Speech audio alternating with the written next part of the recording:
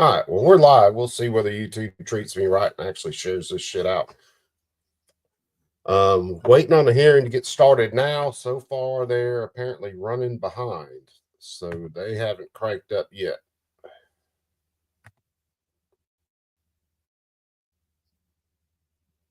Try to keep this refreshed and try to get this thing rolling as soon as they get rolling. So we'll see what they do.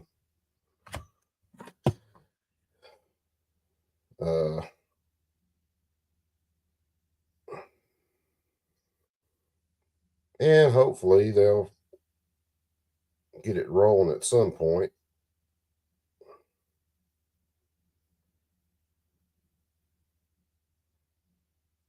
So I thought they were supposed to have been started already, but they haven't started anything yet. And when they do start, I'm going to shut up and let this play.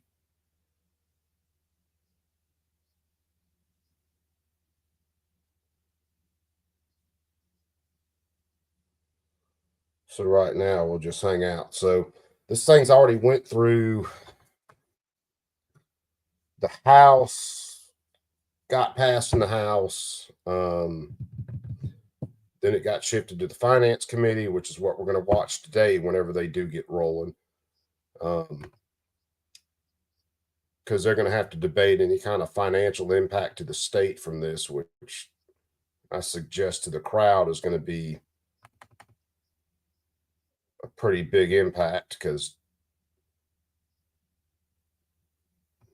just freaking going after people for this stuff is going to cost the state quite a bit of money.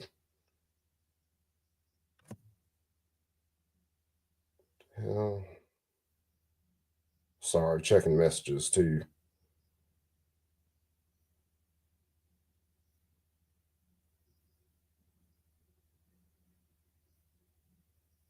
Trying to keep track of this. Expecting it to be a long day today. Which I know everybody who's testifying today is expecting to be a real long day too. They went on forever when they finally voted on this in the House. Shoot, I think I finally shut down that night. Of course, my connection was acting stupid, but I finally shut down that night. Like 11 o'clock, I think they went on till about 12. Johnny Barr, what is up, my brother? Hey, Johnny, I'm working on trying to draw up those parts, and I've got some 22 gauge coming in this next week, so I'm going to cut kind of a test and see what happens with it. Muffin Top, my brother, how are you doing today?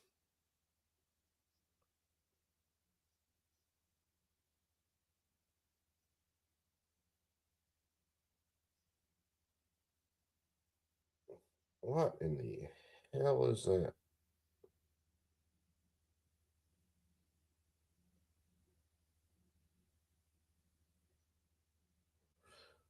This world has lost its freaking mind.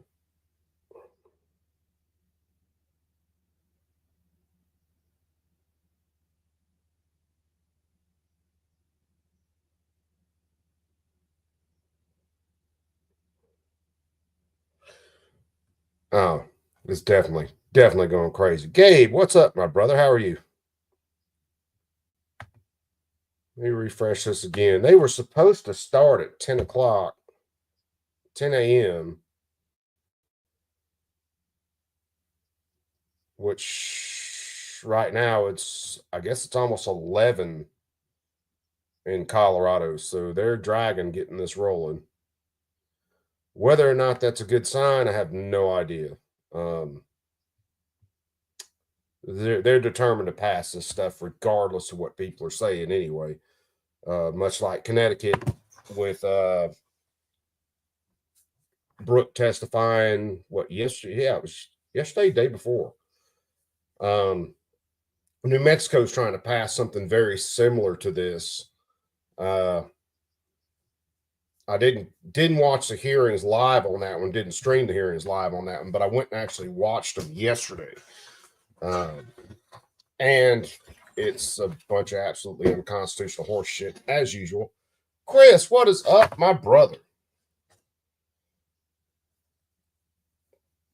He's sitting in the truck in the AC. Dude, the weather up by you might be great. The weather down here is about to turn just plain shitty. We're expecting some really good storms coming in later this evening, basically through the weekend, which is seriously screwing up my fishing. But I've got to get to work doing the rest of the welding on that set me build that I put it off because my hand and everything. But who knows? I might try to finish that up this weekend since it's going to be raining anyway. I might as well get something done. So we'll see. We'll see how that goes. Doing the related video for the bracket now.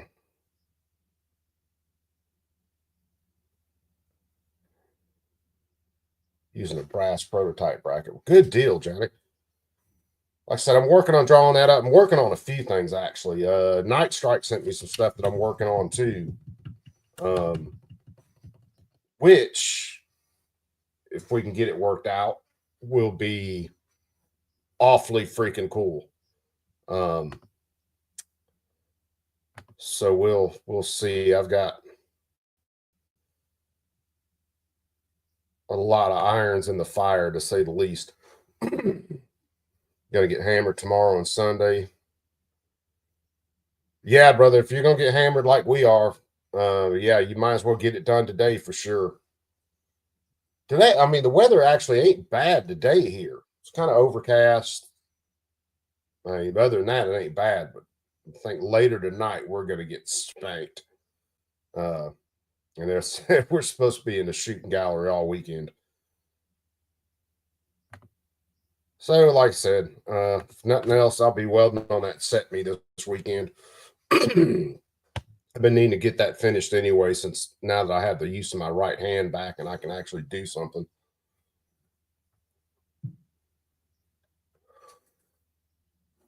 So we will see. And we'll see how this, if they freaking ever get rolling today. Jesus, man. Like I said, it should be close to 11 o'clock now in Colorado. Yeah, it's 11:06 in Colorado right now. So they're an hour late already on this. So they are definitely dragging their feet.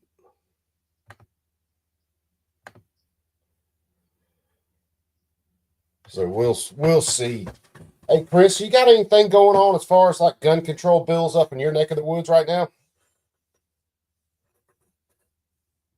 Trying to pull stuff from a few different states. Trying to figure out what's going on with Alabama with some of their stuff. Because we've got a few bills in Alabama right now that they're trying to pass, which are absolutely going to be ridiculous. Red flag and a few others that one of them's right now in Alabama, we don't have a duty to inform. So if you get pulled over by a law enforcement officer, you don't have any duty to tell them that you're carrying or anything like that.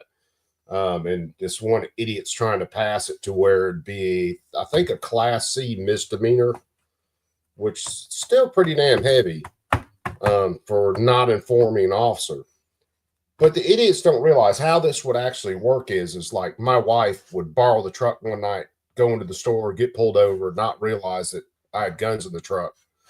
And if the officer asked her, she'd tell him, no guns in the truck. And then for some reason, the officer decides to search the vehicle, finds guns in there, and then all of a sudden we're facing charges for my wife. And that's exactly how these bills are gonna shake out.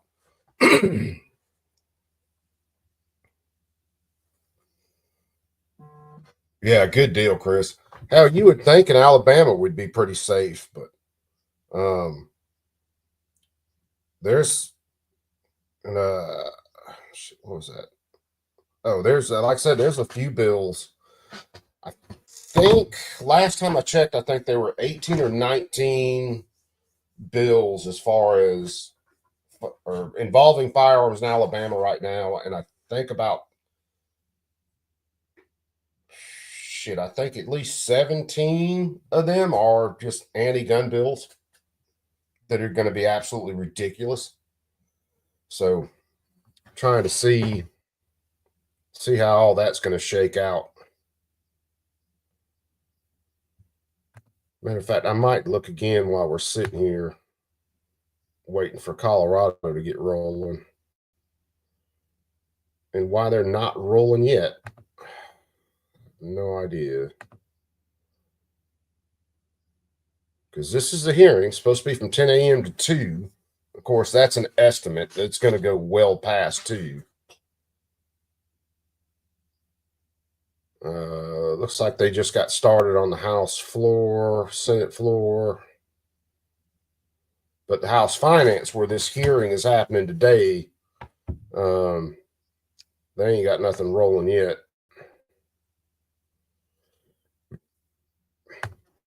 Let me look at Alabama real fast and see whether they have, because I know one dipshit was trying to get a bill that would do away with constitutional carry, but I haven't seen that bill submitted yet. A lot of the sheriffs in Alabama have lost money over the permitting scheme going away, so they're all pissy. Hold on. Looks like we might have a couple of new ones because now it's showing 20 bills.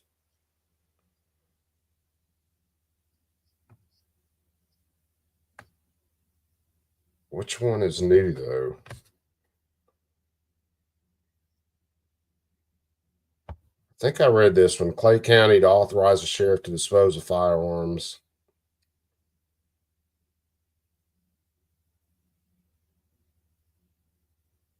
What in the...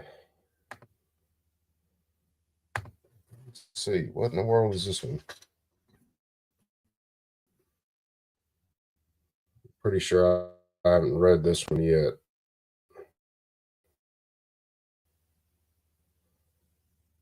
Waiting for Colorado to get rolling. Bill. No, I read that one. That was about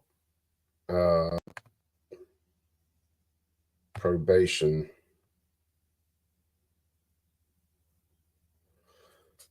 Firearms Gun Violence Protective Order. I think I read through that one.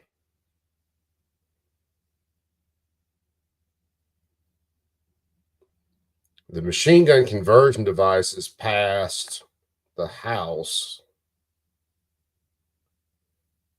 which the way this bill is worded or the way it's put together for the machine gun conversion devices, a lot of people don't realize. So when you order like a parts kit for an AK, Romania parts kit, they send you the entire parts kit, auto sear and everything. So you've got to go through destroy the auto sear whenever you get the kit. I hate having to do it, but it is what it is. It's what I've got to do to stay legal. But the way this other bill's written, the minute I went and received this package for this parts kit, I would be a felon. This is how retarded they actually word these things. Agorizer, my brother, what is up? Listening while driving. Be careful on the road, brother. So far, Colorado's dragging their feet and ain't got rolling yet. So just kind of picking through some other stuff, wasting time until they get rolling.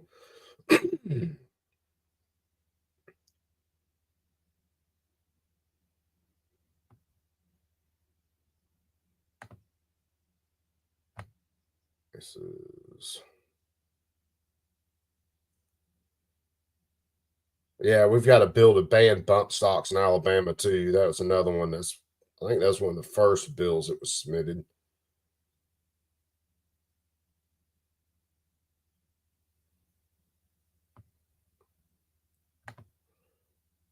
This was to prohibit the transfer of assault weapons under certain circumstances. That's a under 21 prohibition. Fucking stupid. Oh, this one was absolutely retarded, which we read through this one. To require a permit to carry assault weapons in a vehicle or on one's person or to acquire such. So this was a permit to actually be in possession of it, but to also purchase a so-called assault weapon. Which I'm pretty sure the way that was worded, it would include anything with anything that could hold a magazine with over 10 rounds in it too. So handguns, everything else would be wrapped up in that stupid shit.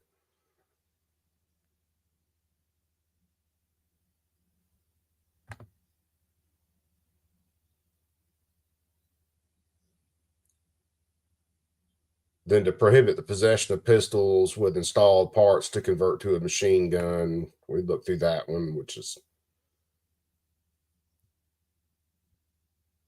one of the guys, I think it's a senator, pretty sure he's a senator, wants to make it a life sentence for using a machine gun or conversion device in a murder, which I can agree with ramping up penalties for using a firearm in a homicide or an unjustified homicide. But that's way more extreme than it should be because there's a lot that could get wrapped up in that. Phil, what is up, my brother? How's you in California these days? Probably crazy as shit as always.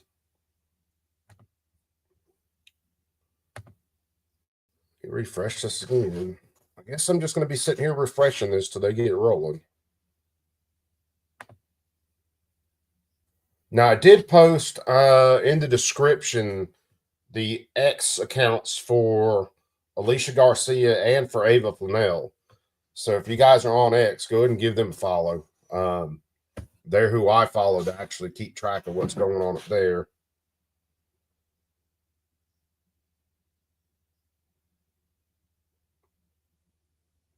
Because I know, whereas I am in Alabama, any of this gun control shit going on around the country is definitely important to me. Because this shit's coming everywhere. I was talking to Warsaw the other day. He's the one who let me know about the stuff going on in New Mexico. Because I didn't have any idea the shit was going on in New Mexico, too. And who knows, we might watch some of that one of these nights. Hell, it's so hard to keep up with this, man. It's going on everywhere. The stuff in Connecticut's absolutely insane. Where, I mean, you're basically, they're going to give people the power in Connecticut to go after gun dealers, gun manufacturers, and of course use the court systems to just bleed them dry and put them out of business. This is all it's going to be. Still on West Coast time.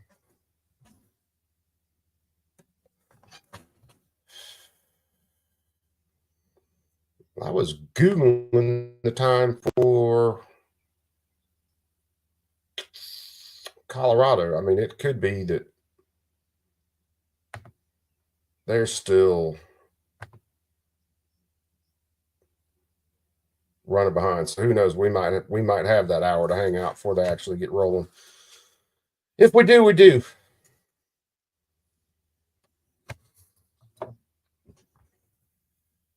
We'll see.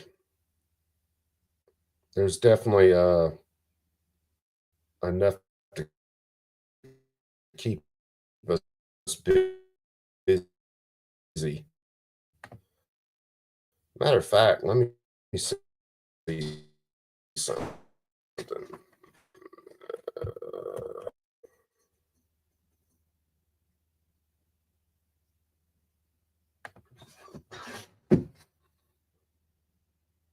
And I know I had this shit written down.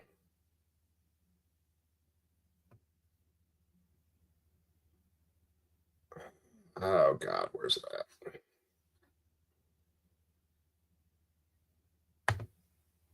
Hold on, maybe I can find it this way. You might. It was the Senate Judiciary.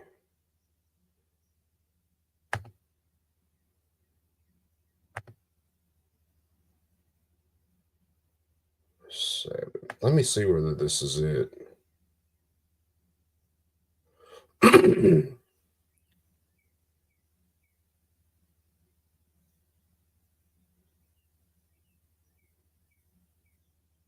March 7th. See what I can find this. We may watch some of the stuff in from New Mexico while we're waiting on Colorado to get. Hold on. What do I do with it? That's where I had to scribble down at.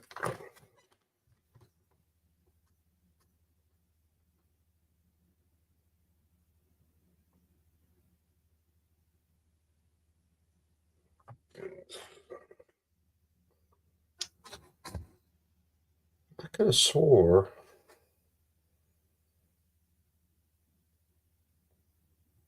Pretty sure it was a Senate bill.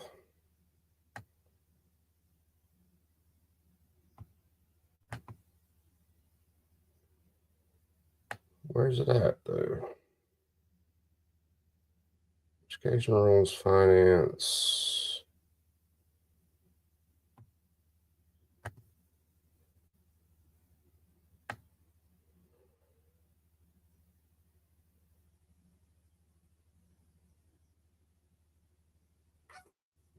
I know it was.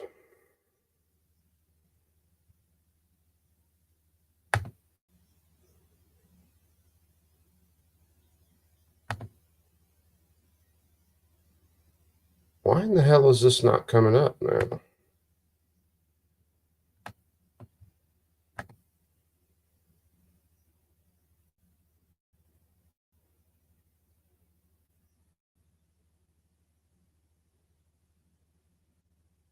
Let me see whether this is it.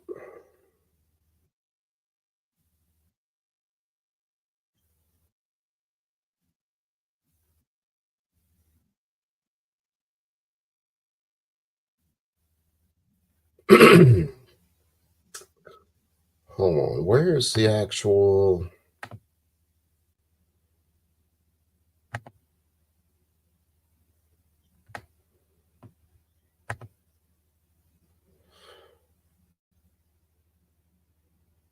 It's bad when you watch so much shit you can't even damn keep track of all of it.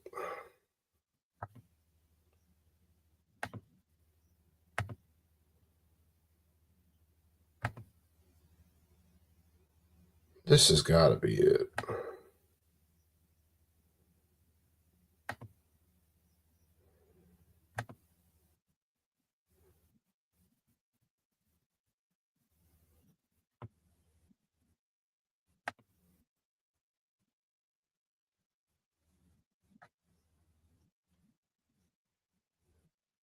Why the hell? Oh, shit. You dumb.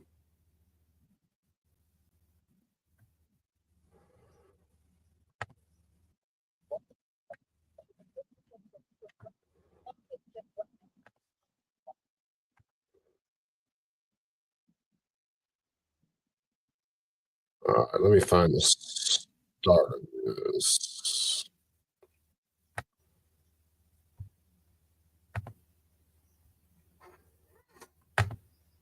All right. And let me shut down my camera. And I'm going to have to reshare it too. PLA, what is up, my brother? Hopefully you're doing well.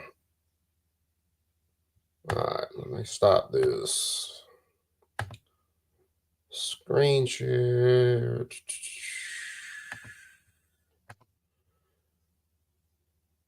And welcome to the insanity in New Mexico while we're waiting on Colorado.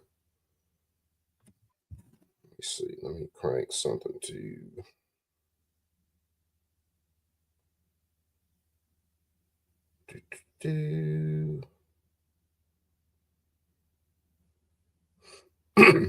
Man, I'm like permanently stuck at 495 subscribers. YouTube does not like me at all. I wonder why.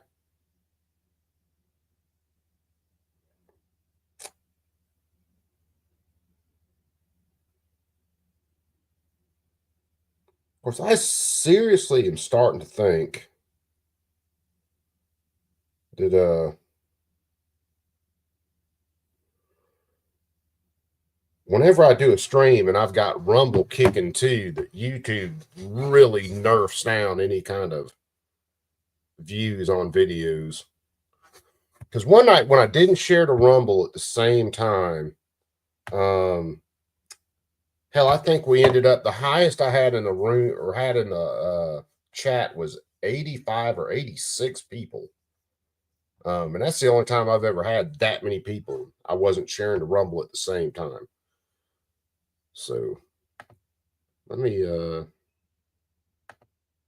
check Colorado again real fast, make sure ain't nothing happening there, and then we'll listen to a little bit in New Mexico. Here we go.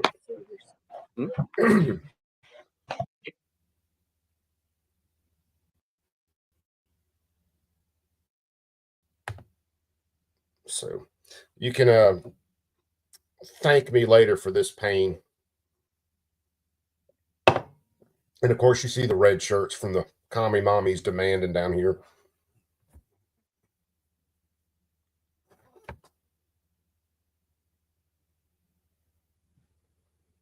See if you can add a sub.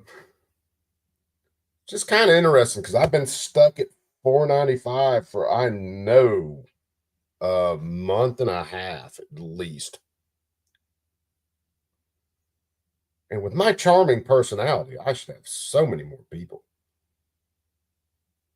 I mean, who doesn't like smoking, drinking, cussing, and listening to hearings about gun control?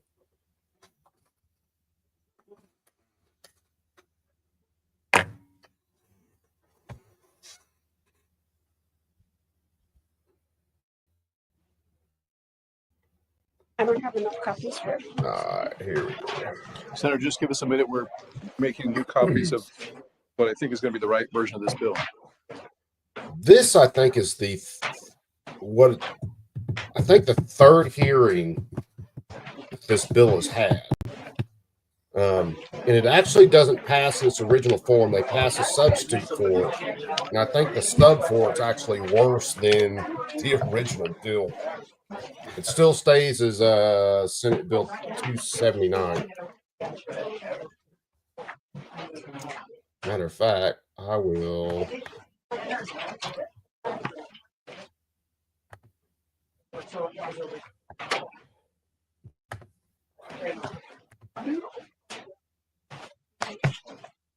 There it is. That's the link to the bill. Everybody got a copy? The text of the bill. I think we all have 722.1 as the Senate Judiciary Committee substitute. Senator Stewart, would you help me with a motion to get us started, please? Thank you. Mr. Chairman, I move it do not pass on Senate Bill 279, and for purposes of discussion, you do pass on Senate Judiciary Committee substitute for Senate Bill 279. Thank you. Senator O'Malley, we've already gone Me too, PLA. Me too. Input, as I pointed out at our last meeting, the Colorado has public and officially others had an lost their opportunity to see what ever-loving is mind. now in front of us, which was the original version of the bill, as I understand it. We spent. I'll crank that down a little bit so I can kind of talk over some of it since this isn't live. We're back to your. Let me know if the audio is okay, to guys. Members of the committee for questions, and so let's start there, Senator O'Malley, and we'll see how far that gets us, and I think we're going to be able to take action pretty quickly on this bill, as I understand it. So, members of the committee. Captain Trips, what's up? Anyone else? Let's see. Thank you, Mr. Chairman. Thank you, Senator O'Malley, Senator Bergman, gentlemen. Let me just find the page of mine. Yep. It talks about went up by one. Thank you, Captain Trips. On page 9. So we're talking about section F. Hey, while I'm thinking about it, you guys all post your channels in the chat too, just in case we get anybody new who does float in. Which is the key, or to draw that line between legal and illegal. And and on subparagraph E, on the top of page 10, And their audio is a says has little a fixed screwy on magazine this, with a guys, so capacity there ain't not to nothing I can do exceed about 10 that. rounds of ammunition. Is that gonna outlaw a significant amount of handguns in the state of New Mexico? As my understanding, I'm not a gun person, like I mentioned the other day, but don't most handguns have a 15 rounds? Yes, Mr. Chair, Senator, my name is Kyle Duffy. I'm Deputy General Counsel to the Governor.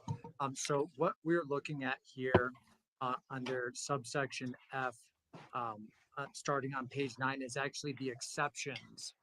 So under the general definition section, which begin on the second page, that is where it generally defines gas-operated semi-automatic firearms.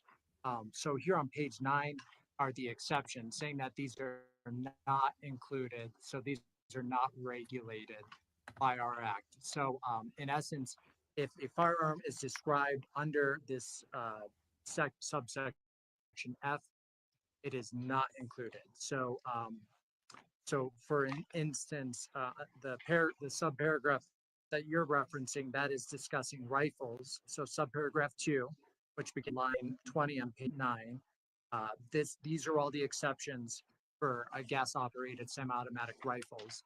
So one of the exceptions is rifles with a fixed magazine with the capacity not to exceed 10 rounds of ammunition. And importantly, our bill, unlike the federal bill, does not require that the magazines be permanently fixed. Rather, you can have what's called, they call them California compliant weapons, which are basically where it just takes a little bit longer to change out the magazine. So that's what this exception would capture.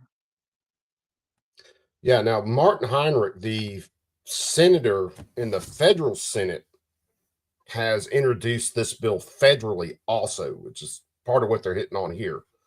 I don't think it's got any chance of passing federally right now, especially, but something to be on the lookout for. And if they do actually have debate on that federally, we'll stream that too. Thank you very much, Mr. Chairman. Gentlemen, thank you. And I was on the wrong section. You're correct. There's a definition of rifle, definition of shotgun, then on the bottom of page 10, definition of handgun. And so we're going to go to page 11, line 12, page 11, line 12, not to exceed 10 rounds. So I understand it's written in the exception. And so any handgun with 11 rounds would be illegal, correct? Mr. Chair, Senator. So the vast majority of handguns are actually recoil operated. And that's about 90% of handguns. And those are all exempted on page 11, beginning on line 5 through 7. So 90% of handguns are already exempted under that paragraph. And under the next subparagraph, we also exempt, which is new with the committee sub, blowback operated pistols under 8 inches in length. So that's covering about 95% of modern semi-automatic pistols. For the rest, which would include pistols such as like Tech 9s, Mac 10s, Uzis, those, in order to fall within an exemption, would then need to have that fixed magazine component. I understand. Thank you, Mr. Chairman. Gentlemen, so in other words, a handgun with that recoil to cycle that does have 15 rounds would be legal. Mr. Chair, Senator, that the firearm itself would be legal, but under a separate section in our act, we do regulate high capacity, what we call large capacity ammunition feeding devices. So we do limit going forward the magazines to being 10 rounds. But just simply looking at a pistol by itself without a magazine, that doesn't determine how many rounds it can hold. A pistol can have a an extended magazine that can hold significantly more bullets or rounds. So the firearm itself wouldn't be regulated, but under this separate section, high capacity magazines would be themselves. And that high capacity is defined as 11 or more, Mr. Chairman. Mr. Chairman, Senator, yes, that's correct. Okay, thank you. So that brings me back to my original question. If my understanding that the average handgun uses 15 rounds of ammunition, if a handgun that did in fact use 15 rounds of ammunition under this act would be illegal, correct? Mr. Chairman, Senator, so the handgun by itself, you can't determine how many rounds it's using except by reference to the magazine that it is using. So when you buy, for instance, like a Smith & Wesson. Okay, let me ask again. Yeah. Appreciate you. A handgun that has a magazine of 15 rounds and they're put together as one piece, under this act, that would be illegal, correct? Mr. Chairman, Senator, I think our expert, Mr. Lickenbrock, would probably be better to answer this question. He is our gun guy. Thank you. Mr. Leckenbrook, are you there?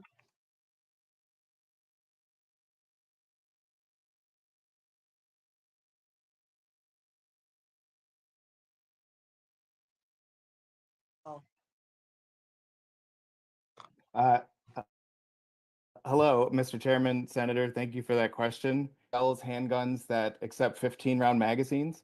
They also sell models that come with 10-round magazines to be compliant in states that restrict high-capacity magazines or large-capacity magazines, like in California and New York. Okay, thank you. I think that answers my question. So if I have a handgun with a 15-round magazine, I just toss the 15-round magazine and purchase a 10-round magazine device. Mr. Chair and Senator, well, you can keep your magazine because you can grandfather it in. So you don't need to toss your magazine. But going forward, then those items would be prohibited. But since you have those as of the time they're grandfathered, so. Thank you.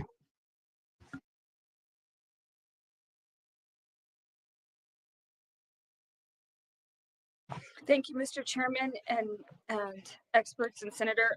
Just to follow up on what Senator Maestas says before I even started my own, is I'm trying to reconcile what he was just saying with what you guys have on page 3, sections 4 and 5, because those two sections, the way I read it, would bring all semi-automatics in. So then your last response would be inaccurate. Mr. Chair, Senator. So the definition of gas operated semi-automatic firearm under the definition section is the broader definition. But then when you refer to section 3. Now this chick goes at him pretty hard right here.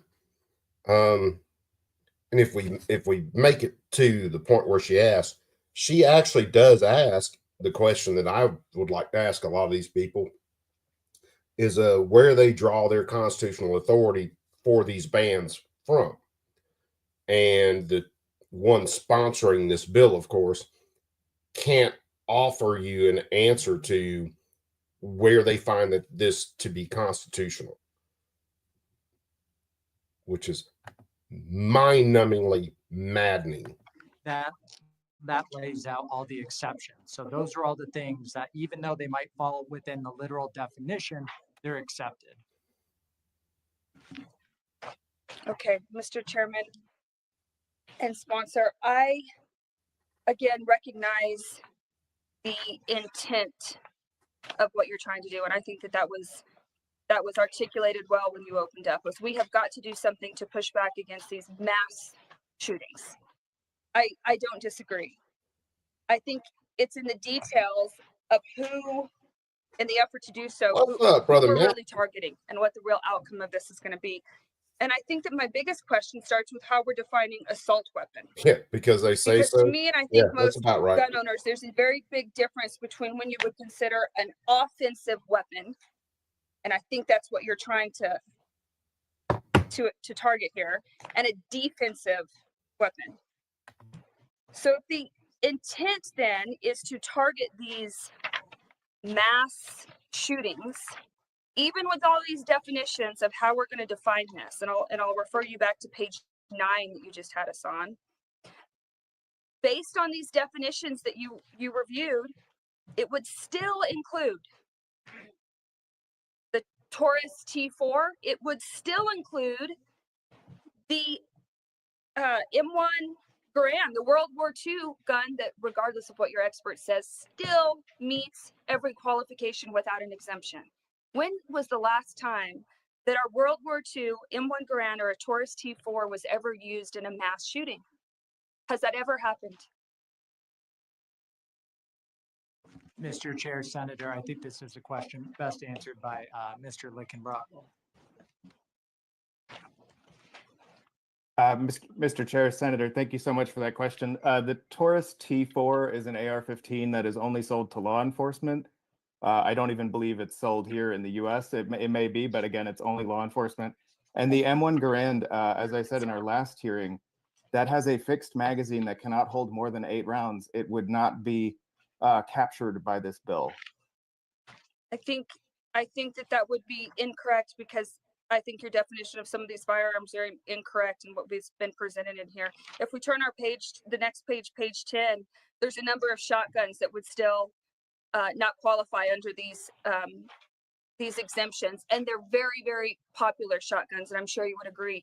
A Benelli M4, Remington 1100, Mossberg 920, Beretta 1301, very popular shotguns. Do you see any exemption in this bill for those shotguns? Mr. Chair, Senator, I would again refer to Mr. Lickenbrock. Mr. Chair, Senator, thank you so much for that question. All of those examples you just listed used fixed magazine tubes. They're very common for bird hunting, sport shooting. The Benelli M4 is a tactical shotgun, but again, even that one uses a fixed magazine. Detachable magazines are very rare for shotguns. But again, all those examples you listed would be fine under this bill. And again, the T4 is still a semi-automatic. We just appreciate our experts here, and would still be wrapped up in this bill. So respectfully, I disagree with the gun expert who has been providing analysis of what this bill is going to encapsulate. And I make this point because when we started this debate, boy, I guess it was 3 hearings ago now, it was stated, we had a presentation that came out here, and for those of us who are newbies and not expert in the law, we had a crash course in the Heller case.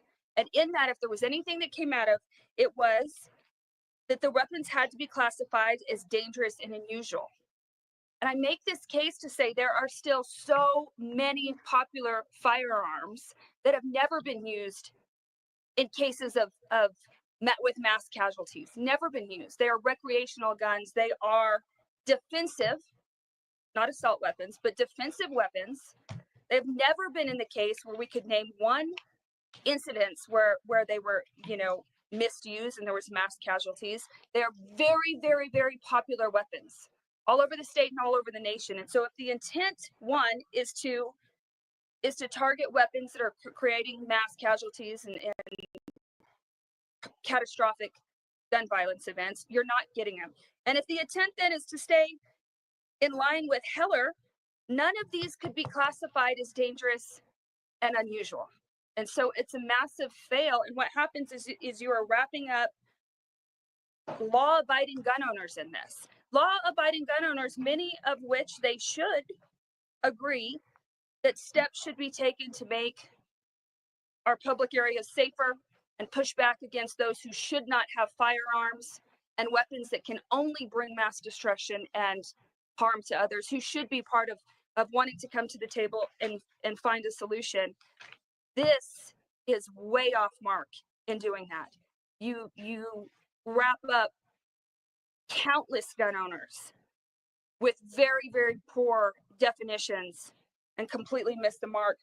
I was reading in the research about this, other states that have done it right. Like, why is New Mexico, why don't we just start copying from everything, from CYFD to education to how we're going to handle gun laws in New Mexico. What are some states that are doing it right? On here, I read that New Hampshire is actually one of the safest states in the nation. Homicide rate of 1.5 per 100,000 acres, significantly below the national average. What do? They must have tough gun laws? Not at all. In fact, have the least restrictive gun laws in the country. They do prohibit felons from owning firearms. Agree. They restrict transfers to minors except by parents for lawful activities. Agree. They limit firearms in specific places. So do we. Schools, grounds where students are, perhaps courthouses. Agree. But it seems like states who have come on and taken more overreaching gun laws are having the exact opposite reaction in what their good intentions were aimed to do. And that's where we're headed with this. I think we came in with this to this legislative session with good intentions to address public safety, to push back on the criminals that are plaguing this state. This is not going to do it. Join you in being sick and tired of the crime that's taken over New Mexico. And this is disingenuous to call this public safety. I think we started this conversation saying that we had ethical responsibilities. I took notes, ethical responsibilities, moral responsibilities to take action. And this is what should drive us to adopting policy like this. We have God's sworn responsibilities to our oath of office, I would say. We were sworn to support the Constitution, laws of the United States and New Mexico, and I am having a hard time, not just with Heller, but reconciling a bill like this with Section 6 of the New Mexico State Constitution that simply says that no law shall abridge the right of a citizen to keep and bear arms for security and defense, for lawful hunting and recreation use, or for other lawful purposes. But nothing herein shall be hold to permit the carrying of concealed weapons. No municipality or county shall regulate in any way any incident of the right to bear arms. How do you reconcile something that is so black and white with case law that makes very clear with something that is so far-reaching as what's before us today?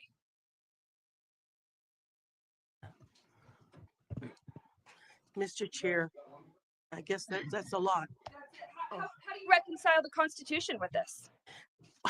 Well, let's be honest. The Constitution, if everybody agreed on the Constitution, we wouldn't have the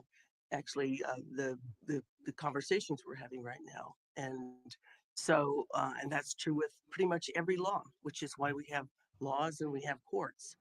So I feel, yes, that it is an ethical responsibility. I have a moral responsibility to respond to my constituency, to be concerned about the health and welfare of my family. Now, listen to that entire bullshit explanation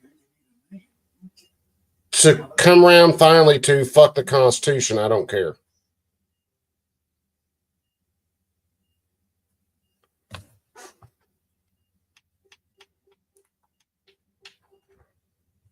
Family, yes, that's part of my duties as a representative for my district, and my district is very, very supportive of enacting assault weapons ban.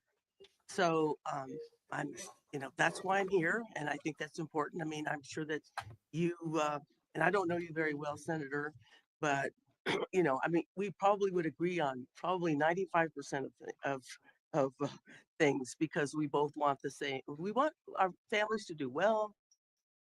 We want our families to be safe. We want them to be healthy. We just disagree sometimes on how we're going to make that happen. So I don't know if I answered your question, but you're certainly entitled.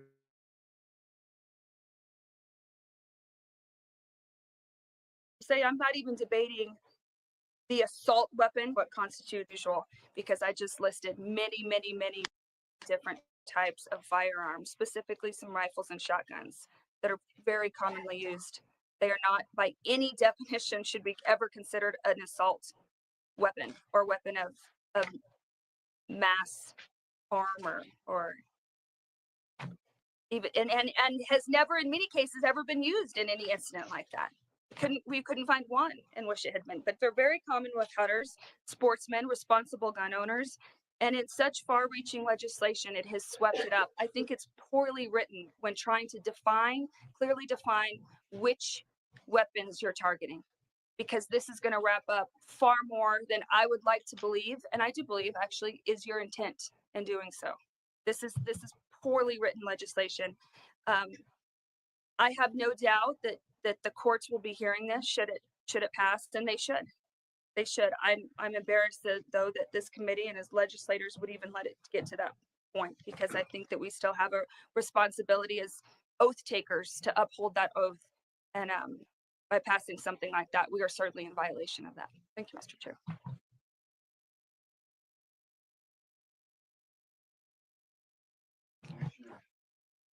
Thank you, Mr. Chair.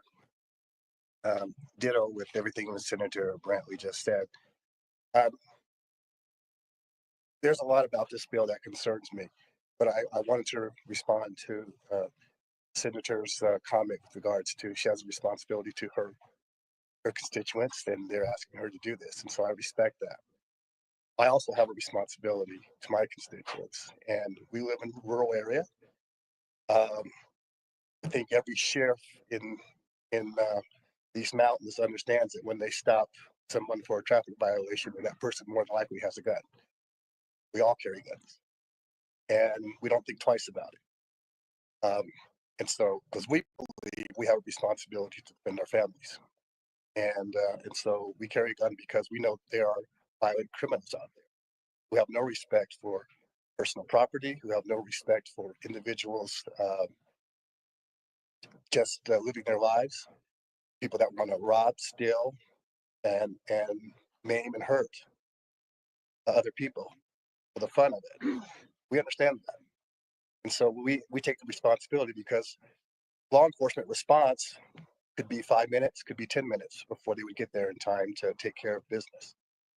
5 to 10 minutes can be the difference between life or death. And so we have no problem holding guns and carrying our guns with us on our property. And so usually when law enforcement stops you for a traffic violation, the first thing you do is you say, I have a gun in the car with me. Let them know so there's no fear, and you show them your license and everything's cool. But what I'm seeing here is a direct attack on, that way of life. And I wish it wasn't that way. I wish we lived in a nirvana. I wish we lived in a place where there were absolutely no crime, that wonderful world that we all think about. But I think that only exists in heaven.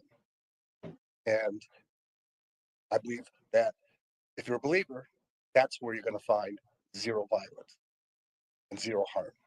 It's not going to happen here on earth. And so what I see is an attempt to disarm people who are law-abiding citizens who just want to protect their families. The other side of this that bothers me, this is a question I have for you, if I may. It's in regards to the certification. I guess it's page 15, section 7, where you actually give the Attorney General the power to basically identify which gas-operated weapons are going to be okay and which ones are not. And so even though you have some very general descriptions here, the question I have is, what gives them the authority? Who gives them the authority to decide which guns are legal and which guns are not? Thank you, Mr. Chair, Senator. So we have delegated that authority to the AG because they have law enforcement agents there, and they will do that in consultation with the Department of Public Safety, and that's contained in the bill, which also have law enforcement agents who are familiar with these weapons. And of course, they will have to follow the statutory guidelines. So they can't, if a firearm literally doesn't fall within the definition of a gas-operated semi-automatic firearm, they can't just add it to the list because they want to. They have to comply with what's in statute, but it will be on them. Instead of us listing all the different brands and models and makes in the statute, it's much more efficient for these firearm experts to have this list and to regularly update it. So this list, thank you, Mr. Chair. So this list would be updated on a regular basis. So new manufacturing technologies could come out and new guns that could come out, and they would have to be approved before they could sell them to the public. Is that correct? Mr. Chair, Senator, it wouldn't need to be approved. No. So how would a manufacturer sell a gun in New Mexico unless it was approved by the Attorney General? Mr. Chair, Senator, well, they would be able to refer to the law themselves, and they're very familiar with how these weapons work. So I'm sure they have attorneys there who could tell if the weapon they're making would fall under this regulation.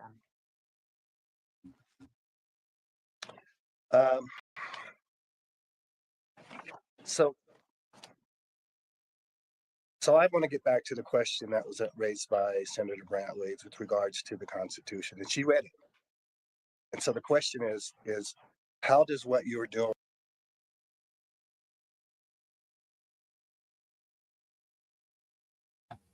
Hold on for a sec. Let me do something. I'm going to share this again.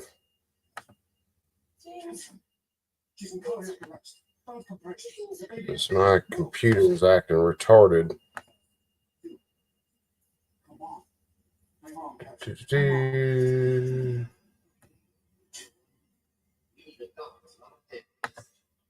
Brother Sam, how's it going? not interfere with the current Constitution law as written? Yes, Mr. Chair, Senator. So I want to stress that this isn't just our opinion that these laws are constitutional.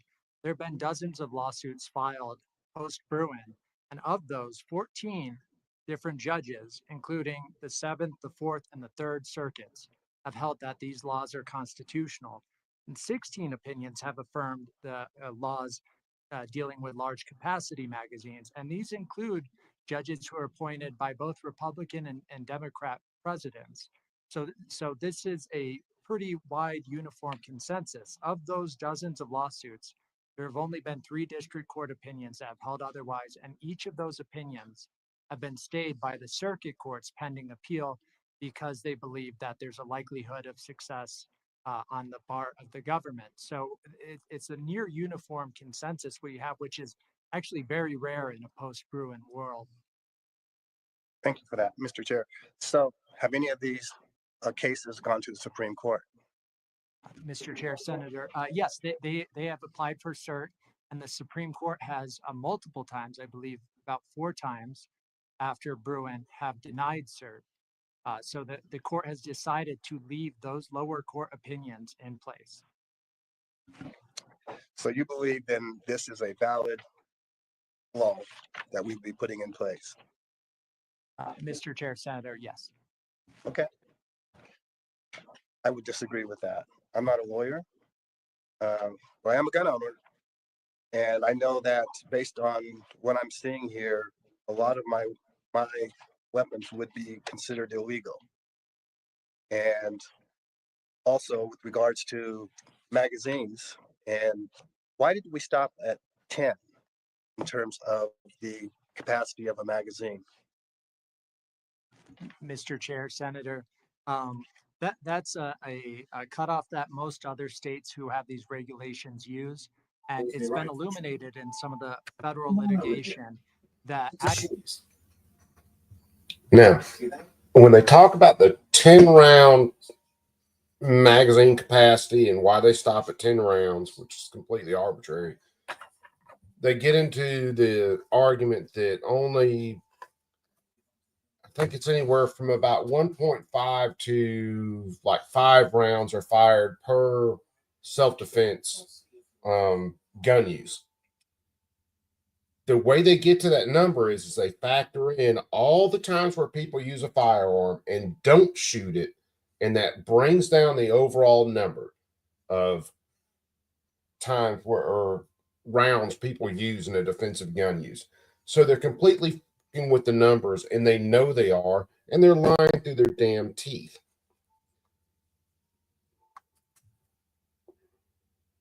Actually, when shots are fired for self-defense, now let's see here.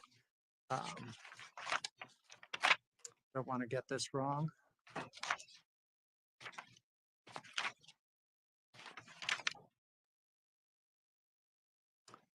So what the wide study found that when people fire shots in self-defense, they fire an average of 2 shots, and 97% of the time they fire 5 or fewer shots. So that shows for the vast majority of self-defense situations, people need much less than 10 rounds. That's interesting. So what about a home invasion?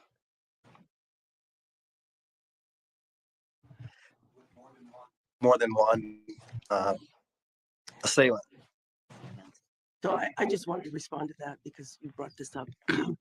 And I think that I've seen enough crime shows, real reality crime shows, including Dateline, to know the element.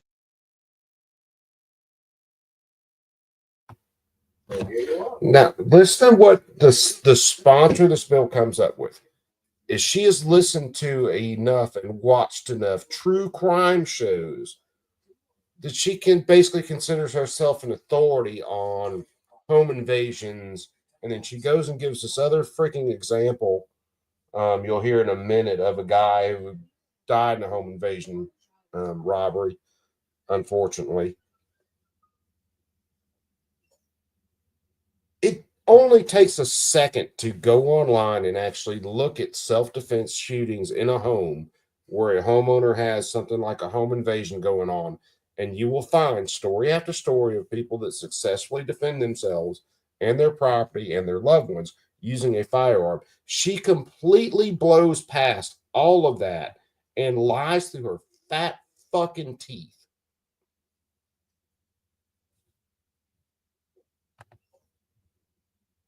Of surprise, it's really it doesn't favor the person in the home, unfortunately, right? Because you don't have time to get your weapon, you don't have time to do. So I think that sometimes people are sort of led and falsely led that if they have a gun or if they have something, a weapon of some kind, well, in particular a gun, that somehow they're going to be victorious in some kind of encounter. And so I just wanted to bring that up because I think when you make that statement, right? What about home invasion? Unless you see it coming, probably, or you have your weapon in a safe or whatever is going on, you're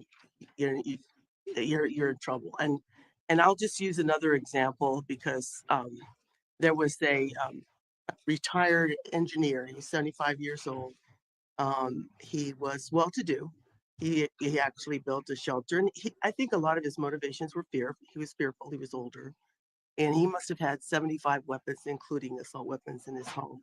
Somebody knocked on his door, and he thought he recognized them, and it was a home invasion, and he was killed. He had no way to defend himself. So I think that this particular bill recognizes that people, are sportsmen. They need weapons to, if they want to go after wildlife or that sort of thing. It recognizes that you have the right to own those. And so I think though that it's really hard to make an argument as to why, other than if you were in the military or you were in a situation where you were law enforcement, that you should, I believe it's unlawful. It should be unlawful to have an assault weapon. That's my answer, Senator. Thank you for that. So I have, like I said, I mentioned that I have guns in my home. We have no kids there. In the middle of the night, my gun is right there. There's no safe. It's right next to the bed. And I know that may scare you, but I'm not worried about the gun. Is just an inanimate object. But if I heard something in the middle of the night, it's in seconds for me to reach it. Not a minute. I don't have to open a safe because we're in the home by ourselves. Neither one of us are afraid of guns. My wife is a better shot than I am. She'd probably go down first and then tell me what happened. So I think And I think you're wrong with respect to the number of rounds, because the question I would have is, I mean, if I have a magazine that can hold 10, can I put one in the chamber? But now I have 11 rounds. Does that make me illegal? Mr. Chair, Senator, no, it's the magazine capacity. So the 1 round in the chamber wouldn't count. So now I have 11 rounds. I'm just thinking that some of these things they're arbitrary. Sounds very arbitrary to me. And I do not believe that this is going to withstand scrutiny. But I'm not a lawyer. So I know you all have attempted this on many occasions and will probably continue to take it. And if you don't make it this time, you'll be back next year, the year after that, and you will continue. We understand that. But I think the goal that you're seeking to eliminate guns from our society is not a reality.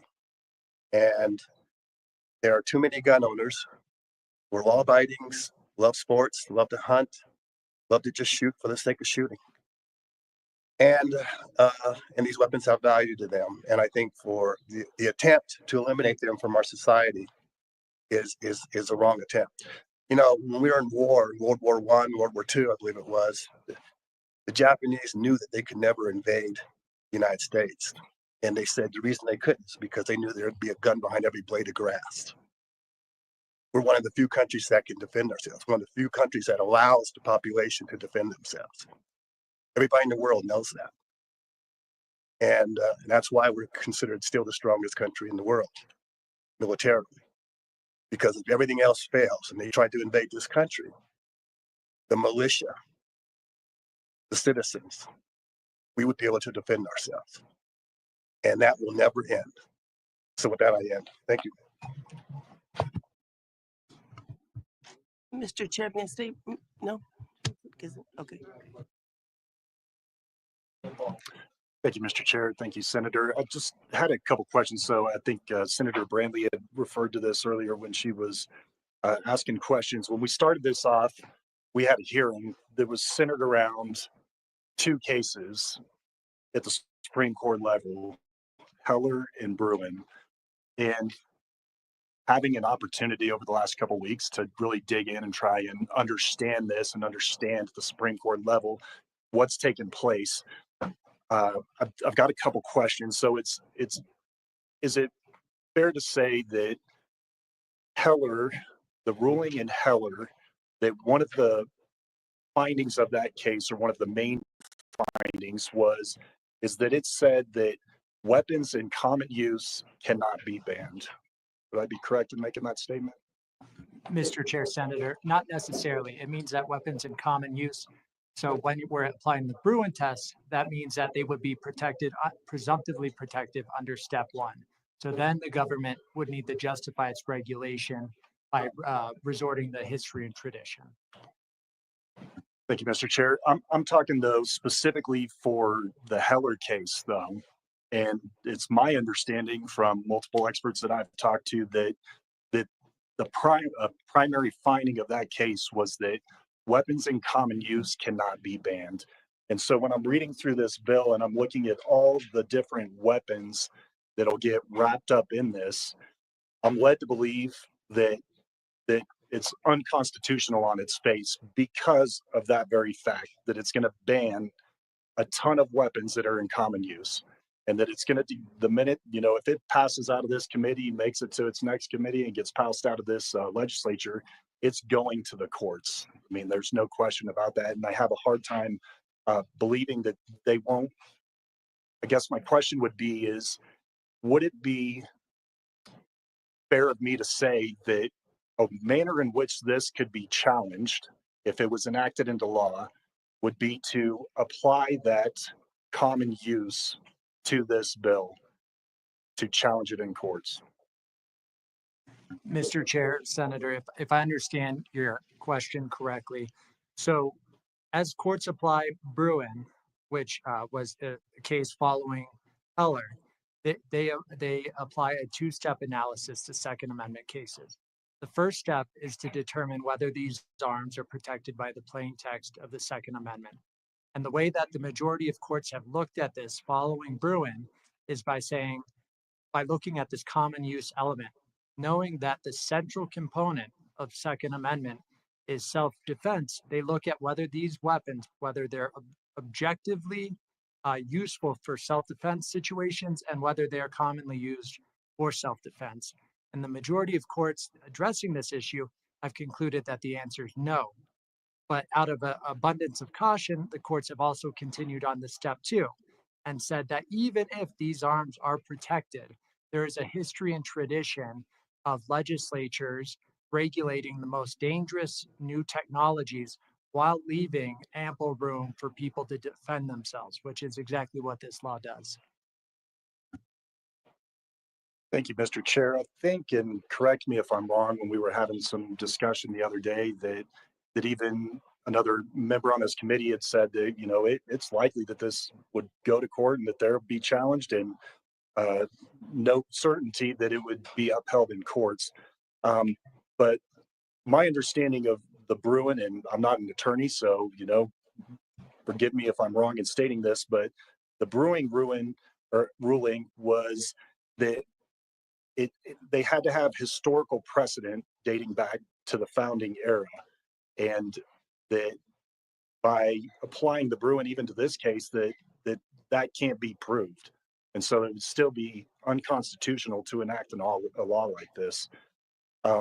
You know, there's a ton of issues with this. You know, this is a point in time where I wish, sitting on the Judiciary Committee, that I was an attorney, just so I'd have a little better foot to argue from. But in addition to that, I think the fact that we're asking to create a de facto gun registry is something else that's crazy, and that anybody who's a lawful gun owner doesn't agree with. You know, I don't understand the point of creating a gun registry for people that are law-abiding citizens. How are we addressing the criminals in this? How are we going to get them to register, Mr. Chair, Senator? Mr. Chair, Senator, so there's no registry for that. The certification process is offered so that way current gun owners do not have to turn in their weapons. And current gun owners have the option of filing with their local FFL instead. So they don't have to file with the Attorney General. Thank you, Mr. Chair. So how is that going to be enforced then? Who's going to run around and check everybody's paperwork to say, hey, yeah, you registered your weapon? You know, I have a hard time thinking that, you know, that's going to be anything that's even going to be able to be implemented in an effective manner, number one, and not require a ton more taxpayer money to fund something that's going to allow that database and system and process to be in effect. Mr. Chair, Senator, well, it's just like any other law, like a concealed carry permit. That process is there to protect the gun owner. We're not going to be sending out police checking in on people's houses, searching them, but this is to protect the gun owner, so that way when they are going out, they can prove that they have lawfully grandfathered this weapon. Thank you, Mr. Chair. Would I be correct in stating, just based on how this law is written now, though, that if I was traveling from my house to wherever it might be to fire a weapon that's on this banned list, and if I did not have the proper paperwork, card, whatever it is that is issued, that I am then at that point prone and subject to a 4th-degree felony? Mr. Chair and Senator, no, that would only be a misdemeanor at most. But if you filed your certification with the Attorney General, you don't need to carry around any paperwork with you. Mr. Chair, I think that's all the questions I have. You know, at the end of the day, I think that obviously the view is that it's unconstitutional, and, you know, from my position, it's hard to justify trying to pass a law that seems so blatantly unconstitutional on its face, and then to turn around on the back end and ask taxpayers to fund defending a bill that was unconstitutional from the very beginning in the courts. Because I'm pretty sure that lawyers, you know, aren't willing to regress on the fees that they charge. And so we're looking at millions and millions of dollars that'll have to be spent in courts should this pass to try and uphold this law. Thank you, Mr. Chair.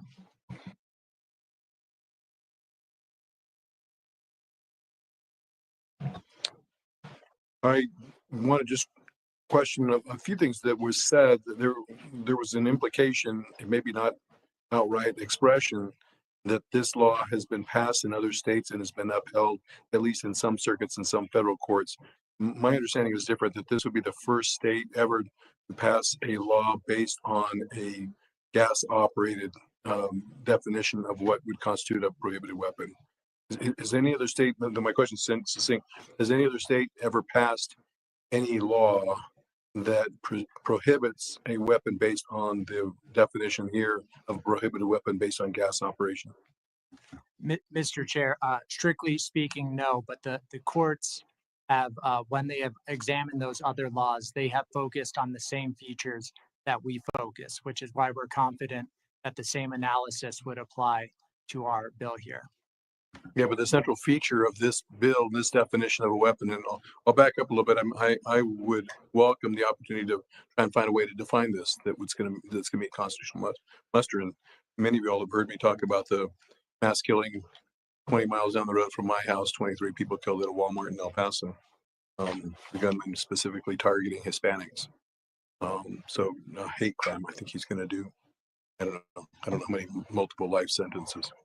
So I welcome the chance to try and explore how to do this, but I'm always challenged by how do we define the weapon. So the weapon here, the definition of the function of the weapon that prohibits and prescribes the type of weapon is the gas operation. That seems to be the central feature of how we're doing this. And as I understand it, a version of that concept was introduced by Senator Heinrich at the federal level, and I see a number of you nodding your head affirmatively. So that was my understanding, and for any number of different reasons, that has not advanced or is not advancing in Washington D.C. Is that fair to say?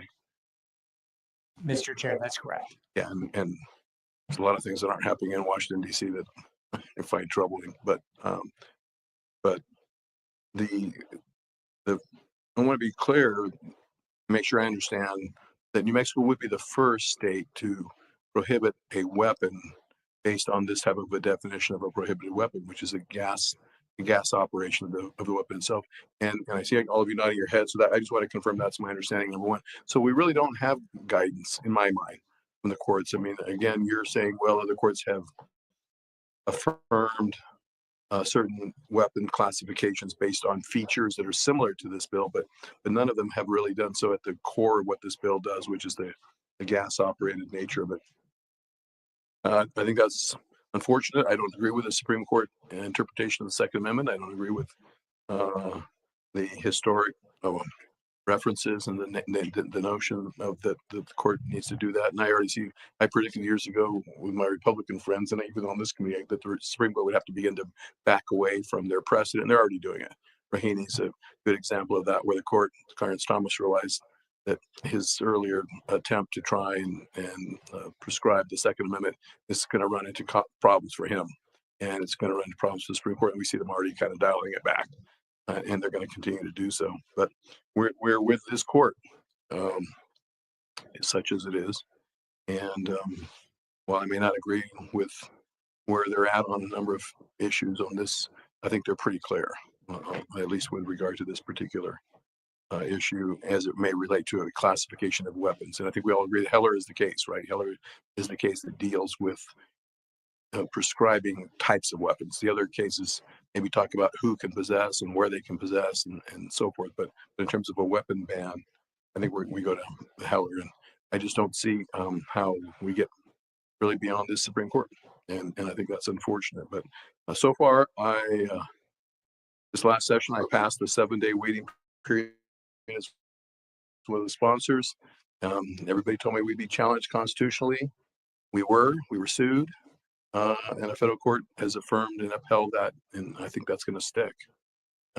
Likewise, when the executive issued executive orders last year and talked about bans in Albuquerque and elsewhere, I very promptly and publicly said that's unconstitutional, and I went to the federal court hearing in Albuquerque and watched the federal judge in a matter of days decide exactly that it was unconstitutional and enjoined that executive order. So between that, working on the red flag law, which I was the sponsor of, today. Many of you all helped me pass a concealed carry law. I think that it's incumbent on us that are gun owners, I've said many times before, to try and find the right place for having responsible gun ownership. And I'll continue to be part of that. So far, I'm batting 100% on constitutional prognostication with regard to gun laws. So I'm hoping that I'm wrong. This time I hope that I'm wrong, and that I don't mind losing one in this instance. But I'm going to continue to predict the law as best I can, and that's part of what we do as lawyers. So I'll predict that this law, if it was to pass, would be enjoined and would be struck down by the Supreme Court. And I think that's partly why no other state has done this in this manner. So you'll predict my vote from my comments, Senator O'Malley, but I appreciate you giving a very good effort. Anyone else? All right, we'll do a roll call vote once we get a motion. We've got a motion already from Senator Stewart for discussion, but you'll do the real one. Mr. Chairman, I move it do not pass on Senate Bill 279 and it do pass on Senate Judiciary Committee substitute for Senate Bill 279. Roll call, please. Senator Brantley? No. Senator Judith? Yes. Senator O'Malley? Senator Palmer? No. Senator Stewart? Senator Thornton? No. Senator Ward? Senator Maestas? Yes. Senator Cervantes? No. Yeah, we do pass, Senator O'Malley. Well, Thank you, Mr. Chair. all right. So everyone, we are scheduled to come to the floor tomorrow at 1:00. We will meet after the floor session. We have a very ambitious agenda. I will continue to do what I've tried to do, which is look for those bills we can move quickly, and we'll take those up first. Right now, whether we meet on Sunday or not, I think it's going to be open to see how we do tomorrow and what time we get off the floor. That depends on how long the debate goes on the floor and what issues are debated and why. So we'll see how that goes. And we're trying to wrap up. We'll start hearing House bills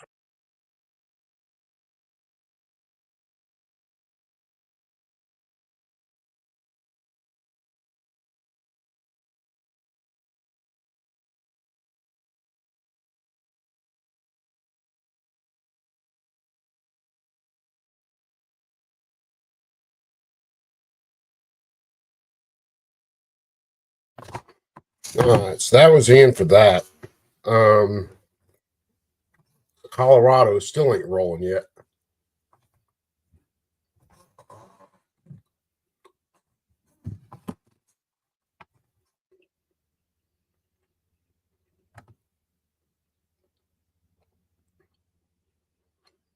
So let's see. Let me do.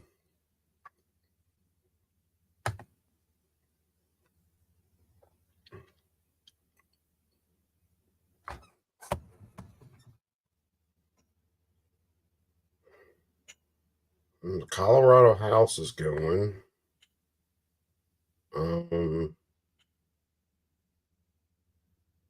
Senate Finance Committee still isn't rolling yet.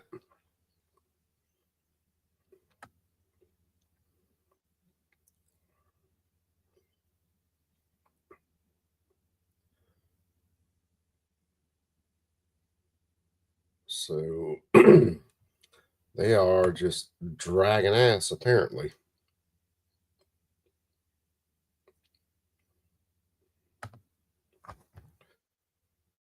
Let's see. Let me bring up.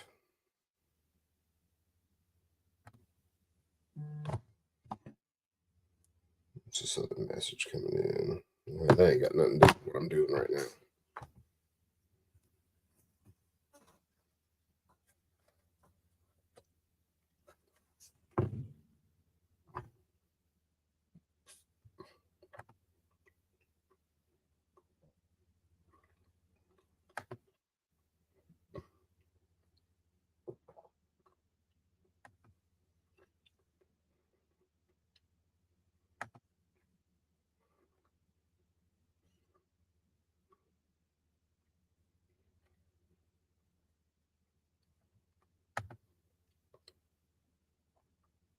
Let's see if they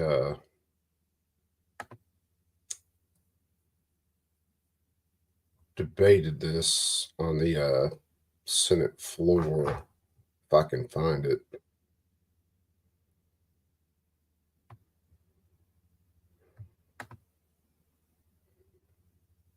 I don't know whether they actually made it to the Senate floor debate on this yet. So let me pick through something real fast. I'll see whether I can find it quick.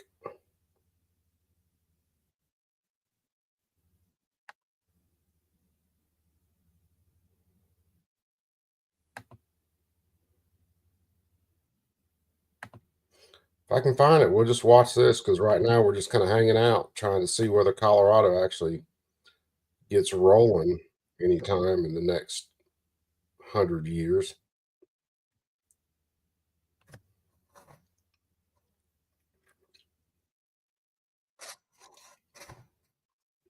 There's a lot of times where these committees will drag ass like this because they're trying to make sure that they have enough votes to pass something.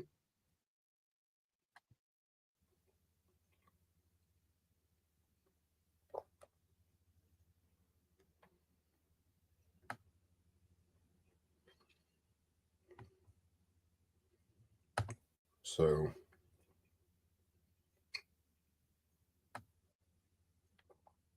we're going to keep an eye on it and try to see whether we can play it from the start. This only real thing we can do.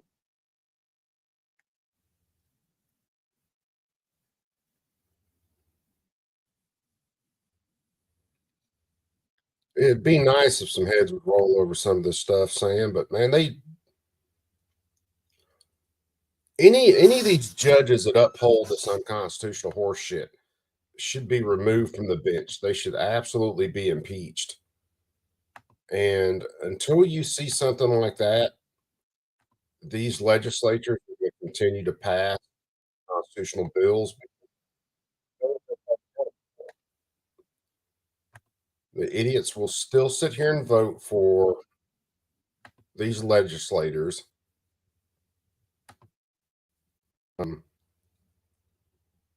And these justices will still sit on the courts and they will still continue to uphold absolutely blatantly unconstitutional bills or laws. And people will continue to go to prison over these things and have their lives destroyed over these unconstitutional laws.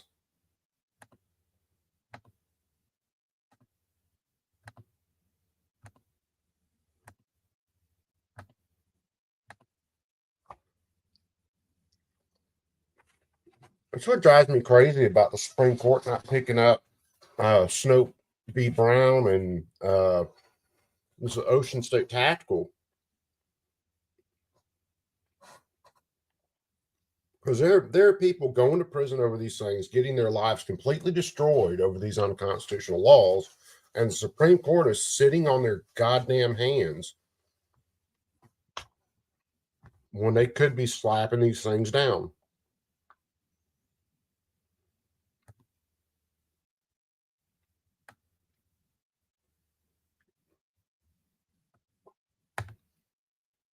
It's absolutely frustrating watching the court just sit there and allow this stuff to go on.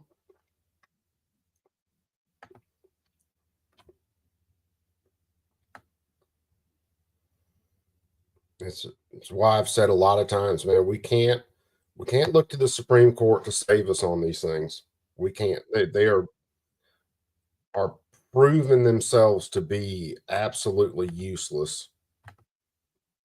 And people talk about, Heller, or they'll talk about the Bruin case, but those haven't stopped anything. They refuse to hold these lower courts accountable. So even with Bruin, even with Heller, McDonnell, you still have states that are absolutely passing unconstitutional laws. You still have law enforcement, which pisses me off, enforcing unconstitutional laws. You still have people going to jail and prison over these unconstitutional laws.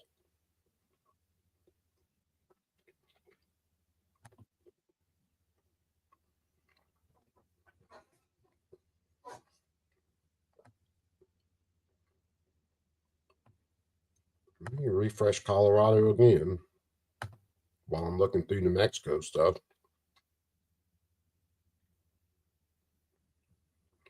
Not seeing Colorado starting yet. And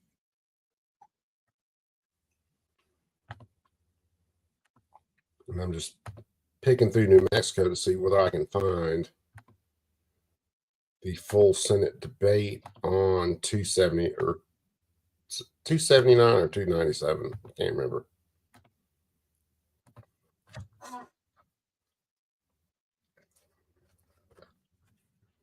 It's what you get when you're dealing with a dyslexic. Let me see.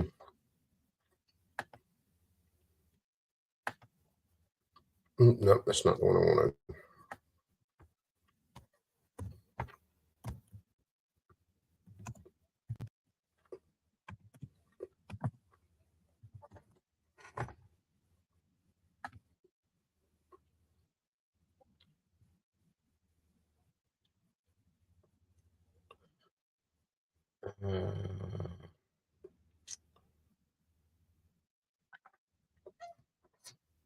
Let me see.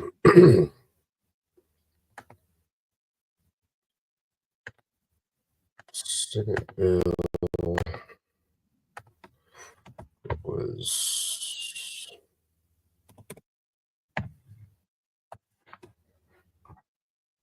it's 279.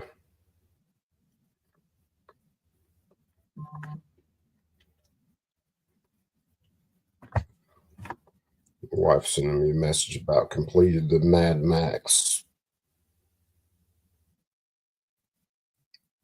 AK build. Damn, that thing looks pretty good. It's a SBR AK they built for a guy, and that thing looks pretty damn slick.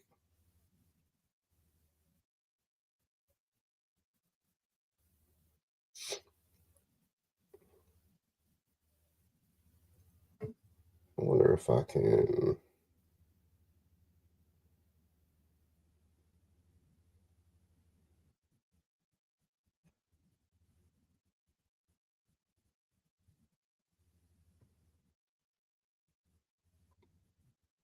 see what I can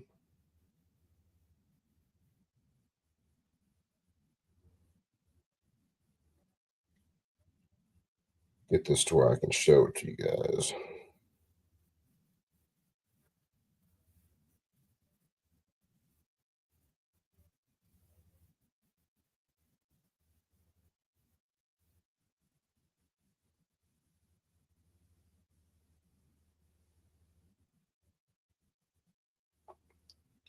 Give me a sec. Let me see whether I can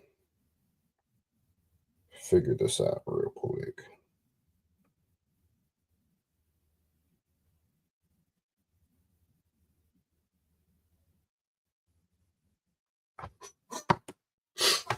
And I will show you guys a picture of a pretty badass looking little AK build.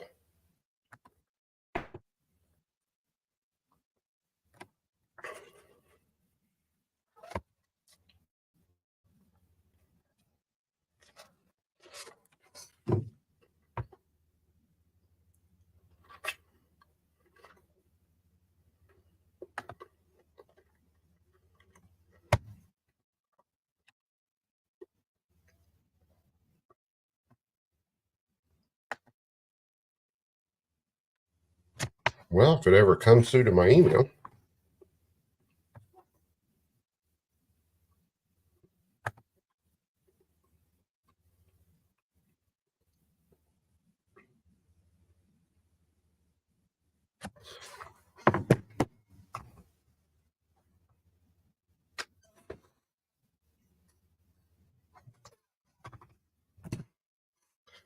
Oh, okay.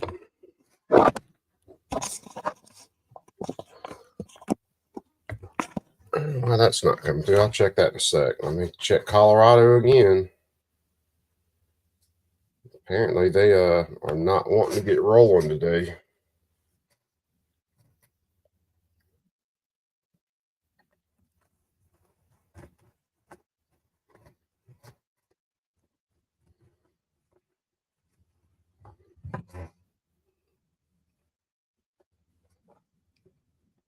In fact,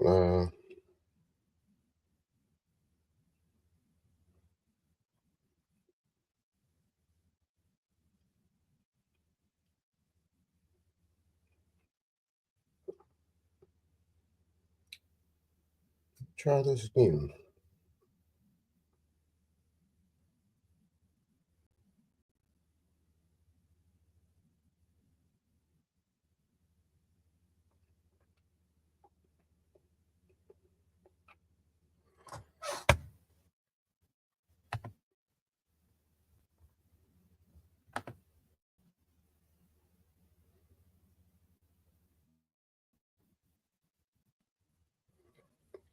And I'm gonna look at boomstick stuff real fast and see whether her or Ada has posted any updates on the hearing today. Maybe something happened. I don't know.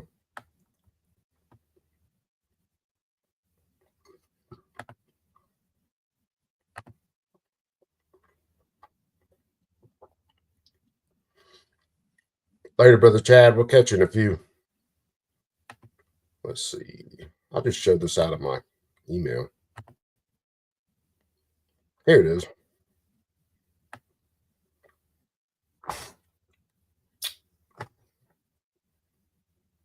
So this is the AK build. And that thing is turned out pretty damn slick.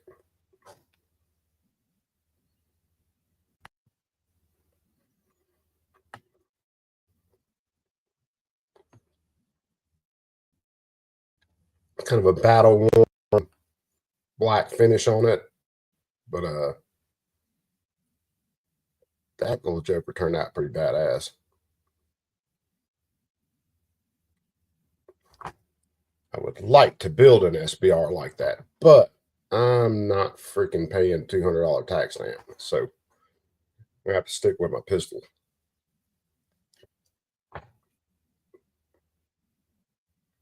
I love those short and front ends on those guns, though.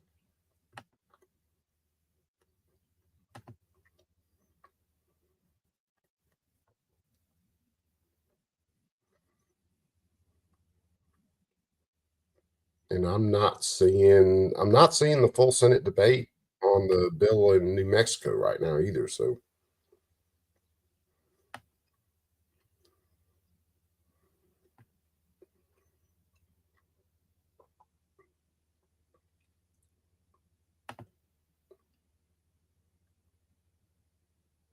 let's see the committee report, subcommittee and amendments. So as far as I can see, the bill in New Mexico has not went to the full Senate yet.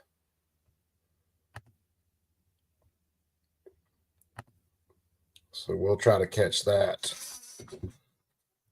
hopefully live whenever it comes around.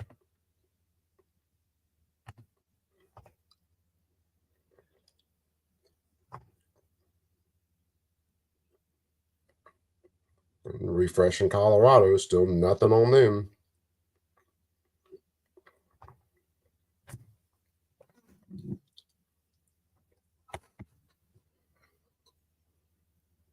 Let me see. Let me look at.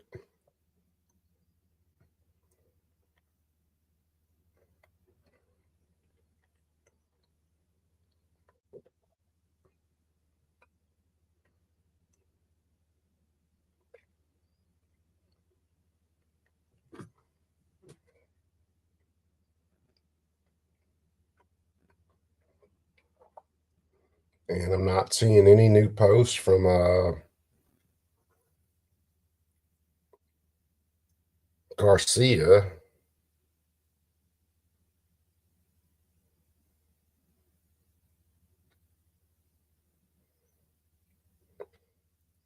me check Ava.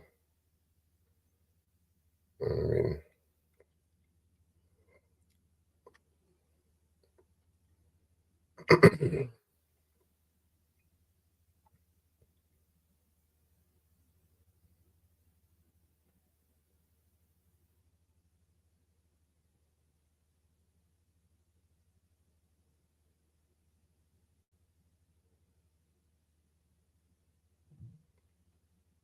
no, nothing new from either one of them. So I'm assuming if something happened with a hearing and they weren't going to hear the bill today, they would have posted updates. So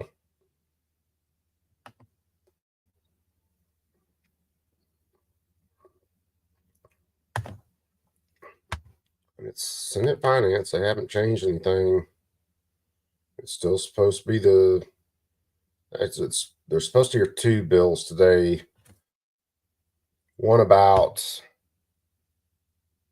local government tipped employees, and then the other one, the semi-automatic firearm and rapid fire devices. So, I mean, it's their calendar still showing they're supposed to hear it today. But they damn sure are taking their time getting rolling.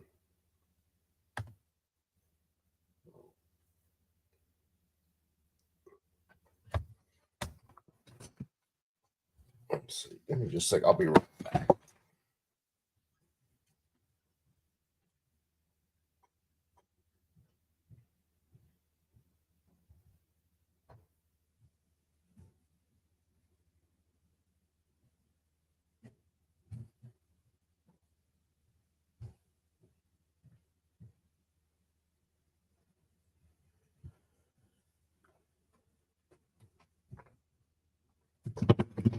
It's about like waiting on a doctor's appointment. They tell you to be there at a certain time and check in early, and then they waste all damn day to even get to the appointment.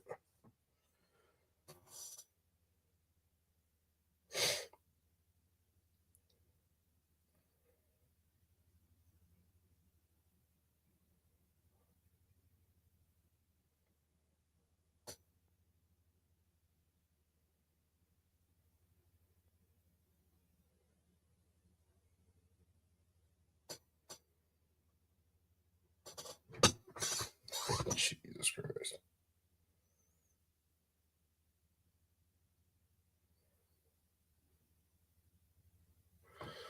Let's see, let me pull my exit on the computer.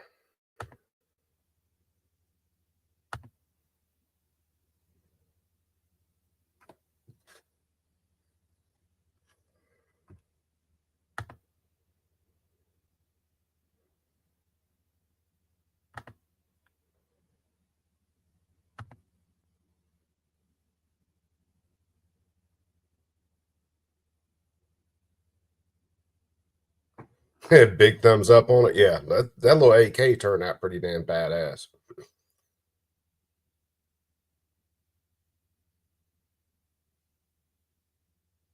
Waiting for do away with yearly state yearly vehicle inspections.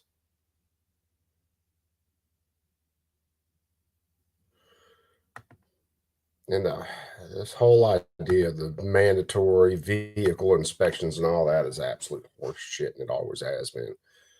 Which anybody with half a freaking brain knows that. Hey, Flanell, there she is.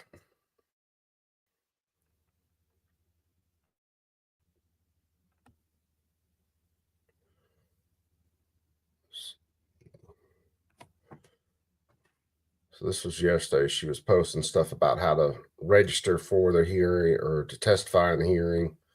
Let's look at her. For Colorado State Shooting Association. This bill would impose requirements in the country for purchasing a semi-automatic firearm. In fact, it is so restrictive that legally purchasing a Class 3 weapon regulated by the ATF, such as a machine gun, short-barreled rifle, sawed-off shotgun, bazooka, or suppressor, would be easier than buying a common semi-automatic rifle if this bill passes. Here's a comparison to other states. Illinois, which is ranked as the third best state for gun control by Everytown for Gun Safety, has no training requirement and only mandates a pre-shopping background check. On February 11th, an Illinois judge struck down the firearm owner's identification card, saying that charging a fee was unconstitutional. Minnesota has no training requirements and mandates a pre-shopping background check that's free. Washington State, which has some of the strictest laws on semi-automatic rifles, allows a hunter safety course or a 2-hour online class. California, Hawaii, Massachusetts, all states known for their strong gun regulations, accept a hunter safety course to meet firearm purchasing requirements without additional costly or burdensome training mandates.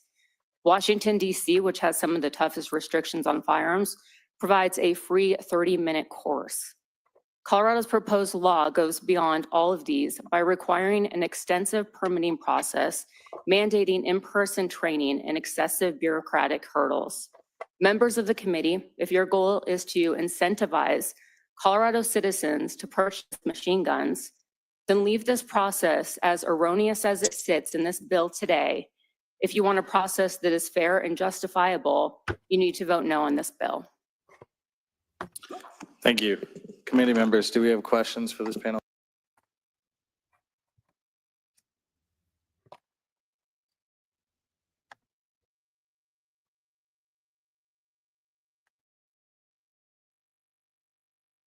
Which we all know, these bills, gun bans, all this regulation has jack shit to do with public safety.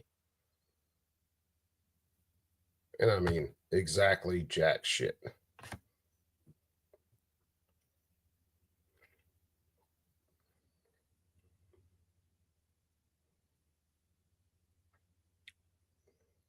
Fan won't pass over bad ground, causing the ABS light.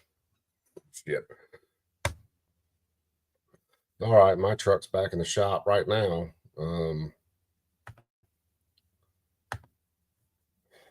As much work as I've had done on that truck in the last year and a half,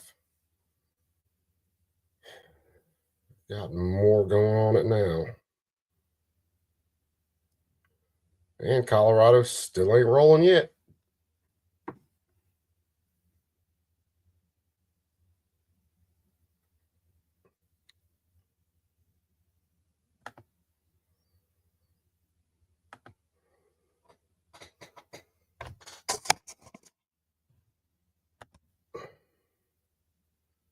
Why they're taking their sweet ass time today. They're probably still packing in Moms Demand Action in Everytown for gun safety and all those asshats. And Ava and everybody was warning people that were going to testify today on the bill that if they testified on anything other than the financial impact of the bill, that the committee would just cut them off. So it'll be interesting to see how they treat the pro-gun control side versus the pro-rights side of this argument today, because the way that Colorado and the way these senators that are trying to, the way these senators that are trying to pass this bill are, they have definitely given the anti-gun side a lot more leeway than the pro-gun side.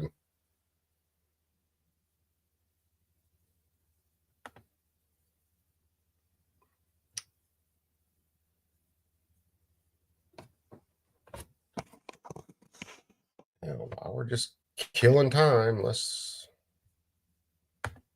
poking around seeing if I can find any other information about why this is not rolling yet. And I'm not seeing anything. But as far as I know, it's still supposed to be on today.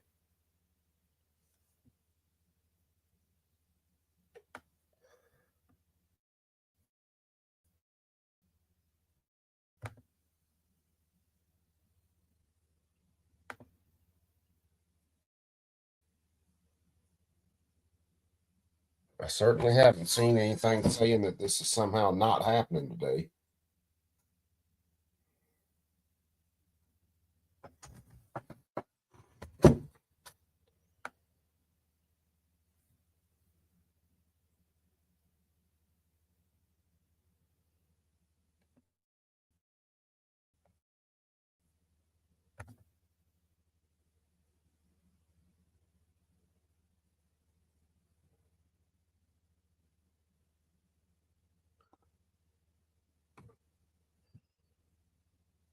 federally, the Senate is supposed to be considering the continuing resolution that the House passed.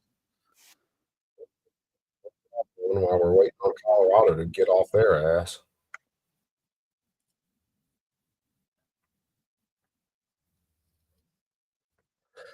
It's pie day. Everyone going around in circles. I wouldn't fucking doubt it, dude. Maybe that's what's wrong with the Colorado House right now. Or the Finance Committee. They're just running around in damn circles.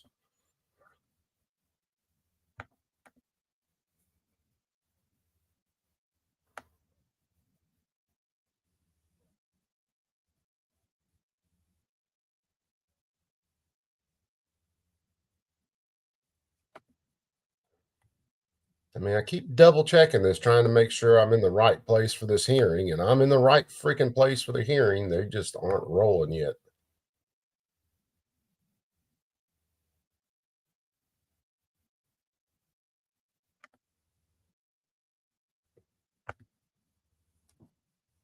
If I refresh this damn thing too many more times, I'm going to wear the freaking button out.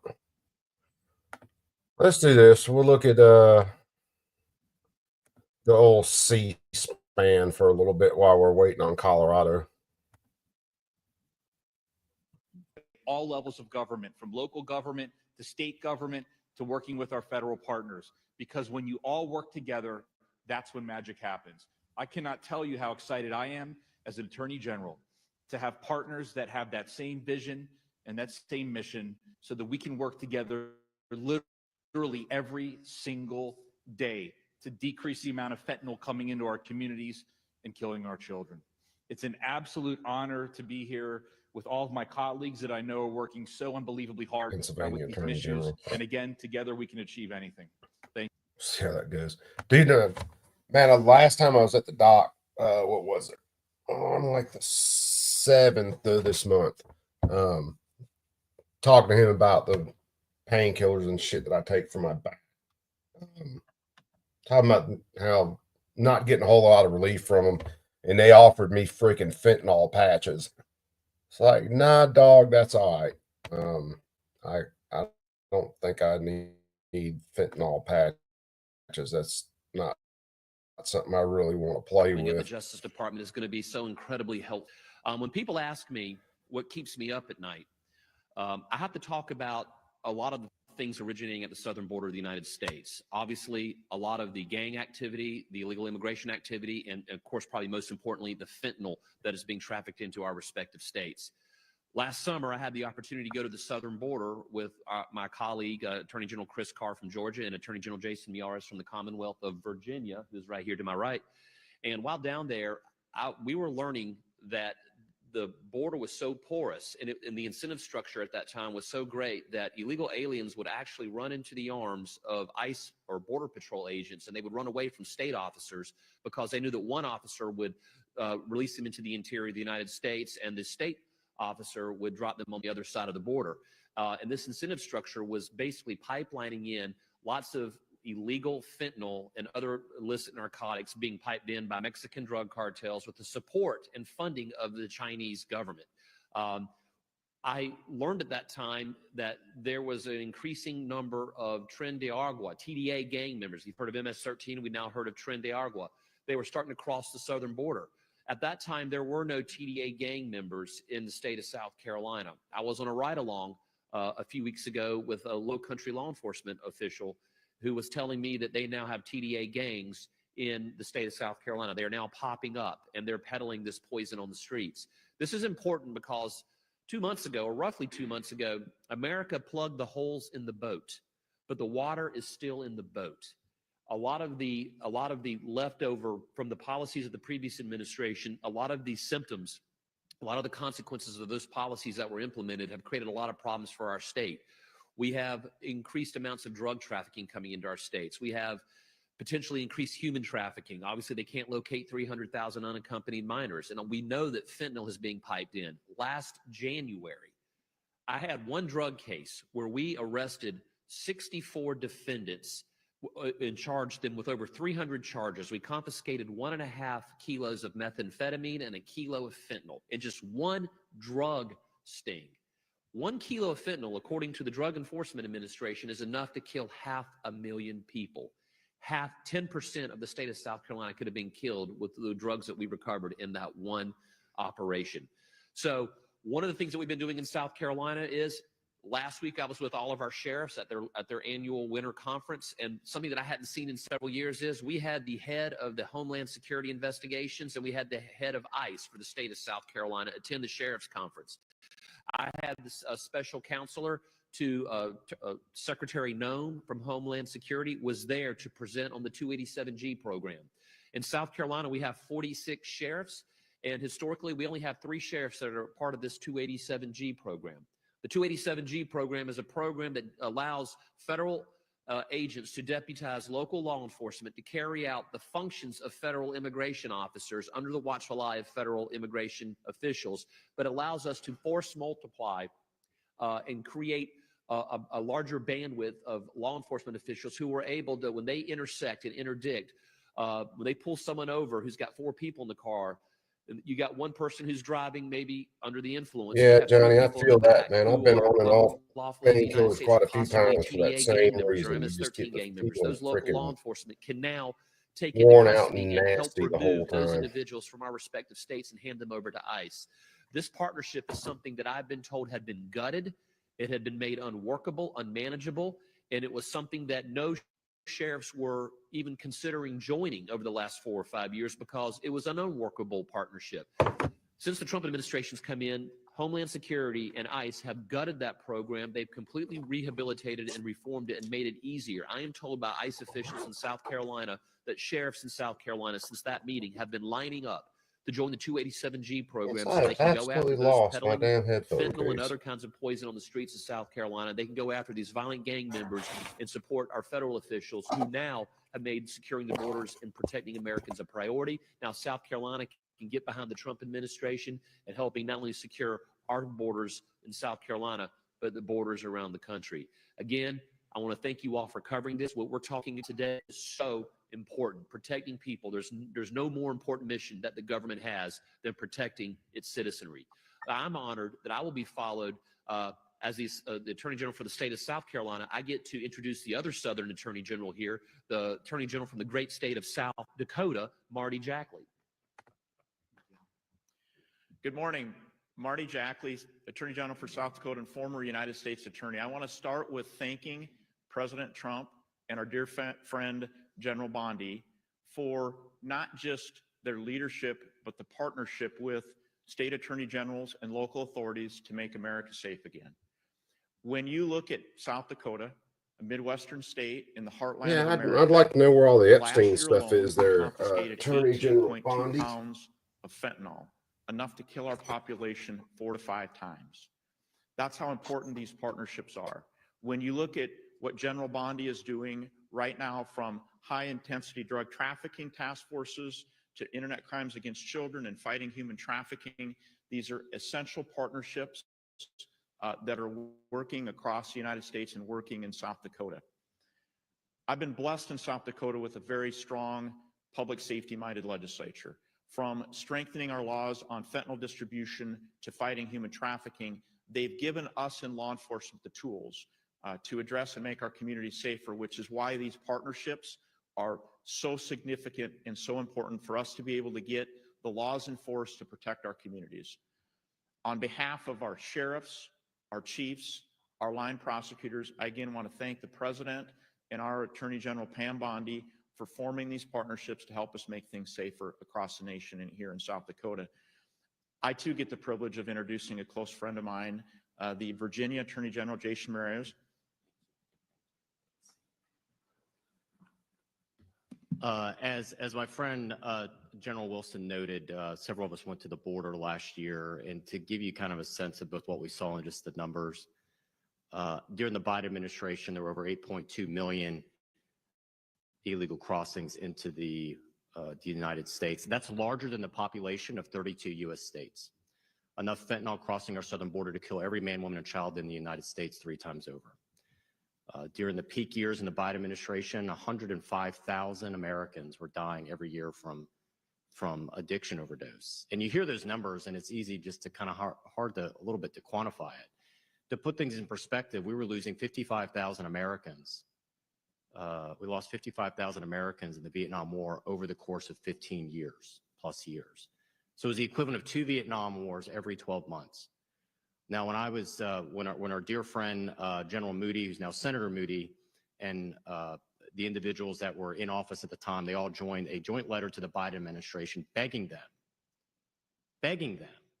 not just to get some control over the border, but to declare the cartels a foreign terrorist organization. Because the Sinaloa cartel, in my personal opinion, is the most dangerous criminal enterprise on the planet, I would argue probably in the history of the world. They have decided to conduct chemical warfare on our children.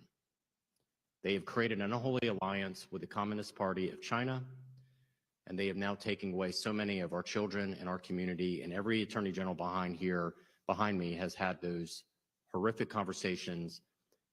As one of my colleagues noted, there is no cry as horrific as the cry of a mother that has lost her child. We've heard it. We begged the administration, the Biden administration, to do something. I would argue they did next to nothing. So I cannot tell you how refreshing it is to see in the first 30 days, I've received more phone calls from the Department of Justice on how we can collaborate and work together the first 30 days under General Bondi than I did in my previous 3 years as Attorney General. Within their first 30 days, something we begged them to do and they refused to, they declared the cartels a foreign terrorist organization. Because we know once you take things seriously and you actually want to both close our border and go after these dealers, you see results. In Virginia, when Governor Youngkin and I took office, murder rate was at a 20-year high. Addiction rate was at a 3-4 decade high. Latest numbers is our addiction rates have dropped 40% from our 2021 high. He's got another one going on. Country. Our murder rates now dropped by a third. What did we do? Intervention, prevention, and yes, prosecution.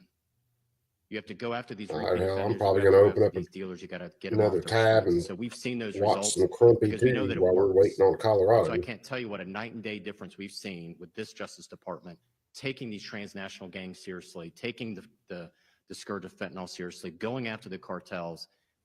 We know the results are going to be different. And so I want to say thank you, and we look forward to working with them to keep our streets safe. And now I get to introduce a fellow Virginian from a different state, but my colleague and friend from the Great Attorney General of West says he's live.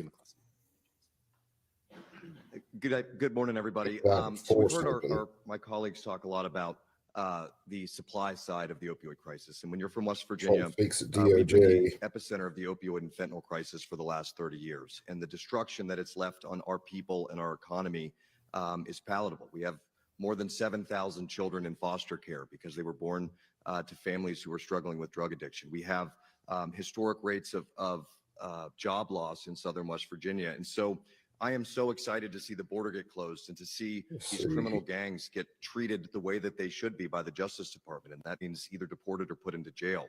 But what I'm the most excited about in working with this Justice Department and President Trump is that they understand the demand side as well.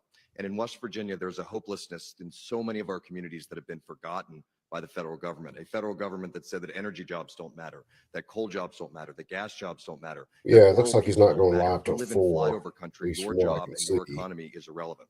President Trump and this administration, if you look from the EPA to the Department of Energy, to the Department of Education, to the Department of Veterans Affairs, is doing so much to raise the hopes and the likelihood of success of not just West Virginia's addicts, people that are trying to get better and trying to find a great job in the place where they live, but the children of West Virginia are seeing. If Colorado gets rolling, I'll probably stay with Colorado. West Virginia. They believe in the things that we can do, and they believe that tomorrow is going to be better than today. And the only way we're ever going to truly stop this fentanyl and opioid crisis in this country is to, one, put all the bad guys in jail, and we're asking the Senate to please pass the Halt Fentanyl Act as soon as they possibly can. It's enormously important, not just to West Virginia, but the country, but to also give hope to so many people that live in communities that have been forgotten. And these communities are the very communities that voted overwhelmingly for President Trump. And the reason they did so is because they know that they're seen by him, they know that they're understood by him, and they know that his administration is doing everything they can to give the children a chance. Someone gets back to me who's actually out of hearing. getting off of drugs. I don't know him and away personally, so outside I'm of just addiction that is messaging. meaningful to them as well. So it is my Cool. great Says pleasure they're to going introduce live Rob now. Duncan, the Chief Deputy Yeah, Attorney Crumpy's General going for the live great now. state of great Commonwealth of Kentucky. Excuse me, they get very mad when we get that wrong. But Rob, thank you. Good afternoon, everybody. My name is Rob Duncan. I'm the Deputy Attorney General for the Commonwealth of Kentucky. I'm here on behalf of Attorney General Russell Coleman, who sends his regrets, but for a family commitment, he would have been here with you today. As a former federal prosecutor and now the Deputy AG for Kentucky, I have seen firsthand the devastating impact that fentanyl and fentanyl analogs have caused on the Commonwealth. The death and destruction from just one pill is unimaginable. And as Attorney General McCuskey said, we urge the Senate to pass the HALT Fentanyl Act to give law enforcement additional tools by scheduling fentanyl analogs as Schedule I drugs. It allows law enforcement and prosecutors to hold traffickers of this poison accountable. As my colleagues have indicated, I would also like to have already indicated the great collaboration and partnership among the state AGs and this administration. The leadership of President Trump, the leadership of President Bondi has led to this increased emphasis and renewed focus on law enforcement and protecting the public that we all share in our respective offices in our states. So I'd like to thank you all for this opportunity today. I'll turn it back over now to Adam Piper. Thank you, Rob and generals. We're on a little bit of a tight. Apparently, there's supposed to be a news Take one or two conference questions at the DOJ, and there's supposed to be more news on the Trump executive order, 2A I executive wanted to order. ask you about another area that the Trump administration has expressed So desire to. I'll tell you what, let me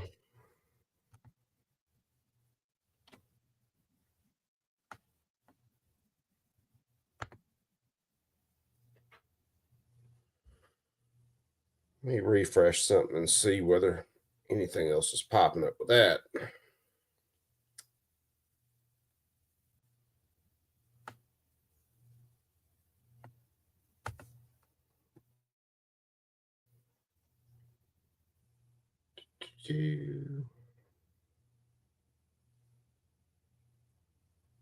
My shellac right here.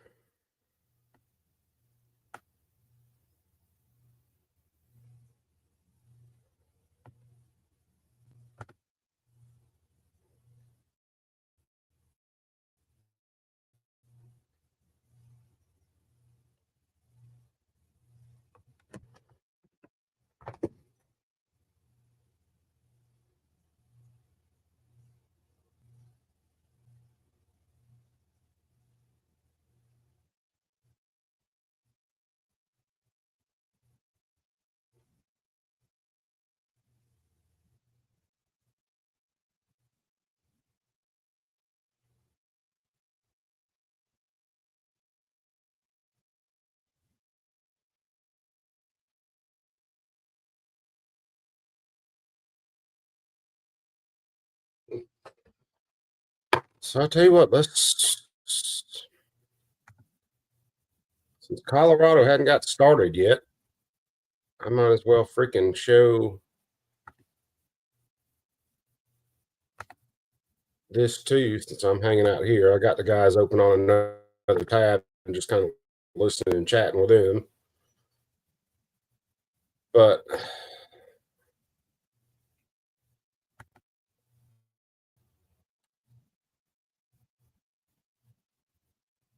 why is this not? Oh shit! Because I'm a dumbass. Many That's different why. ways of doing this. And I actually advise people not just to go to the Democratic places to learn about how to run for office and how to speak in public, because you need to hear what the other side is. Just advise women who might be thinking about doing that to find in their area different kinds of training programs, no risk, and they may learn how to raise money, talk to people across the aisle, speak to a TV camera, all those different things, and so many people who have public office. And we can talk about some of the things within the caucus too. Well, I just want to note that after the first Trump administration, thousands Oh, of just keeping an eye on this too, I millions of guess. women Shit. across the country rose up, marched, and a lot of them ran for office. For example, when I was elected to the first congressional district, of Refresh Oregon, Colorado special election again. in the beginning of 2012, there were no women in the Oregon delegation. Now 5 of the 6 so women are running, you know, and they're back, and it really does Get to this hearing today.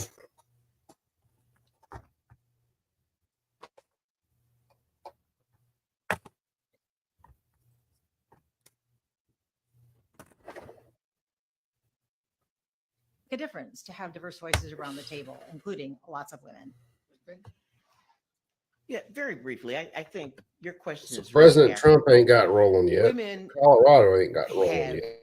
a view of themselves that is socially conditioned. So apparently we're to just not step hanging forward and to out. lead. But I want, I think way to encourage Some time everyone at this point. is 2 things that taking up as policy things in Congress. For example, consumer protection. I mean, who was it that figured out that the pajamas, caught on fire and really did some consumer protection to make sure that those pajamas were no longer disallowed? I remember Jan Schakowsky, who's a congresswoman from Evanston, Illinois, before she was ever a member of Congress. She joined, I think about her every time I go to the grocery store. She joined a group of ladies and they forced folks to put expiration dates, labels on food as a consumer protection. Who's your first teacher? Your mother. And if things work out, Apparently everybody kids would. really get behind. Who shops for the house in the right school district to make sure the kids get a good education? Who's your first nurse? Who is it that stays up all night and takes your temperature and knows the difference between a little Be bit of nice if cold these and jackasses something who that want to you rob need to us be are rushed all to the right to emergency actually get room? started on And something so so we can listen we to need that to hearing. encourage women. People say, Apparently well, Trump's Gwen, supposed to get how are started you any going to do second. this So we're hard just job freaking of being a congresswoman? I said, it couldn't be as hard as the job I've already done. Who is it? Lubin with two. I know So in my I was reading household a that cleans comment the from Barton's thing refrigerator on out Crump's channel. and keeps people So from I'm kind of dying hanging from in a all couple the of stuff chats right that's now. growing in the refrigerator. And so we wait. we have to convince women of their own agency and to tell them, look, just when you run, you win. So I'm going to go here and there. New Mexico, by the way, majority women in the legislature. You are next. Now, woman. Does the Democratic Women's Caucus or House Democrats in general have a response to Senate Democrats who say that they're going to support the GOP spending bill that you all have now denounced here so clearly? Yeah, the leadership sent out a response last night, and they pointed out that House Democrats understood the ramifications of what what Republicans are calling a continuing resolution, and that we are standing with the veterans, we are standing with the women, we are standing with the families who will be hurt if Musk and Doge and Trump are able to continue their rampage over the federal government and the spending and the programs that they are already cutting. And in many ways, what I tweeted out was yesterday we heard from General Milley, and just in general, he was talking about the fact that we send soldiers, servicemen and women, and they take an oath, and they take an oath to the Constitution. Brother Fluffy, what's up? And not to a man. Welcome to an apparently we're waiting show. For Constitution. And we must really be willing to live and stand by the Constitution. And I think that House Democrats understood that we need to make sure that we retain our constitutional power and authority to say where the money should be spent and how the money should Crumpy be said spent. they cut his contract. Because The founders gave us that right because they know we have to go out and get Sorry to hear elected that. every 2 years. We go out and do those town halls. We hear from the people about what they want. And that's our job to say where and how the money gets spent. And there has never been a year-long continuing resolution. Hey, I It has appreciate the always ended drive-by, up as an Fluff. appropriations bill that has directions from Congress as what to get spent, and we stand ready. There is an alternative. It is a 30-day extension so they can get back to the table because they were really close until Trump said, no, no, no, no. I like this idea of sending me something without any guardrail. Remember, this is the second CR. They didn't do their job the last Congress. They haven't done their job this Congress. And the American people are suffering for it. Last question. We were going to go with, actually, you, I said you, right? Yeah. Thank you for doing this, and I'll try to make it a twofer sneakily. To follow up on his question, I wanted to ask if you think that new leadership is met in order for Democrats to have a unified message to the public across both chambers. And then if I may, more about what the governor said last night. You mentioned a couple of their comments, but curious about their general themes that they shared. Well, we're House members, and we know that new leadership is going to be Speaker Hakeem. Everything's going to bust off at one time. Needs to be new leadership in the House, and it's Hakeem Jeffries. And it's just going to turn into a cluster. I think Hurry up trying and wait. to, I did let slip Bashir's comments, and I think we'll just say what I'll just say, and other people can do. What I think is that we were inspired. They said they had hope. All three governors and the amazing work they have done, and the fact that they are always focused on the fact that Democrats have delivered in their communities, that they've made sure that, roads were built. It's checking Colorado again, and they still ain't rolling yet. Orphan gas wells, which was one of my bills. I loved it when they talked about one of my bills. Were created, created jobs, addressed the environment, those kinds of things, and they shared with us what the drastic results would be with the Medicaid cuts, with the kinds of cuts that the Republicans were proposing. Do you want to? Yeah. I'll just do a rapid fire kind of wrap up that hopefully catches several of these things at once. My message to Senate Democrats is there's still time. There's 3.5 hours until this cloture vote, and the American people literally are shouting from the rooftops that this is a 5-alarm emergency and that we cannot hand the keys of the kingdom of this big, beautiful democracy that we love over to somebody who has total disregard, not only for the rule of law, but for American lives. And House Democrats and the Women's Caucus are 100% united behind the leadership of the House that has stood strong and stood tall and said, we're going to be on the side of the American people in this fight. So any of my colleagues in the Senate who are considering voting on cloture, the American people are shouting, please do not hand the keys over to Elon Musk. With regards to the women who roads, may be thinking of running, I want to just add my 2 cents. I'm really this glad is what that you asked crazy that looks question. like. That's exactly what If crazy you looks are like. thinking of running for office right now in America, answer the call and run because your country and your communities need you. I ran for office Everybody in crumpy there, everybody. At 2018 least I'm not the only one because just that sitting was around my waiting for shit to happen today. against what I saw is the dangerous administration of the first Trump administration. I never intended to run for office. And like so many women who are literally standing behind us, we answered the call because we knew that our communities needed us. And in 2018, I flipped a seat that not only had never had a Democrat representing it, I flipped it by 7 points and became the first woman and the first Democrat to represent a state house district. And it wasn't because I had any experience or because I knew what I was doing, but because I believed in the people and the communities that I represented. I had a voice inside of me that said, you need to do something, just like Kamala Harris asked us to do something, Michelle Obama asked us to do something for our country. And so if you are thinking of running, answer the call. And I'll say this and wrap up to that. 2016 was the largest wave of women that we saw run for office, the year that Hillary Clinton ran for president. And Emily's List, which is an organization that was created to help women understand how to raise money and network, told me when I ran for office in 2018 that the largest number of women that had ever asked for help was 900 women in the 2016 good cycle. God. In 2018, 42,000 women ran for office. Many of them are standing here today because something happened in 2018 that shook America awake.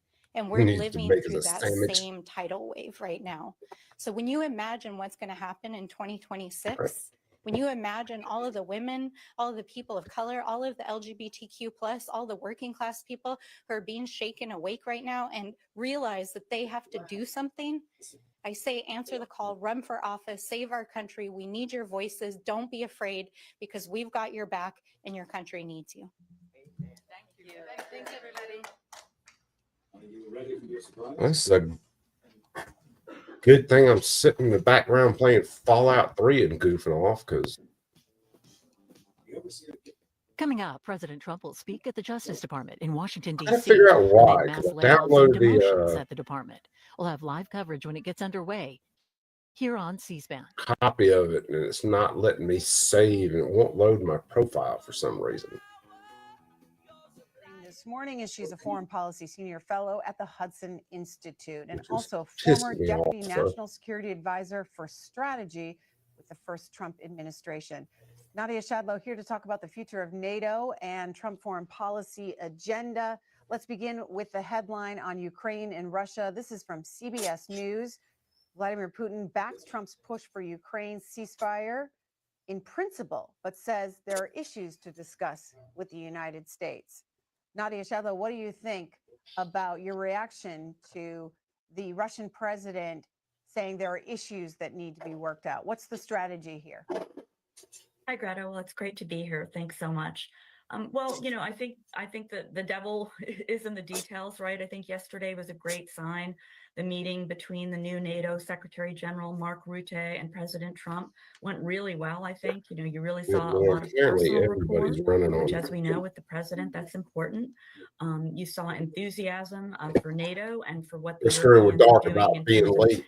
increasing their contributions to NATO, which has been a key theme of Apparently President everybody's Trump running since his on dark first term, time and it's today. continued into his second term. And you saw, I think, what Secretary of State Marco Rubio said, which is essentially, you know, now it's in Russia's court. Now it's up to Russia in many ways to respond and to do. Whether or not that happens, that's the question, right? I mean, Colorado's President Trump still and his ain't team are not rolled yet. naive about this. They understand that the details will matter. The Europeans and the Ukrainians are concerned, as far as I understand, that a ceasefire means time for Russia to regroup, to attack again. So we want to avoid that, and we want to set conditions to avoid that. But overall, encouraged yesterday by the turn of events, and it's pretty remarkable how different things look, you know, a week after the initial, you know, a week or 10 days after the initial Oval Office blow up with President Zelensky. Speaking of Zelensky, the Ukrainian president reacted to Putin's Good Lord, Colorado. response, saying that this is typical and he's a ceasefire. But by not doing the same, I still haven't heard back the from Ukrainian president is arguing anybody who that was Russia there or is was just actually dragging there its at the feet to no. hearings.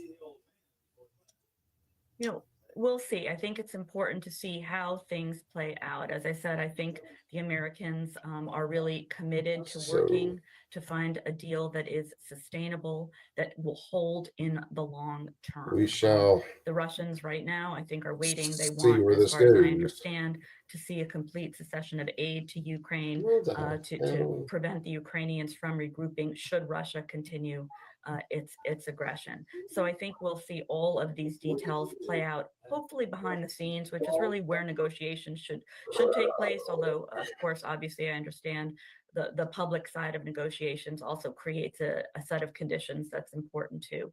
But I think we just need to wait and see and know that now at least the Ukrainians, the Russians, and the Americans are talking, and the Europeans are doing the planning that they should be doing to create a sustainable settlement as well. And those negotiations are taking place. The president's special envoy, Steve Witkoff, at the Kremlin. Here's a headline from the New York Times.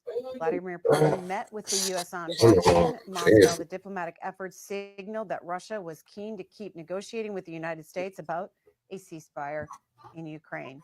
You mentioned the alliance, the NATO alliance, and the leader of that at the White House yesterday with the president. I want to show our viewers a portion of what the NATO Secretary General had to say to President Trump and the media ahead of their one-on-one meeting.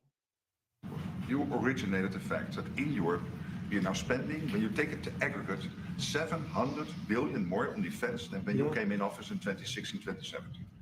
But that was Trump 45.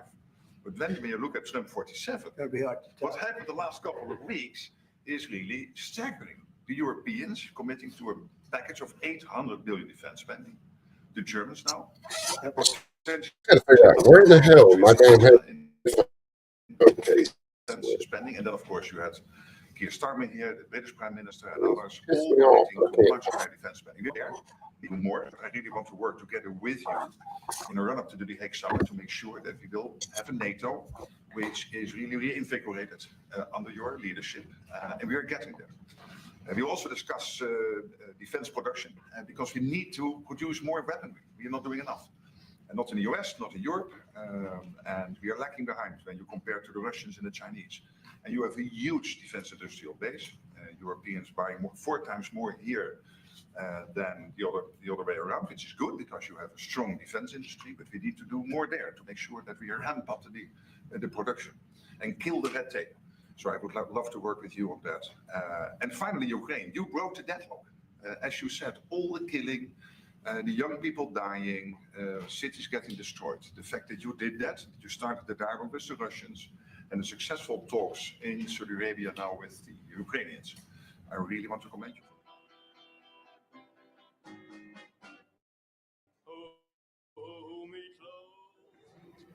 Let's see what Trump's got to say today.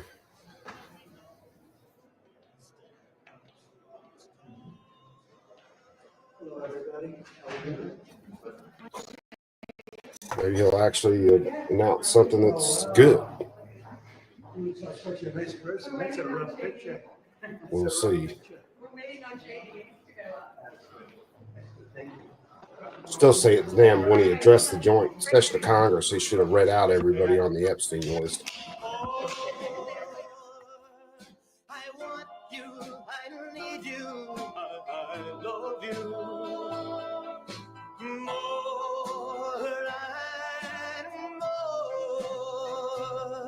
I thought I could live without romance until you came to me. But now I know that I will go on loving you eternally.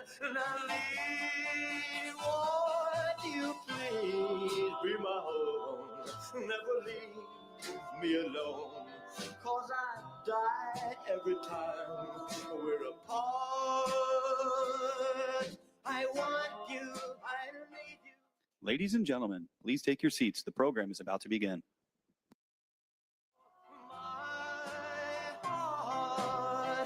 Well, I thought I could live without romance until you came to me. But now I know that I will go on loving you eternally. Won't you please be my own? Never leave me alone. 'Cause I die every time we're apart. I want you, I need you, I love you with all my heart.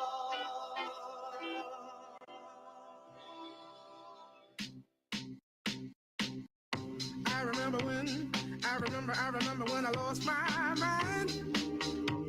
There was something so pleasant about that place. Even your emotions have an echo in so much space.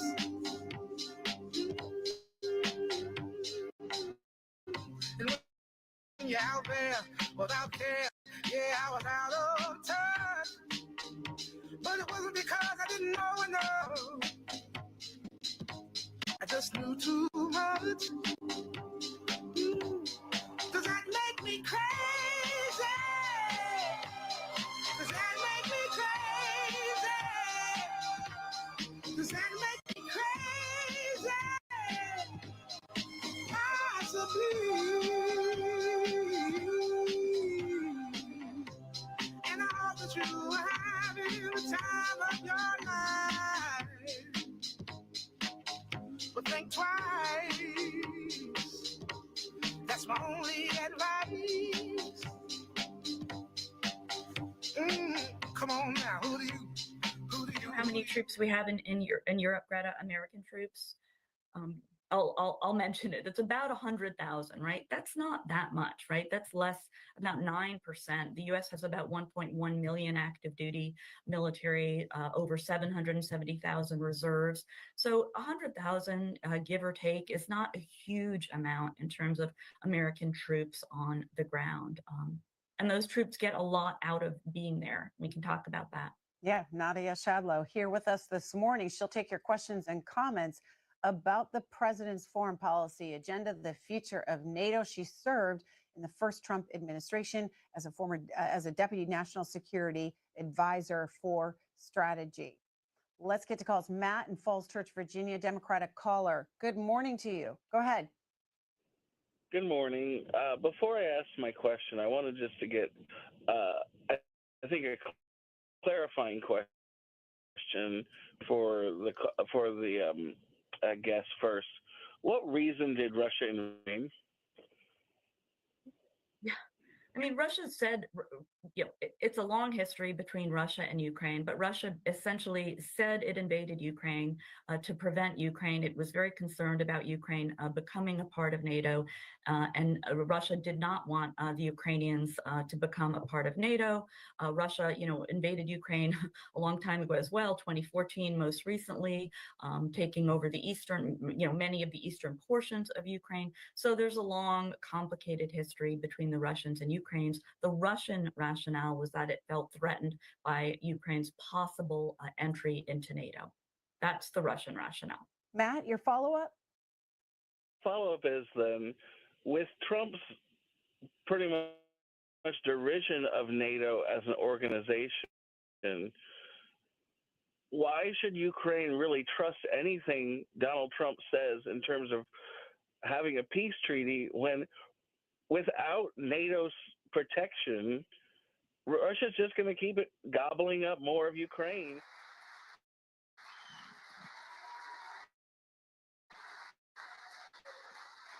Hi, please be seated. Welcome to the Department of Justice. And I love our team. Todd Blaney, Patel, Jerry Cole, thank you all to fight America safe again.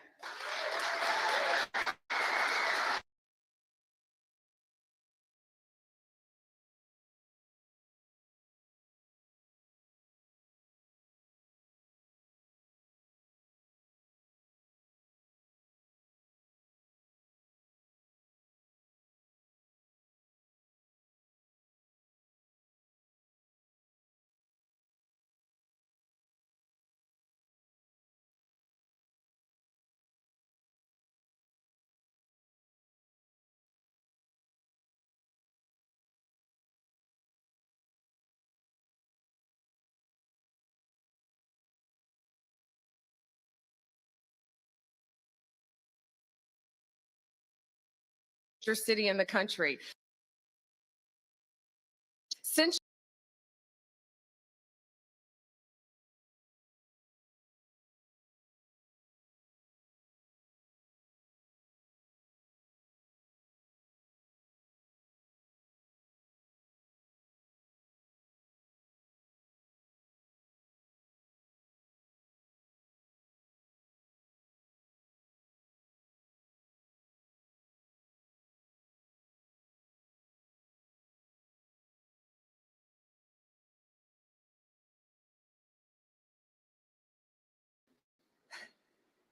We also have two angel moms here today.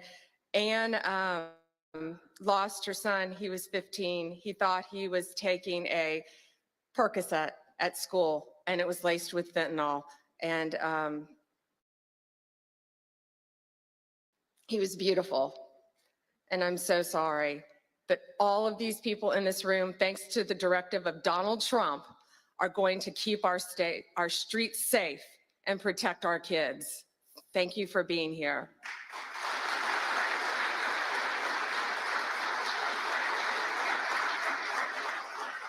And Tammy's beautiful daughter, Kayla, was murdered violently by an illegal alien from El Salvador who should not have been in our country. And thanks to Donald Trump, they will all be deported very soon, thanks to his work, Homeland Security. And I say the unsung hero, Stephen Miller.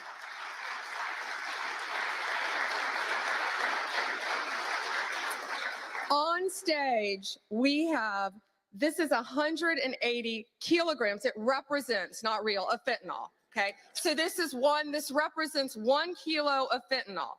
In its pure form, this 1 kilo can kill 500,000 people.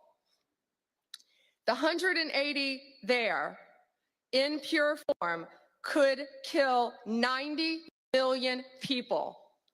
That is the population of California, Texas, and Florida. That's what we're dealing with in our country. That's why angel moms go around the country. That's why Donald Trump has taken such a hard stance against cartels, securing our borders, getting these gangs and drugs out of our country. But look at that. That can kill 3 states in reform. That should terrify. I see our senators made it. Our senators, thank you. However, taking the drugs off the streets is only half the battle. President Trump has secured our borders and will continue to fight the cartels throughout this country, deport them all, or lock them up for the rest of their lives, thanks to our prosecutors around this country where they belong. Under the last administration, cartels, criminals, they freely walked in and out of our country with impunity. No longer. Under Donald Trump, they live in fear, and they better live in fear because we're coming after all of them. I am so proud to have a team with Emil and Todd and all of our great team. And we all work for the greatest president in the history of our country. We are so proud to work at the directive of Donald Trump. It is, he will never stop fighting for us, and we will never stop fighting for him and for our country. It is an honor to welcome to the Department of Justice the 45th and the 46th of the United States.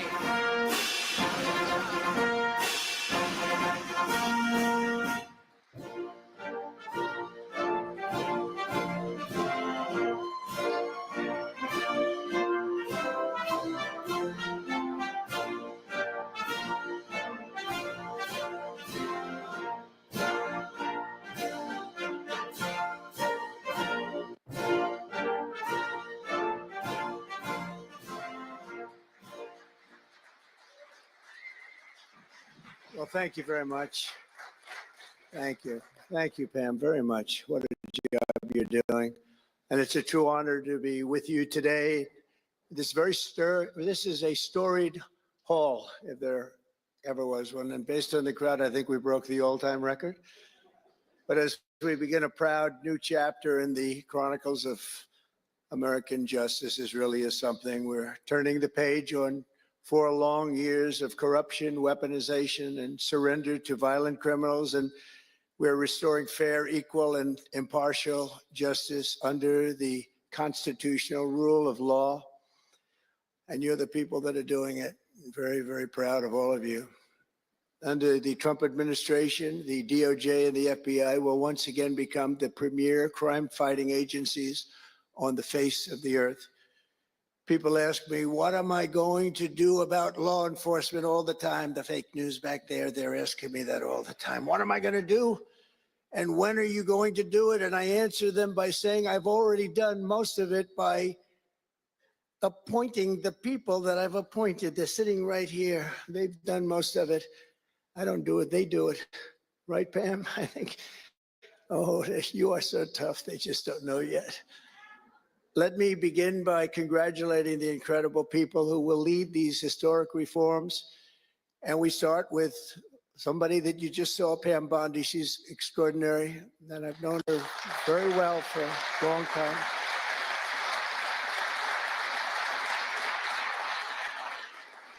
I watched her for a long time in Florida, for years in Florida, and highly experienced. She seems so young, but she's highly experienced, that I can tell you. She was a phenomenal attorney general in Florida, and she's going to do a really amazing job. Also, our new director of the FBI, Kash Patel. Kash, right.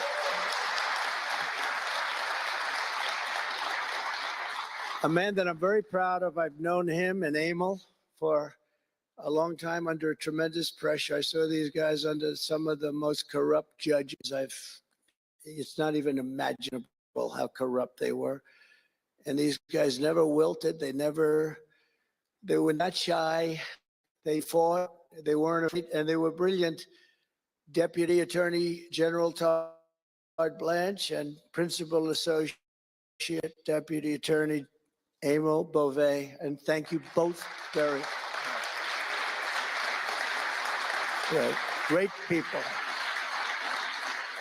They're great people.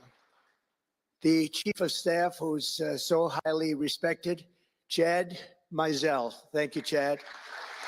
Chad? Thank you, Chad.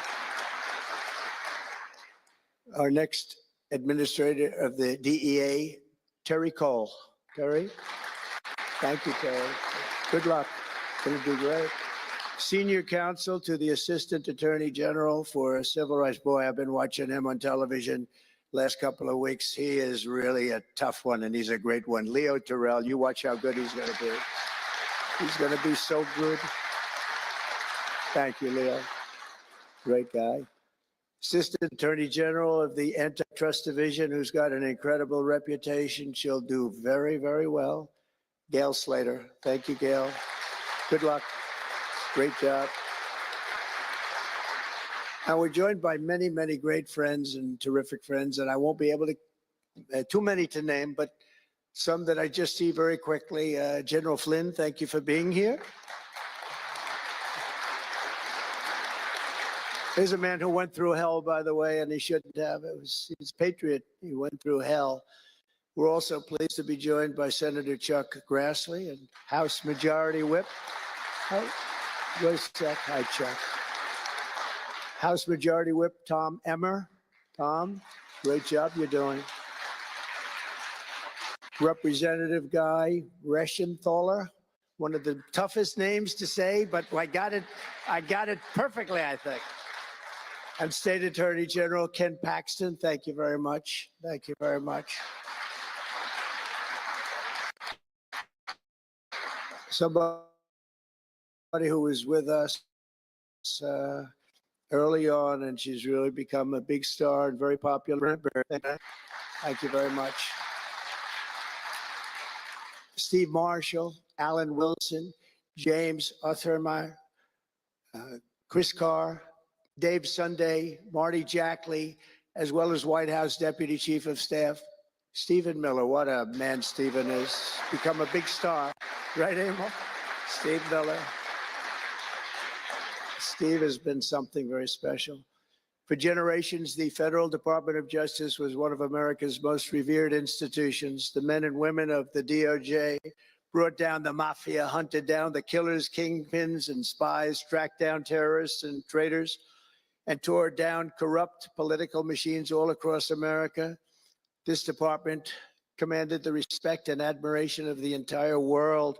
And with Pam and Kash and all of the people I introduced and far more, big numbers, and all of you sitting back there, I recognize so many of you. But with you leading the way, it'll soon be the most admired and most respected of all. You're going to be more respected. And I really believe that there's also a lot of things to solve, a lot of problems to solve. But that's going to put you in the upper tier and maybe the top tier. And I believe that's going to happen. I'm so proud of the people in this room. But first, we must be honest about the lies and abuses that have occurred within these walls. Unfortunately, in recent years, a corrupt group of hacks and radicals within the ranks of the American government obliterated the trust and goodwill built up over generations. They weaponized the vast powers of our intelligence and law enforcement agencies to try and thwart the will of the American people. You remember the 51 intelligence agents that said, as an example, that Hunter Biden's laptop from hell came from Russia when they knew it came right from his bedroom. They knew that. It was a big lie, and they knew it so well. They spied on my campaign, launched one hoax and disinformation operation after another, broke the law on a colossal scale, persecuted my family, staff, and supporters, raided my home, Mar-a-Lago, and did everything within their power to prevent me from becoming the president of the United States. With the help of radicals like Mark Elias, Mark Pomerantz, and these are people that nobody's ever seen anything like it.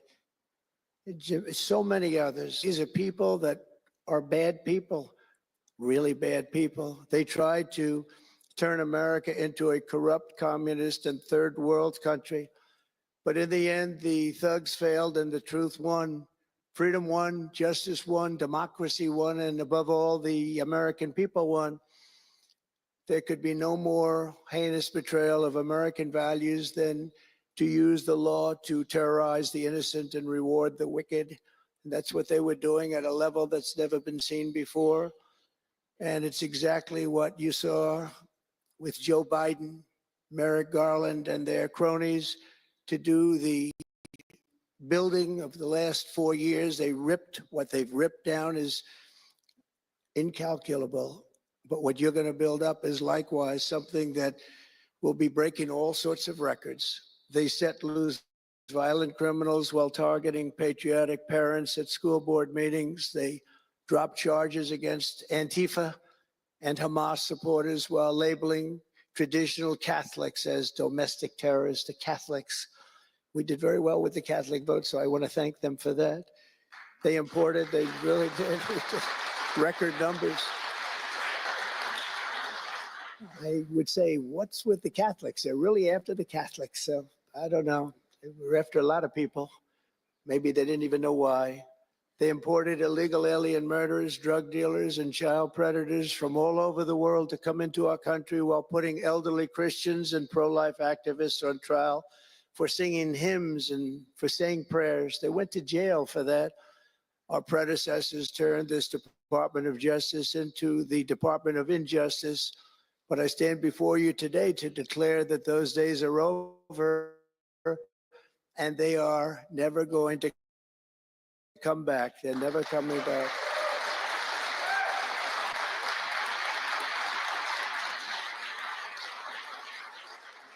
So now, as the chief law enforcement officer in our country, I will insist upon and demand full and complete accountability for the wrongs and abuses that have occurred. The American people have given us a mandate like few people thought possible. We won every single swing state. We won the popular vote by millions and millions of people. We won districts, 2,750. Think of that, 2,750 districts compared to 505. So we won it at levels that have, I don't believe, ever seen before. That's the one where you see the map of the United States and it's all red. Red for Republican, not for communist. Red for Republican. They would like it to turn red for communist, but it didn't work out that way. The American people have given us a mandate and really just a far-reaching investigation is what they are demanding into the corruption of our system. And that's exactly, I'm sure, what Pam and Cash and everyone else mentioned here and not mentioned is going to be doing. We will expel the rogue actors and corrupt forces from our government. We will expose and very much expose their egregious crimes and severe misconduct, of which was levels you've never seen anything like it. It's going to be legendary. It's going to also be legendary for the people that are able to seek it out and bring justice. We will restore the scales of justice in America, and we will ensure that such abuses never happen again in our country. And that's why on day one, I signed an executive order banning all government censorship and directing the removal of every bureaucrat who conspired to attack free speech and many other things and values in America. My administration stripped the security clearances of the disgraced intelligence agents who lied about Hunter Biden's laptop from hell. We revoked the clearances of deranged Jack Smith, Alvin Bragg, Letitia James, and the crooked law firms that aided their partisan persecutions. And I went through it. These are state and city courts, and the corruption is unbelievable. We also terminated the clearances of the Biden crime family and Joe Biden himself. He didn't deserve it. In fact, he was essentially found guilty, but they said he was incompetent, and therefore let's not find him guilty, I guess. Nobody knows what that ruling was, but I didn't want any part of it. I think I would have rather been found guilty than what they found with him. They said that he didn't know what the hell he was doing, and therefore he's let him go. I said, you know, I'd rather be convicted, Pam. I think that was not, I said, please convict me, don't say that. I pardoned hundreds of political prisoners who had been grossly mistreated. We removed the senior FBI officials who misdirected resources to send SWAT teams after grandmothers and J6 hostages. And it was a great honor for me to fire, I will tell you this, a great honor to fire James Comey. A great, great honor. That was nothing. There was no better day. A lot of people said, oh, that's too bad you did that. And they said that's going to be, and you know what? A year later, they said, that actually saved the administration, because the level of corrupt things that we learned after that turned out to be that they were doing, in fact, really bad things. He was a terrible person, did terrible things, and persecuted people, and all in the guise of being an angel, but he wasn't an angel. We created a brand new DOJ task force and anti-Christian bias, and under Director Patel, we're getting the FBI agents out of the headquarters in Washington, D.C., and back on the streets in pursuit of dangerous criminals. We're building, and they were going to build an FBI headquarters 3 hours away in Maryland, a liberal state, but that has no bearing on what I'm about to say, but we're going to stop it.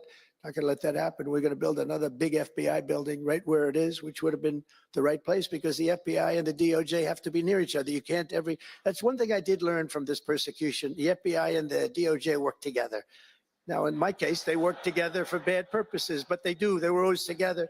So how can you have one that's 3 hours away? But one thing I said to Cash, well, we're going to get a great building built. It's going to be a magnificent building. He said, sir, we don't need that kind of room. I said, what do you mean? He said, I'm just going to take a old Department of Commerce building that's about 25% the size, and that's what I need. We're going to have the best staff that you've ever seen, and that's what I need. It's in a nice location, but I don't need that big building. Why don't you just sell the site to somebody, and we're going to be very happy. And they want to have far fewer people, but we also want to have them in D.C., and if for no other reason, we like having law enforcement walking the streets of our capital, because when the bad guys are out there and they see there's an FBI agent, that's the ultimate in law enforcement, and they're not going to be acting so bad. We're cleaning up our city. We're cleaning up this great capital, and we're not going to have crime, and we're not going to stand for crime. And we're going to take the graffiti down, and we're already taking the tents down, and we're working with the administration. And if the administration can't do the job, we're going to have to take it back and run it through the federal government. But we hope the administration is going to be able. So far, they've been doing very well. The mayor's been doing a good job. We said there are tents galore right opposite the State Department. They have to come down, and they took them down right away. And so far, so good. but we want to have a capital that can be the talk of the world. When Prime Minister Modi of India, when the President of France, and all of these people, the head of Prime Minister of United Kingdom, they all came to see me over the last week and a half. And when they come in, I had the route run. I didn't want to have them see tents. I didn't want to have them see graffiti. I didn't want to have them see broken barriers and potholes in the roads. And we had it looking beautiful. And we're going to do that for the city. And we're going to have a crime-free capital. When people come here, they're not going to be mugged or shot or raped. They're going to have a crime-free capital again. It's going to be cleaner and better and safer than it ever was. And it's not going to take us too long. There's a new phenomena that is taking place with these violent, vicious lawyers that we have all over. They play the ref. You know what playing the ref is? Like the great Bobby Knight basketball coach. He'd scream and scream at the ref. He'd scream. I watched it. By the way, I love Bobby Knight because he endorsed me. And having Bobby Knight's endorsement in Indiana was an extremely good thing. A friend of mine said I was running in Indiana at the time. This was early on, 2016. And I was doing great. But a friend came up and said, "You know Bobby Knight?" I said, "No, I don't, but I hear he was a tough cookie." He said, "He's not only tough, he was beyond tough, but he's the most popular guy you can imagine." It turned out he wanted to endorse me. He called me about 2 years before. He said, "Sir, I'd like to endorse you." I said, "Is this really Bobby Knight?" He said, "It's me." I could tell it was Bobby Knight. He had been known for throwing the chair across the court and slapping a player. Can't do things like that, right? And the man that came in fired him. It was a new administrator for the college. That guy didn't last very long. They were like 14-0, and they fired Coach Knight. That was not good, but he had a little chip in his shoulder. But he loved Trump, and he came in and he said, "I'd love to endorse you." He said, "If you ever run, please call me." So he said, "You know Bobby Knight?" I said, "Well, I don't know," but he called me a couple of years ago. It was an amazing phenomenon. I took his number, and on each side of my desk in New York, I had stacks of paper, like nice and neat, but about 2 feet high each. And I said, "You know, I wrote his number down and I put it here 2 years ago." And I said, "Let me see if I can find it." It was almost like a miracle. I had other miracles that happened too. My ear is still throbbing. That was a miracle. That was a miracle also, wasn't it? That was a miracle also. Thank you. Thank you, Leo. Thank you. Thank you, my man. That was a miracle. Anyway, okay, that's it. That's very nice. Thank you. But so he said, "Bobby Knight." So I said, "You know, I put his name down and I wrote it down. It's in one of these. I lifted it. There were to be 2,000-3,000 pages in each stack. I lifted it up. The first one, had no idea. And there was his name on a little card, Bobby Knight with his number. It was like incredible. I tell that story all the time. And I called him and dialed a number. He said, "I've been waiting for you to call." And he went out and he made a speech for me in a packed arena in Indiana, and it was over. It was over. He was a tough guy. He actually if you remember, he made a great speech because he was actually a motivational type guy, to put it mildly. But he left the stage, and then I'm talking, and he walks back onto the stage. I said, "Uh-oh, this is trouble. Why is he coming back?" He was a big guy, too. "Why is he coming back?" He said, "May I say a few more words?" I said, "Yeah, go ahead, Bobby. Say a few more words." A little different. And he said, "And let me tell you something about this guy, Trump. This guy, if he has to, will use the nuclear weapons that we have. He will use he has no fear. He's going to use, and that's the kind of guy." And he walked off the stage. I said, I think I'm in big trouble, Pam." That was not good, but it worked out okay. In the meantime, we won the state in a landslide, and it was great. And it was just an amazing period of time. But this is the most amazing period of time. I think this is more amazing. What's taken place has been more amazing. I think it's more consequential. And if we do the job, you know, one of the big media outlets said what we did was the most consequential election in the last 129 years. Well, if we do the job that we're all capable of doing, I think it's going to prove to be that and then some. And that's what we want to do. We have a real big shot at making this country so great, so great. What happened to our country was so sad. What they've done in 4 years to our country with the borders, with Afghanistan, the most embarrassing period of time, allowing the Russian situation, was never going to happen, with Ukraine. Allowing October 7th to happen would have never happened, because under me, Iran was totally broke. They had no money. They weren't giving any money to Hamas or Hezbollah. It was totally broke. But allowing inflation, look at what inflation's done to people, been so devastating. And now you see that, by the way, price of eggs is down 35% in the last week and a half. We're doing a good job. Brooke is doing a good job. Brooke Rollins and everybody. And inflation's down, interest rates are down, gasoline has come down to a level that we haven't seen in a long time. All things that we wanted to do, because then everything else is going to be coming down. We want it to come down. We want bacon to come down, and groceries, a term I used to use. It's sort of an old-fashioned term, but I used to use it on the campaign trail. Those last 90 perfect, beautiful days, we just hit it. And I want to thank Susie. You have done a great job, Susie Wiles. Great job, Susan. A big magazine just named her the most powerful woman in the world, and that's okay with me. She is the most powerful woman. You think about it, John, right? The most powerful woman in the world, but she's great. And we had a great 90 days. It was a perfect 90 days, and it was a great result. But we want to put that result to good use by doing a phenomenal job. And I want to tell you that Todd and Emil know this very well. We had an amazing judge in Florida, and her name is Eileen Cannon. And I didn't know her. I still don't know her. I don't believe I ever spoke to her, even during the trial. But I did appoint her, federal judge.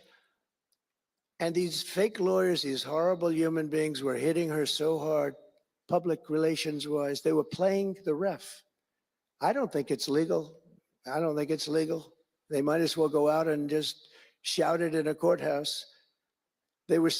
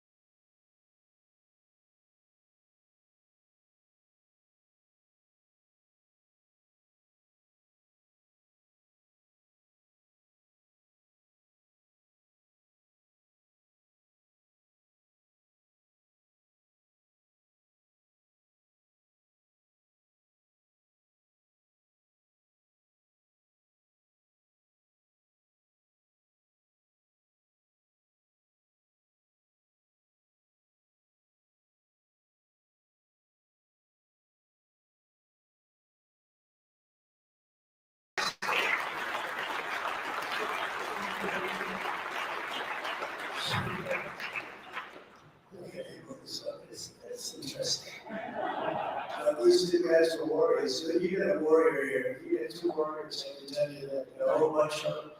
But they wouldn't quit. They wouldn't take no for an answer. They just wouldn't quit. These two people right up here, some others are involved with it indirectly. And what the lawyers do is they're doing it to the Supreme Court justices, hoping that they'll be overcome by the horrible things they say about it. They say things about Supreme Court justices and judges that are just horrible. They're playing the ref. Remember the way they treated Justice Thomas and Justice Alito and Justice Kavanaugh, Justice Gorsuch. Chief Justice Roberts gets treated unbelievably badly, and they're hoping that they can sway them to go along because, again, what do? They're humans. You know, like anything, it would be wonderful if everybody was just a perfect computer machine. But they're not. They're humans. And they don't want to be accused of many, many things, including gross injustice. About it. You know, they're in a position they can't really fight back really very well. And so what they do is sometimes they get weak. I would say a majority maybe of the times. That's why I'm so impressed with Judge Cannon in Florida, how strong she was, how she held up. It actually made her more resolute than anything I've seen. I mean, it was amazing because they were hitting her so hard. It was so sad to watch this. But it's sad what they do to other judges. It's very sad what they do to the Supreme Court. And a lot of the judges that I had, if you look at it, they take tremendous abuse in the New York Times and the Washington Post, all of the different networks. They take such abuse. And honestly, they're very simply, they're afraid of bad publicity. They don't want bad publicity. And it's truly interference, in my opinion, and it should be illegal, and probably is illegal in some form.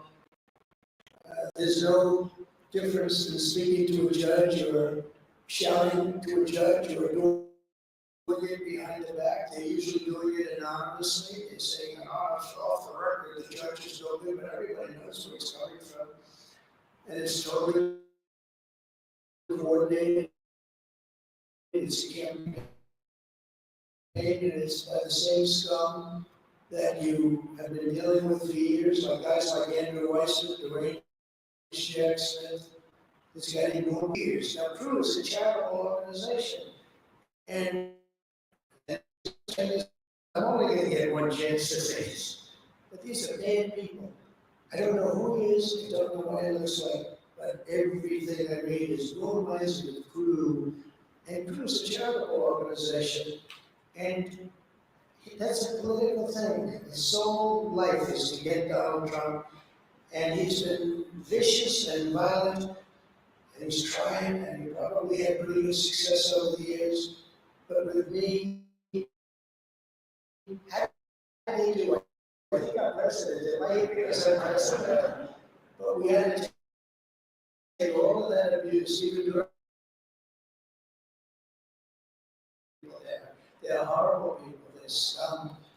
And you have to know that. And you're going to have these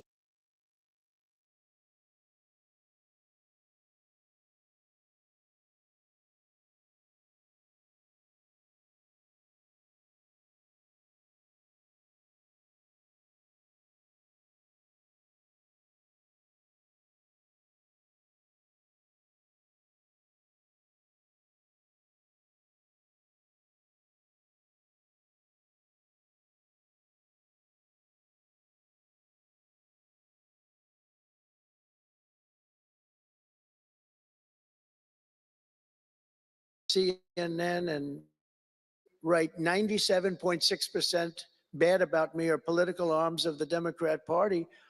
And in my opinion, they're really corrupt and they're illegal.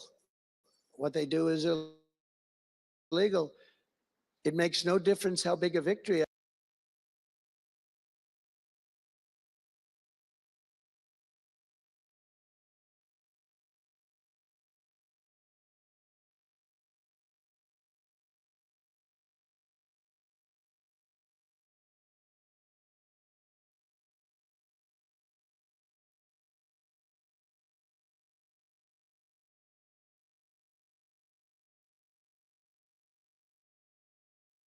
I had. I can have the biggest victory in history.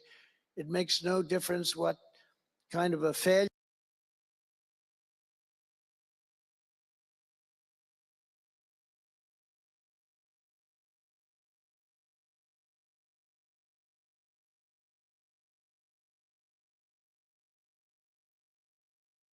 the other side has. These people are going to go after me. And I said it during the other night, during the big speech on Tuesday night. I said about Democrats, and I don't like that. I have great respect, by the way, for what Schumer did today. He went out and he said that we have to vote with the Republicans because it's the right thing to do. I couldn't believe what I heard. But, you know, I think he's going to get some credit for it. I think. Let's see what happens tonight with the big vote as it comes. But these networks and these newspapers are really no different than a highly paid political operative. And it has to stop. It has to be illegal. It's influencing judges, and it's really changing law, and it just cannot be legal. I don't believe it's legal. And they do it in total coordination with each other, and everything we do, we're restoring law, restoring order, and restoring public safety in America. That's what we want to do. And we're bringing honor and integrity and accountability back to the highest levels of the FBI, DOJ, and throughout our government. We're bringing our country back faster than anyone ever in the courts. The courts are a big factor. The elections, which were totally rigged, are a big factor. We have to have honest elections. We have to have borders. And we have to have courts and law that's fair. Well, we're not going to have a country. Crooked Joe Biden got us into a real mess with Russia and everything else he did, frankly, but he didn't know about it. And that auto pen is a big deal. I don't know, you know, they're having, who's doing this? So when my people come up, Will and all of the people, Steve, they come up and, sir, this is an executive order. They explain it to me. And, you know, 90% of the time I sign it, 99% of the time I say, do it. But they come up and I sign it. But, you know, the office. Number two, maybe it's not even valid because, you know, who's getting him to sign? He had no idea what the hell he was doing. If he did, all of these bad things wouldn't be happening right now. But we're going to get you back into a great position, and we've already started. They say that we had the, but it's still a lot. It's like if you're a golfer, sinking a 3-foot putt on the first hole gives you confidence to sink something on the second hole. But if you miss that first putt, you don't like to have the putt on the second hole and the third hole. It can be a very bad experience. It's nice to get that first month, and now we have more than a month. I can tell you as a little secret, although the cameras are blazing back there, so it's not that much. But I think we're doing well, as you have been hearing about Ukraine. I think we're doing now well with Russia. We're speaking with President Putin. We want to get the war over. Not only have we spent maybe $350 billion to Europe's, think of that, $350 billion to $100 billion, and yet we're across the ocean far away, so it shouldn't have been that way, but Biden let that happen too. And we're getting a deal where we're going to get that back, but much more importantly are the lives that we're talking about. On average, 2,000 young people are being killed every single day. Now, they're not from here. They're from nowhere close to here, but they're young people. They're human beings, and they have parents. They have sisters and brothers, the mothers and fathers, the friends and the families and the towns where they grew up. And they're losing, on average, 2,000, even 2,500 a week. And I want to get it stopped. And we've had some very good calls today with Russia and with Ukraine. They've agreed for a ceasefire if we can get it with Russia. And it's not easy. It's a tough one. But I think we're doing it. And as the Secretary General said yesterday of NATO, a terrific guy, he said without Trump, we wouldn't be talking about it. It would just go on for years, and millions more people, millions of people have been killed, but millions more people would be killed. And he said it was a great honor without me. it would just keep going on. We're looking for the ceasefire now with Russia, and we've had some very good talks about it. We've had some very good responses. And I can tell you that there was a case where there would have been no war if I were president. And it's just President Putin a lot about it. I said, don't do it. Don't do it. I won't tell you what the consequence was. I won't tell you what he said. But if he believed even 5% of what I said, then he would say, I'm not going to do it. And I think he did. But we had a good relationship, and we had a professional relationship, and his respect for this country.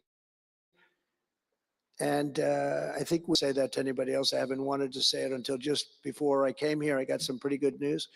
So, but we have to see what happens. It's still a long way to go. The fighting is unbelievable. Russia has a large group of Ukrainian soldiers, as we speak, surrounded and in grave danger. They've been able to surround them. They're in grave danger. Biden should have never let this war happen. First of all, you don't want to pick on somebody that's a lot larger than you, even with the money. There's a lot of money that we gave them and a lot of equipment. We make them. It's unbelievable. Right now, you have a lot of Ukrainian soldiers that are encircled and in grave danger. And I've asked them not to kill those soldiers, please, not to kill those soldiers. We don't want them killed. It's such a shame to see what's happened. A thing like that would have never happened. Inflation would have never happened. October 7th would have never happened. Israel, Iran had no money. They were totally broke. Think of it. They had no money to give to anybody. They were totally broke. And within a short period of time, as soon as Biden came in, he took out all the sanctions. In China and everybody else that wasn't buying oil from Iran was buying it at levels that they never spent before. And it was a sad thing. And if you look at Afghanistan, that was probably what got Putin started, because when he looked at how horribly we looked, I think the most embarrassing day, not that we got out because we were getting out, I would have been out faster than them. I was the one that got it down to the right level.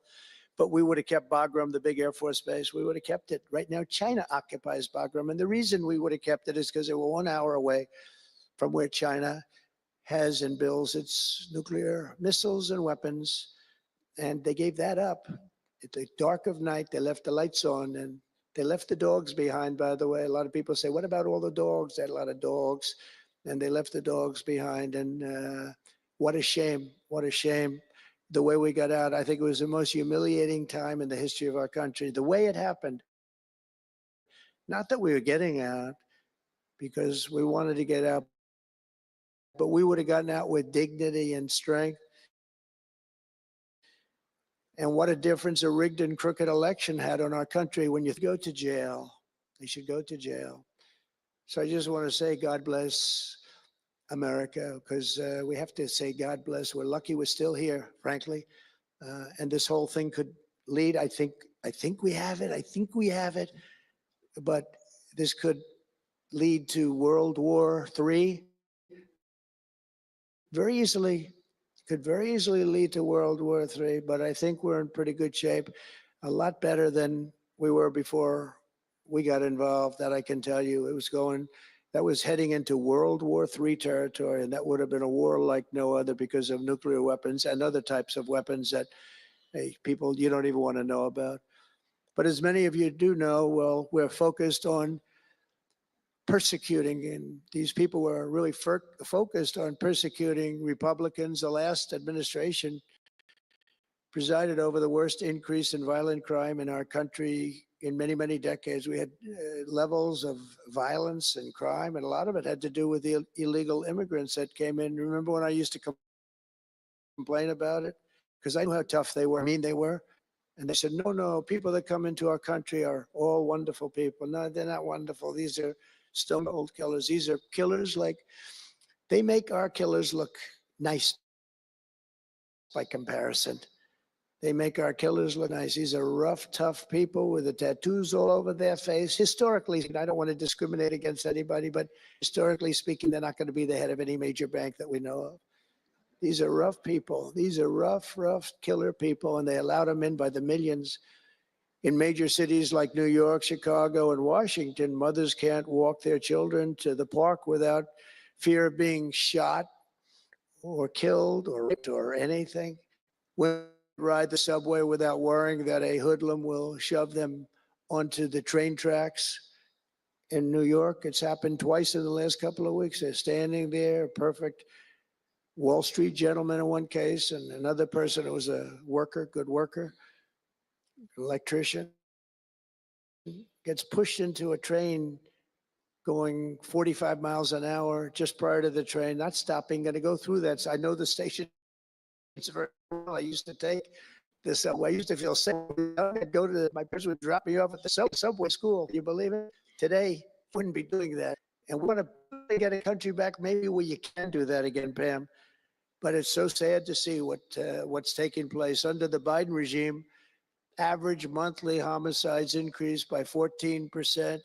Property crime rose tremendously. Violent crime went up at least 37% that they know of. Rape soared by 42%. Car theft rose by 48%. And robberies surged to 63 to 100 that they don't even know number is. And I have no higher mission as president of the United States than to end this killing and stop this law breaking and to making America safe again. And that's what you're all about in this room. We want to protect Americans, and we protect everybody that's in our country, American or not American. We want to have a safe and proud country. We're joined today by dozens of police officers, sheriffs and sheriff's deputies from all across the country. My message to these law enforcement heroes is simple. With me and again, have a president who will always have your back.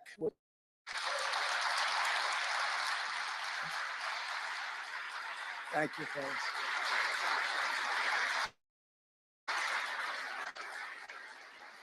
Thank you.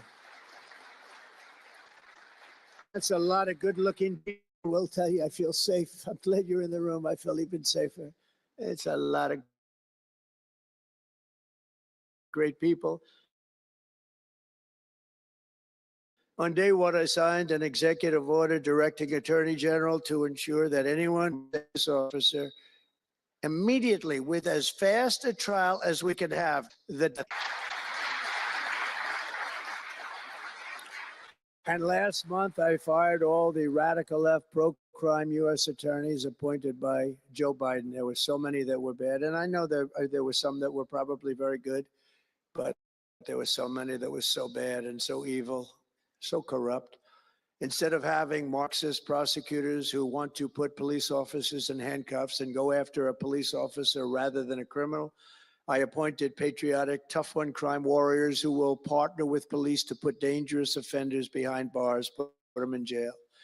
We're fully reviving 1033 program to provide state and local law enforcement with surplus military equipment that we have so much of it. I did it in my last administration, and I remember Obama wouldn't do it. He wouldn't do it before me, would not do it because he thought it made them look too strong, too military. I said, no, that's what I want him to look like. I want him to look strong.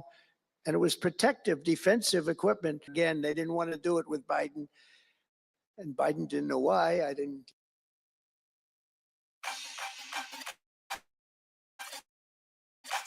Dominate the Rift with Opera GX, the ultimate hub for all things LOL esports.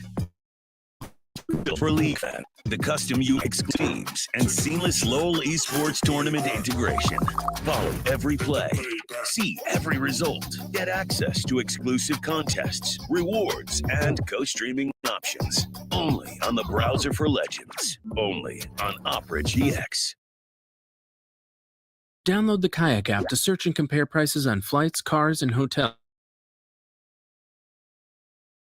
from hundreds of travel sites. Then do what people do. Check sites Kayak already checked. Play word game, play different word game.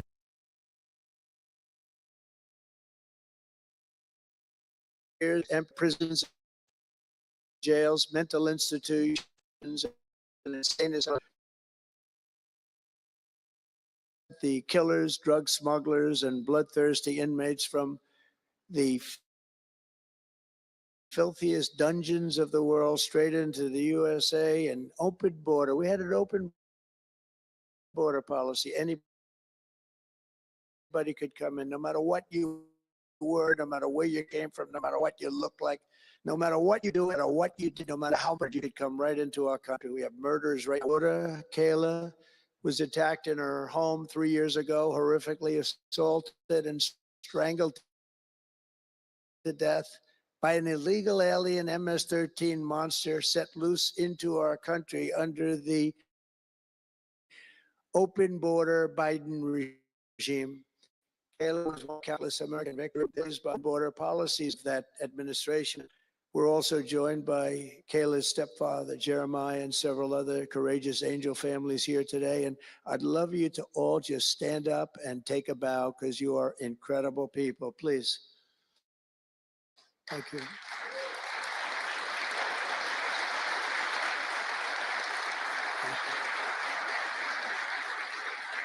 Thank you.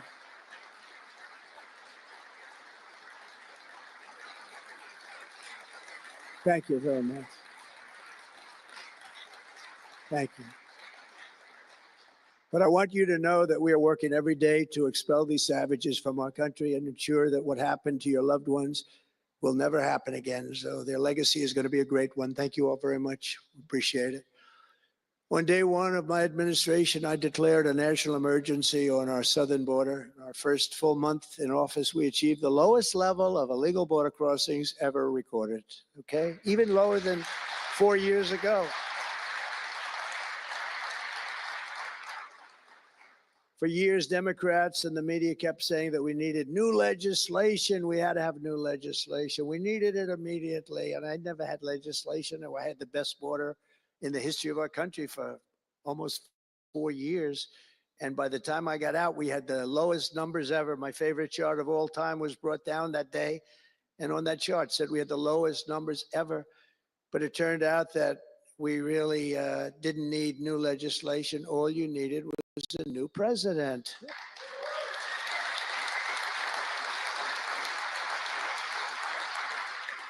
And I said that the other night. That's all you needed was a new president saying, close the borders because the Border Patrol is unbelievable. ICE is unbelievable. And all of our law enforcement is just incredible. All of you guys are amazing. And the people of our country respect you and they love you. And a lot of times you don't hear that because you have to listen to the fake news back there. But they have great respect for you. So I just want you to know that. And you know, that includes our fire departments too.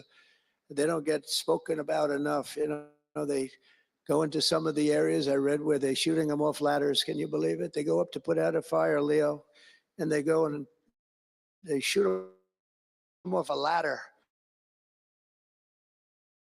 It's just unbelievable. These firemen and we're incredible. I want to put them in the same category because they're just incredible. I also like that the fact they voted for me like at 94%. So I have to mention them. I have no choice, right? But the truth is they're phenomenal people. The law enforcement, fire, everybody, they're phenomenal.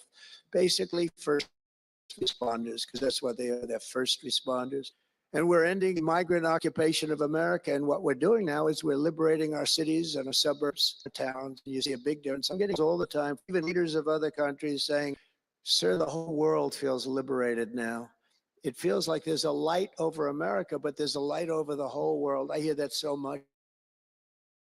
It's so nice to hear too. And I feel it. I mean, I feel it, but I see the polls. I don't know if the polls are right, but they're very good. I'll take them right now.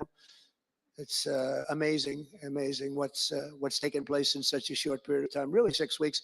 It's longer than that. It's really November 5th. I think that hopefully will go down, if you upgrade, it'll go down as the most important day, one of them at least in the history of our country. You know, July 4th was pretty, 1776, it was pretty important too. But let's see if we can top it.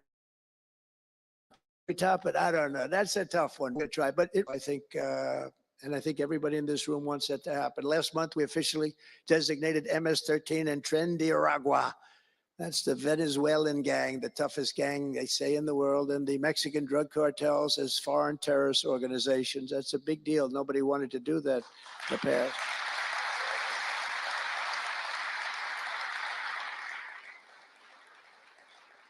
And by the way, we've caught hundreds of them, the Venezuelan gang, which is as bad as it gets. And you'll be reading a lot of stories tomorrow about what would be very impressed, and you'll feel a lot safer too, because they are a vicious group. They went into Colorado. They took over areas of Colorado.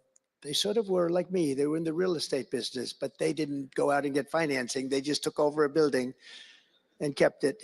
And they said to the tenants, get the hell out of here. One man called the police and they cut off. These are tough people and bad people, and we're getting them out of our country. And some are so bad, we don't want to get them out. We have to put them in jail because we don't want to even take a chance that they can come back. Thanks to our efforts, Mexico recently handed over 29 of the biggest cartel leaders, including the depraved kingpin charged with the... Do you live in Alabama? We're looking for 10-car accident victims to try the new 2025 compensation program. I just got $96,000 after being a passenger. This evil killer will, and we know that, well, it's, let's put it this way, I have to be nice. It's a very strong case. We're stopping the criminals pouring across our borders at record levels, and we're also stopping the massive quantities of deadly drugs. In 2023 alone, drug overdoses killed more Americans in 12 months than they did during the entire decade between 1980 and 1990. So 10 times more, but it's much higher than that.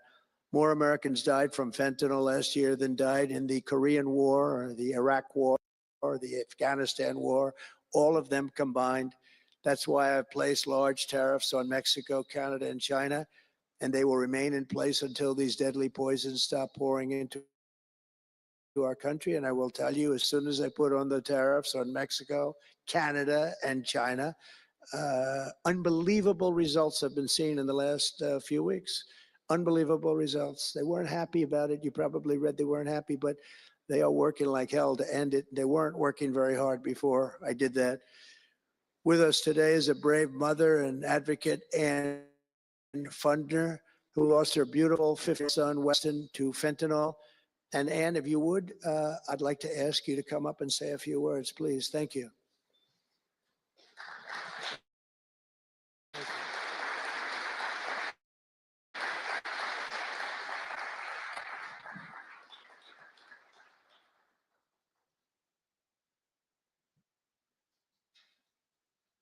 Thank you very much.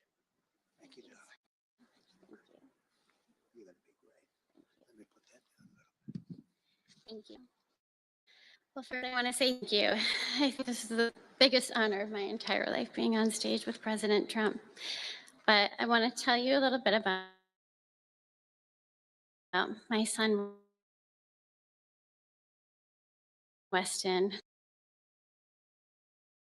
who absolutely loved President Trump. He had a beautiful 2020 flagging headroom, and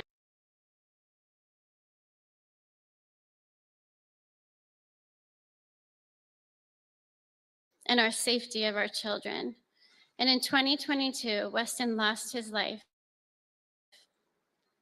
A freshman in high school at the age of 15, pill that took his life.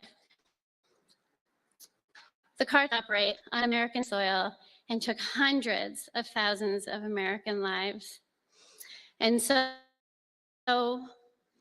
we knew there was only one person that could save us from the devastation on our American soil, and that was President Trump. So in 2020, we did the best thing that we could do to keep America safe again, and we elected President Donald J. Trump. Thank you. Thank you. Thank you.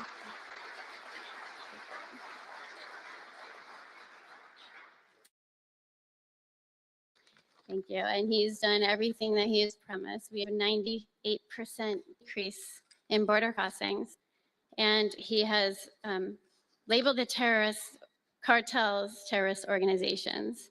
And he has instilled tariffs because there is no price on human life.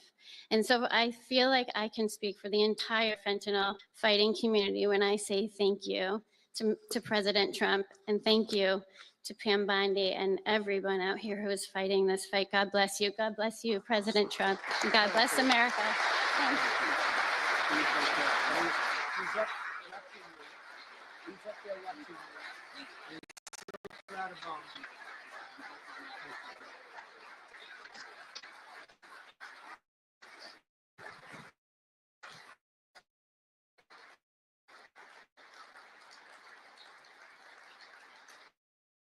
Much.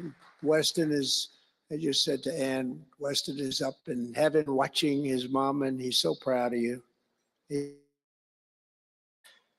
We're also joined today by a number of other American families who have lost loved ones to fentanyl, and I'd love to stand up for a second to acknowledge you, and also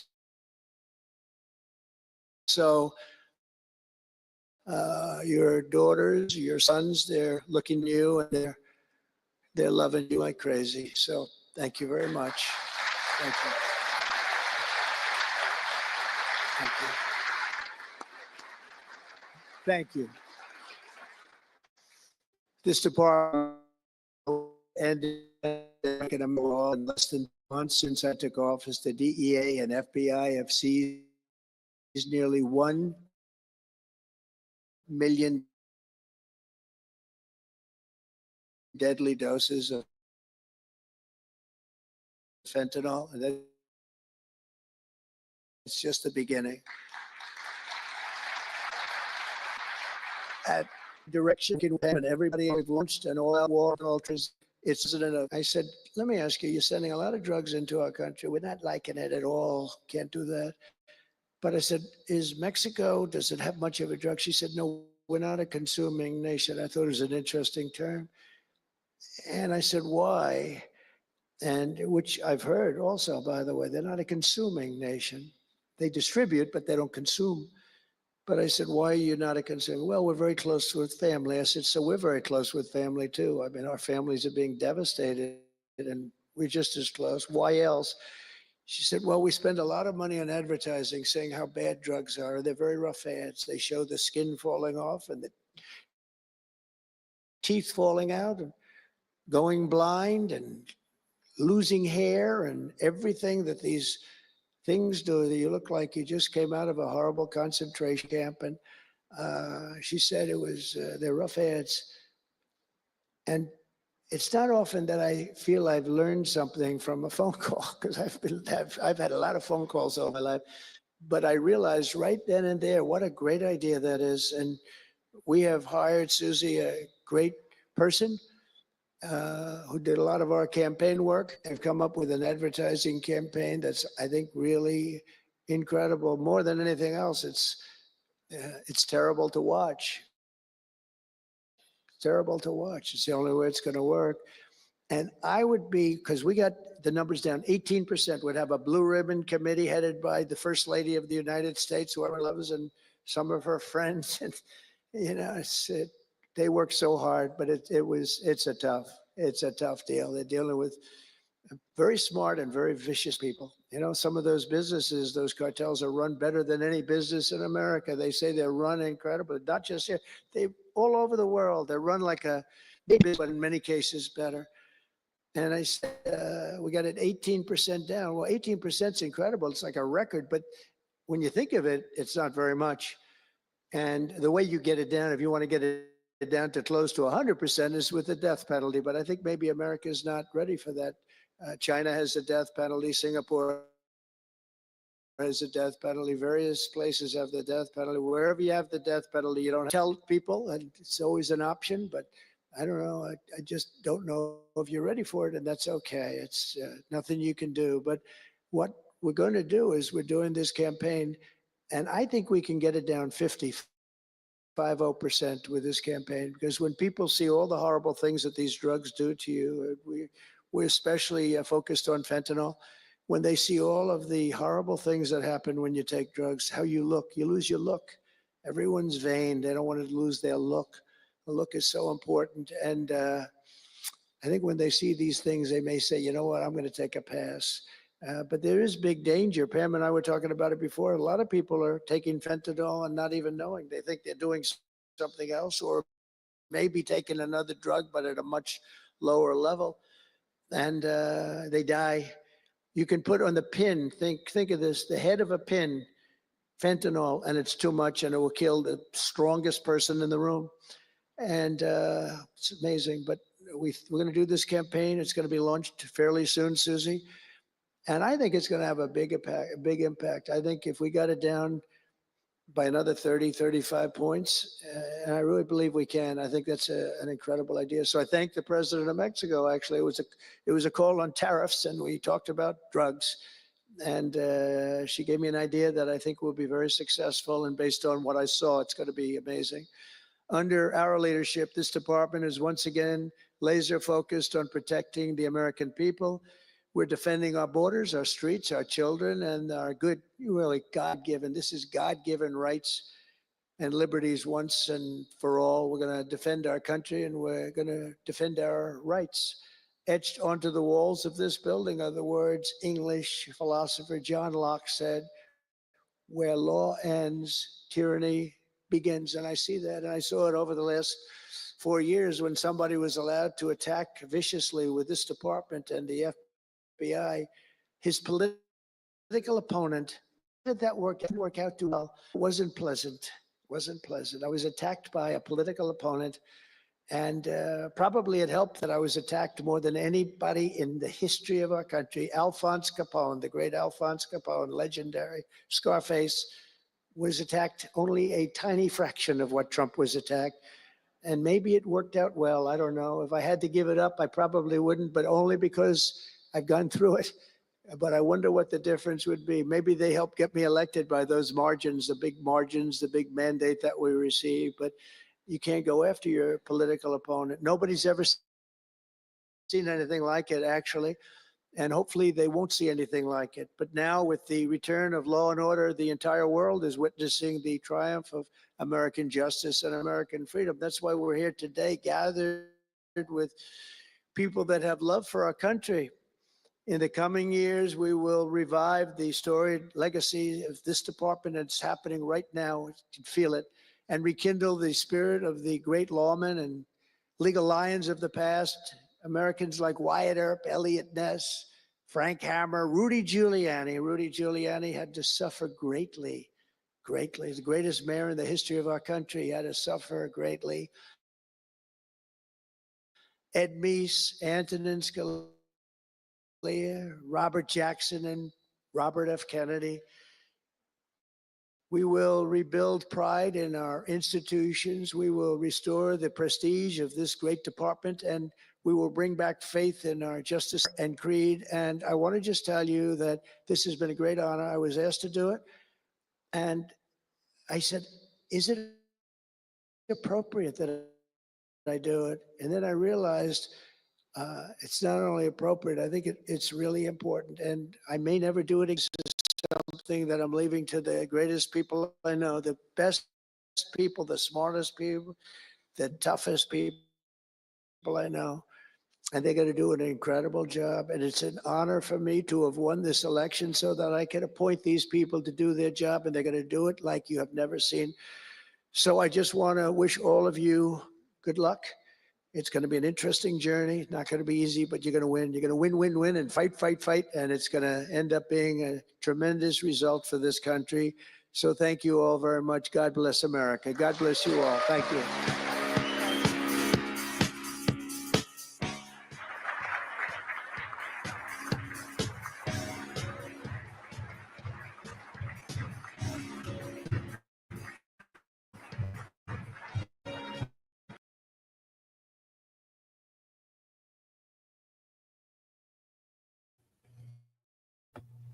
All right. Well, there was the absolute BS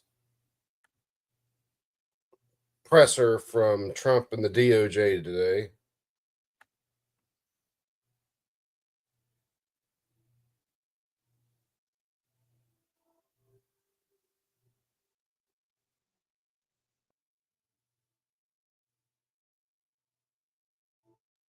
Giving you flashbacks, huh, brother? Yeah, I see that. All right. Let me refresh this. Colorado just went on a break for 3 minutes. They're still debating the first bill. So I'll tell you what, I'll share that. We'll see what they do when they get back.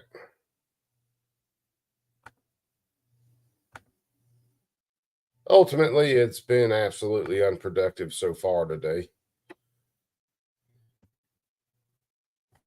Have I heard how great Trump is? Yeah, I seem to have heard something about just how great Trump is.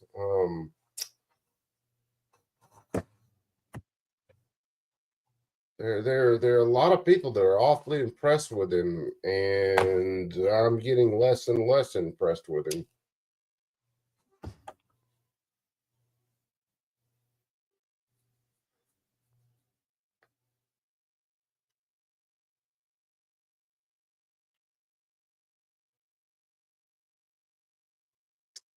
Is definitely getting less impressive by the day right now.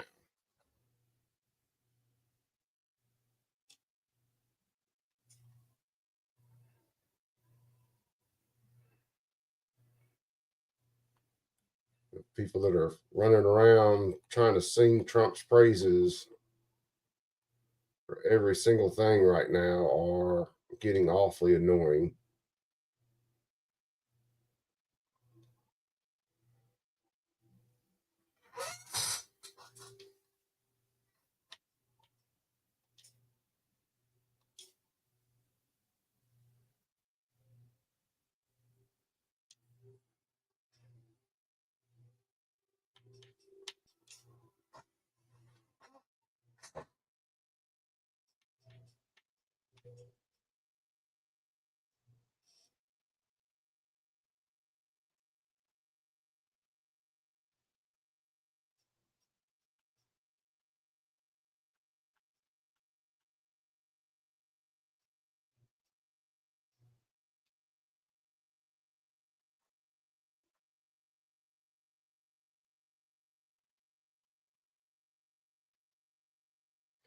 Well, yeah, you got a point there. Anything not Harris, but still, much like that press conference, I would love to see freaking Trump actually get on the DOJ about what the ATF's doing and releasing the Epstein stuff, actually firing ATF agents that have been screwing around and prosecuting or getting people prosecuted just over political bullshit.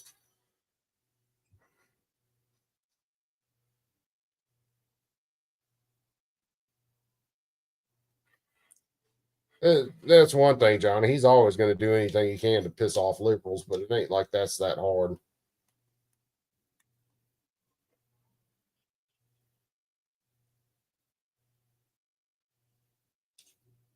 Shit, Trump's just got to show up and say hello, and it's enough to piss off liberals. So,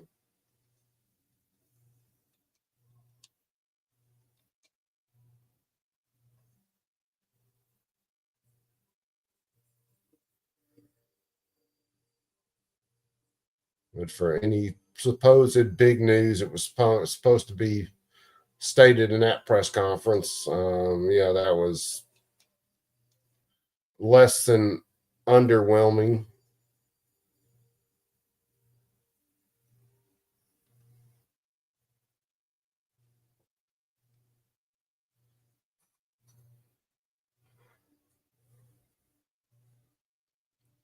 Yeah, you're right about that. He doesn't need the whole hour of self gratification, and just breathing's enough to get the job done.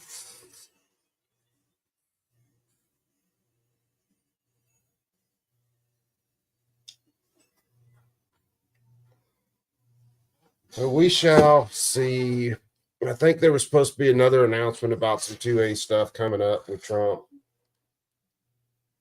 Maybe that will actually happen.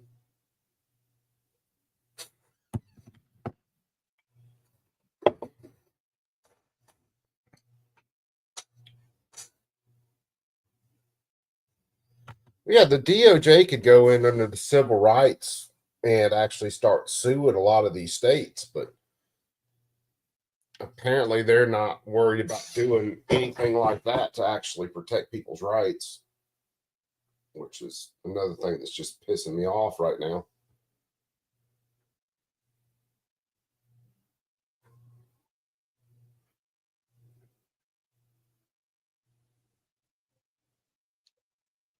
There's a lot of things Trump could be doing right now and Bonnie could be doing. It would actually make a serious difference in the everyday person's life, but they damn sure ain't doing it.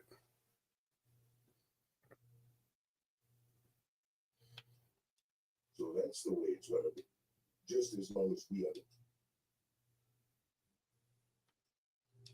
You got something you want to prove? Oh yeah, sorry. You guys can hear the Fallout game in the background.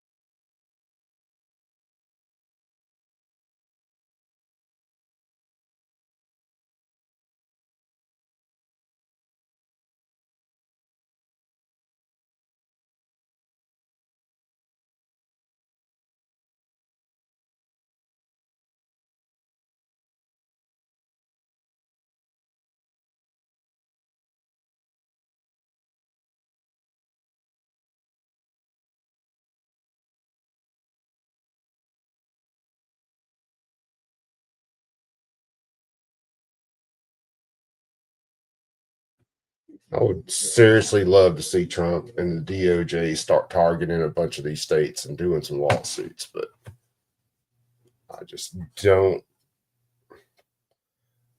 I don't see it happening.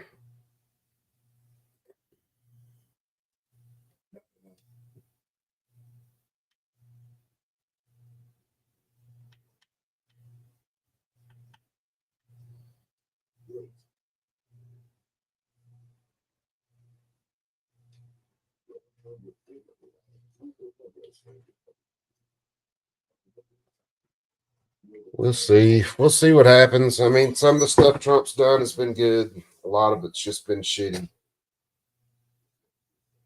Him trying to go after Massey for not supporting that continuing resolution was absolute bullshit.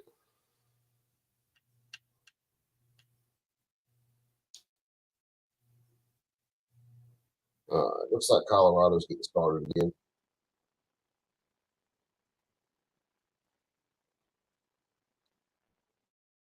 Immigrant related voter ID. Yeah, that's possible too. All right. To everyone listening, I'm sorry for the delay. I know we have hundreds of Colorado citizens waiting for this bill to move forward so that you can speak on the next bill. Unfortunately, we're having some issues with our fiscal analyst and trying to figure out routings right now, and folks are still working to figure things out with current amendments. So we're going to move this action for action only until after the next bill. All right. Sponsors of Senate Bill 3, please come up.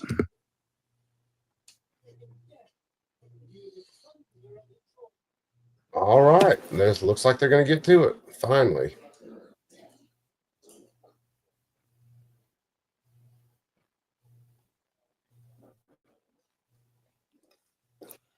The event we've been waiting for the last 4 hours.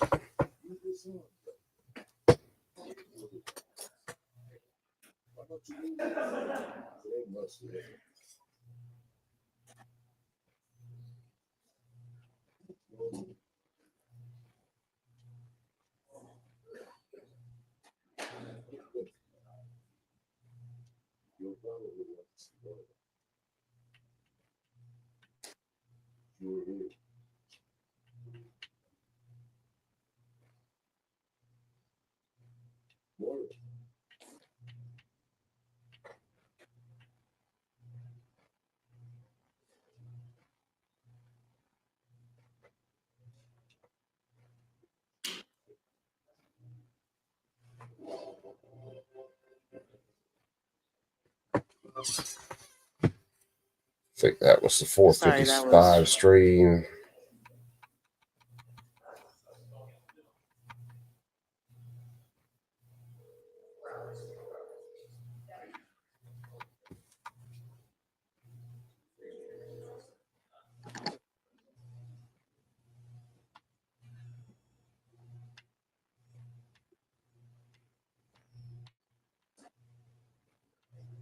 Someone trying to make a freaking phone call on there? What's going on? Come down. Here I am. One.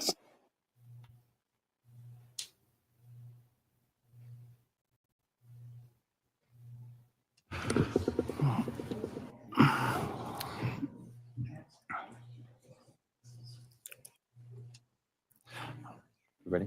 Yeah. Cool. All right. The committee will come back to order. Sponsors of Senate Bill 3. Representative Froelich. Thank you so much, Mr. Chair, and thank you very much, Finance Committee, for the opportunity to present the financial aspects and fiscal note for SB 3. This bill prohibits the manufacture, distribution, transfer, sale, purchase of certain semi-automatic firearms with exceptions and including a path to purchase after emerging from the Senate. That is really basically what we're here to talk to you about today, the fiscal impacts of that path to purchase and the cost to run the class that is required for the permit to purchase, which is run by CPW using a fund, a firearms training and safety course cash fund. The startup costs for that are transferred into the fund and then paid back, and the program becomes self-sustaining. We have an amendment that strikes all references to the wildlife cash fund since that is no longer affected by the bill, and we ask for a yes vote. Representative Bates-Necker. Thank you, Mr. Chair. Thank you, committee. Just a couple other pieces of information. Really a pleasure to work alongside my co-prime on the bill.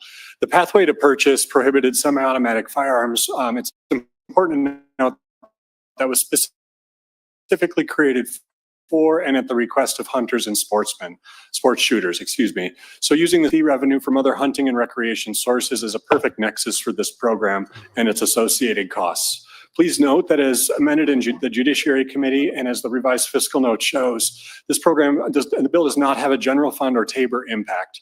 Regarding the enterprise that is CPW and the implicated cash fund, the legislature has the authority to determine what the allowable usage of funds collected by an enterprise will be, meaning Senate Bill 3 can rightly include the costs related to CPW's implementation of the permit to purchase program as an allowable and legal use of the enterprise.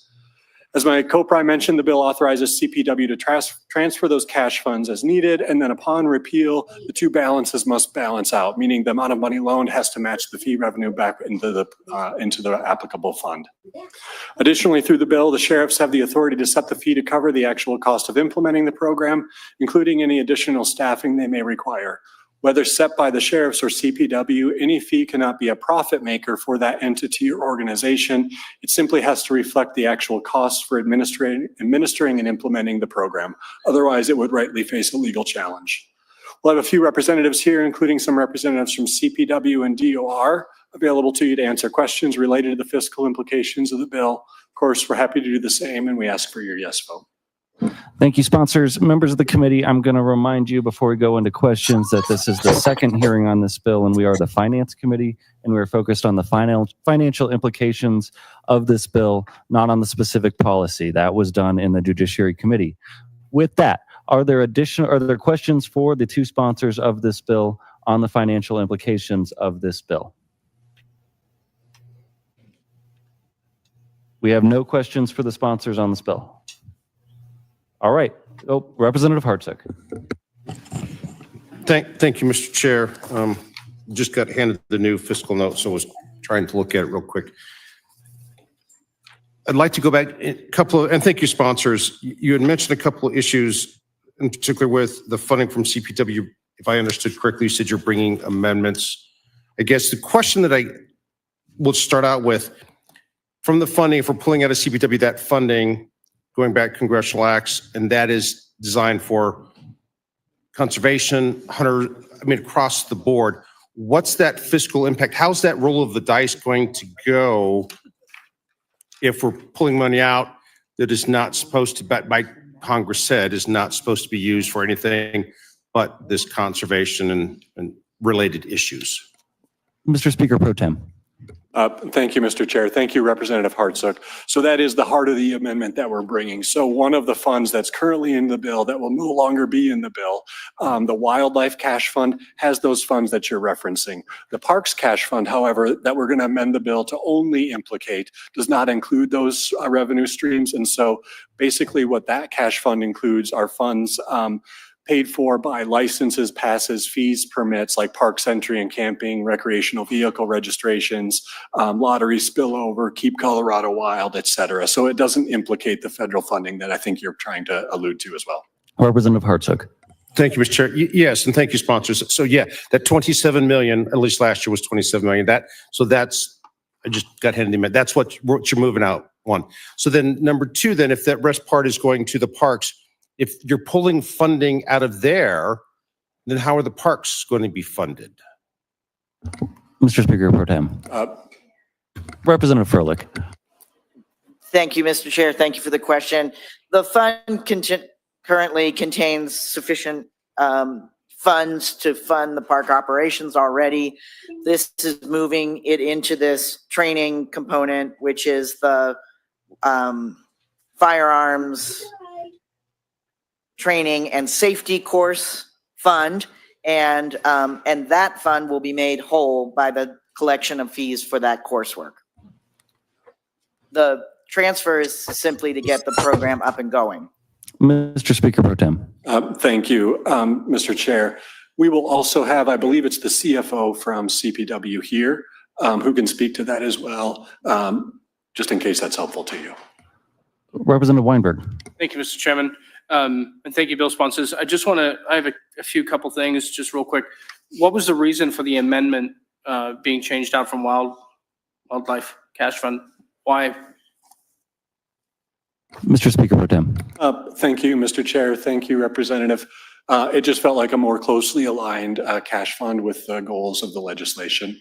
And because there's an adequate balance in there to be able to front load the administrative costs until the fees kick in from the actual program, it seemed like a match and something that we didn't have to Representative Hartsook's earlier question, implicate another cash fund inside of. Representative Weinberg. Thank you, Mr. Chairman. So just real quick, the other thing I had is, because we've been through a few amendments now through judiciary and everything else, so I'm a little bit lost in the bill myself as it stands right now. Just, I'm sure you understand why. The summary of legislation under the fiscal note still says the bill prohibits the manufacture, distribution, transfer, sale, or purchase of semi-automatic rifles or shotguns with detachable magazines, not including tubular magazines located under the barrel of a firearm and a gas-operated semi-automatic handgun. Am I still to believe that under everything I know, that's every firearm in the state of Colorado with the very, very small exception? Mr. Speaker Pro Tem. I believe is also instructive because it notes that with that prohibition only applies to folks who would otherwise be precluded from buying a specified semi-automatic firearm who have not gone through the safety training course. In that case, you would have to buy a specified semi-automatic firearm with the magazine permanently affixed. To your broader question of does it implicate the vast majority of firearms in the state of Colorado, my answer to that would simply be no, simply because the bill defines the prohibited class of firearms, or at least the class of firearms that require a safety training course in order to acquire, as those that are gas operated. And so things like recoil operated pistols, revolvers, shotguns with tubes are not implicated inside of the bill. 22 rimfire is also not implicated inside of the bill. And you'll see those things called out specific on page 7 of the bill, I believe it is, at the bottom of that page. Actually, it could be page 5. Yeah, it's page 5 at the bottom of page 5. Lines 15 through 27, and then on to page 6. It also includes a list of firearms that are exempted from the bill because they are commonly used for hunting and not for other purposes. And so the bill is relatively specific in terms of the class of firearms implicated, noting that even if a firearm is implicated, there is a pathway to purchase that firearm through the permit to purchase program. Representative Weinberg. Thank you, Mr. Chairman. I appreciate it. So on page 5, on 15, section E, if at any point these guns were to be manufactured with a fixed magazine, what would happen? Representative Froelich. Thank you very much, Mr. Chair, and thank you actually for the question. And I do want to say that we did have a very robust discussion about this over about 12 hours in Judiciary Committee, exactly what's in and what's out. But we're happy to make sure that you are comfortable with all of the aspects of the new bill. So that's exactly the intent, is that that the firearms industry responds to our decades-old 15 magazine limit and manufactures weapons that comply with that. And so an attached magazine with 15 is perfectly allowable and currently in the state and would be after this bill. Representative Weinberg? Oh, no more. Representative Bradley and then Representative Camacho. Thank you, Mr. Chair. I have a few questions. Do you mind if I dialogue?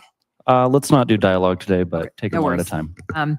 My question to the bill sponsors is the unfunded mandate for the sheriffs to do all of these background checks and the things that we're going to require the sheriffs to do. One sheriff has said that this will cost them about $750,000 per county. So how are we going to help the certain counties? It's almost like we're deflecting to the counties. So I just wanted an answer to that. Mr. Speaker Pro Tem. Thank you, Mr. Chair. Thank you, Representative Bradley. So our sheriffs currently already do the concealed carry process, and the statutory authority here is very close and similar to what is allowable there, where the sheriff can set a fee in order to account for the implementation of the bill. And that could necessarily include staffing in order to do those things, any other costs associated with implementing the program. And so that is similar to how CCW is set up. So we don't view it as an unfunded mandate. Rather, we understand that because of the lead time leading up to implementation and also the ability of the sheriff to utilize the fee structure in order to cover their costs, that they can do and make sure they are made whole through that process. Representative Bradley. Thank you, Mr. Chair. I don't know. We had one sheriff say $750,000 per county. So if it's similar, then it wouldn't cost that much, but I'll go on to my next question. CPW sets the fee. There's no cap. We know that they're going to need to recoup tens of millions of dollars to pay for this bill. I just want to know where the equity is in that. With people, if they set the fee for $1,000, then you're going to take the greatest equalizer out of people's hands. And in low income places, that doesn't seem fair or equitable. Representative Froelich. Thank you, Mr. Chair. Thank you for the question, Representative Bradley. The fee cannot be a revenue generator for CPW. The fee can only cover the cost of the program. Representative Bradley. Thank you, Mr. Chair. Last question. But you're setting it up for people to be able to collect whatever they want for the fee. And so my question is, how is that equitable? Mr. Speaker Pro Tem. Thank you, Mr. Chair. Thank you, Representative. Equitable, equal, I would say everybody's going to have to pay the same fee. And again, the constitutionality of these measures, 14 other states have permit to purchase programs that are similar to what we are contemplating in this bill. In fact, most states have implemented permit to purchase programs that implicate all firearms and not just simply specified firearms. And so at the end of the day, what has been really the watermark or the litmus test inside of those measures is to ensure that the revenue that is collected is directly tied to the implementation cost of the program. So that is where the fiscal note is helpful, because to your earlier point, it is not tens of millions of dollars. The costs are pretty clear in terms of the fiscal note, and then the fee structure that is implemented has to be specifically tied to and cannot generate revenue above covering the costs of implementation. Representative Camacho and then Weinberg. Thank you, Mr. Chair, and thank you, bill sponsors. And I fully respect that we are here only on financial issues, but since my good colleague from Loveland over there opened the door, I'm going to walk right through it because my constituents want to know. Does this bill implicate less than lethal or non-lethal options with detachable magazines that are gas powered? Mr. Speaker Pro Tem. Thank you, Mr. Chair. Thank you, Representative. No, because the ATF does not consider those devices to be firearms. Representative Camacho. Thank you, bill sponsors, for the clarification. Representative Weinberg. Thank you, Mr. Chairman. I'm struggling here with the fiscal note a little bit, and since we are the Finance Committee, I want to make sure that we stick to this specifically. you know, just like the food waste and everything else that came through, or the feeding the kids and all that stuff, we were projected with a certain mark at $54 million, and then we went all the way up to 75, and now we're in the hole and we're dealing with a budget crisis this year. This number, how accurate is this with all the amendments that have gone through? How accurate, and this might be a question for the fiscal analyst, but in your opinion, with everything else that's coming through, how accurate do you think these numbers are, and that this is not going to skyrocket to triple the costs in the state of Colorado? Mr. Speaker Pro Tem, you can answer that. Also, Mr. Mayfield, the fiscal analyst, is here. So, Mr. Speaker Pro Tem. Thank you, Mr. Chair. Thank you, Representative. Two things there. First off, this fiscal note reflects the amendments that were adopted in judiciary. And so the costs that are projected or estimated here in terms of and I would say that to a certain extent, we would suggest that perhaps the costs are on the high end, because ultimately, and if you look at page 6, table 2, this is a good example of where we've taken the high end and said that 50,000 folks might go through this process. That is perhaps high and given the estimate, but I think it's important to make sure that we're ultimately overshooting and not underestimating costs to the state. And so I think I would say that Mr. Mayfield has done his job in an exemplary fashion. The fiscal note is accurate to what we understand the cost to be. And certainly if there are additional costs, the fee can also be adjusted as well, right? So it is not as if this is some sort of fiscal liability to the state, but based on that high estimate of 50,000 folks who might go through this program, I think you ultimately landed a number which is more than enough to cover the cost of implementation. Representative Weinberg. Thank you, Mr. Chairman.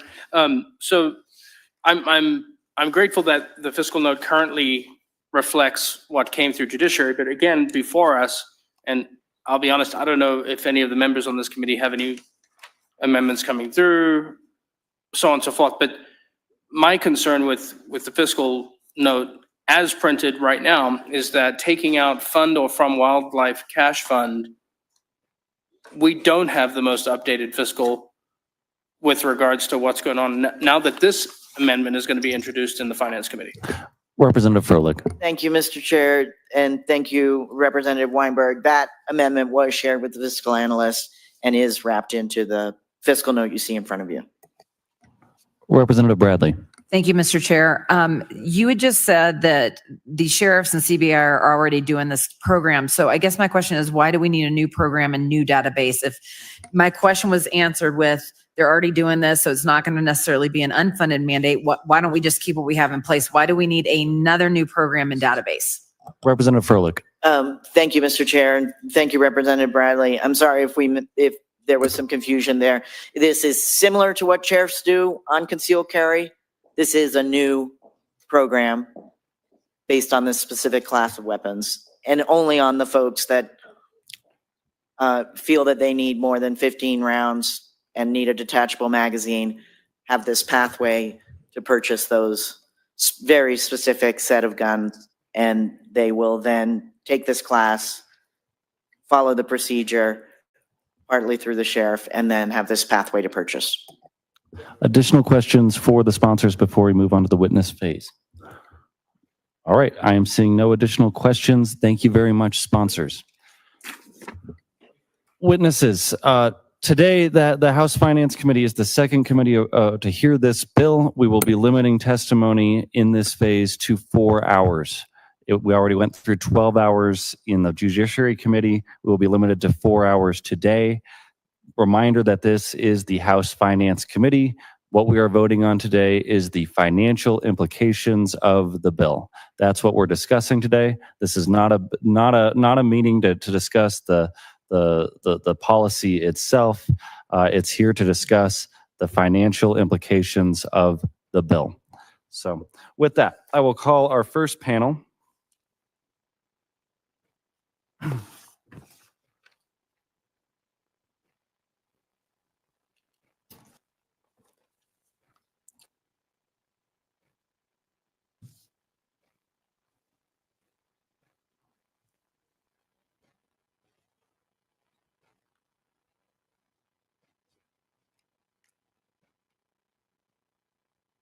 All right. Denise Golden DuBois, Kathleen Kelly, Susan Long, Eric Nelson.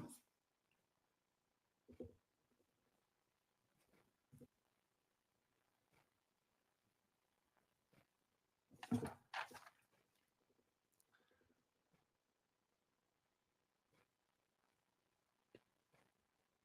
believe they're all remote.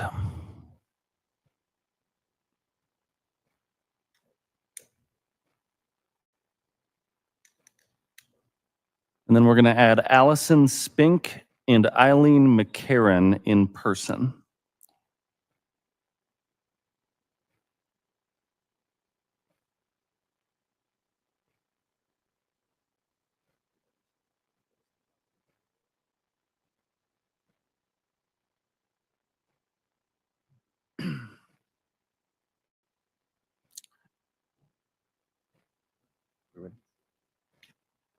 All right, we're going to start with our in-person witnesses. Ma'am, we're going to start on my right. So please state your name, who you're representing. You have 2 minutes. Oh, and turn on your microphone with the button on the base. Thank you very much. Please begin. My name is Allison. I am representing myself. Super excited to finally be here in support of SB 25-003. I'm very excited for this bill to become law, which we all know it's going to. With Colorado already facing a $1 billion budget shortfall this fiscal year, the administrative burden that's previously been discussed of $2 million is all going to fall on taxpayers, on people exercising their rights. Add on to that the amount for the local sheriffs. We're looking at least $100, $200 per person to purchase one of these banned weapons. I support this because I support, hold on, sorry, I lost my place, gone off a little track. So my belief is this bill will certainly be charge a fee high enough that citizens of Colorado cannot afford it, especially considering how unaffordable you have all already made it to live in Colorado. But I thank technology and God for the fact that we do not need permission from you to exercise our human rights. Therefore, this bill will certainly create a big, beautiful black market, and I love black markets. Black markets are free markets. Passing this bill will help us be more free. I'd love to see the government abolished and replaced with a voluntary system in my lifetime. I believe the government using its own force to destroy itself is the best path towards this happening. This bill is an amazing way to continue financially draining the state, leading to its ultimate downfall. This bill could very well trigger the end of government in my lifetime. These are such exciting times to be alive.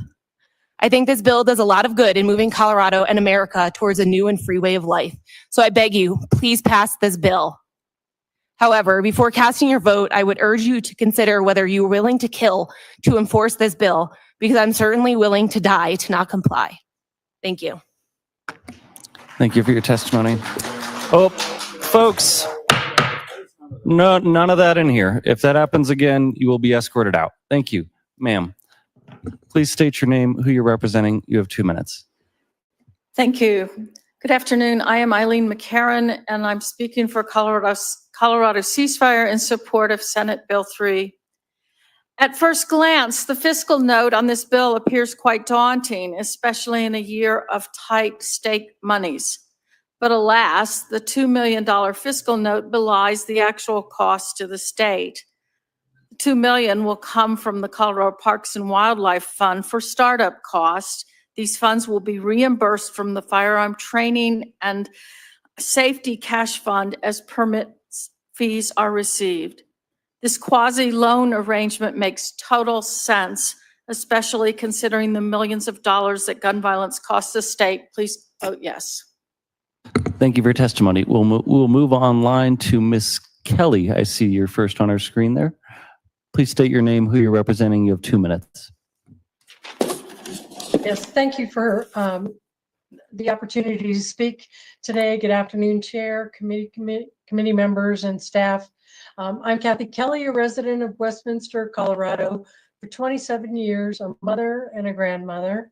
Our family are gun owners and supportive of the Second Amendment. Today, my testimony is going to focus on the fiscal implications of SB 003 solely, though I do support the policy benefits of this bill. Gun violence, whether it's homicide, suicide, mass shootings or accidental shootings is expensive to our states, our communities, and to the individuals experiencing this kind of violence. According to the Gun Violence Archives, there have been 72 mass shootings in Colorado from 2018 through 2024, killing 72 and wounding 278 people. This is based on our definition of mass shooting, which involves 4 or more people shot and or wounded or killed, not including the perpetrator. And out of the 8 out of the last 10 mass shootings involve semi-automatic weapons and a high-capacity magazine. I'm going to talk about the cost for the it's difficult to say 3 S's in a row, for the STEM school shooting in Highlands Ranch, which resulted in the death of Kendra Castillo with 8 other young students. And ma'am, I from so the appreciate violence your alone. testimony, but we are really trying to focus on the financial implications of this bill I'm in this getting right hearing. into it. This mass shooting cost Colorado, the survivors and the employers and government and the broader community a total of $24 million. And the direct cost to taxpayers was $889,000. Gun violence is expensive. Please wrap up. It's time to rein it in. Next up is Ms. DuBois. Please state your name, who you're representing. You have 2 minutes. Thank you. Good afternoon. My name is Denise Golden Dubois. I am deeply committed to ending gun violence as a mother of 2, a teacher, and a volunteer with Moms Demand Action. Thank you all for the opportunity to testify here today. As you are here to discuss the fiscal note, I would like to impress upon you all that the state and its taxpayers already carry the burden of paying for the cost of gun violence. Though I also strongly support the merits of this bill, here are some fiscal numbers to consider. In an average year, gun violence in America kills 40,000 people, wounds twice as many, and has an economic consequence to our nation of $557 billion. This is 5 times the nation's budget for the Department of Education, the previous budget, I should say.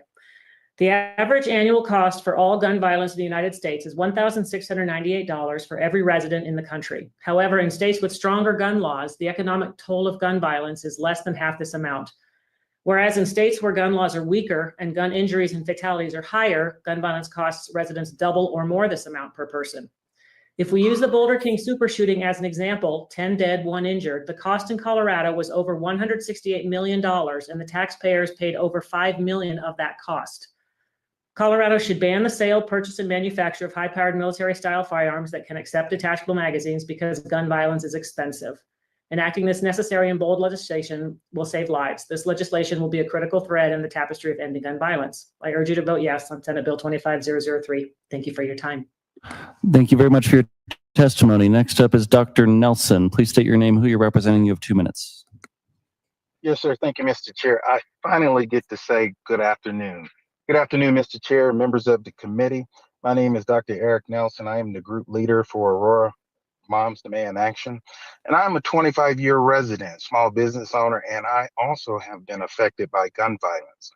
I'm testifying today to basically speak on the physical implications of this bill, not on the policy merits, which I also support.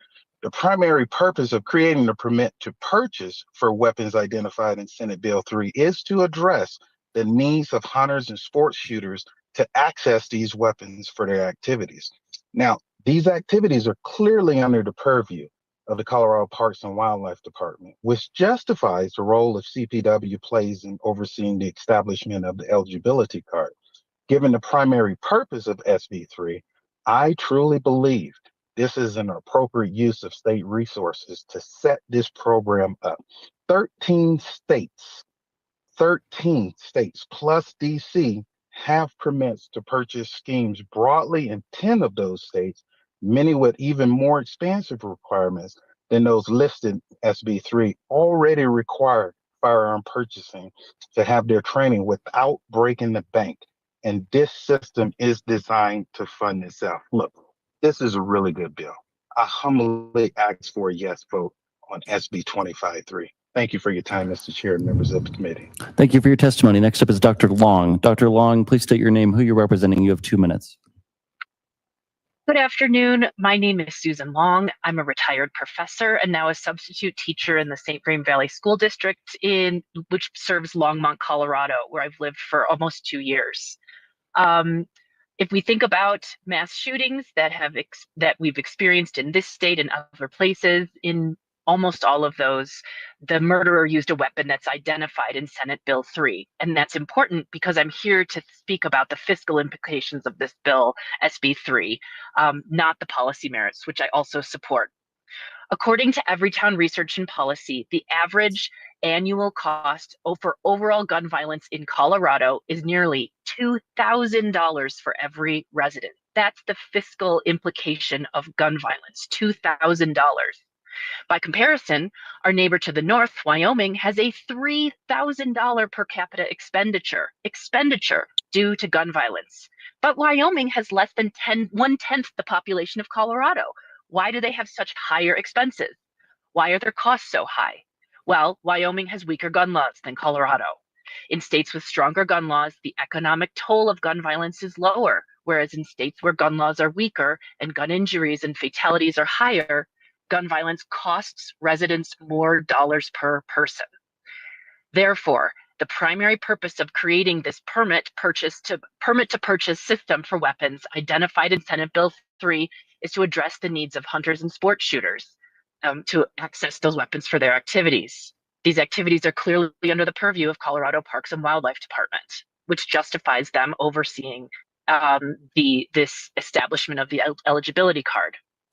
Given the primary purpose of SB 3, I believe this is an appropriate use of state resources to set this program up.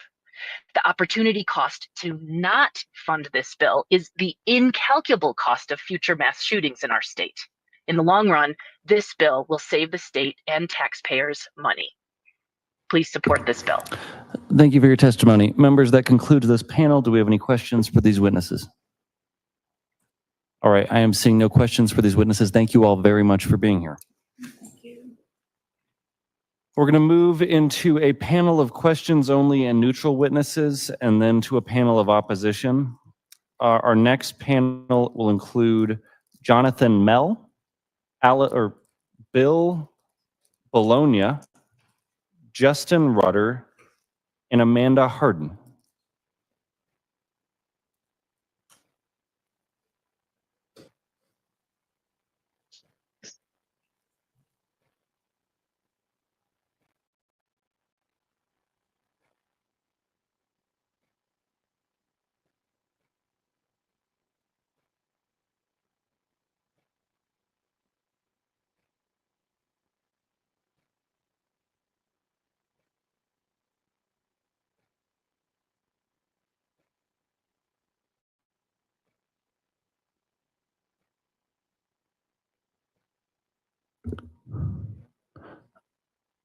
Mr. Mell, I see you're first.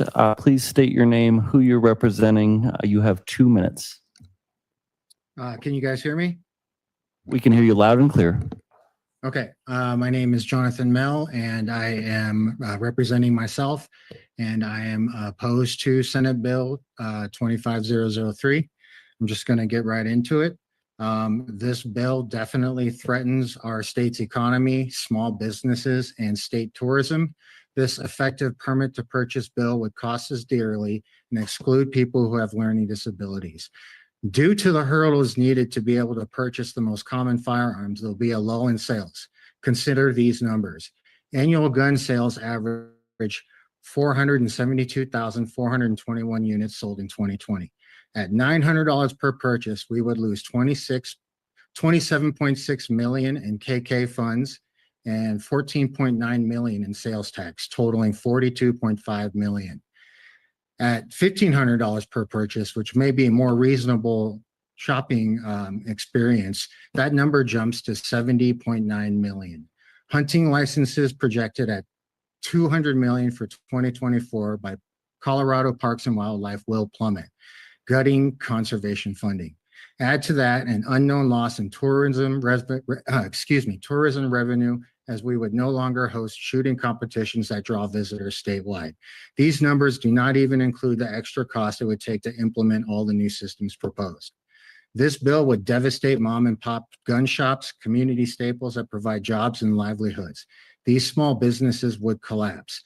Additionally, comparing this system to a CCW system where limited number of gun owners apply, whereas this bill, every gun owner in the state would need to apply, thus inflating the cost of the program.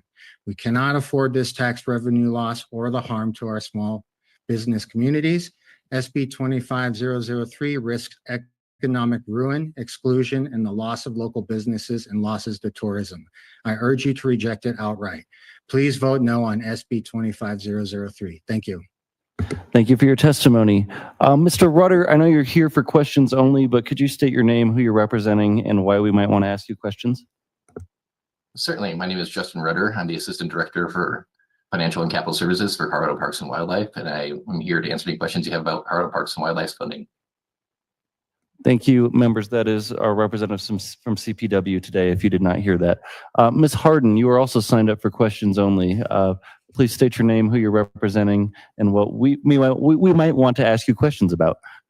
Sure. My name is Amanda Harden. I'm a registered nurse and a full-time educator, and I do work with school teachers, taking them through the process of becoming armed school staff for our charter schools and private schools that do allow that in the state of Colorado. So I'm pretty well versed on how much time they spend and very well versed in pre-attack indicators, which 80% of mass shooters do exude some type of pre-attack indicators up to a year prior to a mass shooting. And I've not heard any conversation around that yet, or how this bill addresses finding those members of our society, or the fact that most mass shooters, especially in a school situation, it is someone known to that school. So oftentimes that person is known, and I would like to lend myself as a resource for that, because I feel Senate Bill 3 does nothing to address the very obvious things that we can do to identify mass shooters and stop them before they happen. Thank you for your testimony. That concludes this panel. Do we have questions? Representative Brooks. Thank you, Mr. Chair. This question is for a gentleman with CPW. We see the amendment here that this the amendment is moving to fund this through the Wildlife Cash Fund. If you could please just describe to me, how is the Wildlife Cash Fund funded? And then what is the Wildlife Cash Fund specifically used for, or what are the protected uses of that cash fund? Mr. Rudder. Thank you, Mr. Chair. Can I ask for clarification? I thought the amendment that was in front of you moved it to the Parks Cash Fund. I can certainly speak to the Wildlife Cash Fund, but I was under the impression that we were focused on the Parks Cash Fund today. Representative Brooks. Representative Brooks, could you just repeat your question? I couldn't understand what he was saying. My apologies, am I not coming through clearly? Just a second, sir.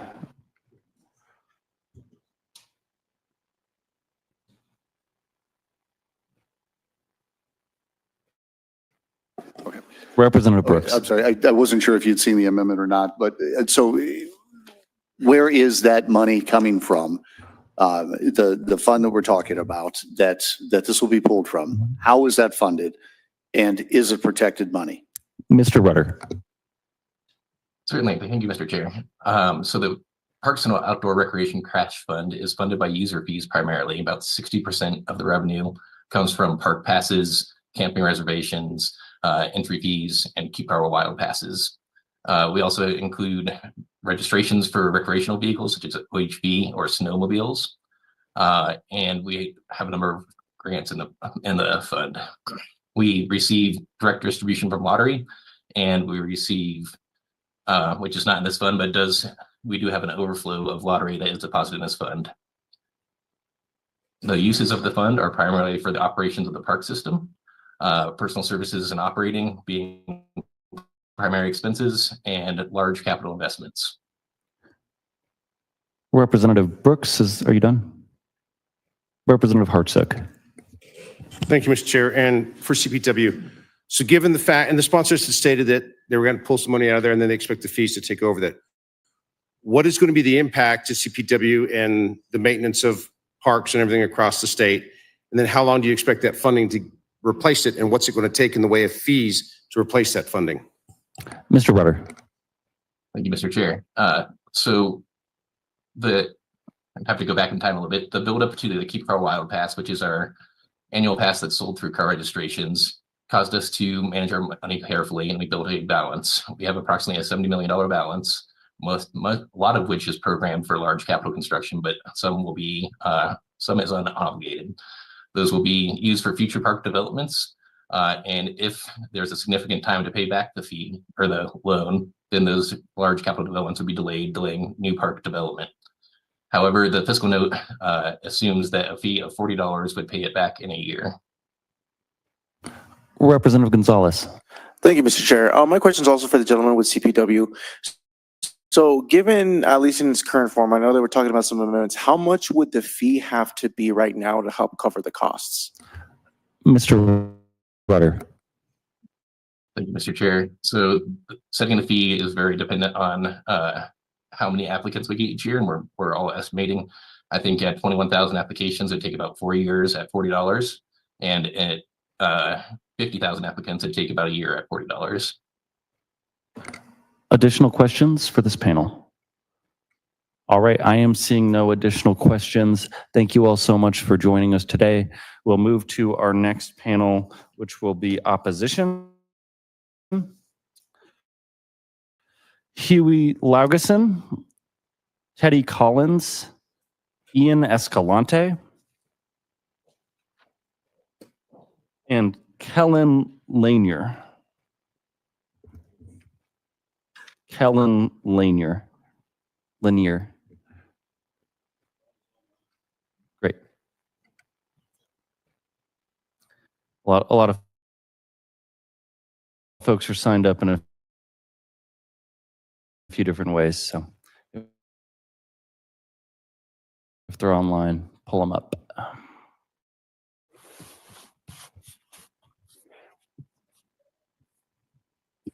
right. Mr. Escalante, would you like to begin? And do you know if Teddy and Huey are coming today? I believe they're going to be others. Okay. Okay, very good. Well, Mr. Escalante, since you're here in person, please state your name, who you're representing. You have 2 minutes. Absolutely. Thank you, Mr. Chair and members of the committee. My name is Ian Escalante. I'm the executive director representing the 200,000 members and supporters of Rocky Mountain gun owners in strong opposition to this bill. Now, this bill is a disaster for many reasons, many of which I covered in the judiciary hearing. So I want to go ahead and focus specifically on the fiscal impact of this bill. So throughout the entire life cycle of Senate Bill 3, there have been moves to circumvent constitutionally mandated spending limits, given that the state is $1.3 billion in debt. I don't know if I have that right, but that's the last I heard.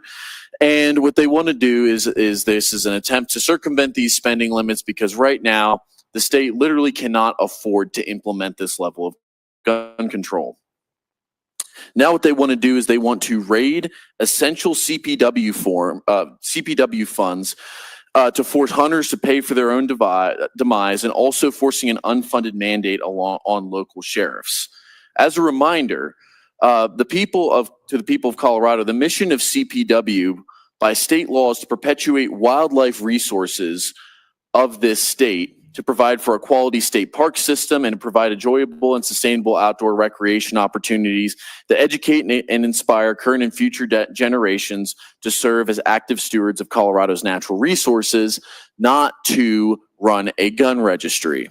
In addition to this, I heard different things, and maybe someone can clarify this for me, but I still heard, even with the amendment, that this bill would likely pull money from hunting licenses and things of that nature. Should that happen, that'd be in violation of federal law, and Colorado could end up getting the revenue from the Pittman-Robertson Act, which is a national excise tax on firearms and ammunition, yanked. That's upwards of about $32 million. So please oppose this bill. Thank you. Thank you for your testimony. We'll go online to Teddy Collins. Mr. Collins, please state your name, who you're representing. You have 2 minutes.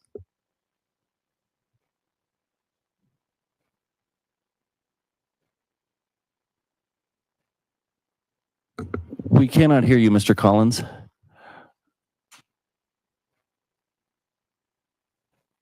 We still can't hear you, Mr. Collins. I'm sorry. We'll move on to Mr. Laugeson and then come back to you while you figure it out. Huey Laugeson, please state your name, who you're representing. You have 2 minutes. Thank you, Chair and members of the committee. My name is Huey Laugeson, Executive Director of the Colorado State Shooting Association. I strongly urge a no vote on this bill today. The amount of money being tossed around in this bill is extremely large, but the revenue stream that this bill creates will be built at the cost of middle to low income Coloradans' Second Amendment rights. We have heard endless babblings from elected officials in both parties about wanting to stand up for the little guy. Here is your chance. The desire not to harm lower and middle income families is being acted on by all elected officials who oppose this bill. All Republicans and a handful of Democrats so far have had the guts to stand up to Michael Bloomberg and say no. I hope the Democrats on this committee today have a spine enough to say that civil rights are for everyone, not just the wealthy. It is also clear that the author of this fiscal note is either incredibly naive or unethically changed the numbers to make this bill look more reasonable. Here are 2 examples to illustrate. This fiscal note argues that 50,000 folks would go through the process to get a permit to buy. That is 0.8% of the population. About 45% of Coloradans own a firearm, and the most common firearms are affected by this bill. How does the author of this note come to the conclusion that only so few people will go through this process? Even if just 10% of Coloradans went through this process, which would be a low estimate, the revenue of CBI and CPW would be north of $58 million. Lastly, the author of this note assumes that the Department of Public Safety is simply wrong in the cost estimates. Thus, he does not include the additional $4.6 million in expected costs. Why? Because it gets in the way of this bill passing. The author of this note is off in his numbers by orders of magnitude. This bill needs to be tabled and a real note needs to be presented. Find out if your numbers are the result of incompetency or corruption. Until you do that, vote no. Thank you for your testimony. Next up is Mr. Lanier. Please state your name, who you're representing. You have 2 minutes. All right, just checking and make sure you can hear me. Loud and clear. Please begin. All right, my name's Kellen Lanier. I'm representing myself. I'm not paid by any organization, especially to sell out my people. I will stick to the numbers here. So assuming an average cost to the state to fully detect, prosecute, administrate a misdemeanor 1 is around $4,300 to, I think we heard earlier, $2,000. There should be around double the amount of convictions due to the abundance alone of rapid fire trigger activators and a commensurate proportion of the population swept into jeopardy by this new crime created per the Palpo data on page 4. There could potentially be around 150,000 people in violation based off of an estimated 9% of gun owners that cannot afford to comply. Assuming only 0.5% of those are actually caught and involved in the criminal justice system, it's around 759 new convictions, or a cost to the state anywhere from $2 million to $3.27 million. And that's just unaccounted for. I don't see it. The note also cites a gap between implementation and technical mobilization, which increases the likelihood of convictions during that undetermined period. Thus, the criminal justice summary that we have in the note is incorrect, since it assumes indigent population only. Skipping down here, there's also a consistency issue that the note, we're showing 18 FTE from one note, and then it goes to 3 between FN4 and FN5 with no other accommodations. So it's kind of dubious. And then, of course, we have the disparity on page 4. Please wrap up. Am I out of time here? You are out of time. Okay, cool. Thank you for your testimony. Teddy Collins, are you back? Can you guys hear me? I'm having issues with my mic. We can hear you perfectly now. Please begin. Awesome. Thank you. Thank you. Give me 1 second here and let me pull that testimony up. There we go. All right. My name is Teddy Collins. I represent Spartan Defense Armory and Training in Colorado Springs. I'm also the vice president of the Colorado Federal Firearms Licensee Association, which advocates for responsible firearm businesses across the state. I'm here today to urge you to vote no on Senate Bill 003. This bill isn't just flawed, it's fiscally irresponsible, legally questionable, and it puts Colorado Parks and Wildlife and our state's storage heritage at serious risk. As amended, this bill pulls funds from the Wildlife Cash Fund, the Parks and Recreation Cash Funds. These funds are general purpose tax dollars. They are fees paid by Colorado hunters, anglers, and outdoor enthusiasts. That money has a clear, legally defined purpose to support wildlife habitat, public access, and recreation. Diverting these funds to anything outside of that intent is not only unethical, it's considered diversionary spending under federal law. And if that happens, Colorado risks losing more than $30 million a year in critical federal wildlife conservation funding under the Pittman-Robertson Act. That's money we depend on to manage our wildlife, maintain our parks, and fund over 700 employees in CPW's wildlife operation. We cannot afford to jeopardize that funding. This bill also crosses a legal line by violating the difference between taxes and fees. A fee has a specific use, and that's what hunters and anglers have been paying into for decades. Turning that fee into a slush fund for unrelated programs destroys public trust and invites legal challenges. And let's be honest about Colorado's financial situation. We are facing a $1.3 billion deficit this year with state debt over $25 billion. The timing of this bill could not be worse. Draining CPW's funds not only risks federal dollars, but it also undercuts Colorado's economy, which depends on our outdoor recreation and wildlife for tourism. This bill's fiscal impact was massaged just to get it through to this committee versus appropriations, but no amount of creative accounting can change the fact that this bill is a fiscal disaster waiting to happen. I am asking you to do what's right, be a maverick, step away from partisan push, show your constituents you're willing to take a stand for fiscal responsibility for Colorado's wildlife, for the long-term health of this state. I urge you to vote no on this bill. Thank you for your testimony, Mr. Collins. And I did see Amanda Harden online for a brief moment. Is she still there? Oh, did she testify in the last one? Okay, very good. Thank you very much. Members of the committee, do we have questions for this panel? Representative Hartsook, then Gonzalez, then Bradley. Thank you, Mr. Chair, and probably go to Huey here. So we look at the fiscal note, page 8, they're talking about 1353, which we debated in finance here last year, and the cost of DOR. You had mentioned several numbers out there for implementation cost. If we go back to the types and calibers of what we're talking about, and if 53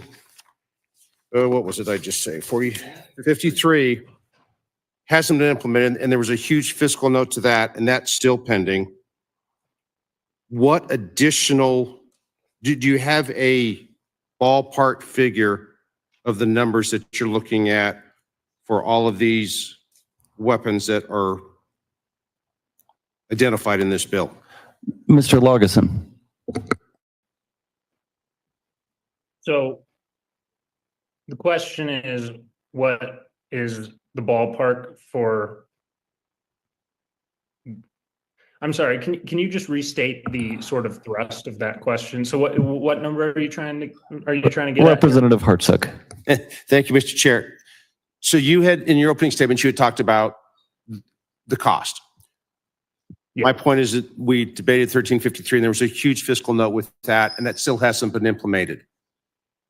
Given the additional weapons that are now in this category, do you have a ballpark figure when you take 1353, add it to what we've got, and then looking things out in the future? And the second half of that question is, what is it going to be that impact to CP, in your view, to CPW, because it's going to be hitting that funding stream? Mr. Laugesen. So when you say, yeah, so 1353, I assume you're talking about the firearms dealer requirements and permit of last year? Correct. Yep. Excellent. So definitely looking at a pretty big number here. I don't have an estimate on hand to tell you the truth, but I can tell you that these estimates that we're seeing on this fiscal note are absurdly wrong. And they're making assumptions that couldn't possibly be accurate. So anything that this fiscal note tells us about what this is going to cost the state, I can promise you is absolutely false. Let's go to Representative Gonzalez. Thank you, Mr. Chair. And my question is is it Keelan? So I know you mentioned briefly kind of about like what your personal position was, but how would this disproportionately impact people of color? Mr. Lanier. Yep. Thank you. Well, that information is actually found on the fiscal note, page 4, in the specified semi-automatics of the prior conviction data. So when you calculate this opposed to the state population, you start to see some pretty large disparities.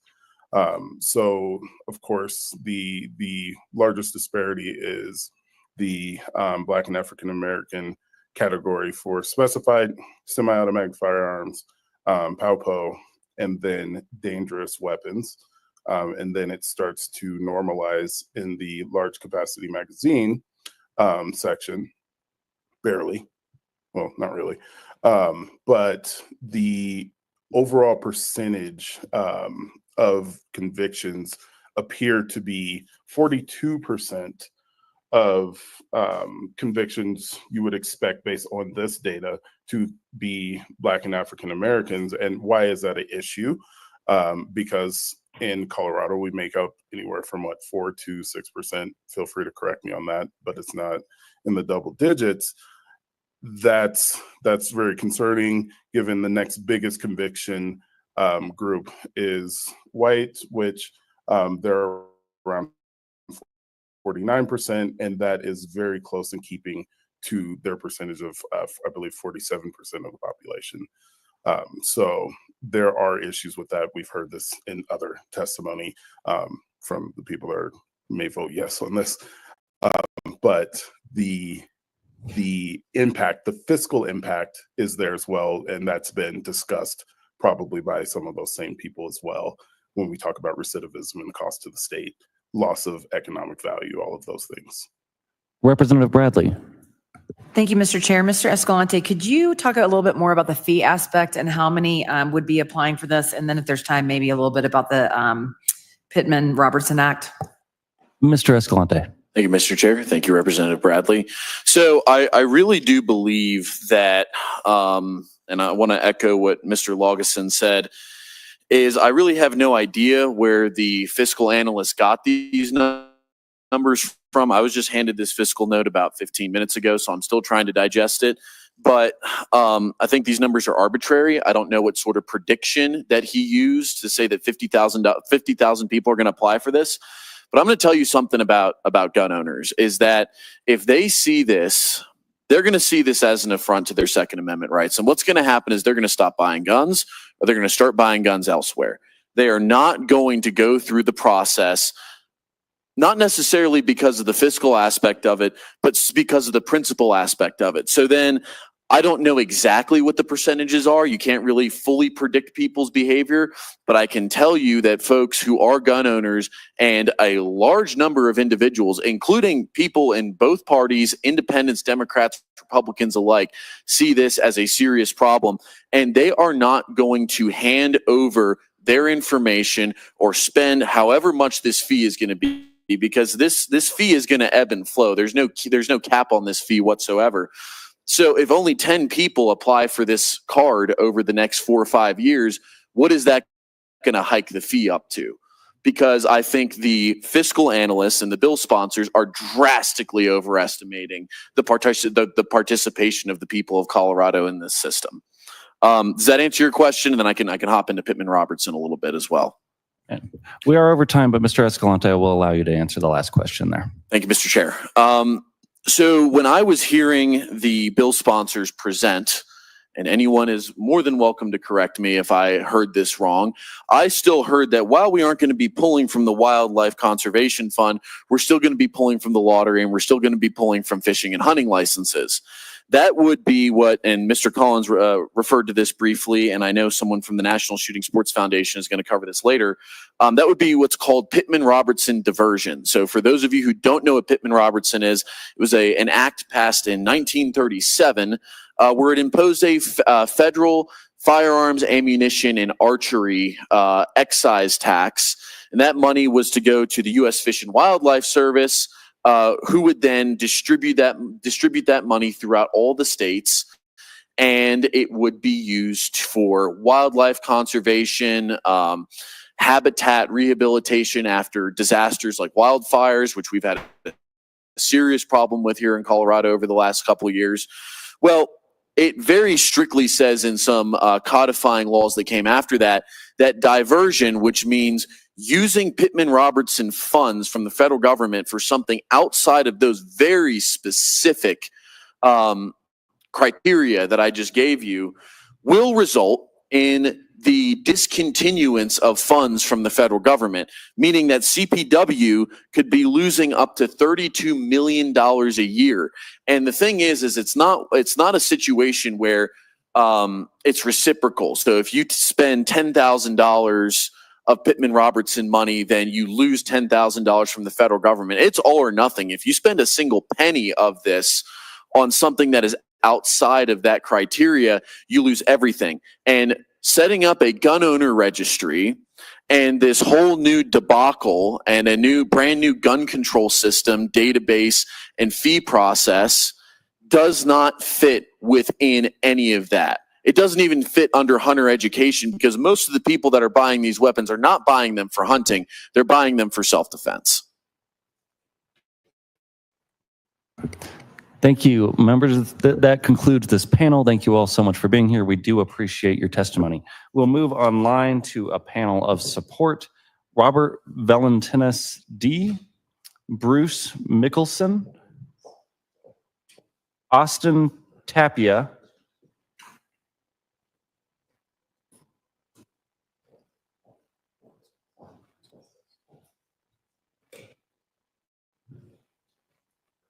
we'll stop there. We have some duplicate signups, so.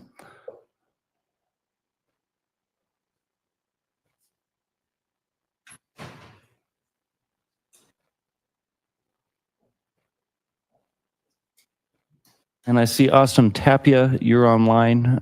Please state your name, who you're representing. You have 2 minutes. Hello, my name is Austin Tapia, and I'm representing myself in the city of Pueblo on behalf of the citizens. Honorable members of the House Finance Committee, I stand before you not just as a concerned citizen, but as someone with over 7 years of experience in information technology.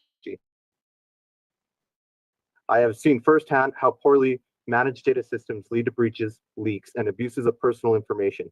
HB25-003 mandates third-party database background checks, but fails to ensure transparency on data management, security, or compliance. This lack of oversight puts every applicant at risk while creating unnecessary financial burdens, with breaches reaching triple digits of millions of dollars.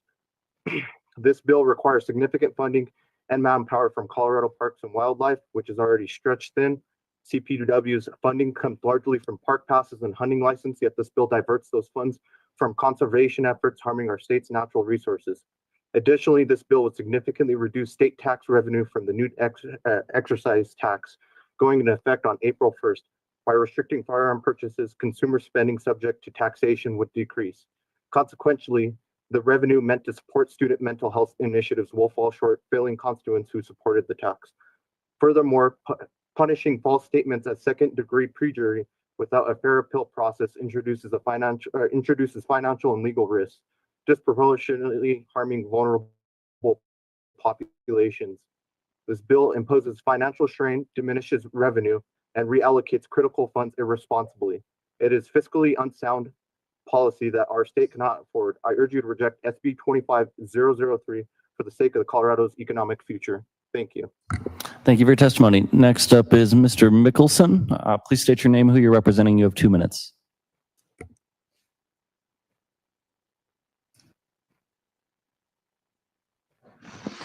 Hi, my name is Bruce Michelson. I represent myself and my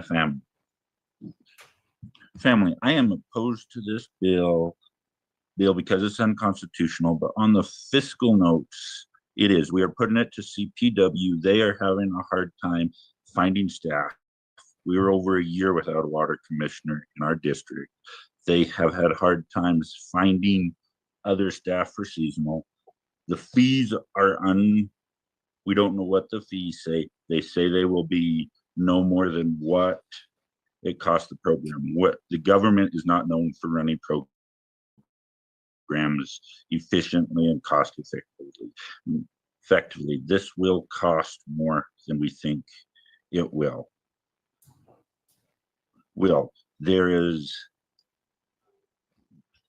As in onto what will it cost our state? What will it cost our local officials? We do not know. We are putting this out there, and we do not know what it'll cost. What will it cost for local businesses that go out of business? The tax revenue. This is not going to be good. Thank you, Mr. Michelson, for your testimony. Do you have any questions for these two witnesses? All right, I'm seeing no questions. Thank you two for joining us today.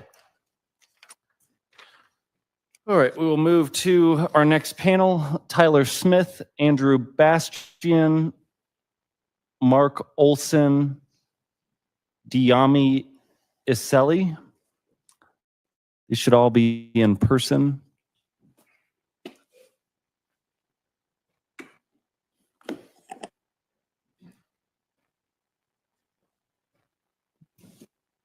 And Paul Cherry, if you want to come up as well.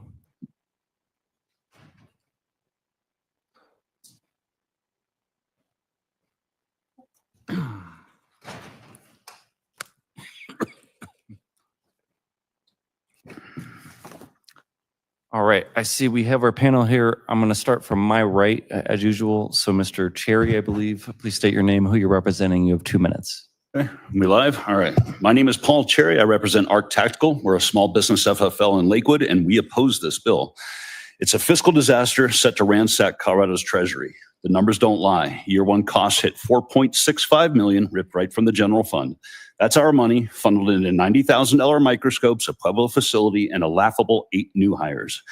It's estimated that Colorado sells over 400,000 guns a year. It would require way more than 8 new people to cover the flood of new permit requests. Or else delays are going to completely choke out all of the fees meant to repay the unlimited funds. The Tuesday's amendments allow CPW to siphon right out of the Parks and Wildlife cash funds.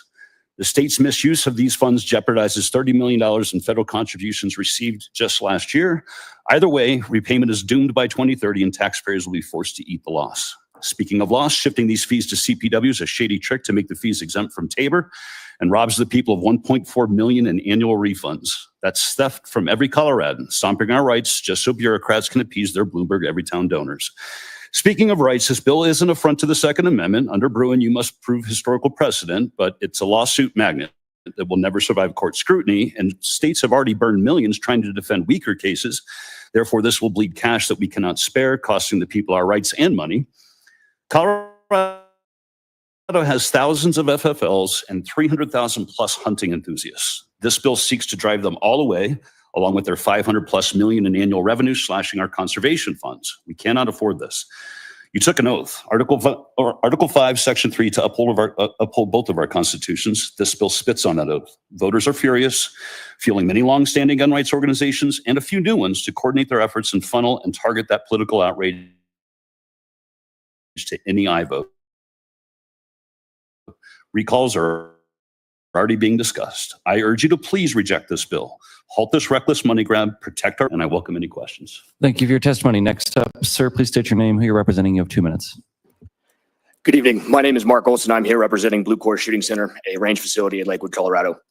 As previously stated, the bill sponsors estimating 50,000 applicants in Q4 of 2025 is absolutely laughable.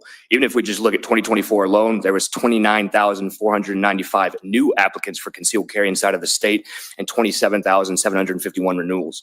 That is just for people that are actively carrying firearms on their person to protect themselves in their everyday life, not the 2 million estimated lawful gun owners that do possess firearms inside of the state of Colorado for lawful hunting purposes and to defend themselves inside of their own homes.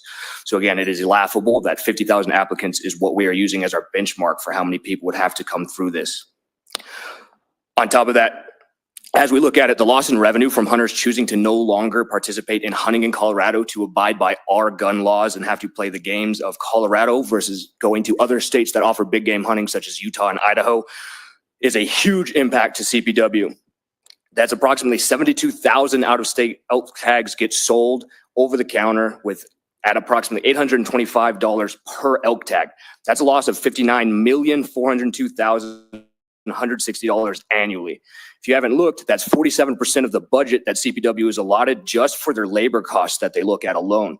So we'd be looking at slashing almost half of their current employees that aren't employed to currently fund and pay attention to what is happening with this legislature, but are currently there to actually fund or provide conservancy and add into the betterment of our parks, fishing, and wildlife. As previously spoken by Ian as well, this would violate the Pittman-Robertson Act, which is again going to deprive CPW of over $30 million, which again is going to drive down what we're currently looking at as labor costs for CPW as it is. This alone is going to irreparably damage the amount of money CPW can use to fund their current employees and keep our parks in their current condition, let alone add on top of regulations. Please wrap up. Thank you very much. Sir, please state your name, who you're representing. You have 2 minutes. There's a button on the bottom there. There you go. Hello, my name is Diami Isley. I live in Jefferson County, and I'm here today representing myself. Today, you will hear from citizens of Colorado who come from all backgrounds, all walks of life, telling, asking, begging you to oppose this bill. By the end of today, it will be clear that the people that you were elected to represent do not want this, and I hope you will heed their will. Since this is the Finance Committee, let's examine a financial argument as to why this bill should not go forward. Simply put, Colorado cannot afford to frivolously spend tens of millions of dollars annually in the face of a $1.3 billion annual deficit on a feel-good piece of legislation that will have no positive effect on public safety. As an example, Illinois' budget for their FOID program had grown to $32 million in 2024 from $28 million in 2022, and that does not account for the initial cost of training personnel and securing locations for classes that starting up a program like this to serve 2 million and counting firearms owners in our state would entail if we, for argument's sake, assume they choose to participate. Should we really be setting this money on fire when our state's chief economist predicts the coffers will run dry by 2029? Colorado Parks and Wildlife simply does not have the staff or faculties to contend with 2 million firearms owners in this state seeking to take a class to obtain a license for items already in common use when they can barely keep up with the current demand for hunter safety classes as is. Another financial effect of this bill is how it will impact the less fortunate members of our communities who seek to exercise their constitutional right to own firearms for all lawful purposes. There is nothing in the bill as written to delineate what the cost of the licensing program will be for participants, so one can only believe that this piece of legislation may ultimately function like a poor tax and could very well price them out of being able to purchase the most effective means of self-protection in common use in our country. Or is that the goal of the bill? The financial cost to benefit simply does not exist. Please wrap up. I'll to vote no today. Thank you. Thank you for your testimony. Next up, sir, please state your name, who you're representing. You have 2 minutes. Yes, my name is Tyler Smith, and I'm representing myself and my family. First, I'd like to ask if I can get the name of the person that shuffled these funds around. I'd like to use them for my taxes. You have asked us not to discuss any aspect of this bill that did not deal directly with financing. I would ask you, what does anything in this bill have to do with CPW, Parks and Recreation, or the Wildlife Cash Fund, or its purposes? The last amendment orders the CPW to divert cash from funds from the outdoor Parks and Rec. It did say the wildlife. There still sounds like there might be some confusion about that, if that'll happen or not, which they'll have to pay back by 2030. The Wildlife Cash Fund receives its funding from hunting and fishing licensees. Its purpose, wildlife management. 86% of the budget goes to paying employees, both full-time and part-time. The Parks and Outdoor Recreational Cash Fund receives its funding from the state parks passes, camping fees, and the implementation of the Keep Colorado Wild State Parks Pass in 2023. Its purpose is to pay for the state park management, including wildfire mitigation. Colorado Parks and Wildlife is charged by Title 33 state statutes to protect, preserve, enhance, and manage the wildlife resources of the state and to provide a quality state park system. This bill, as stated by the CPW officials, could have devastating financial consequences regarding federal funding from the Pittman-Robertson Act. And I quote, "In order for the state to be eligible for their share of federal funding, they must demonstrate that the expenditure of revenues derived from the sale of state-issued hunting and fishing licenses are safeguarded from diversionary spending or expended purposes unrelated to wildlife management." Again, what does this bill have to do with CPW taking over the fiscal responsibility of SB 25-003? You are diverting funds from their intended use of safeguarding our beautiful state and parks and their wildlife. This isn't what these funds are meant to be used for. So why would you vote yes on this? Thank you for your testimony. Members of the committee, do we have any questions for this panel? Representative, online, I'm sorry. Mr. Bastian, please state your name, who you're representing. You have 2 minutes. Awesome. Thank you so much. I appreciate it. My name is Andrew Bastian. I represent Pikes Peak Tactical and FFL here in Colorado Springs. I've been a lifelong hunter growing up. I got my hunter safety back in 2002. I don't support this. I don't know where we got the idea that hunters support this. As an FFL, I want to give you guys some numbers. So the gross estimation that you guys said as far as the 50,000 new sales, right? As a home-based dealer, I don't do online marketing. I do mostly word of mouth, and I do agency sales. I've sold 6 guns in the last week to new shooters. That is, people who haven't previously owned guns. 3 of those 6 guns would have all fallen under this pretense. Okay, if we extrapolate that by 52 weeks for the rest of the year, it's 312 per year, just new shooters. Multiply that by the 2,000 FFLs we have in the state. That's about 624,000 new applicants we would have. Now, again, we'll cut that by half just for prosperity's sake. It still brings down to 312,000. But like Tyler mentioned, like some of us are kind of wondering, I don't know who worked the numbers, but it's clear that there's a bias because there's no way that they actually line up to the projected outcome. I'm home based. I don't have foot traffic. You know, not to say that some of these other larger stores would probably do better. They see thousands of people a week. I don't, and I'm still keeping up with these numbers. So that's my biggest concern is if we're trying to limit this to saying, oh, well, we can handle it because it's only 50,000. I think 50,000 is a hopeful estimate, not taking into consider how many people are actually trying to buy guns. On top of that, every person I've dealt with in the last week who's sought these guns has done so under the guise of wanting to get them before the ban goes into effect. So say on the plus side, say, we assume everyone decides to do their panic buying. Who's there to service these fees afterwards if everyone gets what they need before it goes into effect?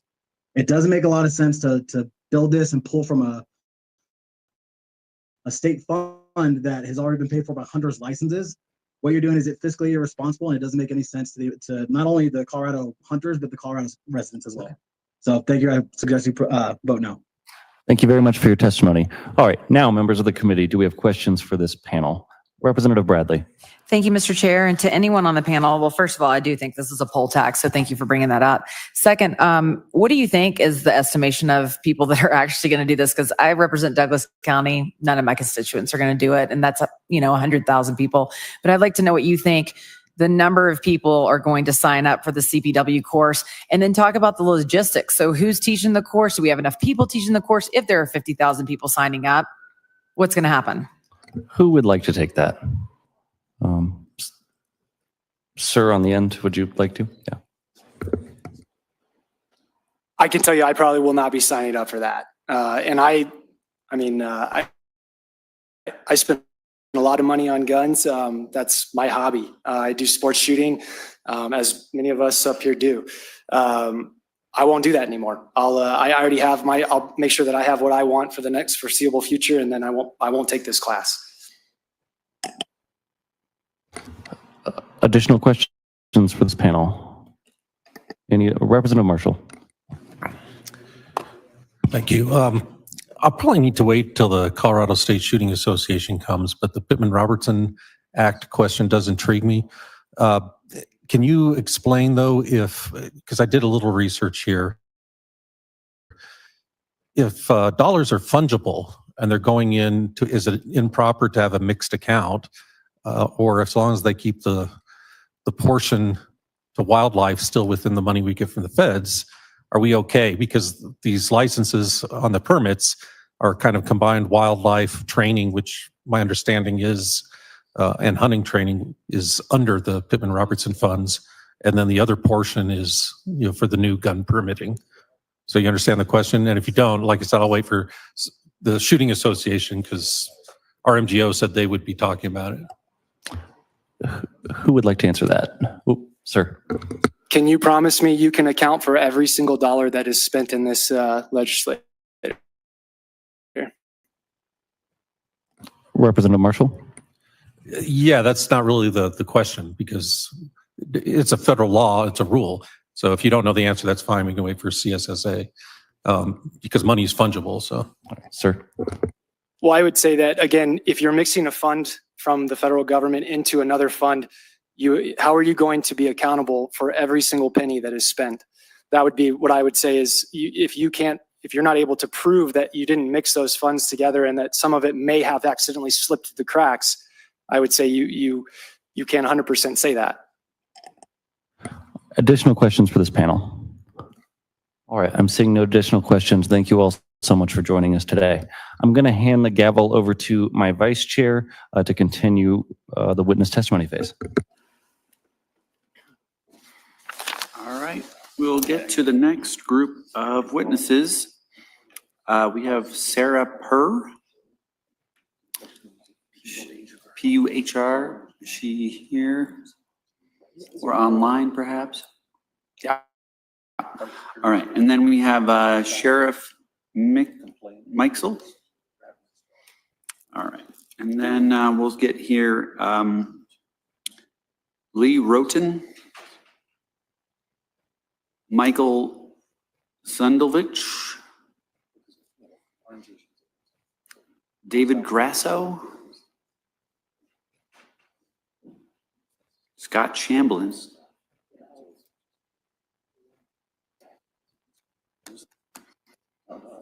Missy Espinoza. Read the list of first names again, so maybe they can look online. Yeah. Lee Roten, Michael Zundovich, David Grasso, Scott Chamblin, Missy Espinosa. Okay, just got some. All right. We got one. All right, we'll get a couple more. Ian Escalante, I think he was on the last panel, right? Corey Blair. Aaron Kroll. Michael Graves. And then maybe we'll get one more, Bennett Rutledge.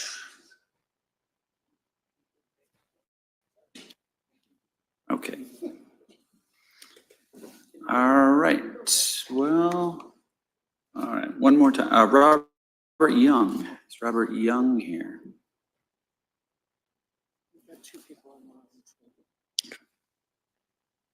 All right. We will stop there. We got a panel up here. And we'll start with Sarah Purr first, and then we'll go to the other person online. Ms. Purr, you have 2 minutes of testimony. Please stick to the fiscal aspects of the bill, if you will. Thank you. Can you hear me okay? Yes. Perfect. My name is Sarah Poor, Chair of the committee members and the staff. Thank you for hearing our testimonies today.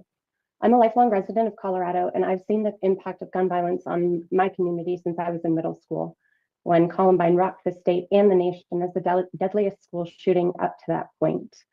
I'm testifying today on the fiscal implications of this bill, not the policy merits, although I do agree with them and strongly support them. You've repeatedly heard about the cost of gun violence.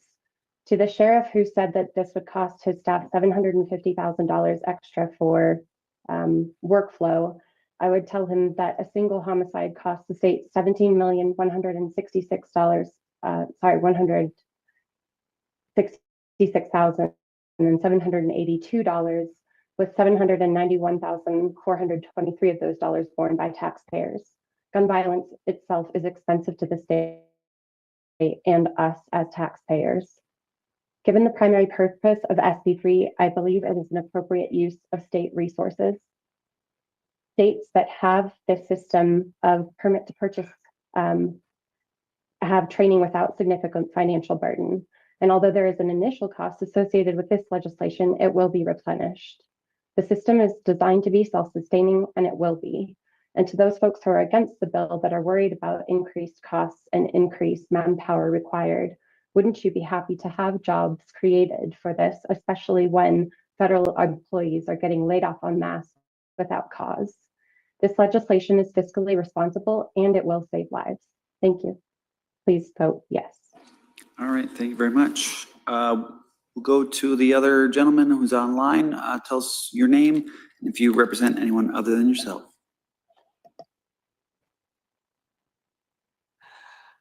Good morning, Chairman Livingston, Vice Chair Tatone, and the members of the Finance Committee.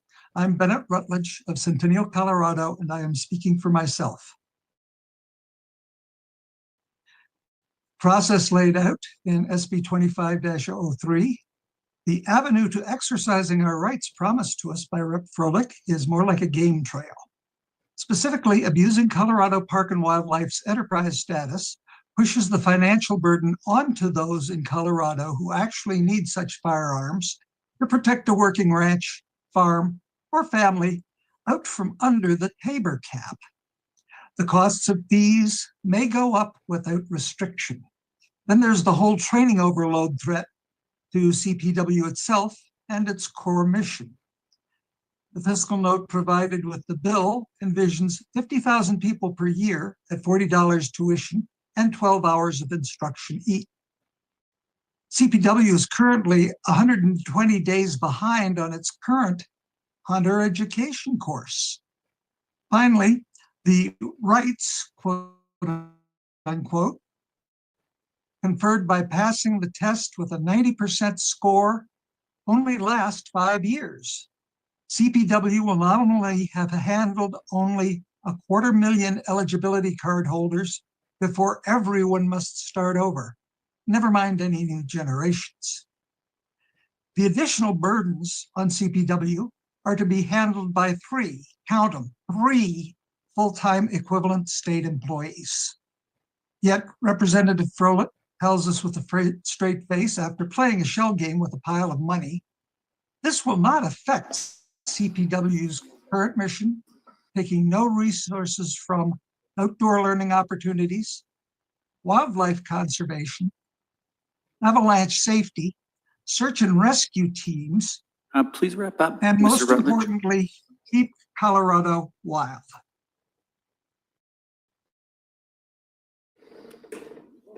All right, thank you for your testimony, Mr. Rutledge. All right, I'm going to start from my left here is Mr. Young. You'll have 2 minutes if you're representing anyone other than yourself, let us know. Yeah, I'm Robert Young. I'm representing my company, WeldTech. I'm a plastic injection mold maker and work in the tool and die industry. 25% of my business caters to the gun industry. Not that that probably matters to anybody here, but that does hold up a lot of our industrial industry right now. I want to thank you for hearing me today. We are here to talk about the financial impacts of a bill which clearly breaks the Supreme Court law of our land, federal law, and our Constitution. Says that a well-regulated militia being necessary to secure the free state and the right to keep and bear arms shall not be infringed. This has been upheld by the Supreme Court in Bruin, Heller, and McDonald for over 250 years. This court, or for over 250 years, this has been a right. This bill will turn this into a privilege. This bill will turn a right into a privilege. I think that's very important to reflect on. This will make anyone who has enough money that can take these courses, take days off of work, and can pass this test, the right to do this. This is very Jim Crow, in my opinion. This bill attacks people that are of low income. This was not what the Constitution was about. If this passes, the CPW will be permitted to transfer unlimited funds from the Wildlife Cash Fund to firearms training and safety courses, relocating money against the citizens of Colorado. We don't have a gun problem. We have a problem with radicalized state government who tries to strip our rights, empower criminals, and disregard federal law, Supreme Court law, and the Constitution. If this law passes, I think one fiscal thing we need to think about are the lawsuits. There will be civil cases brought. There will be many cases brought. I thank you for listening to me today. That's all I have. I'm here for questions. All right, thank you, Mr. Young. Sir, am I right? Maybe you're Mr. Graves, is that right? Thank you, Vice Chair. My name is Michael Graves. I'm against this bill. I'm here on my own behalf.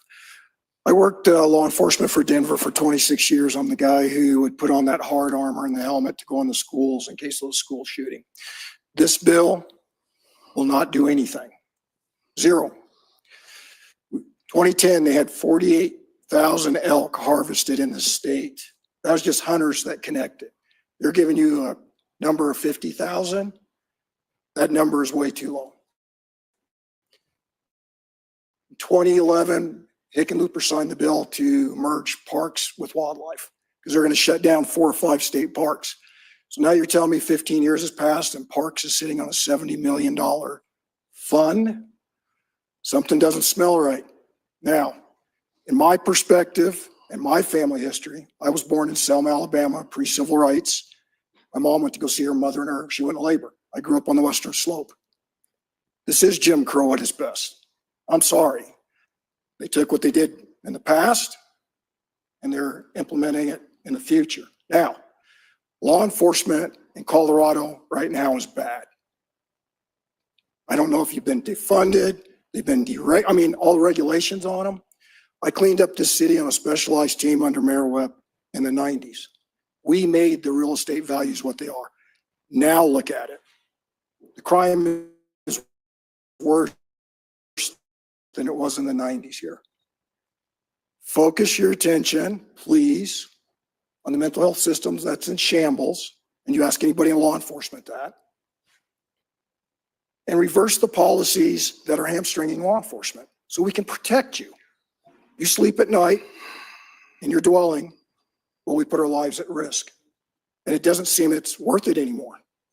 Nobody wants to listen to us. The state doesn't have the money for this. Vote no on this, please. Thank you, Mr. Graves. Sheriff Mixell, is that right? Thank you. Yes. Thank you, committee members. Mr. Marshall, I'd love to answer your question that you posed earlier. Colorado is a $1.3 billion short. Programs are already being cut for CPW. Just yesterday, it was released that they're no longer going to fund the boat docks in Pueblo. That's the slips, the boat docks for a major state park and lake because they don't have the funds to do so. You may be able to take that money out of CW and use that, but for sheriff's departments, where are we going to get the startup costs for this? We talk about fees being returning this money to us, but I'll be quite honest, we're on a 12-month budget cycle. We're not going to get those fees back for years. It's going to cost my agency at least 4 different new people because the concealed carry permit process is totally different than this system. You're talking about a serialized gun system, which are going to log all those pieces of numbers. The state of Colorado, nor does the sheriff's offices across Colorado actually have those because they're illegal in most states because there was an amendment to the Constitution that said we could not keep those things. So now we're going to have to build those. We're going to have to set up the software that goes back and forth with the state. Those are costs that nobody's looking at in this fiscal piece here is what are the connectors to those databases going to look like? And how are we going to secure those? Because we're already going over $3 million just to protect our data now from cyber influences. So that's not being placed into these. Here's the other side of it. The Colorado Wild Pass is actually already being used to fund a different fund. So the monies are actually being moved from that same one you're talking about funding out of, which is the Outdoor Equity Fund. The Outdoor Equity Fund really is a laundering system by the state to take money out of the Pitkins-Robinson issue and move it back over to that one so that you can use it for different things. I just don't think you've been through a federal audit yet on that. So one of the biggest concerns I have is when you start doing that, there will be issues. So please ask me any questions you have about county funding or how we're going to fund this because we don't know. Thank you, Sheriff. Sir, I didn't get your name, so just tell us who you are and if you represent anyone else. Good afternoon. My name is Aaron Kroll, and I'm here to testify against something. I'm not sure what this is since it's constantly changing. The initial fiscal note, from my understanding, was done given the consideration of certain burden upon largely CBI and law enforcement as well. That's since continued to change. Even then, it was significantly underquoted by without even accounting for the change to CPW. I think Illinois, which has an already implemented similar version of the law, is quoted at somewhere around 30 million. Washington has a similar bill of 20 million. So even without the consistent changes of pivoting to CPW, we're massively underquoted in that regard. And then it's a constitutional violation of Colorado's Bill of Rights regarding circumventing table requirements by trying to go through the enterprise of CPW. Now, while it seems related on the surface, many hunters do have guns, but certainly not all gun owners are hunters. Running it through something really that is supposed to focus on parks and wildlife is a inappropriate use of that is clearly to run it through an enterprise because we don't have the funding for it as is, even being massively underquoted. And then I don't know how that's going to manifest as far as we need to take part of the permitting that pays CPW, part of the permitting goes towards law enforcement. It sounds like there's a new amendment with the fiscal note that addresses some of that, a fiscal note that was handed out right before this meeting that I am here testifying against something I am unfamiliar with, and you will all be voting on something that you just got handed right before this meeting. If that's not an absolute affront to this whole legislative system of doing this last minute changes, which is indicative of this whole process of just a cobbled mess of changing, I don't know what to tell you. It is a sunken fund fallacy of you're so committed to this that you're sticking to it even though it's a failed cause. Wrap up, Mr. Kroll. Thank you. All right. Question, Representative Hartsook. Thank you, Madam Chair.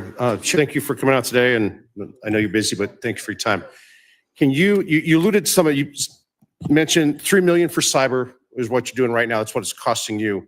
Can you share with us additional costs across your department, what this will do to impact your department? And do you have any idea of some of your other fellow sheriffs and what they've said about their departments? Yeah, I absolutely. Oh, I'm sorry. Yes, I absolutely can.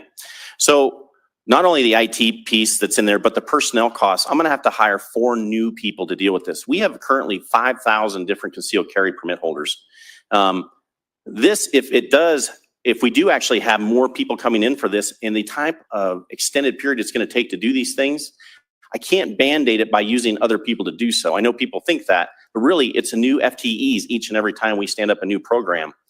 So we're looking at just in my agency and across the board, somewhere close to 500,000 alone. I'm an agency of 100 personnel, 100 to 120. I'm in a county of about 35,000 people. So if you extrapolate that over other 64 counties, I'm a minimum of about 500,000 because that's a minimum of what you're going to do. And then plus the IT costs and burdens where we may have to bring somebody else on from an IT standpoint. The county could also then actually have more money into it just with the cost of those connectors and those pieces. I'm thinking we're well into a couple $100,000 to get this program set up to be able to even work with the state. And that's not even the state's money. I'm trying to take our data and merge it with their own. Representative Hartsook. Thank you, Madam Chair. And given that cost of 500,000, the 4 FTEs, who's going to, I mean, from the county, it's an unfunded mandate, but how's that cost going to be passed on? Is that going to be consumers or trying to get additional money out of the budget, requesting increase on the taxes or what? What are your thoughts on how that's going to get funded? Well, there's only 2 ways to fund something when you don't have the money for anything. It's either we're going to have to go to our taxpayers, it's a new tax hike, or we're going to have to raise the fees. And here's the problem with the fees. That's great that we say we're giving it back or we're taking it back, but really it's just another tax. So, and how many people do I have to go through to make $500,000 to $600,000 back and over how many years? That's a huge cost for a county. Representative Weinberg. Thank you. So again, to the sheriff, were you stakeholdered at all in this process for this bill? Did anybody approach you to ask, hey, how's your department going to do? How's it going to handle? So on and so forth. Sheriff Mikesell. No, this was slammed down our throats. Nobody said anything. In fact, it was in retribution for standing up and testifying in the last hearing that we were throwing back on this, as represented by 2 of the brought this bill, talked about openly during the actual meeting. Representative Bradley. Thank you. And to the sheriff, another question. In rural communities, this is going to impact or lesser populated communities. Douglas County is 100,000. So if it costs my county 750,000, maybe you can disperse it a little bit better. We're one of the richest counties in the state. Talk to me about what that's going to do to the rural counties, and talk to me about what it's going to do to the rural counties that don't have money, for people that want to defend themselves that now are not going to be able to defend themselves. And I think that that's why this does look like a poll tax. Sheriff Meixel. Yeah, I think you're absolutely correct, because here's what really is going to happen with this. You're not going to have firearms dealers. They're going to go out of business. We're going to have to travel to bigger areas or going closer. The other side of it is agencies are going to have to verify the instructors that come from CPW also, because that's part of it. We're going to have to go through that process. CPW is 120 days out on a normal class. How are people actually going to get to these classes? Here's the thing. This may take you up to 3 to 4 months. And if I have a victim of domestic violence that's a female that's wanting to protect herself because you have somebody that's illegally going to get a gun and kill them, they will not be able to do it in time, because law enforcement, rural or city, will never get to them in time. Representative Weinberg. Thank you. What do you think about CPW being involved in this process at all? Sheriff Meixel. Well, I find it interesting because CBI originally said it was going to cost them $5 million, and they're better funded and better equipped to do this job. Now you're giving it to a group of people that were never, under their mission statement, identified to ever deal with this type and level of gun control. So now all of a sudden you're going to throw into a group that's probably going to have to be way more than 8 personnel. I don't know how they came up with 8 personnel, because quite honestly, it's going to be statewide. It's not localized to the CPW office in Colorado Springs or in Denver. So it's going to be a much bigger issue. Representative Bradley. Sheriff, thank you for bringing up that point, especially since 18 to 20. Question is, can you talk about, we've had a lot of people in favor of this bill saying that the amount of mass shootings are causing our state all kinds of money, and you might not be able to answer this question, but 1.5 million to 3 million crimes are stopped just by brandishing a gun. So I think it's fair to state on the record that that's a cost savings as well. Sheriff Mike. Well, here's the other side of this too. It is a cost saving by a citizen being able to protect themselves, right? Because law enforcement's not always going to be there. But their costs are very arbitrary, because at the end of the day, those are criminals doing this. That's not good people protecting themselves with firearms anyways. So when a crook or a bad guy does something like this and they threaten with a firearm, that's not a legally procured firearm. So they're not going to go through this process. It's only going to stop people that are actually doing it legally. All right. There's no more time left for this panel. So sorry about that. Appreciate you all being here. Thank you very much for coming in. We'll get on to the next panel. Cyrus Gatrell. Edgar Antillon, Sean Steele,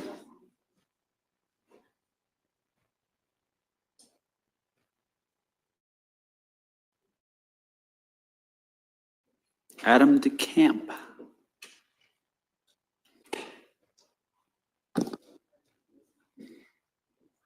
Frederick Gardner,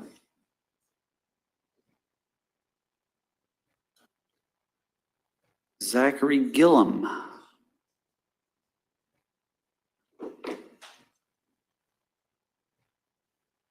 Richard Reed,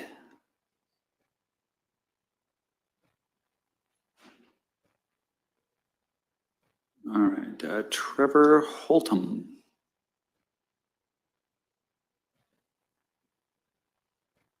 okay, Scott Robinson,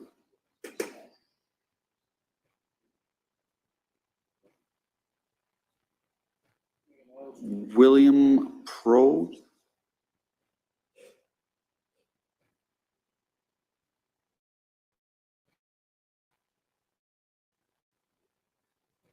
just trying to get that one last seat filled up here. Ian Brown.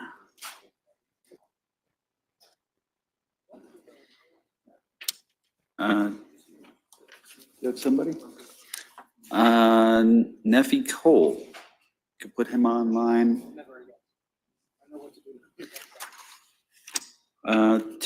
Tavish Lipsky. No. Rod Brandenburg. All right. I think we've got enough folks in seats and we've got a couple people online. Let's start with the folks in person.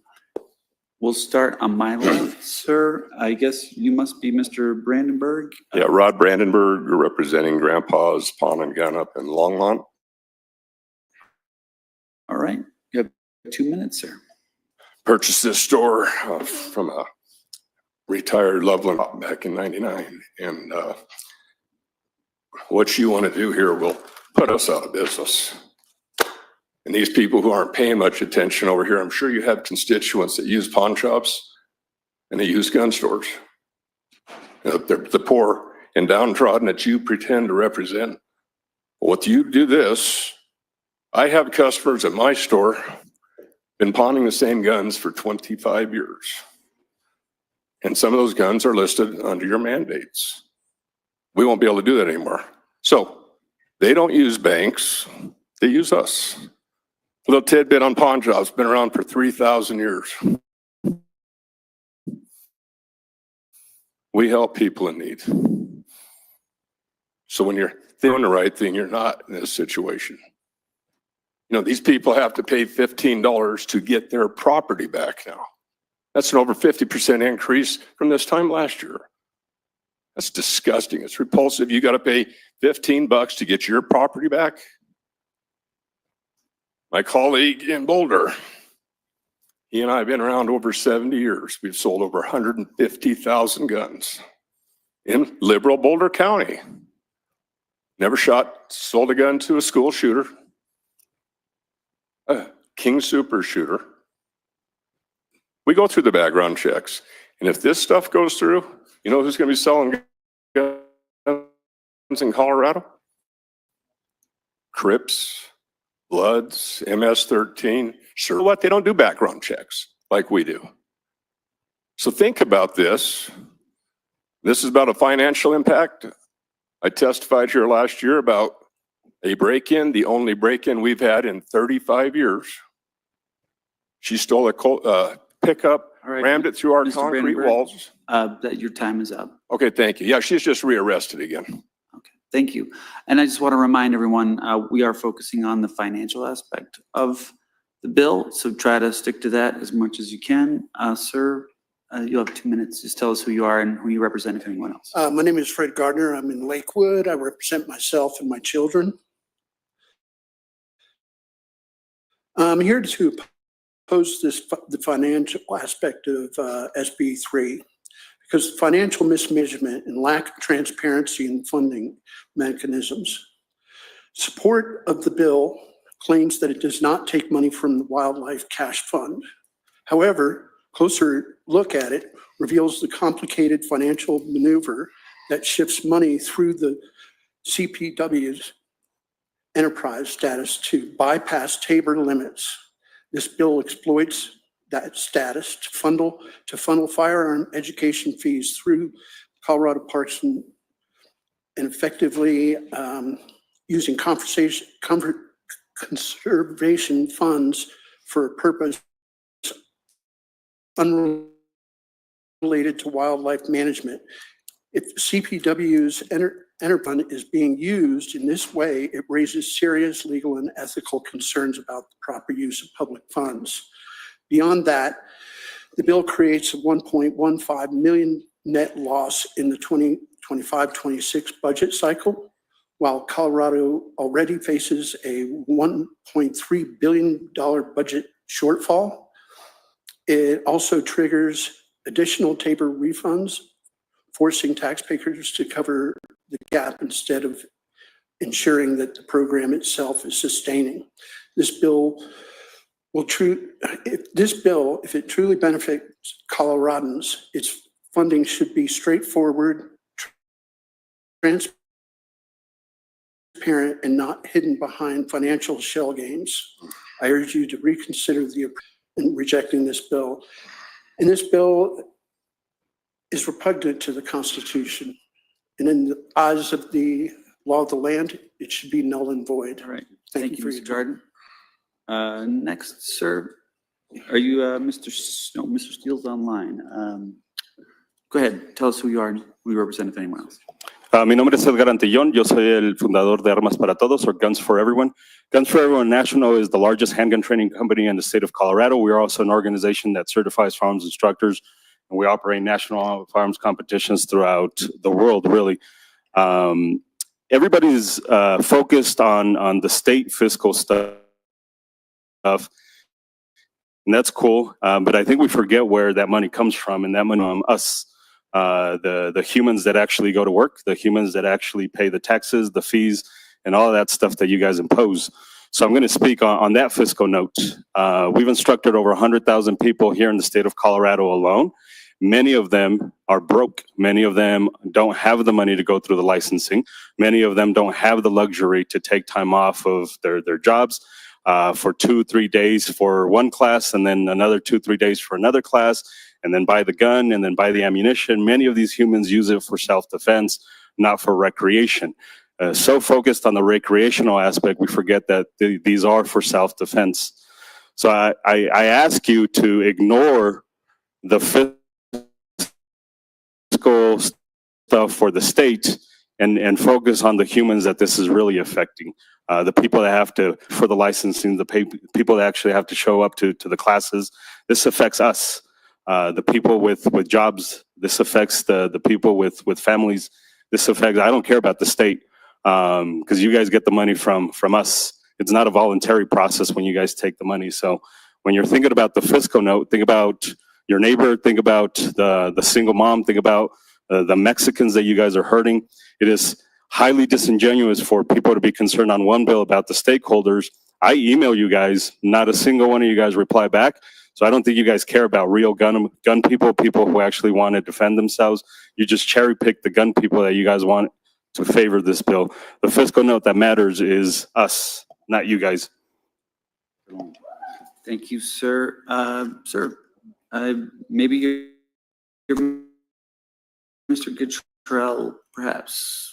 Got it. Okay, tell us who you are. If you represent anyone else, you have 2 minutes. Cyrus Gatrell, representing myself. In 2023, there were about 500,000 guns sold in Colorado, and AR-15s comprise about 23.4% of firearms sold. So the estimated yearly sales of AR-15s and other semi-automatics that would be infringed on this bill is around 117,000. With a rise in first-time gun buyers, especially in women and minorities, they would especially be needing these permits.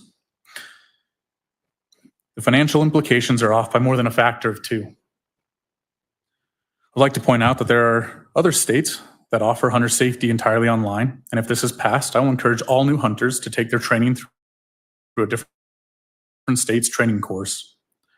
Observation for neighboring states, or even hunting exotic animals in Africa. I'll inform everyone I know that the vehicle registration and park fees are going to subsidize gun training instead of beautifying our park spaces.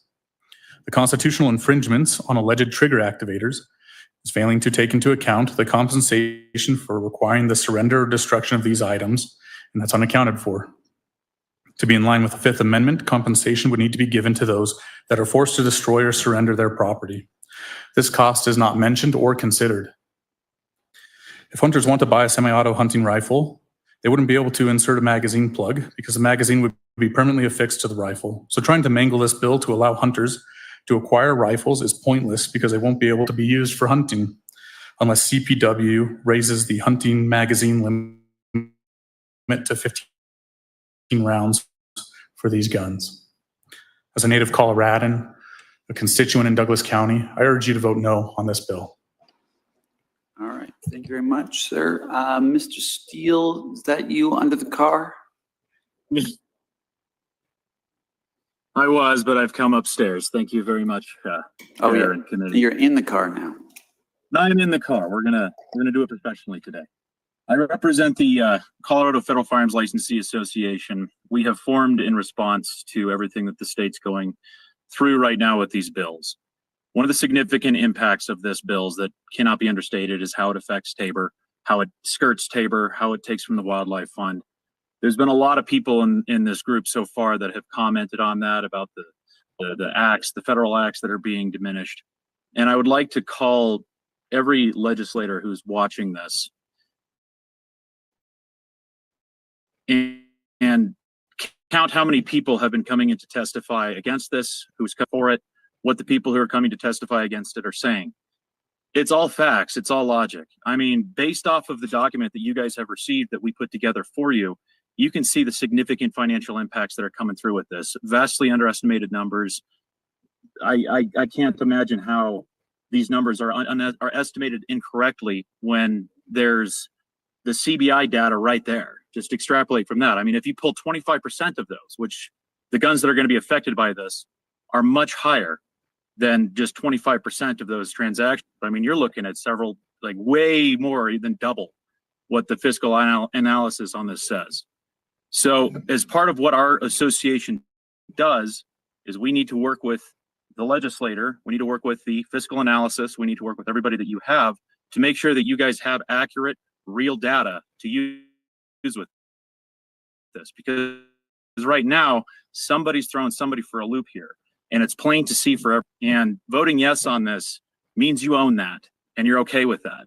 So ultimately, I have 2 minutes. I don't have enough time to really have the nuanced conversation of how do we prevent gun violence with the legislator on this. But I can guarantee you that this is not how you do it. And this is not going to make the people of Colorado happy. We're ready to help when you are. And let me know what I can do for any of the legislators on this committee. That'll be all. Thank you. All right. Thank you, Mr. Steele. All right, we'll go to Mr. Cole. You have 2 minutes. Mr. Chairman, members of the committee, I'm going to apologize up front for the quality of my audio. Can you hear me? Yeah, we can hear you. Thank you for having me. It's a miracle the technology allows us to do this even in days more traveling, and we start out in New York, and now we can appreciate it very much. As currently imagined, this bill has some problems. It creates redundancies that we think are inappropriate. It asks Parks and Wildlife to participate in training programs and databases that are not in their wheelhouse. It looks at about $4 million worth of money by what I could see.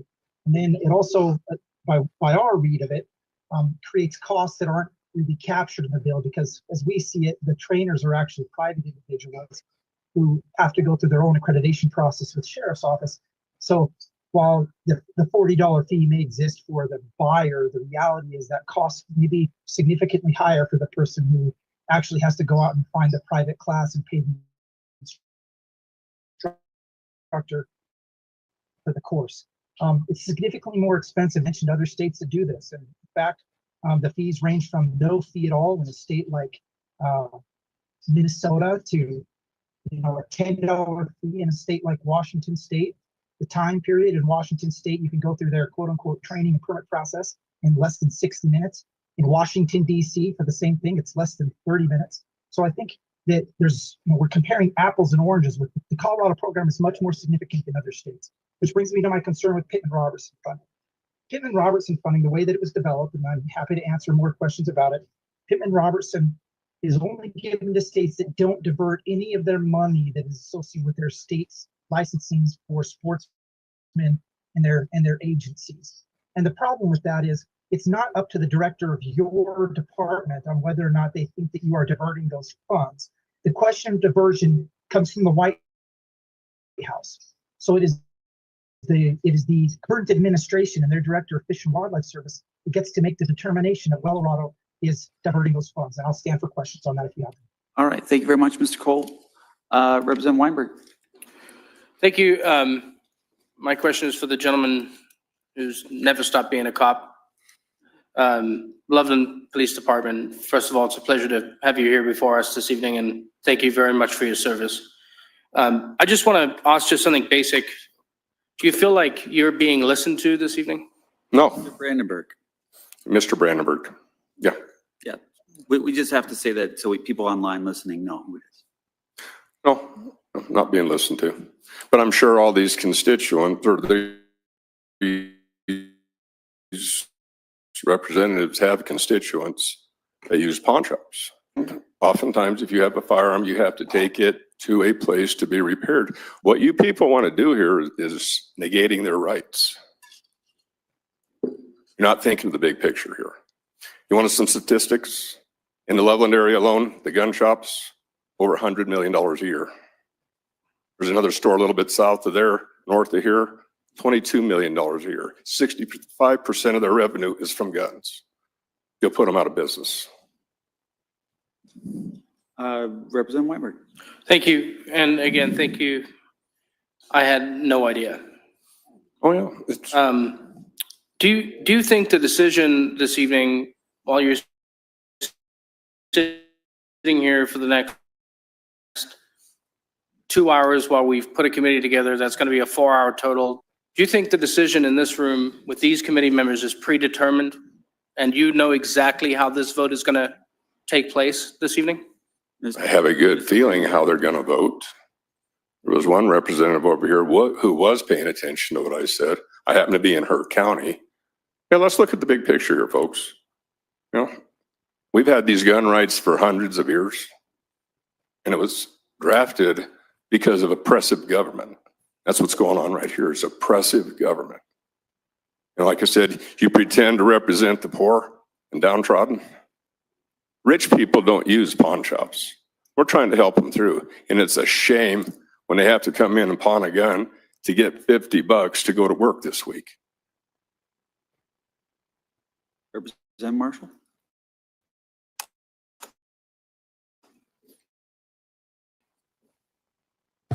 Yeah. Okay. Oh, I'm sorry, Antion. You seemed quite upset that you said no one up here responded to you. Where do you live? Is it Thornton? I actually live in Westminster. Okay, so you don't live in Highlands Ranch, is that correct? Correct. No, I guess to your point is I still am a stakeholder, and you're still voting on something that affects the entire state, not just a single area.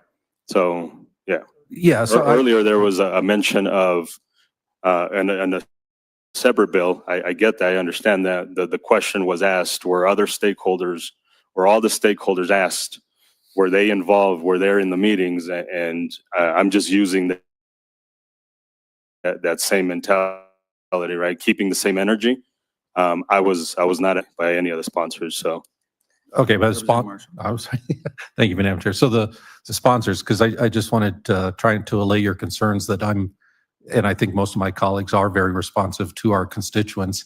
It's been very difficult on this gun bill, though, because I've been flooded by thousands of emails from everywhere else, and it takes forever for my aide to try and dig down and find the people I'm supposed to represent.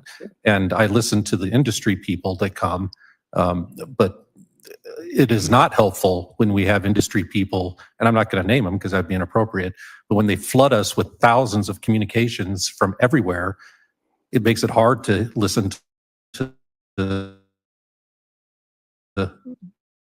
my constituents, who I do listen to, if they come. So again, I think everyone up here wants to respond, but trying to persuade us by thousands of emails, that has no effect on me. 2 good emails from people that are in my district that make a good point, that has an impact. Mr. Ancion. Yeah, I appreciate that sentiment. One of the representatives here is my representative, and I still haven't had a response back from that. My name is Edgar Antillon. I run the largest handgun training organization. I'm open to have a conversation with anybody here, whether I agree with you or not. I'm also on the advisory board of the Firearms Injury Prevention Initiative out of CU Anschutz, Emergency Medicine. I'm also on the advisory board of the Firearms Safety Coalition that also comes out of FIPI. I speak to people who agree with me and don't agree with me all the time. I have no issues whatsoever. Attainable, like people who want to get a hold of me can get a hold of me just fine. And I guess to your credit though, on both sides of the aisle, nobody reaches out to me because I don't belong to either side. I belong to the people. Representative Hartzog. Thank you, Madam Chair. And sir, Mr. Antero, can you talked about the business and worldwide, so you do business with all states. Can you talk to a big picture of the fiscal impact to you and what you anticipate in your business here in Colorado compared to other states? Mr. Antero. So yeah, Guns for Everyone National certifies firearms instructors really all over the world. And this essentially here in the state of Colorado makes me an agent of government without getting paid. So now our administrative costs are going to go up because now I have to report to the government, verify that they actually valid card. Obviously, that's going to put some strain, and I don't get any funding from the government. I don't get reallocation of funds or anything like that, and we do it for free. So I know the big jump is like, well, you just charge the people more. No, we do it for free. So 0 plus 0 plus 0 plus 0, and then I have to pay the other stuff. That puts us at a negative. All right, thank you very much. That's all the time we have for this panel. We appreciate you being here today. We'll call up the next group. We have Nick Martirosian, Holly Sperry, Frank Lenhertz online, Marcelo Porcelli, or Porcelli, actually, I should know how to say that. Hunter Weaver, Tanner Wellborn, Adam Banks, Ezra Vargas, Ryan Wright, Andres Vega Rodriguez, Jim Murphy,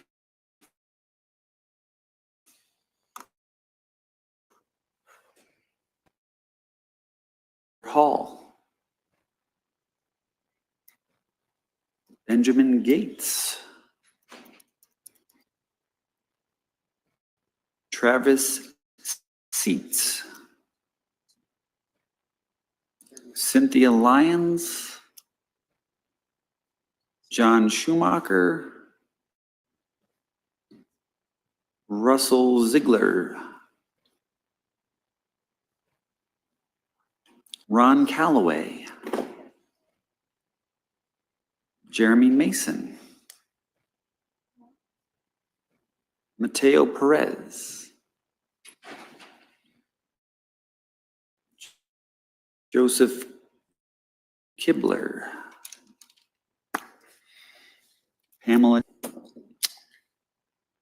James Coleman,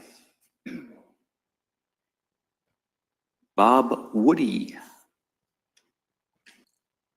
Kevin Lee, Pamela Pohl,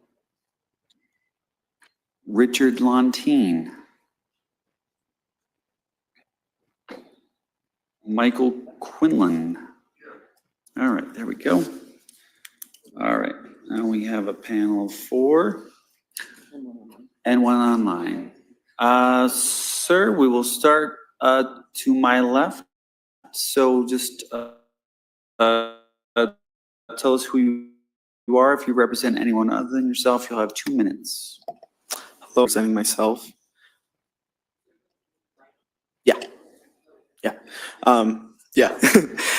My name is Ezra Vargas. I'm representing myself. I'm also here for young people of gun owners of Colorado. I'm also here for people who have disabilities as well, who want to become gun owners.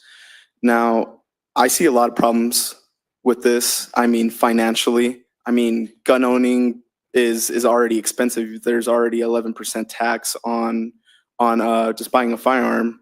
On top of that, let's not even talk about the training. So for us to do training as well, I'm not sure if it has to be live firearm training or not,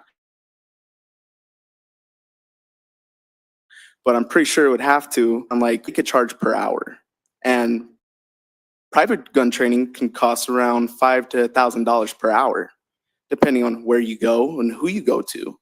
So prices could also just impact me, because I mean, I don't have $1,000 sitting. I mean, that's already expensive as it is. And then let's not talk about, if I can't bring my own gun for that gun training, they're going to make me have to rent out a gun. That could also cost me money too. It can cost for gun renting, that can cost between $400 or $500 to $1,000. Because you have to also think about from you using that gun over time from how many people are going to try to apply for these licenses could also cost a lot of money. Now, I've already heard from a bunch for my hunting license. I'm not going to be giving my money to people who are going to be using it to commit gun control. Okay, and then on top of that, you also have people who are even saying, I'll even move out of the state if I need to. So how are you going to get all that money back when you have people who are going to move out of the state? Please wrap up. And just leave? All right, thank you very much. Sir, please tell us who you are and if you represent anyone other than yourself. Members of the House Finance Committee, my name is John Forrest Schumacher, and I'm here representing myself. I'm an engineer with nearly a decade in the space industry, and I've conducted a fiscal case analysis of Senate Bill 25-3. My initial analysis assumes just the Division of Parks and Wildlife proposed software recording system would have an initial cost of around $20 million. Let's not forget to mention the $4 to $5 million extra in for animal or for employees' annual income, as well as IT. I'm familiar with these kinds of numbers. It's part of my daily job with sending things into space. And with no cap on fees, you might argue CPW could just charge upwards of $400 per person to meet this kind of demand quickly in order to avoid things where we're worried about pulling from different funds. This bill is aimed at creating a class system hurting poor people, minorities, and allowing the rich ruling elite to the ability to protect themselves. Small town sheriffs like those in Costa County will not be able to process everything without month-long backlogs. This is a feature of the bill, not a fault. This is prevention by attaining this is the prevention of obtaining firearms in Colorado. This is intentionally gumming up the system. There's zero possibility that efforts will be made to for funding for new sheriffs or deputies to account for the raised demand. Just look at the state's previous attempts at defunding the police. None of my analysis actually matters because the aim of this bill is to create chaos and stymie Americans. There will be no serious considerations for the authors of this bill because the budget, there was no effort put into it. This is just a zeal to take away weapons. Please stop this disaster. Thank you. Thank you, Mr. Schumacher. Next, please tell us who you are and if you represent anyone else. Hello, my name is Richard Lontine, and I represent myself. The state is grossly underestimating how many will file for a license and how much it will cost to implement this bill. From the Office of the Auditor FOID cards, Illinois State Police ISP did not have enough representatives to handle the volume of calls for the FOID card. According to call logs in the last quarter, 2010, 25,131 of the 29,420 calls, 85% were not answered by ISP. Last quarter of 2024, Colorado saw 900,975 gun sales. The ISP did not approve all FOID cards in the required 30 days. 903,139 applications were received during 2008, 2009, and 2010. In 2008, 40% of the cards were approved in 30 days, 80% in 2009, and 70% in 2010. From the fiscal note from this bill dated March 3rd, 2025, Colorado is expecting 50,000 applications per year. Excuse me. A little dyslexic moment. 338, a lot. Furthermore, the ISP spent $526,919 on overtime for FOID card processing, adjusted for inflation. That's $741,757.08. In addition, I obtained information in a phone call to the Illinois State and Rifle Association that $2 to $3 million was spent defending their FOID card program over a 4-year period. Other costs needed will be lease payments for new facilities, new hires, phones, and computers for them to use, IT personnel to get it running. If lawmakers don't change the state's financial trajectory, Colorado will deplete its $2.1 billion reserve entirely by 2029. And that's it. Fiscally responsible, vote no, as this bill does nothing to address the systemic issues regarding gun violence, and the money is much better spent on programs that will make a difference. Thank you, Mr. Lontine. Mr. Quinlan. Did it work? Yeah. Good afternoon. My name is Michael Quinlan, Staff Sergeant, United States Army retired, and I'm here against Senate Bill 003. Every trainee that has gone through basic training will look at the way 03 is set up. It will be disgusted about it.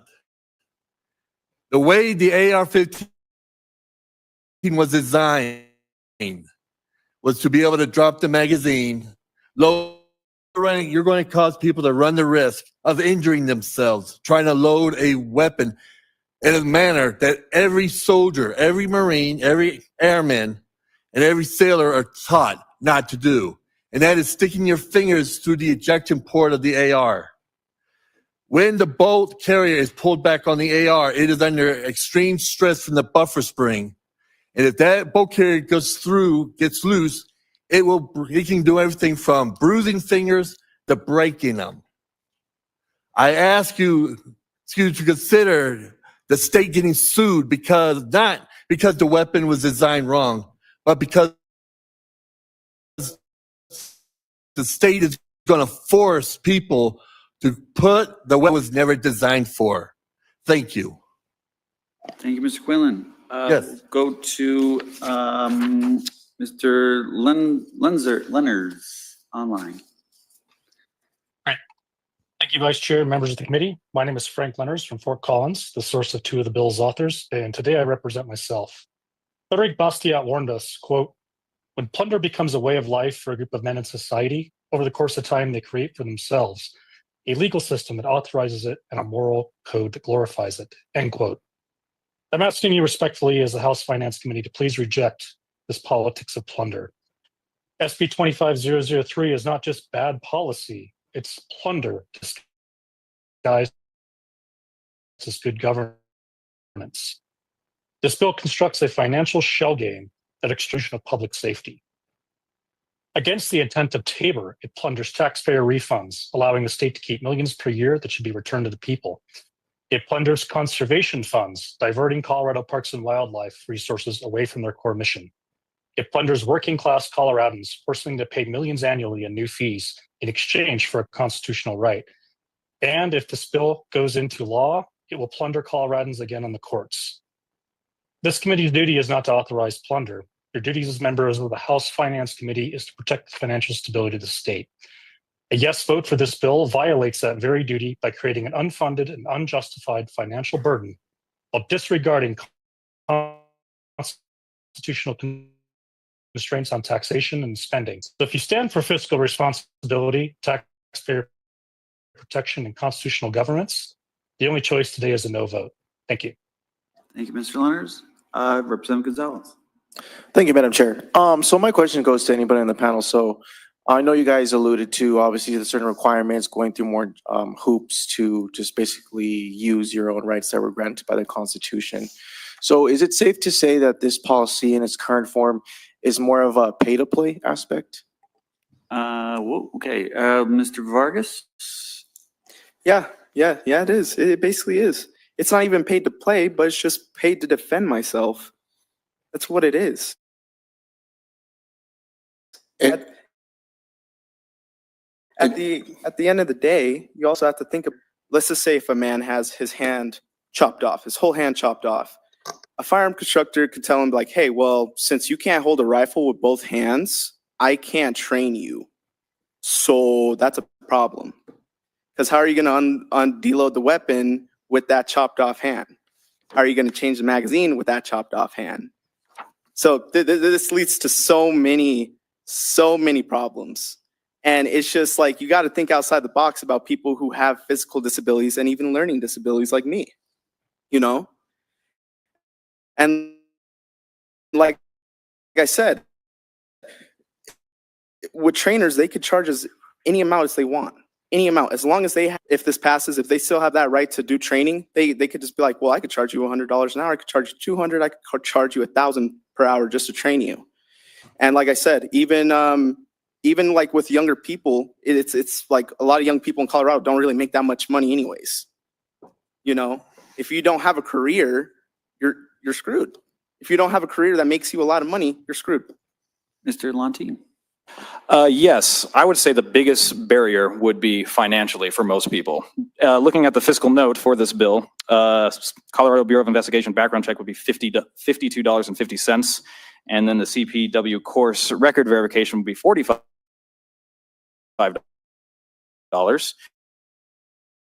And that's not to include, I'm not sure how much the training, or if you guys have certain, can go upwards of $150 to $300. At that point, you're looking at the price of an entry-level firearm, which might dissuade a lot of people from attaining a firearm lawfully. That might encourage them to go to unlawful sources to get a firearm, which might perpetuate the problem of gun violence that we already face. And also, just for looking at the cost of it again, we've kind of been through this before with paying for a right as far as voting goes. And that was sued to oblivion, and that took decades to undo. The state is probably looking at a bill of millions over years to defend the indefendable. That's going to put a heavy burden on a state that is already struggling to pay for things that we actually really need. Things that will make a difference. And I'm sorry to say, you two over there laughing on your phones, it's not going to help. I'm sorry. But there are much better ways to go about this. But this is not one of them. Any other questions for this panel? Mr. Vargas? I would also like to speak just one last time. I can't afford to move out of state. No one can afford to move out of state if this goes into law. At the end of the day, and even then, who's going to be able to afford your houses here? Houses are already too much. You're going to have people who want to buy houses here, but they can't afford them. As it is, it's already a cost of living here is already pretty high. So this is a big problem. This is a totally big problem. And like I said, it's just all ridiculous. I'm asking all of you just to say no to this. I'm really asking you all to say no to this. And at the end of the day, it's just like, if this does pass, let's say if there is lawsuits, right? And some of those lawsuits win, you're playing at a gamble. You're playing at a gamble saying like, oh, if I pass this, I might have lawsuits, but if I win all of them, it's okay. But at the end of the day, some of those lawsuits that might go through might actually pass. So let's just say, triple the amount of money that how much is going to cost us to enforce this law. So it's a big problem. Additional questions for this panel? All right, I'm seeing no additional questions. Thank you all so much for your testimony today. If I may, one thing. If y'all want citations from all the numbers that I got, I have them all, if you are interested.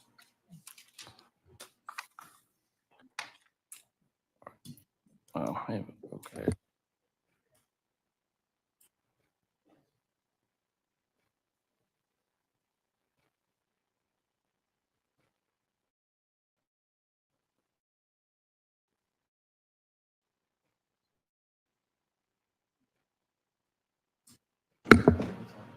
And sir, if you have additional copies, our member on the end here would also like one. So, okay, very good.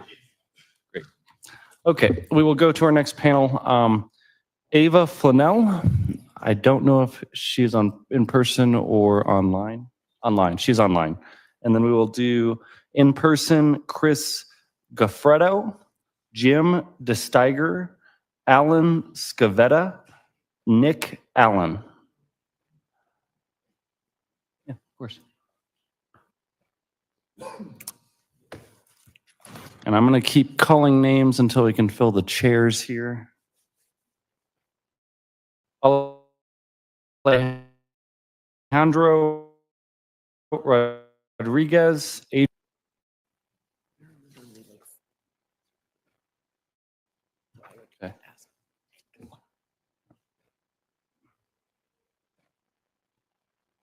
If you are here in person to testify on this bill, why don't you guys start heading up here to the front of the room, and we can start filling chairs, and then I'll start doing online panels only after we run out of in-person witnesses.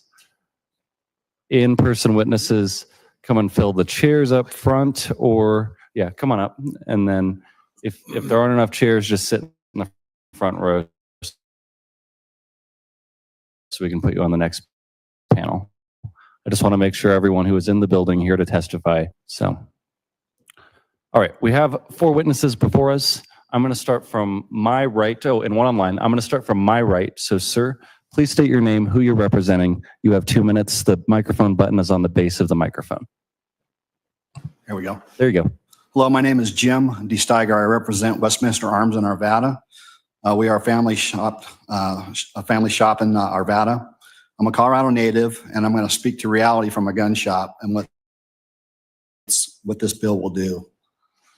In the last 4.5 years as a small shop, we have paid over $1 million in taxes to Colorado. To be exact, $1,009,751. We depend on 0.5 excise tax, which takes in effect April 1st. When I calculate an example of future tax revenue, I come up with an additional tax of $535,000 over a 3-year period. That's future revenue that we'll be paying on top of the $1 million approximately that we've paid already. Now that's a lot of money going to the state, and the numbers are just from one little shop. You know, you take that times all the gun shops in Colorado and the revenue that we generate. When SB25 passes, CPW will not be able to process, or they may not process, because knowing the gun community, they're just not. You might have some new people that will do it and they'll get fingerprinted and all that, but I think you're going to have a situation, your guys are banking on money that you don't have. You're banking on past revenue that you're not going to have. And so it might be like a year till if we would stay in business, it might be a year before we see our first permitted person to come in and buy a firearm. Tax revenue is generated on sales. So no sales, no tax revenue. No gun shop, this bill passes in Colorado, it's going to be in tens of millions of dollars. It flat out is, and that's continued annually. But it won't if it's... Please wrap up. Oh, one quick. Yeah, it's really quick. Well, the bottom line is that you're going to put 95% of gun shops out of business, period. It's going to happen. And if you pass this bill, we supply Denver PD. They're new cadets. We outfit the police officers. We do other municipalities. We go out of business, and all the other gun shops. Thank you for your testimony, sir. Someone may ask you questions to follow up. Okay. All right. Thank you. Next up, sir, please state your name, who you're representing. You have 2 minutes. My name is Harlan Archer. I'm a hunter from Park County. I'm a disabled veteran and a citizen of the Cherokee Nation. I represent myself and 84 of my colleagues support this bill. Parks and Wildlife already has too much on its plate, being underfunded and undermanned as they are, to have time to give additional 8 and 12-hour-long safety courses. This bill would also directly and severely harm the funds the state collects from hunting and recreation due to the high costs and time required for this permit to purchase. Even if CPW had the time to give these courses, at the end of the training, the county sheriffs take a person's fingerprints like they are already a common criminal, creating a de facto registry. Then this wastes time and money of the sheriff's departments. On top of that, people from CPW who would have to teach these courses, and there are standard capacity magazines and lower capacity magazines on top of that. Nearly every single semi-automatic gas-operated firearm on the market today has a detachable magazine and is gas-operated, excluding a few semi-automatic pistols. This will drastically decrease the taxes earned from firearm sales, and it will make people that manufacture them pull them from Colorado. Almost all the weapons that are not specified semi-automatics were ironically weapons of war. A good example of this is the Gewehr 43, designed and manufactured by the Nazis in World War II, unlike the AR-15, which will be manufactured in the United States. The sponsors of this bill, Sullivan, Gonzalez, Busnecker, and Froelich, along with the senators, Emil Ball, Bridges, Cutter, Danielson, Daughtry, Joseph Kipp, Cutler, Marchman, Michelson, the Senate who voted yay on this bill should be ashamed for supporting an egregiously and financially irresponsible bill and going behind the Supreme Court and betraying their constituents. Thank you for your time. Thank you for your testimony. Next up, sir, please state your name, who you're representing. You have 2 minutes, and the button is on the bottom of the microphone. My name is Z Harrison. I'm out of Pueblo, Colorado. The bills have already been paid for this law. Every town or Bloomberg special, y'all have been paid off, bought, I'm sure one way or another, or afraid to stand up. Government is government, and government's all the same.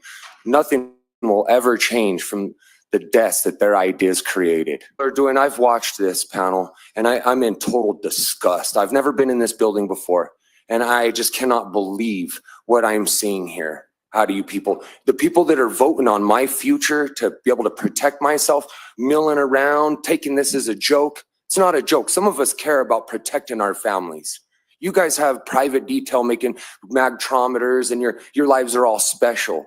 And I respect that. That's wonderful for you guys. But us out here where the police are 30, 40, 50 minutes away, you can't even guarantee that I'll be okay. And it's okay. I won't comply. I will never comply with gun registration and disarmament. State your name, who you're representing. You have 2 minutes.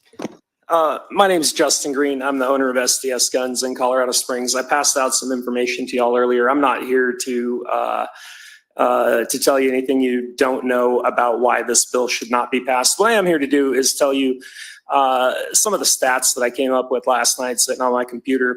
CBI ran 344,000 background checks. Of those, my shop was responsible for about 1.2%. Out of that 1.2%, 4.5% of those turned back as denials. So that means the buyer was not approved by the state. Percentage of firearms we sold, every background check we sell, we average 1.175 firearms per background check. Out of all that, the firearms that would be affected by this bill are roughly 25%. And 25% of our sales is massive. But if we take these numbers and we run them across the statewide, 85% of the background checks that are run are sold to individuals, not duplicate buyers. And we're talking about approximately 82,000 buyers per year that would be running into this program that you're trying to attempt. That we have no way to actually provide a clear path, but waiting a year, like the gentleman said, I guarantee you there is nothing in this program that is expedited, right? You have my testimony. I could go further, but my biggest concern is the fact that we can't even get rules from the state. I'll be back here on the 1st for the Firearms Rulemaking Committee. We don't even have rules for the state. That comes into effect. You gave them a year to come up with rules. We don't have rules. These rules are not complete. And you think that you can merely pass this by September and expect to have something in place? Give me a break. You guys can't even get out of your own way. That's why we're billions of dollars in debt. I apologize. I think you guys should be doing a better job. I'm sorry that I'm upset that you guys aren't doing a better job. We just do not have the capacity in the time frame that you have set, and there is no clear path. Please wrap up. Thank you very much for your testimony. Members of the committee, we have a panel before us. Do we have questions? Oh, online. Oh, Ms. Flanell, I'm sorry. Welcome online to the House Finance Committee. Please state your name, who you're representing. You have 2 minutes. Thank you, Chair. My name is Ava Flanell. I'm the Vice President of Legislative Engagement for Colorado State Shooting Association. I strongly urge a no vote for this bill. This bill is both financially immoral and duplicative. To start, the bill sponsors are playing an unconstitutional numbers game to try and avoid throwing a flag on the budget. And the reason they're constitutional requirement. This bill pretends it's not taking money from sportsmen because it's illegal under federal law to do that. So instead, they're going to steal money from state parks and hope the Trump administration doesn't find out about it. Because when they do, it opens the door for an audit and the possibility of taking away $27 to $32 million in funding for conservation and education as stated in the Code of Federal Regulations, Part 80.21.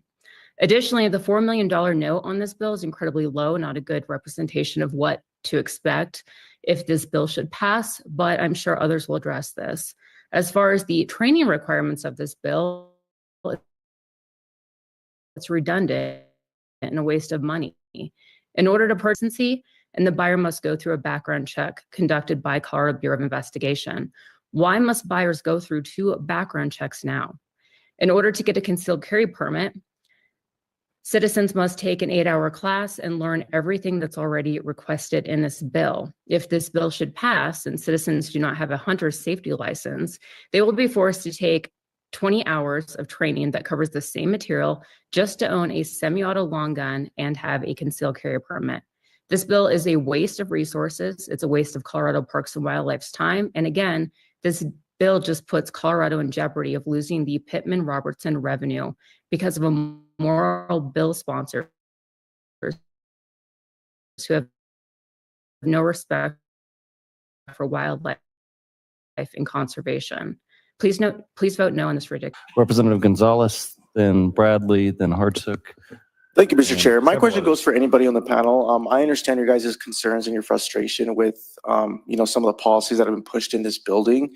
Can you allude and kind of give me more of information as far as like numbers, how you guys will be affected in your industry or just out in the community, like what you guys do and the loss in revenue that would ensue because of this policy? Sir, on the end. Westminster Arms was founded by my brother, and he passed away. On another side note of that business that we run, I just oversee it, and I make sure he was passionate in the sober community. He was very involved with that. So he passed away, and our shop gives back 5% to John Harvey Williams Hope Foundation. So we're just more in a gun shop. We employ 12 people, and we run very thin. We cut back when we need to on hours and things like that. But we run a tight ship. And with this bill passing, we won't generate the revenue. I'll have to lay off 12 people. We won't give back to the community as far as the sober community, that's probably this year, running, we've given $20,000.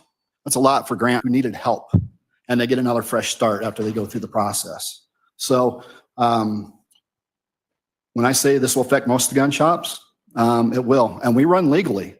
We don't sell firearms. We've just been through an ATF audit. We're going through it right now. And we're clean. We're 100% right. Oops, sir, would you like to answer that question? Yeah, as well? I'd like to speak to that.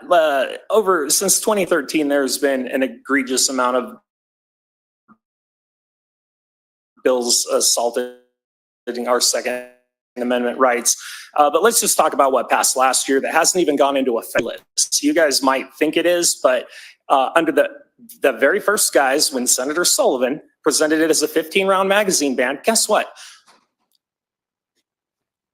As a body, you passed a dealer licensing system. That gives the state right to come in and crack down on any dealer that is selling anything that they should not be in the state. So 15 round, this is clearly an assault weapons ban or a modern sporting rifle ban or whatever you want to call it. This bill is not what it intended different. We also have a 6.5% excise tax that hasn't even gone into effect yet. So we have no idea how that's going to affect us. Representative Bradley.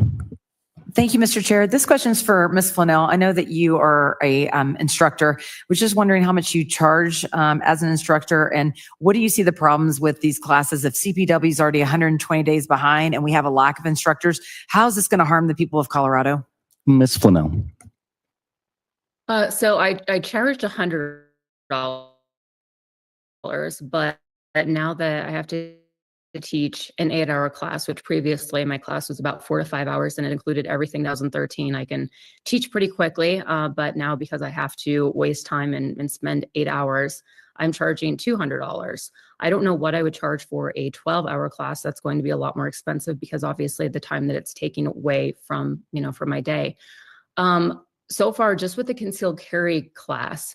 So this law was not even supposed to go into effect until July 1st. But because everybody went and got their concealed carry permit before this law went into effect, right now, till August. So as a result, everybody had to get certified in order for anybody to get their concealed carry permit. That a lot of people weren't ready for. I think I was number 26 of the instructors, and I think that maybe there's only about 30 now. And so as a result, there's limited instructors. A lot more people want to get their concealed carry permit. They're not going to be able to get it quickly. And I have a feeling that the same thing is going to happen with this. It's, by the time you get, because there's so many different, your card from CPW, take the class, I have to put in some information, then they have to go to the sheriff's department, then they have to go through another background check. People have said that it's going to take weeks to a few months. I honestly think it's going to take close to a year. Additional questions for this panel, Representative Bradley and then Hartsook, and I'm going to allow a little extra time on this panel. I know there's a lot of questions for this group. Thank you, Mr. Chair. And Ms. Flanell, that $200 doesn't even include all the other fees that are going to be attached to this, correct? So is once the student takes my class, then with a concealed carry permit, they would then make their appointment with the sheriff's department. And in my county, they charge $135.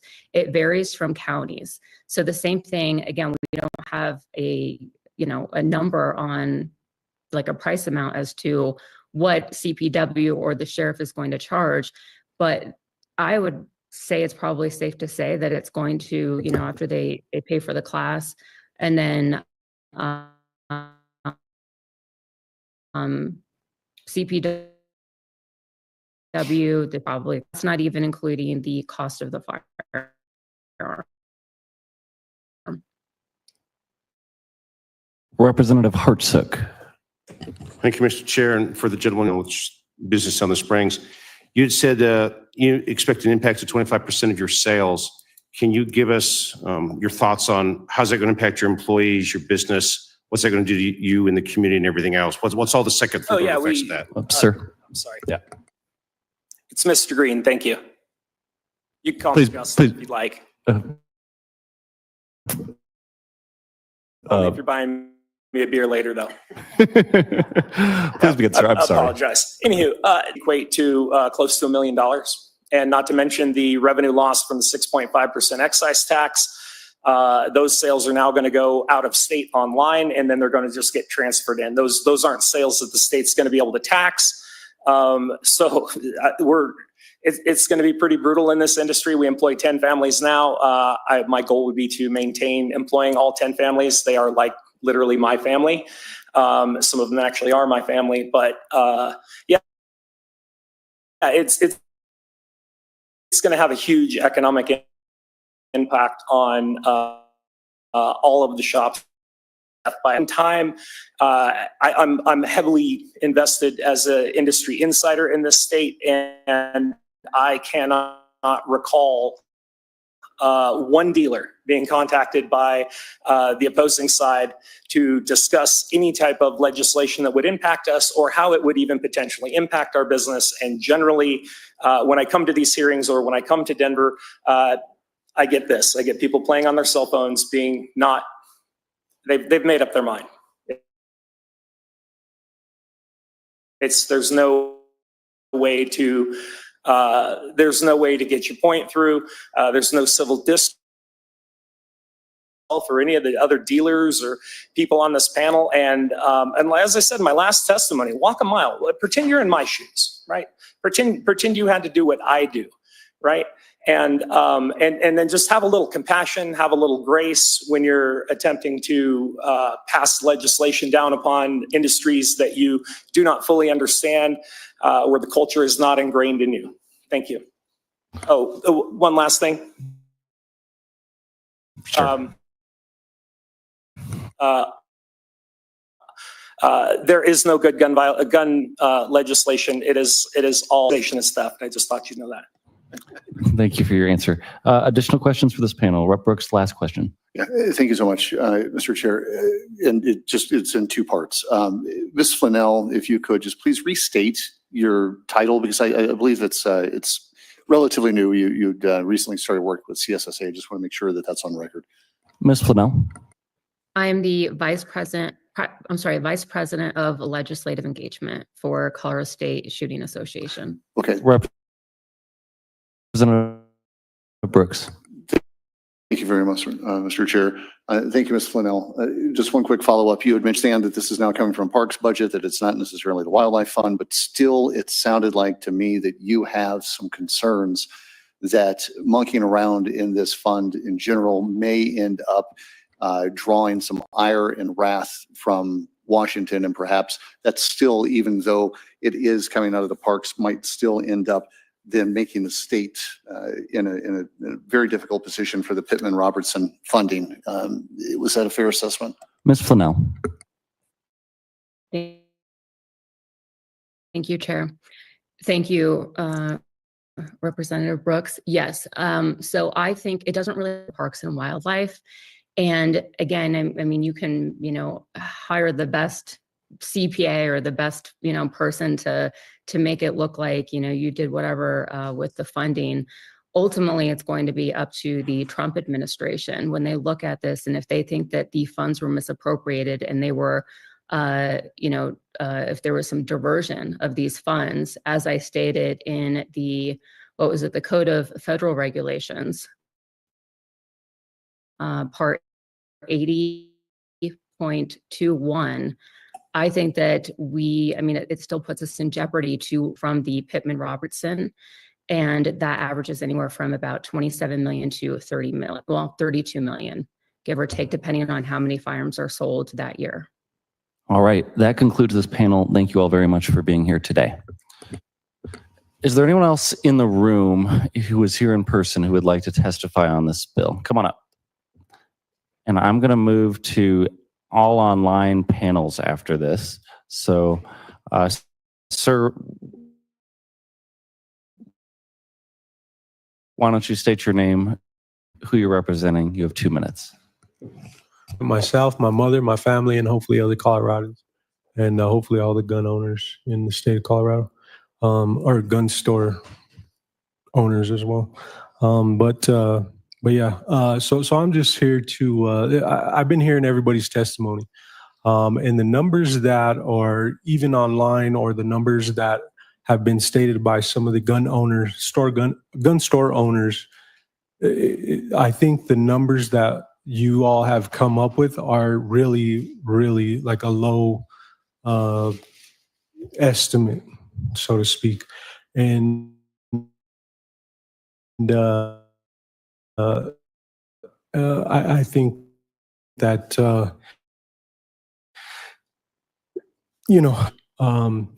which, I mean, we're supposed to be Colorado that supports small businesses, and that's kind of not really happening here. And then another question I have for you all is, why are we even creating all this? Like, we have do you guys have any basis or rules or evidence of why we are creating this here in Colorado?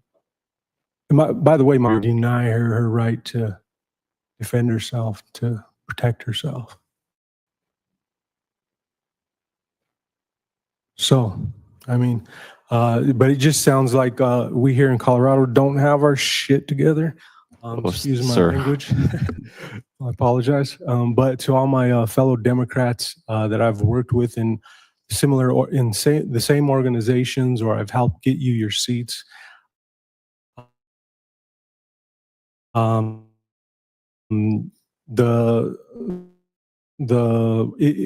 If you guys pass this, we're going to lose. It's a loss.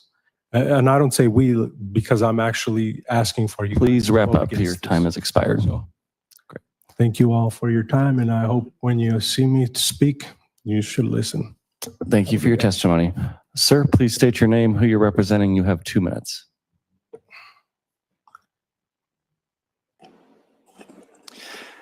Thank you, Mr. Chair. My name is Catching Valentinas with Rocky Mountain Gun Owners.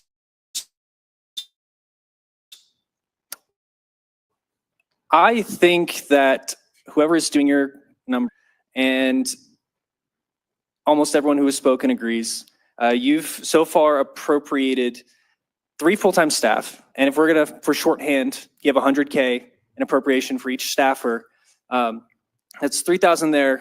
To $300,000 there to take care of your $1 million system that you're about to build, that you're only giving $200,000 to all the years following. So that's not handling the cost of database maintenance, redundancy, auditing costs, all that mess.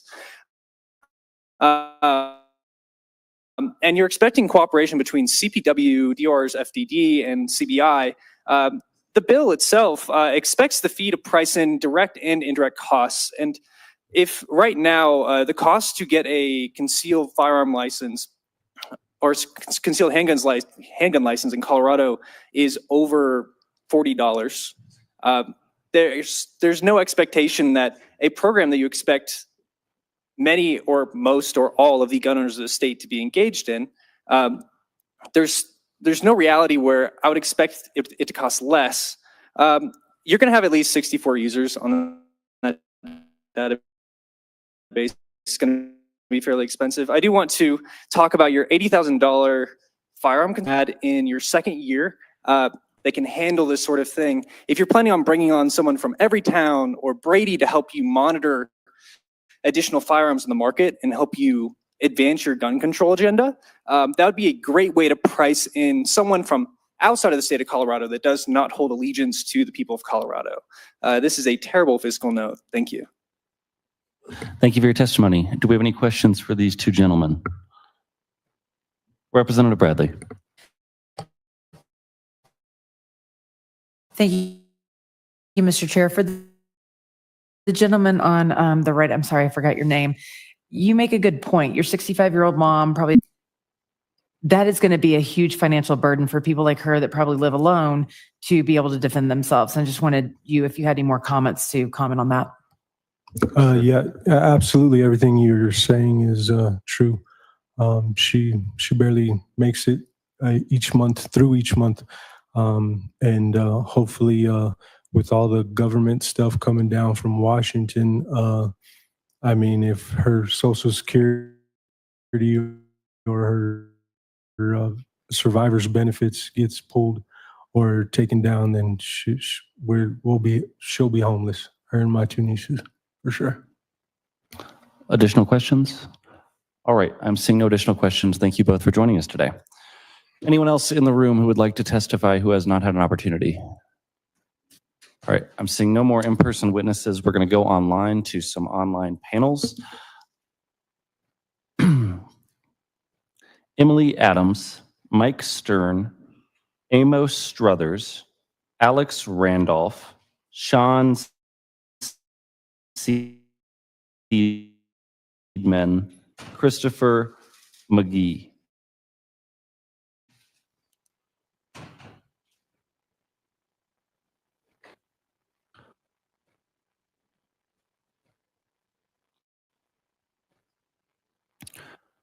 We'll give folks a minute here to get populated online. I see we have Amos Struthers. Welcome to the House Finance Committee. Please state your name, who you're representing. You have 2 minutes, Mr. Struthers.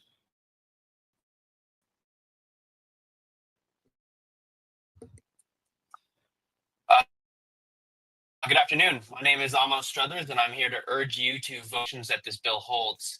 At the first committee hearing for this bill, the CBI mentioned that there would be a sizable financial cost from them to this bill. And since then, amendments that put the burden of licensing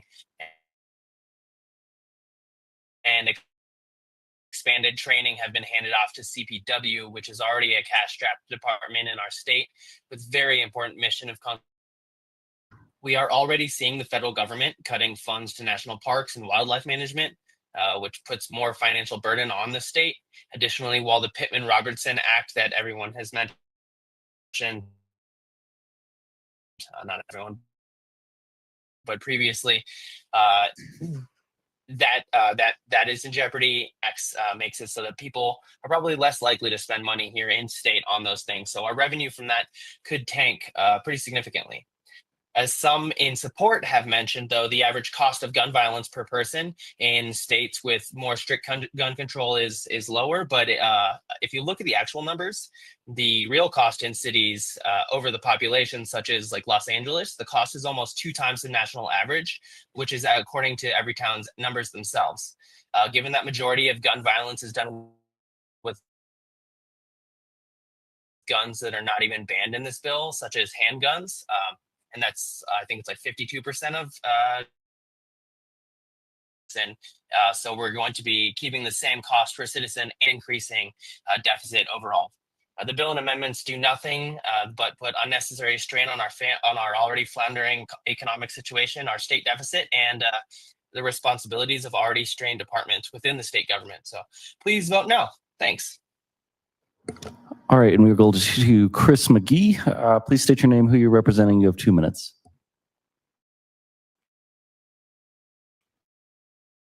Yes, hello.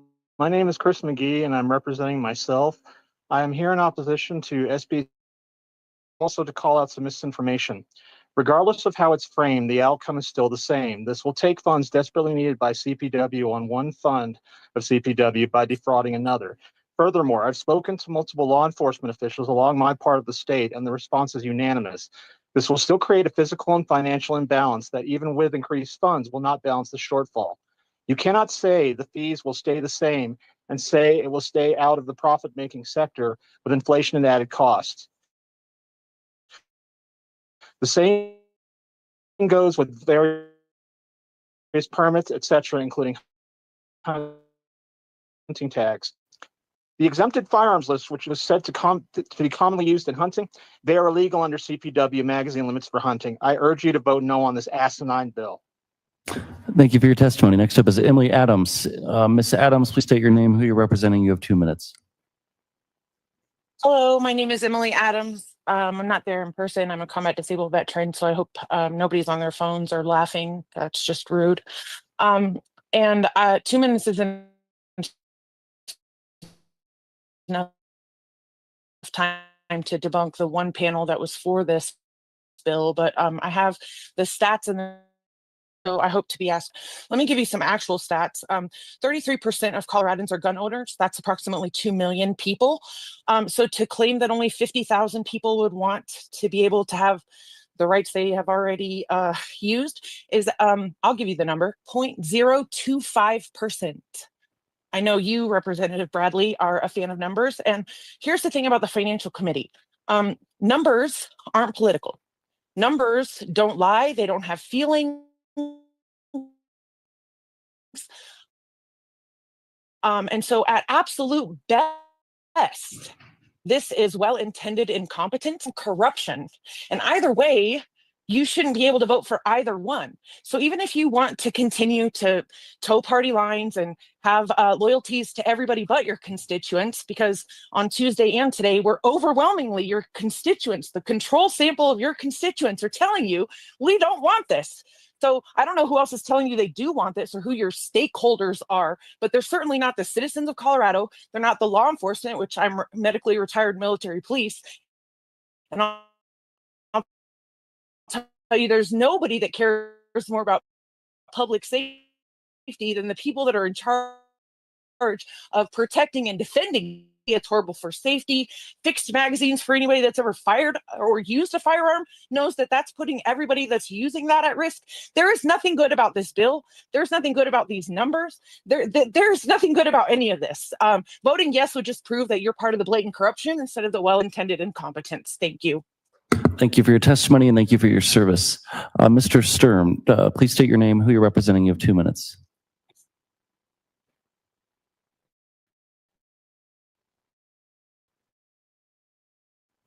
Can you hear me okay? Loud. Opposition to this bill due to significant financial burden on our state, its taxpayers, and vital agencies like Colorado Parks and Wildlife. While this bill's intentions may be well-meaning, the economic reality paints a concerning picture. HB25-003 introduces new programs and regulatory frameworks that will require substantial funding and implementing oversight in law enforcement. The fiscal note already projects millions of upfront costs that will likely continue to rise. It creates a paywall for law-abiding citizens to exercise their freedoms and firearms. By adding excessive fees, regulations, and bureaucracy red tape, this bill forces Colorado residents to pay for what should be their constitutional right. Our rights should never come with a price tag, including of allocating funds to unproven initiative. I urge this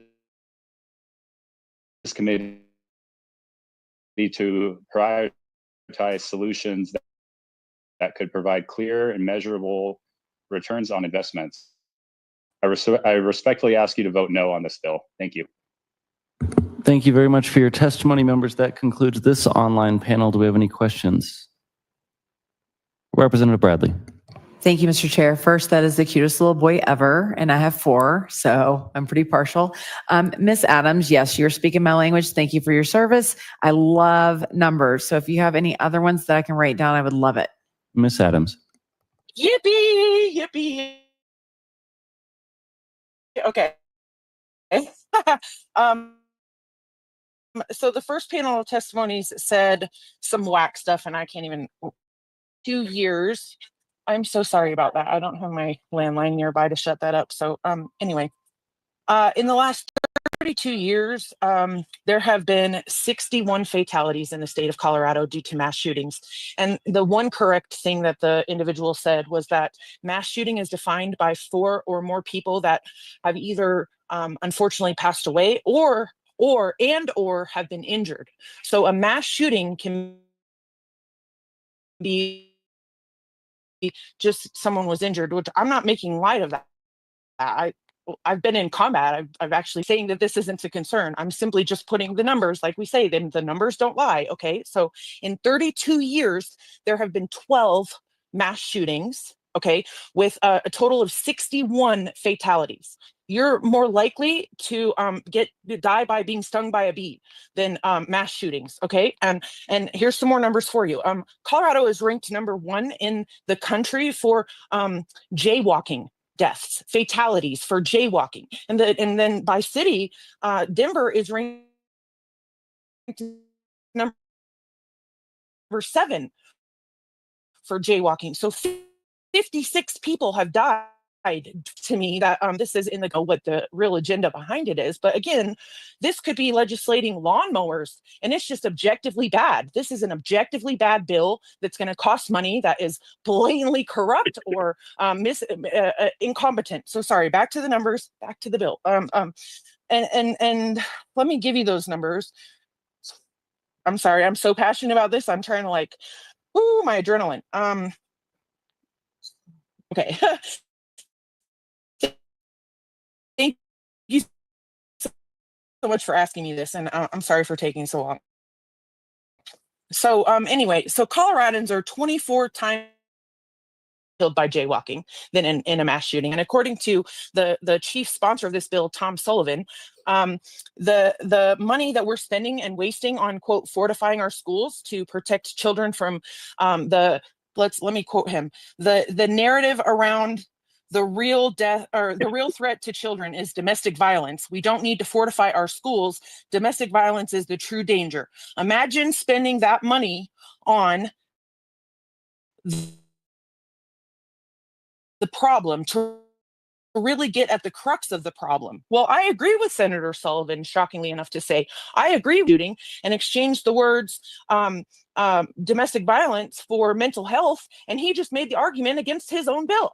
Well, every town for gun safety zone. Ms. Adams, I truly think you get my appreciate the point. passion. I just want to make sure folks have a Well, chance facts are to. facts, numbers are numbers. I'm quoting Senator Sullivan. I just want to make sure folks have a chance to ask questions of this panel as well. Roger that. Members of the committee. Thank you, Representative Brandy, for asking me. Members of the committee, do we have any additional questions for this panel? All right, I am seeing no additional questions. Thank you all very much for joining us tonight. We'll move on to our next panel. Commissioner Eric Stone of Teller County, Alex Randolph, Sean Seidman, Aaron Lewis, Sean Zilla, Josiah Neerman, and Michael Dickerson.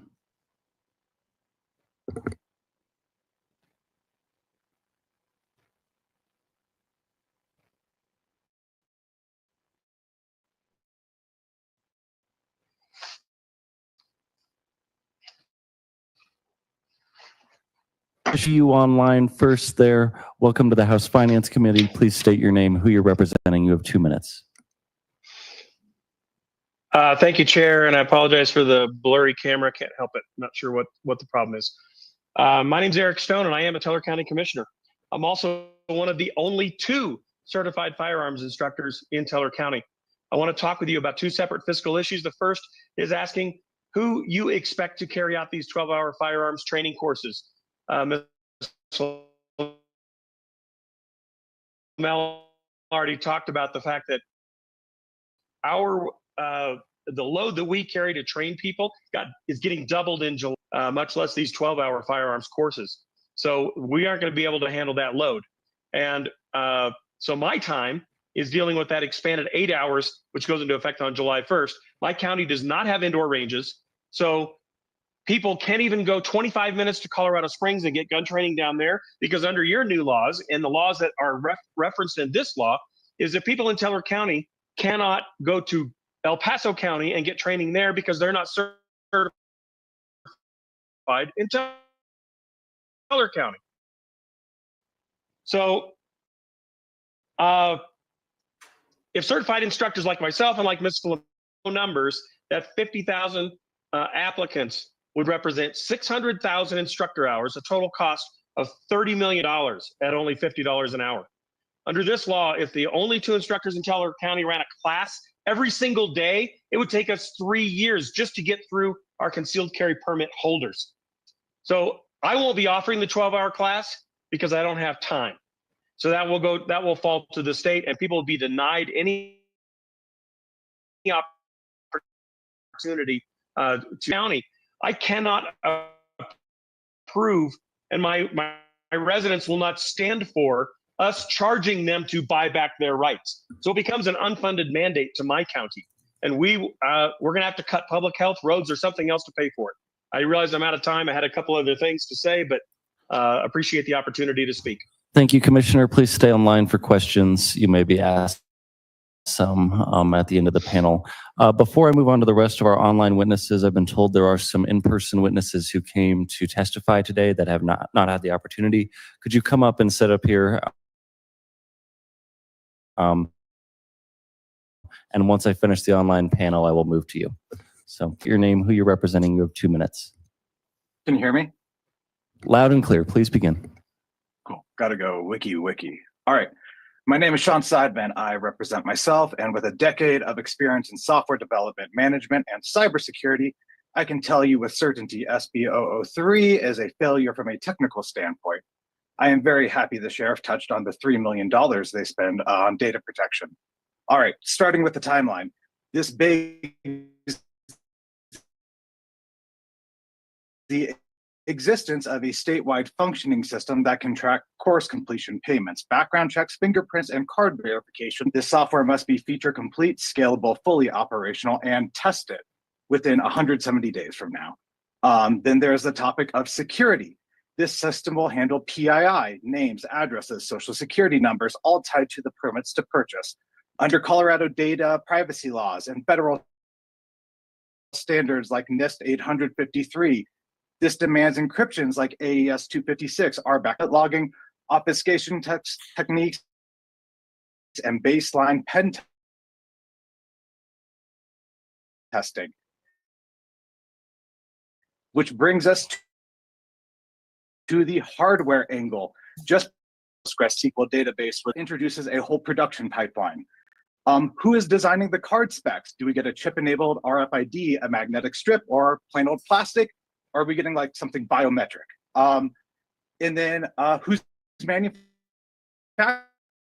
them? Is it a domestic overseas outfit with shaky quality control, or are we going who does our driver's licenses? And then how do we secure the supply chain? Because a fake void card in the wild undermines the whole entire system. And now we have to think about how these cards actually integrate with the software. Is there an API? Is there a reader network? Or is there a database sync between the two? To be painfully clear, this not working and not being ready in time isn't the bug, that is the feature. Thank you. Thank you very much for your testimony. Next up is Mr. Randolph. Mr. Randolph, please state your name, who you're representing. You have 2 minutes.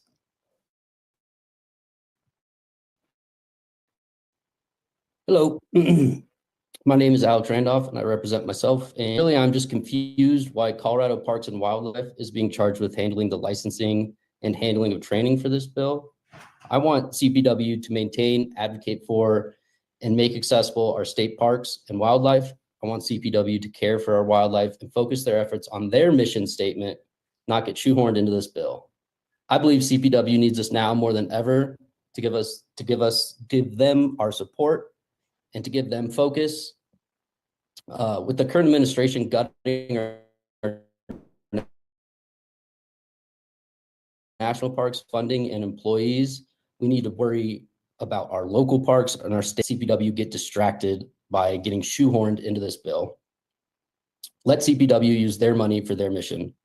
I was also briefly going to touch on the software aspect, but I think Sean ahead of me did a very great job. I'll just reiterate that software takes time, expertise, money, testing, all of which we don't seem to have with this bill.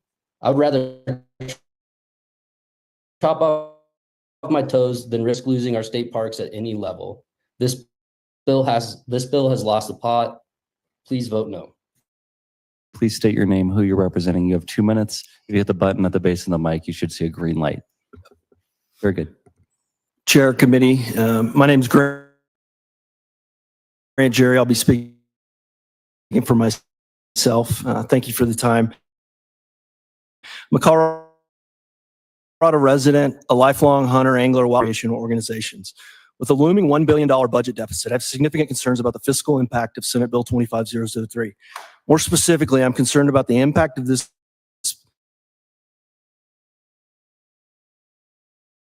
bill on funding for Colorado Parks and Wildlife and the very important work they do. According to the fiscal training and safe for more recent amendment through the Outdoor Recreation Fund, but those funds are limited by statute. And without that, they would need another funding source.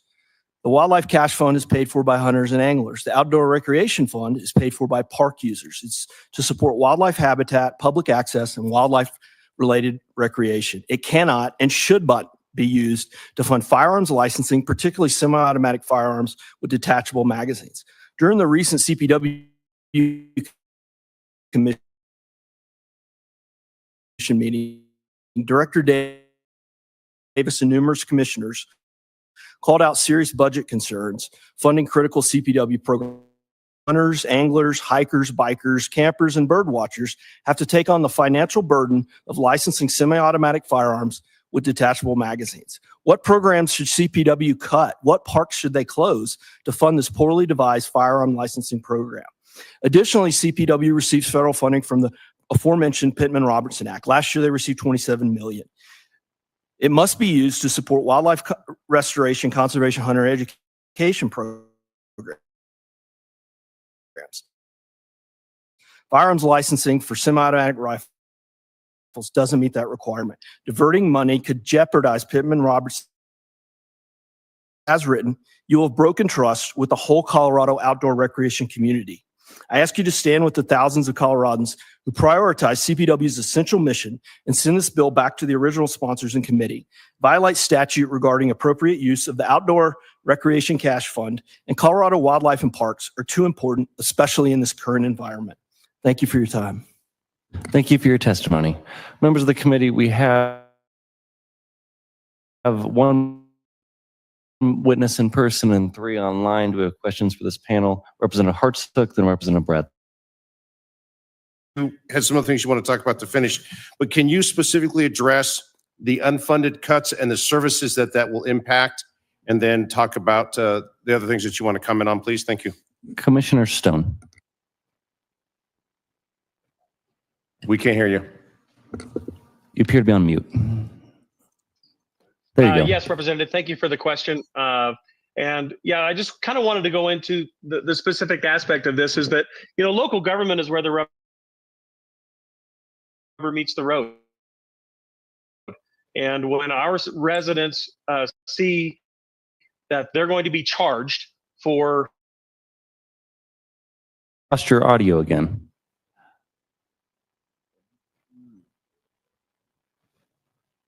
$90 for a concealed carry course, it's 4 hours. 100, but on the county side, to the question, is that if we do not charge a fee for that, is, as our sheriff already testified to, we're looking at about $500,000.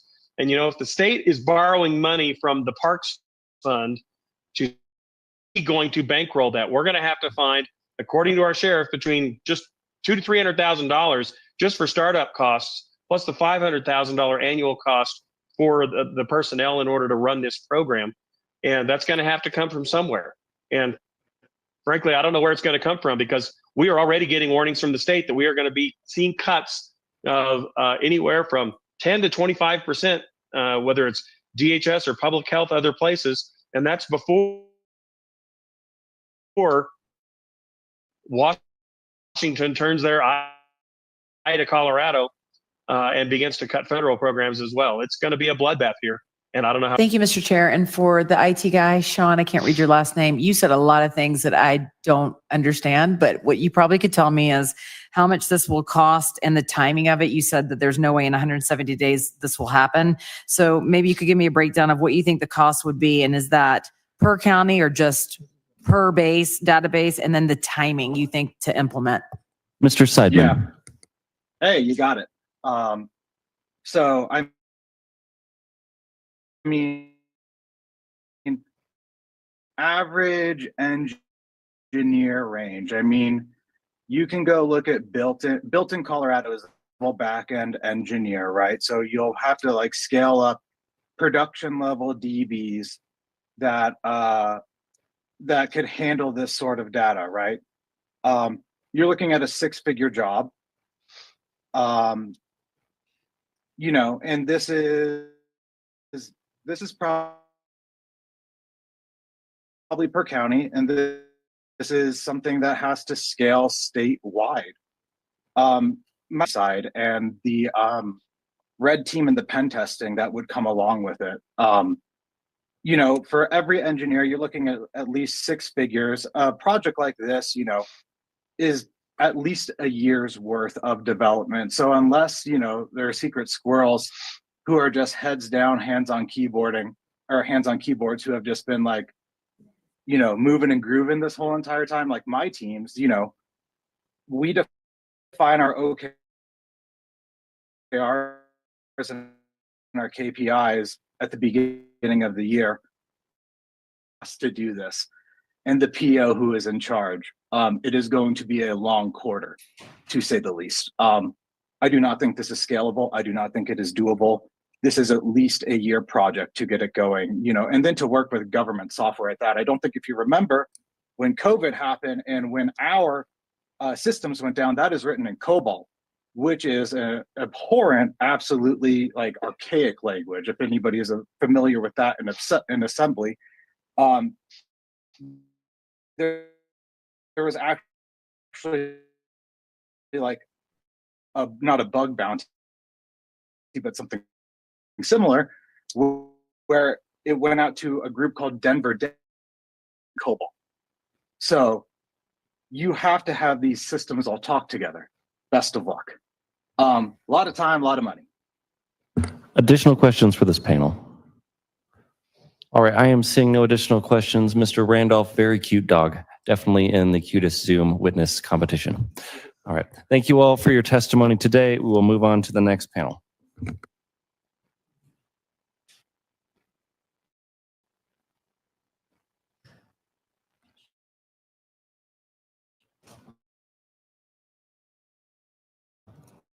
Aaron Lewis, Jay Seifert, Adam Nelson, and Gabor Laskai.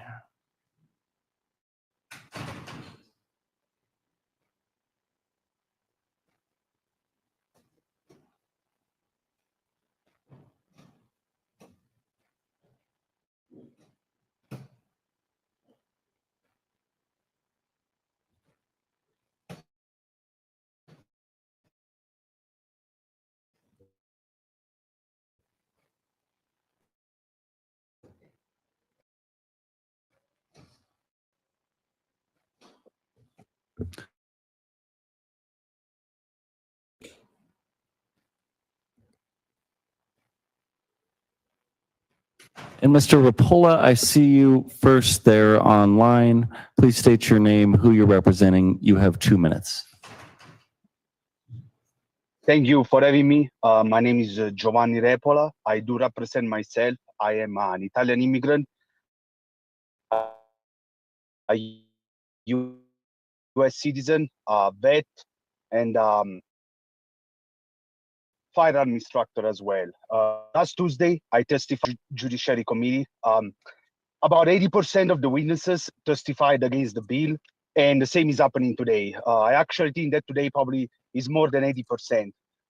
This is proving how most of the people of Colorado do not want this bill, and is also proving how the legislators are not listening to the voice of most of the constituents. SB 003 will have catastrophic financial consequences for CPW,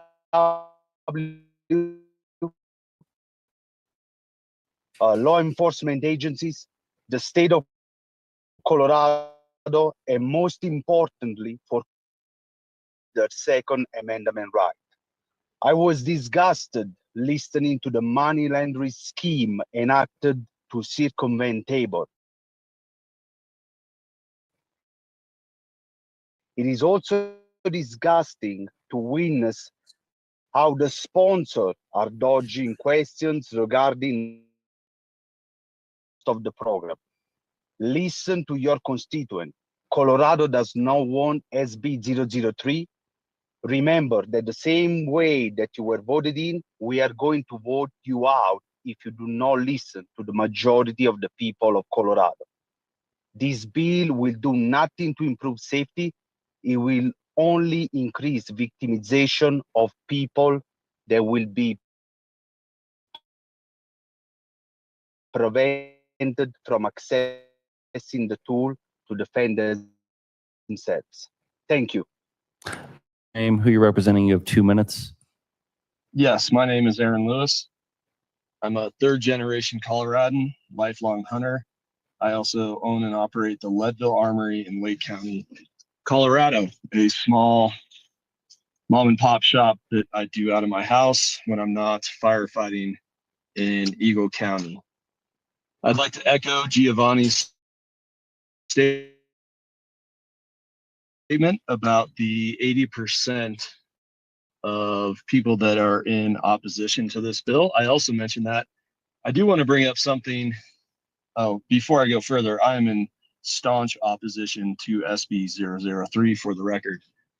Something that I haven't heard anybody bring up is the fact that the wolf introduction has cost Colorado a tremendous amount of money through the general fund.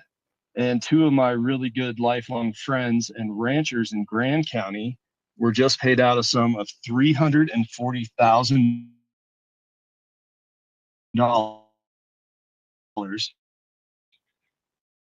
because of the depredating wolves.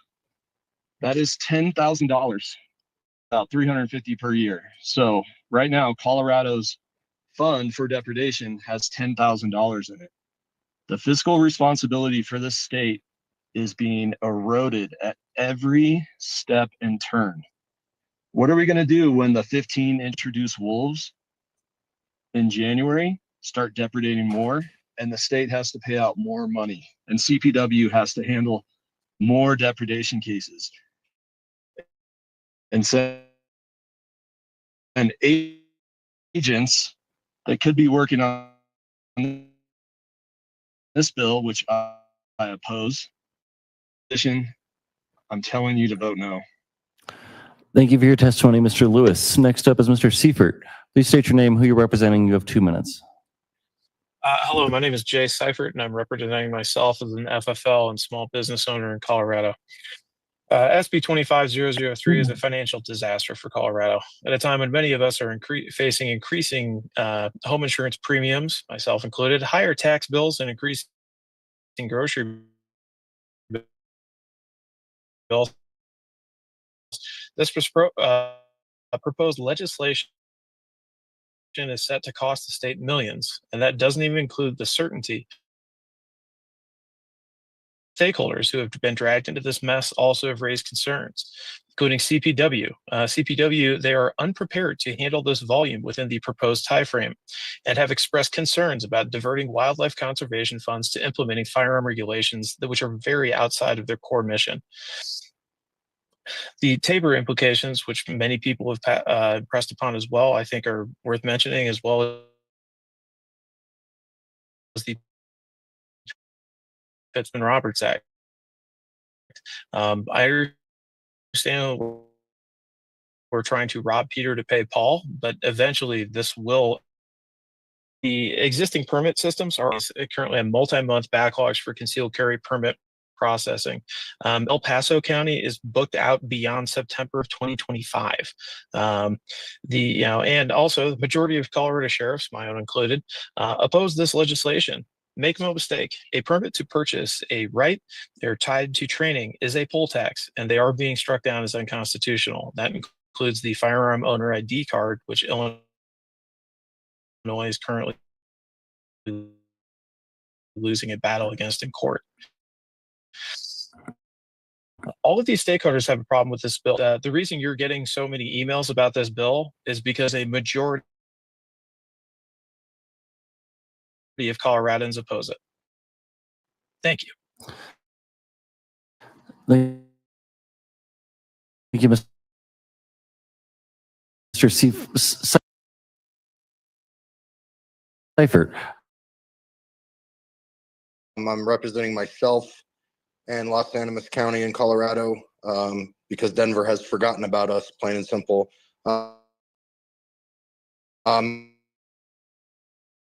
I'm here to oppose this bill, and like many of our politicians, I was actually born and raised here. I remember the state for what it was: illegal aliens and homeless vagrancy. Another set of laws that shows what you've passed through greed while overlooking your hardworking taxpayers.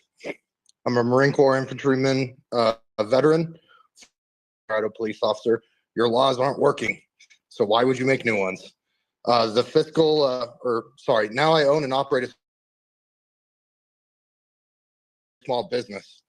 If I ran my business as fiscally irresponsible as you guys have ran our state, my business, the state debt in democratically controlled Colorado has risen from $4.43 billion in 2000 to $24.79 billion in state debt. The promise of marijuana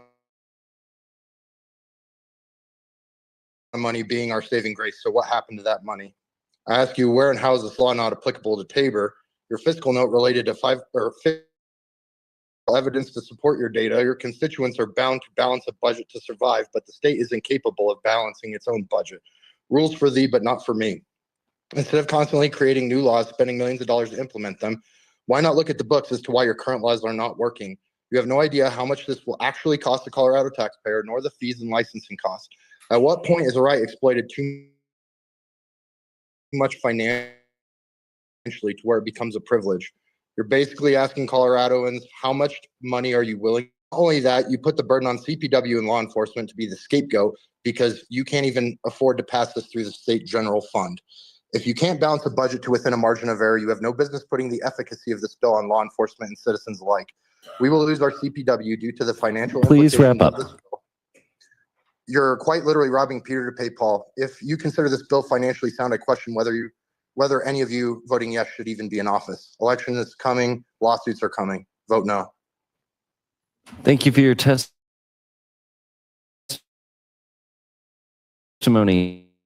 Members of the committee, that concludes this panel. Do we have any questions for? All right, I'm seeing no. Next up is going to be another online panel. Michelle Meyer, Jason Spedding, Alvin Powell, Matthew Kozolek, Brian Cordell, Brandon Ferrand, Jeff Labon. And if there's anyone here who hasn't testified in person and would like to, please come up.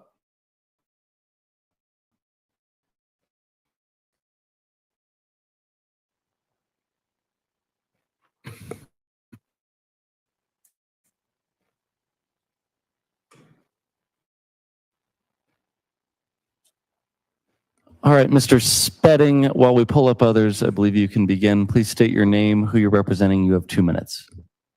Okay, thank you. My name is Jason Spedding, and I represent myself. I also stand in strong opposition to SB3. This bill, which has undergone significant changes, poses substantial financial concerns that warrant our attention. The amended version of SB3 requires the Division of Parks and Wildlife to finance its implementation, drawing funds from the Parks and Wildlife Recreation Cash Fund or the Wildlife Cash Fund. At this point, I'm not even really sure. These funds are earmarked for specific purposes such as wildlife management and the state park maintenance. For purposes unrelated to wildlife management may jeopardize Colorado's eligibility for federal funding under the Pittman-Robertson Act. This act provides crucial financial assistance to state wildlife agencies, with Colorado receiving over $27 million in 2024. Furthermore, the bill's sponsors have chosen to tap into funds that are restricted in their use, raising questions about the handling of enterprise fee revenue versus general tax revenue. The Wildlife Cash Fund, for instance, is paid for by hunters and anglers to support wildlife habitat, public access, and wildlife-related recreation. I highly doubt the hunting and fishing community will be happy about PW is just plain ridiculous. Do any of you really believe that they will have an efficient process in place that will allow citizens to purchase the firearm of choice by September?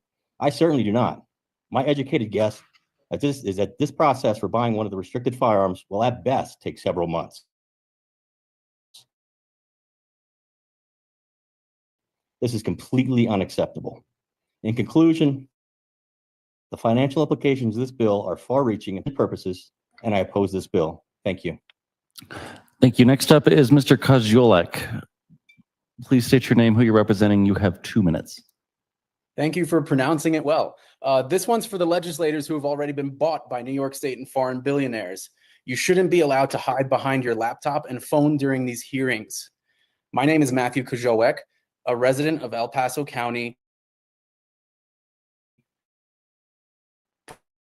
private practice mental health counselor, and my wife is a public school teacher. This bill, and that is why 6 hours earlier this week. This bill will rob the state of revenue generated by the 6.5% tax that starts April 1st on guns and ammo. Most guns sold in Colorado are semi-automatic that receive detachable magazines. This should be taken into consideration as our state hemorrhages money year over year. Using a conservation and nature preservation agency as a shell organization to violate our civil rights and skirt our taxpayer Bill of Rights should lead to serious consequences, and use it as a front to fund another agenda after taking taxpayer dollars for the mission, I'd be facing charges. And you bought legislators should too. If you're going to plunder CPW, why not pay for school infrastructure? With schools in my district falling apart. My wife teaches in a classroom that can't open its windows because they're so old. Her school has only one armed security officer as well. How about using it to pay for more security in schools? Or to improve healthcare with? Or do your masters want you to push this agenda no matter the cost? Bankrupt the state, who cares, right?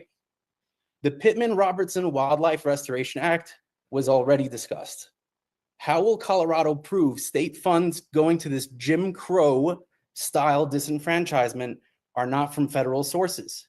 This will give not just disenfranchised citizens, but also the federal government leverage to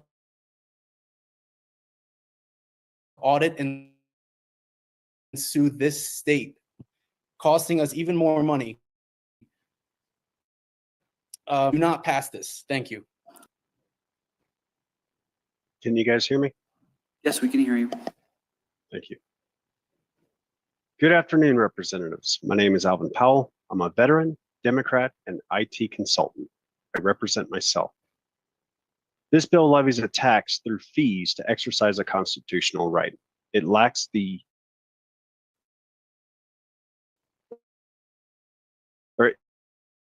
it attacks the underprivileged by placing a paywall and educational bias on people. Training courses required by the state should be provided and paid for by the state. This bill levies taxes and fees on a right, and as such should be subject to tabor, funded in the proper manner and not by way of enterprise. This bill was written in a hurried manner without consideration of fiscal and social consequences. It will have detrimental effects on the state budget in coming years as it undergoes massive litigation due to civil and constitutional rights violations that are inherent in the bill. The fiscal note for this bill, inaccurate testimony tonight, I conservatively expect at least 200,000 people will sign up in the first year. The startup costs represented in the rollout of the database program as it goes through its implementation phases. The timeline before the bill goes into law is insufficient to properly roll out the required program in a cost-efficient manner. Please do not just vote along party lines. Consider the dangers of this bill carefully. If you have a single doubt on this bill, I urge a vote, or at least that it be passed along to appropriate. All right, thank you, Mr. Powell. I can't, it's hard to see the screen up there. Who hasn't gone yet? Michelle? Go right ahead.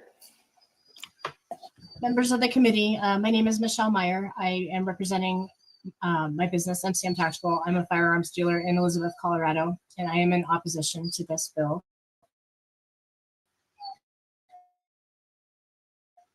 The short story is that not only will this have a financial impact on my business, it will quite literally put me out of business in Colorado. While the intent behind this legislation is to enhance public safety, we must critically examine its financial ramifications. First, the enforcement of this bill is projected to significantly strain our state's financial resources. As reported in January, the Department of Public Safety anticipated a need for an additional $4.65 million and 8 new employees to effectively implement the bill's provisions.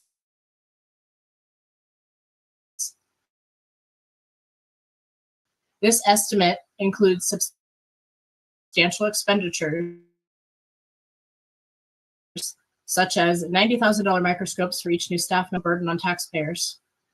Moreover, the bill is expected to reduce participation in hunting and shooting sports, leading to a decline in revenue for CPW. In 2024, hunting licenses generated nearly $90 million, and as has been mentioned numerous times now, the Pittman-Robertson Fund's contribution funding and wildlife management. Additionally, the bill's implementation may exacerbate Colorado's existing budgetary challenges, while the state already facing and this number, it seems to vary every time I look, but last I found $1.2 billion budget shortfall. The additional financial obligations imposed by this bill could necessitate cuts to essential services, including social programs, mental health support, and education. This raises concerns about the state's fiscal priorities. Dell, and I'm representing myself. And I urge this committee to vote no on this bill. I am one of the people that Ava Flanell had spoken about the affordability. I'm on fixed income, and I want to be able to defend myself by any means, but this the permit to purchase, and I cede the rest of my time. Thank you. All right, thank you, Ms. Cordell. All right, that is our panel. Any good questions for this panel? All right, I see no questions. Thank you very much. Appreciate you being here. We will keep calling up more witnesses.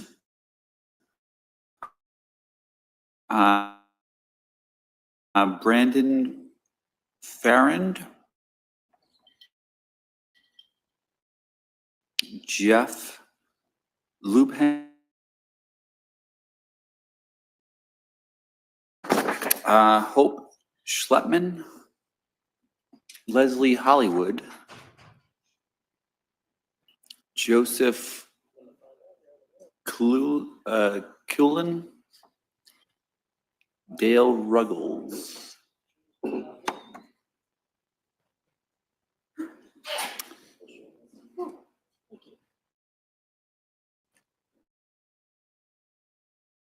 And we have Lori Gatrell.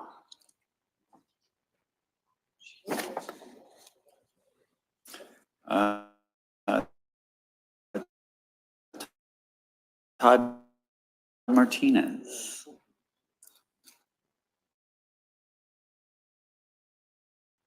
No, Catherine Winchester. Okay. All right. There's our panel.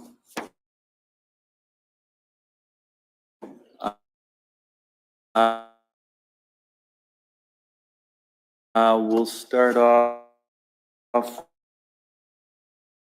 with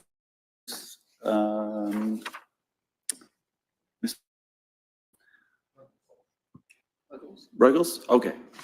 Mr. Ruggles, we'll start with you then, since I can't Thank really you. see. Thank you, Chairman and committee. I'm going to try to clarify some of this stuff. There were 360,136 concealed carry permits, according to CBI data that I pulled yesterday. This bill provides personnel to only do 50,000 permission slips a year. I contacted every gun shop in the area, 6 total, and I asked 2 questions. What percentage of guns sold were 22 shotgun and bolt action? The numbers range from 5 to 25%. And number two was what percentage were semi-automatic with detachable magazines, permit cards. That leaves a requirement to process 240,769 cards the first year if everybody still bought guns. You would need 5 times the required FTEs hired and trained by September 1st. or it will take 4.8 years to get through the initial tranche. Would allow assist on this the concealed carry permits and training. If you fill out an application,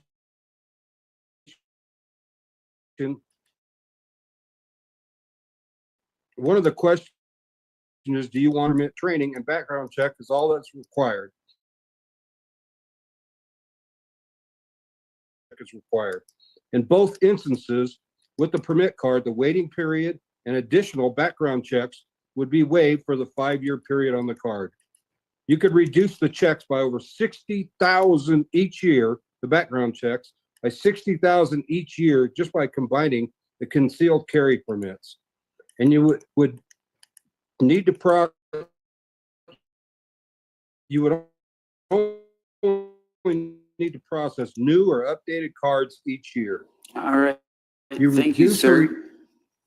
Reduce the redundant background checks by a couple of 100,000 a year, which reduces state costs. Think driver's license model. All right. Thank you, Mr. Ruggles. Appreciate your time. Lori Gatrell. One of you in there? Catherine Winchester? And then maybe we have Hope Schleppman or something? Yeah, okay. It's a little hard to see on the screen. So, apologize. Yes, it's Catherine Winchester. Okay, go ahead. When you ask the question, do most of the guns that are in this bill are the ones that are owned by the public? Yes. 1.6 million of the 2 million firearms in Colorado are semi-automatic. This is my third time testifying against this bill. I'm a physician. I live on the Western Slope for over 20 years, and I own a weapon has no place in anyone's hands, let alone on a working ranch. I know nothing I can say will change your minds on this bill, but it's a shell trick. First time I read this bill, there were 18.5 FTEs. Oops, now there's only 3 or 8 or 5 or 6. It was $7 to $8 million affecting Tabor as well. Oops, now it's only, our sheriffs take 15 minutes to access my property. So you add more burden to the sheriff department and then the CPW, and we'll have no assistance whatsoever with wildlife or with law authority. Do the right thing. Let the voters decide. Every time a gun bill comes up, you put a safety clause on. And do voters know what that means? That means that no matter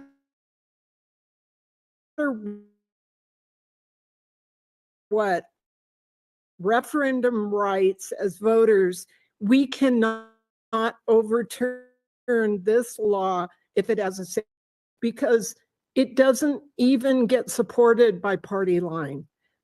Vote no on this bill. Thank you. Thank you, Ms. Winchester. We'll go to Hope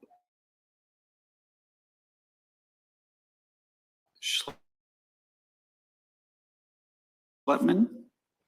Yes, hi. Thank you. And annually will the Pittman-Robertson Act funds wildlife convention through taxes and firearms and ammunition and hunting and sporting shoot. However, firearms purchased within the state of Colorado for personal protection does not contribute as more people shift their purchases away from hunting. Reclassifying these funds as a fee instead of a tax is a blatant attempt to circumvent Tabor. Protections risking 1.4 million to refund to us, the taxpayers.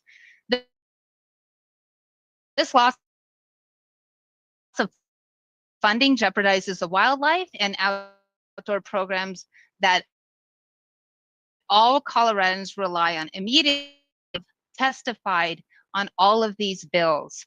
We need to protect the Second Amendment. Thank you so much, and I save my time back. Ms. Hollywood, please state your name, who you're representing. You have 2 minutes.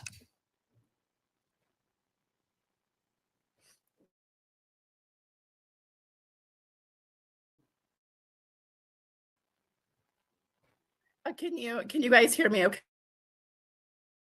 Okay. Loud and clear. Please begin. Okay, I'm state of Colorado. I am blessed to have grown up in Estes Park, and nature was my backyard, which is part of the reason I am stunned at the funding mechanisms behind it. SB3 is a misuse of the Parks and Recreation Cash Fund, millions of dollars that's meant to ensure our state parks are well maintained and safe. This money comes from individuals who buy park passes and pay camping fees. Investing in the enjoyment and preservation of our natural spaces. It's maddening that we even have to discuss this. But non-residents, with non-resident elk hunting licenses contributing the largest revenue share due to their higher cost. It will make people boycott the purchase of park passes, especially the Keep Colorado Wildlife Pass. I myself would never pay for one again. And I know I speak for thousands of others who aren't here today. Every time this bill is amended, it magically becomes less expensive for the state to whatever fee the sheriffs choose to charge, along with the classes and training fees, which will either go to CPW or private instructors. That we're expected to pull our own full background check from both the state and feds and provide that to the sheriff to decide if we should be allowed to have these guns. Those background checks are minimum. The approve or deny check. This bill doesn't specify what makes someone approved or denied. That's up to the sheriff. You are voting on a bill that will price out the poor, single parents, people with disabilities, and many, many more. I ask you as members of the Finance Committee to not support the irresponsible financing of gun control that robs funds meant for something far different and turns self-defense into a privilege. Please vote no today.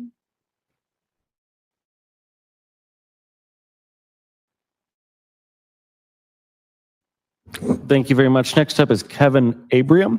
Kevin, please state your name, who you're representing. You have 2 minutes. So I appreciate this opportunity to speak to the Finance Committee because money is a big deal, right? When it comes to CPW, just to give you some background, I was born in 1976. I'm a bicentennial baby of this great nation, centennial baby of Colorado. I heard a statement from him that Colorado stays Colorado. Today, we're not Colorado anymore. And the dollars just keeps on growing and growing and growing. CPW, back in the day, I want to point out heritage of Colorado.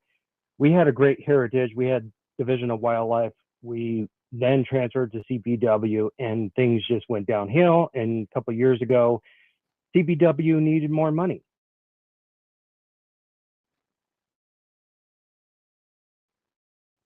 When I grew up going to 11 Mile Reservoir Road, today, it's the same horrible road. Busier and crazier and crazier. And where is CPW dollars? Nowhere, right? We're losing the North Marina. Now everybody's going to have to funnel in through the South Marina. You're just adding on. And my family is in the Sheriff's Department in El Paso County. Where are those dollars? Now you expect the county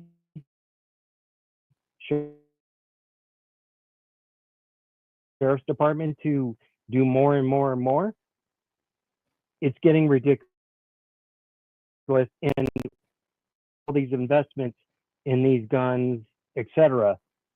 How much more control do you want? It's only going to lead to more and more lawsuits, more dollars for the state for our tax dollars to cover the state to pay for these lawsuits. I ask for a no vote. Thank you. Thank you very much. Next up is Lori Cottrell. Lori, please state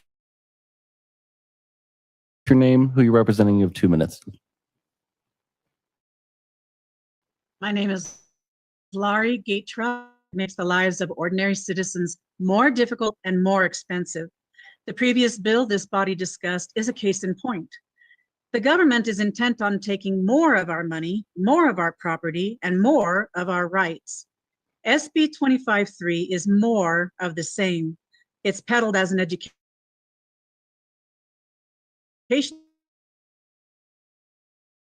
measure to be able to buy the so-called prohibited guns. Well, we already have 68, for example, checks for firearms and a 3-day waiting period as speed bumps to buy firearms. We don't need more. I told my husband I was interested in getting a gun and a CCW. He said, no, it's too expensive for us. Paul, to fund this action against taxpayers. They get around it by calling it an enterprise.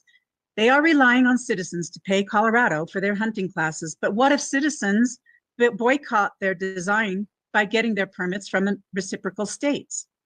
More people oppose this law than support it. More lives have been saved than have been lost with gun use. There are more gun owners using gun robbery. Government is force. This bill forces taxpayers to pay more to exercise their rights. Please vote no on SB 25-003. Thank you very much for your testimony, members of the committee. Do we have any questions for this panel? All right, I am seeing no questions for this panel. Thank you all for joining us today. Next up, we will have another online panel, including Melissa Flanell, Laura Page, Matthew Sanders, Dean Mikhail Kabakov, Clyde Atre.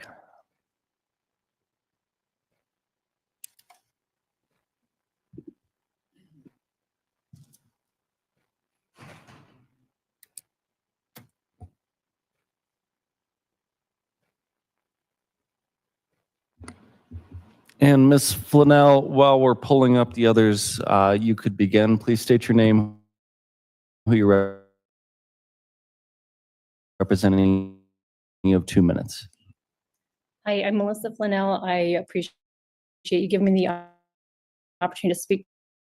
Owner of a firearms store and shooting range in Colorado Springs and a member of the Firearms Dealer Permit Committee, which, as another FFL had mentioned earlier, is a complete nightmare, and we are on emergency rules, and this leaves a little hope for most government-ran programs.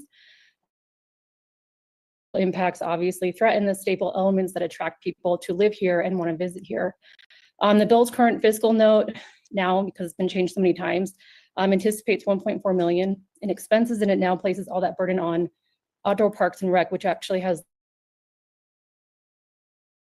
less money than CPW.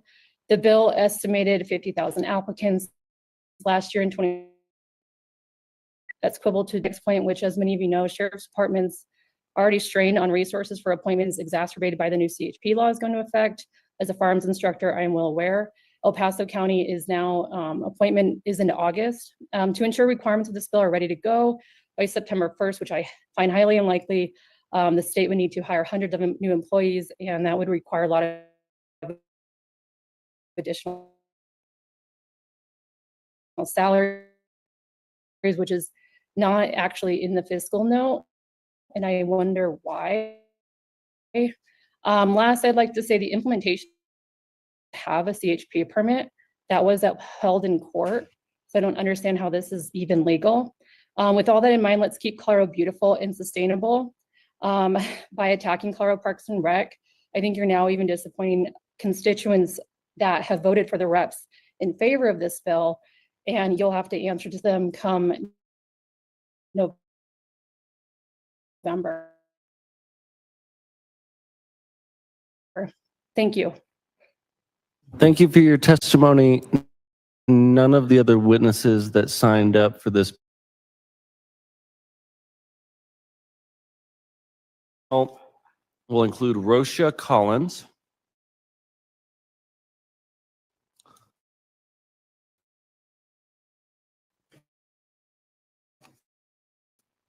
Leif Sigstedt, Jacob Ott, Andrew Lucas, Jeff Brocious, Trevor Coward. None of those witnesses are with us as well. Next up will be,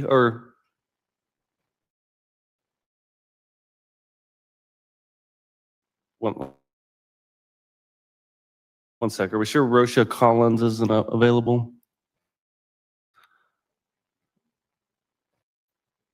All right. Add her if she pops up. The next group that we'll look for is Jeanette Mufford, Nicholas Karaholius, Jim Chase, Brant Pastor, Max Hareen, Melissa Cinnamon, Zachary Howard, Justin Waltemeyer, Kaya Kalatari, Spencer Powers Ackley, and Dr. Michael Canepa.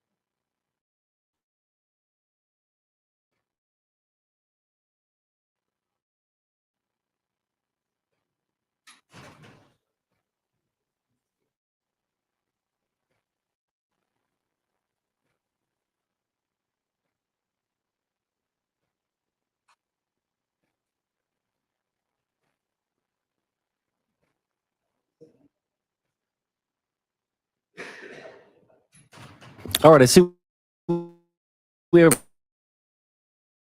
Rocia Collins, or Rocia, yeah, is it Collins? Yeah, Rocia Collins.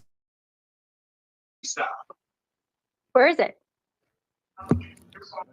Oh. Hi, my name is Garcia Collins. I represent Spartan Defense in Colorado Springs.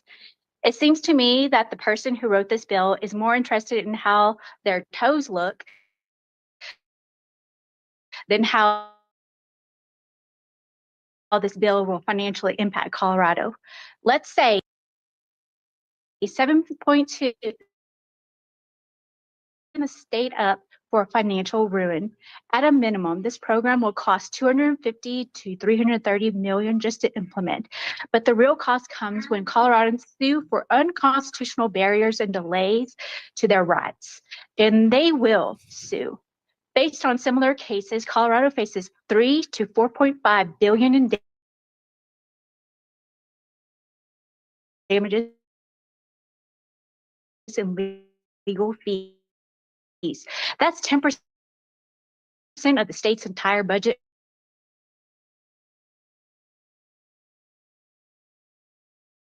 And it doesn't stop there. The outdoor economy, hunting, tourism, outdoor recreation will take a direct hit. Over 894 jobs tied to that industry are at risk as hunters and business economic collapse. It will make Colorado a national cautionary tale, driving away businesses and slowing growth for years. The debt, the lawsuits, and the economic damage will be unavoidable, and it will be your legacy. I urge you kill this proposal before it bankrupts Colorado. Thank you very much for your testimony. Next up is Zachary Hyde. Please state your name, who you're representing. You have 2 minutes. Hello, can you all hear me?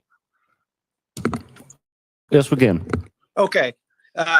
Thank you for taking the time to hear me today. I'm here testifying on behalf of myself and my my beautiful little girl here. I'm trying to get in the cuteness contest we've got going on. And you know, there isn't really that hasn't already been said, but I would just like you to hear this. SB3 is fiscally irresponsible and flat out unconstitutional. Are we going to just keep ignoring constituents? Keep ignoring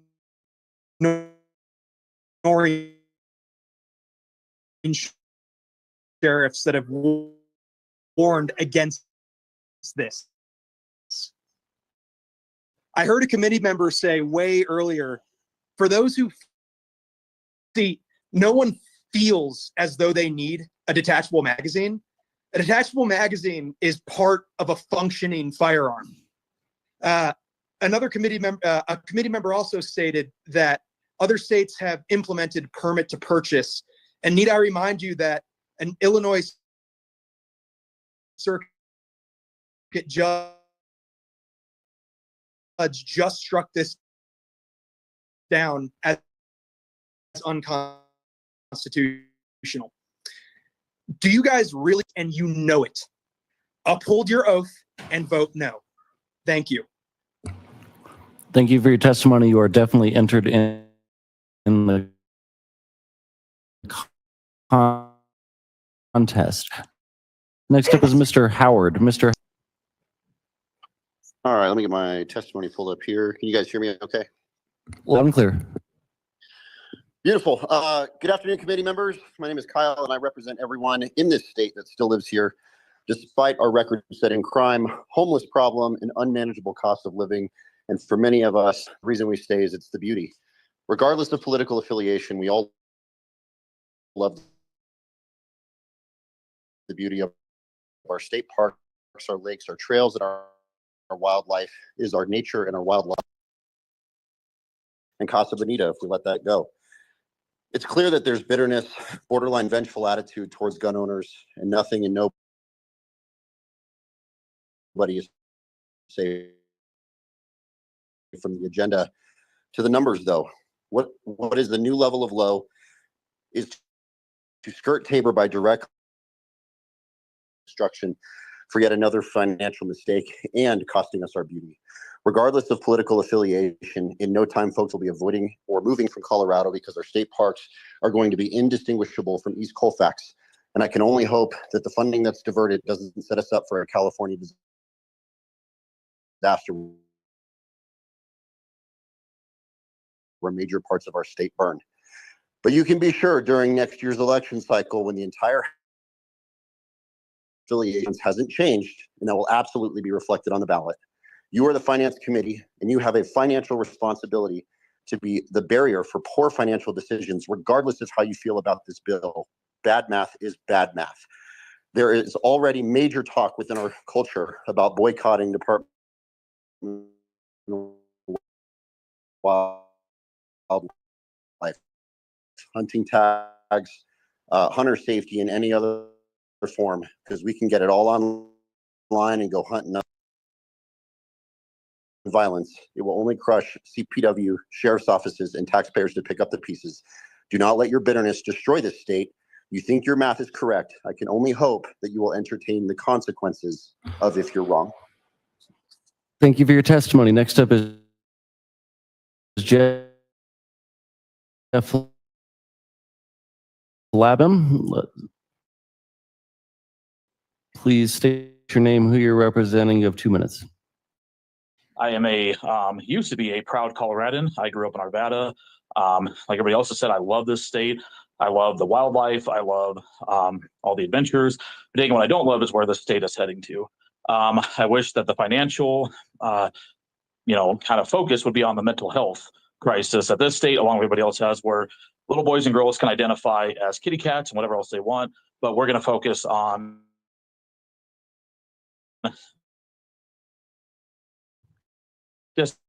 disarming and basically taking guns away from the good guys. Colorado Parks and Wildlife, and they don't have enough. I don't understand again how they're going to have the time to do this, how they're going to hopefully make a living off of this when their gun shops and gun ranges get shut down because none of the good guys again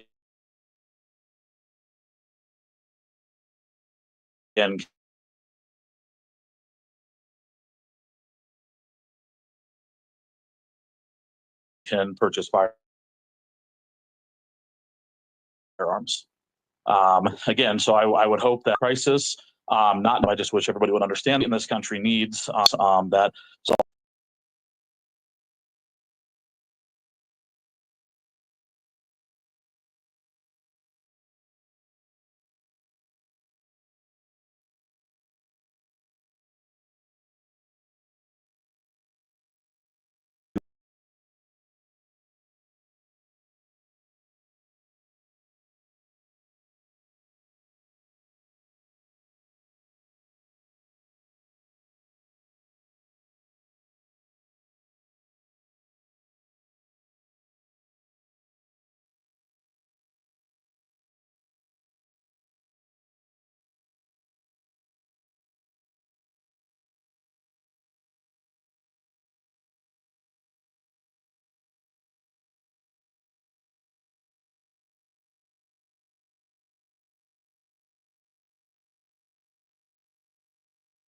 door that we've been hearing.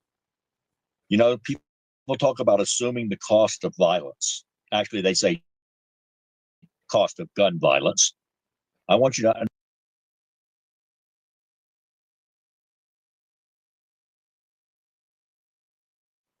to pay for something that doesn't work.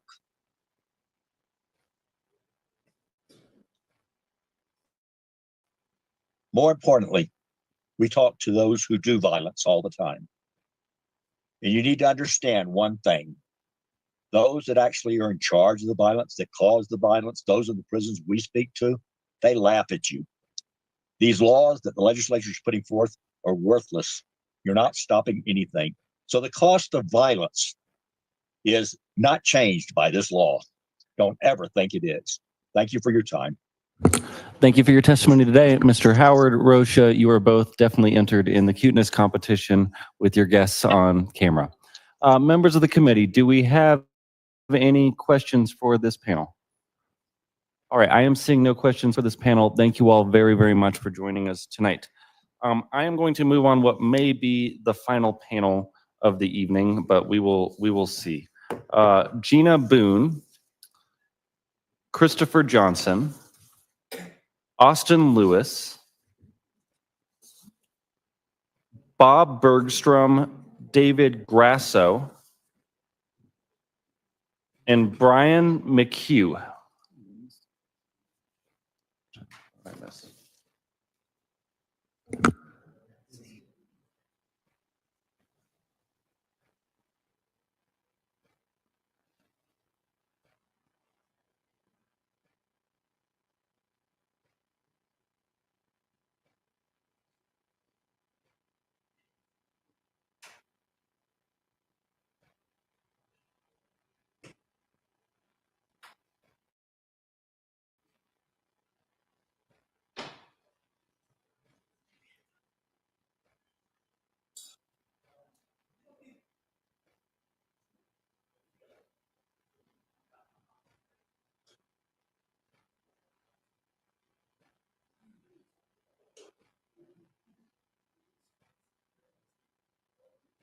All right, so we only have one from that list. I'm going to add a few more to the panel here. Lydia McCula,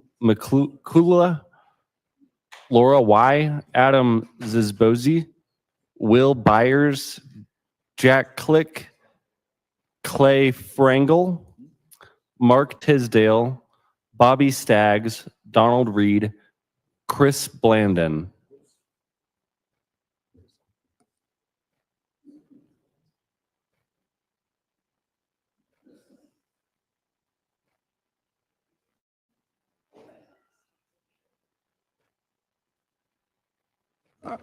Mr. Lewis, well, we're still trying to find some folks that are still online here. If you would like to begin with your testimony, you have 2 minutes.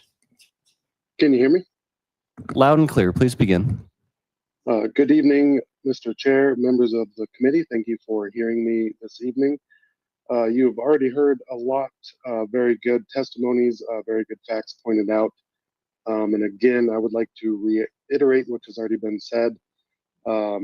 Majority of the testimonies today have been against this bill, which I think you should strongly consider.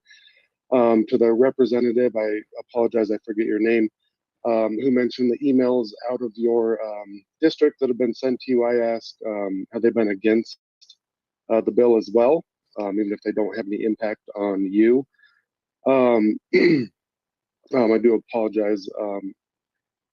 I am an employee of Centennial Gun Club. However, I am representing myself this evening. My words are my own. I would like to again reiterate the underestimation of CPW and law enforcement staff need to fulfill these requirements you guys are putting on them. From my own personal experience working at Centennial Gun Club, I have been fielding phone calls on the new concealed handgun permit classes that have taken a great amount of time from numerous people who do not understand this new bill.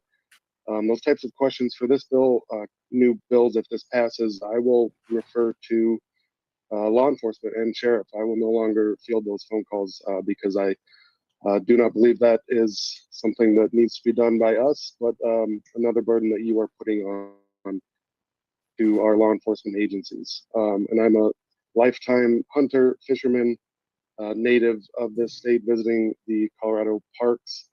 I actually just did my missions today and will not renew my parks pass on my registration or continue hunting or fishing in the state that I love and love those activities to do if this bill passes. Please vote no. Please oppose this bill. Thank you for your time. Thank you very much for your testimony. We've been trying to add as many folks that are still online as possible to the panel. Mr. Tisdale, please state your name, who you're representing. You have 2 minutes. Good afternoon. My name is Mark Tisdale. I'm here representing myself. As other panelists have brought up, you should look at how the vast majority of people here are not in favor of this bill. And I also want to let Parks and Wildlife know that I will not be renewing my Parks Pass, will not continue to hunt or fish in this state if this bill passes, because I will not be funding gun control through my permits and passes to enjoy the wonderful nature that this state has to offer. It's sad to me that we are so caught up in ideology that we ignore the will of the people, which has obviously been shown through the many hearings that this bill has had over the last couple weeks. And I just think it's really sad that representatives are claiming to do exactly that, to represent the people, but you came into this room today with your mind already made up. You were unwilling to listen to what the people of this great state of Colorado have to say about this. If I'm just going to say it like this, there will be political consequences through elections and recalls if you all continue to push forward and violate the civil liberties of the people of this great state of Colorado. Thank you very much for your testimony. Next up is Mr. Richardson. Mr. Richardson, please state your name, who you're representing. You have 2 minutes. Thank you to all members of the committee. My name is Chris Richardson. I come to you as a professor, victim and survivor of violent crime, and passionately concerned Coloradoan in strong opposition. The testimony here has already brought to light the errors, fallacy, disproportionate impact for all the minorities, except for the wealthy, with SB3. And for that, I applaud them. And for that, I implore you to heed their warnings. I'll offer my perspective on some of the fiscal impact. I think we have to get away from the ideological possession here and redirect to the ground floor to practicality.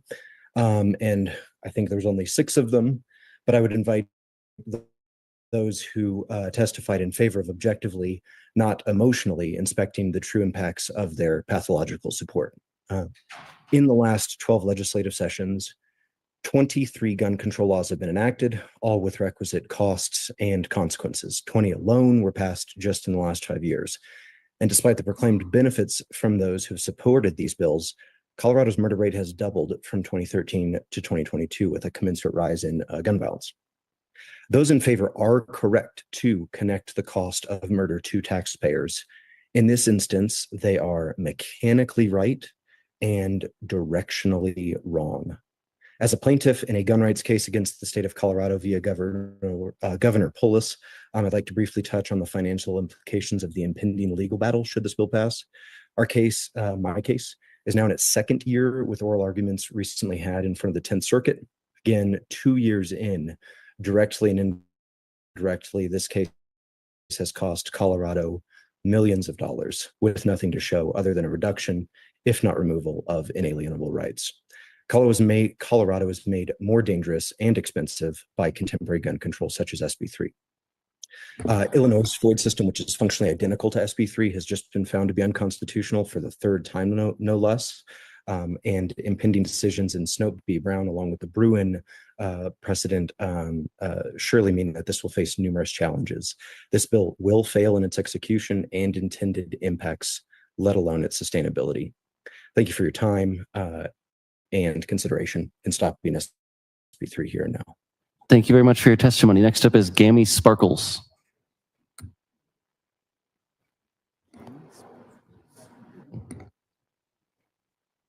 Can you hear me?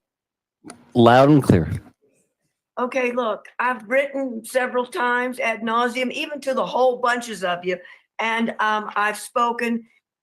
Listen, I'm 75, 35 years in commercial and residential real estate, 3.5 years of some serious training because I don't want to go show a warehouse. I'm a shrimp, 5'1.5". So I took measures to train and learn, you know, but I feel like you've given me in my more slam bam, thank you, ma'am, time, the way you've put bills through, and I wrote this down. You've popped bills through so fast and so furious, you guys could be the gun runner brigade. And I was thinking of a song for you guys because we need some levity. You give love a bad name. I mean, I know you maybe don't want to, but you have. And why are we letting people drive on the roads without insurance, but we're charging through the keister? Listen, most 100 million people who have guns, 80 million. We've all been law abiding. We've taken more training than any of you might even dream of. We could sit down beside our law enforcement and military and help them because of all the millions that everybody let through. And the law enforcement, the citizens, the business owners, everybody that spoke to you were awesome. What is it Rogers said? He's already got the Fed helping him do a lawsuit.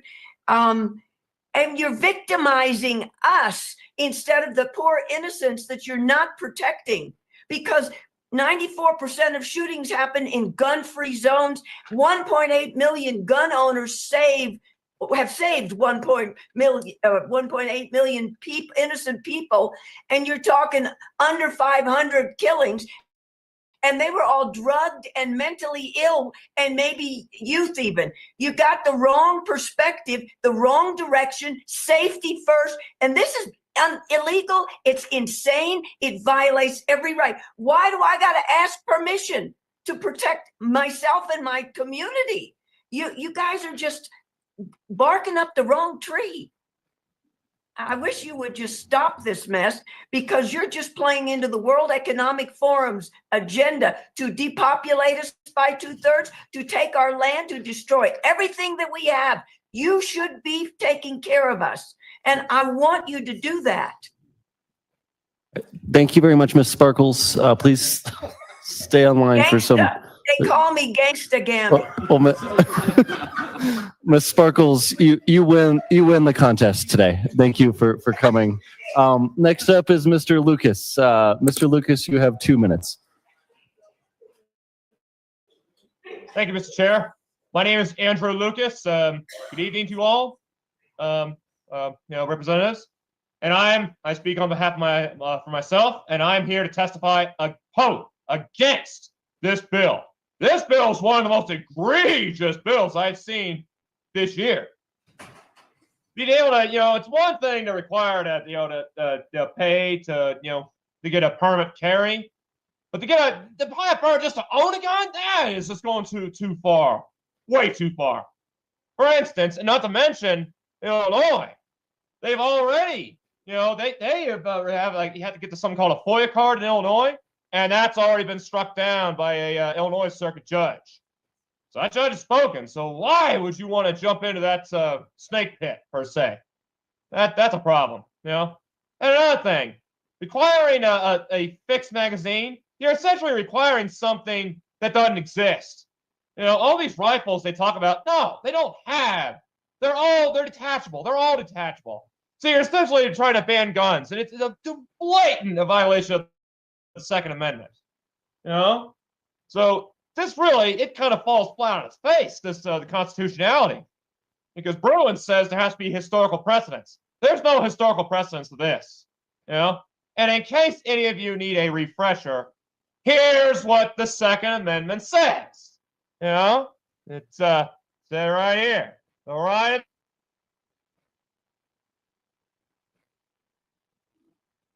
All right. Thank you for that. Members of the committee, do we have any questions for this panel? Representative Weinberg. Thank you, Mr. Chairman. This question is for Gangsta Gam.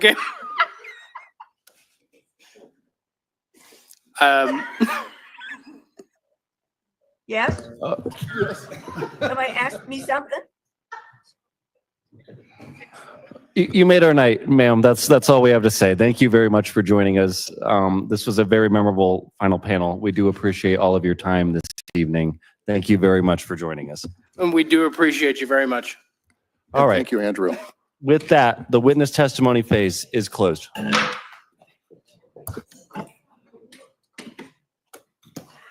Sponsors. Amendments.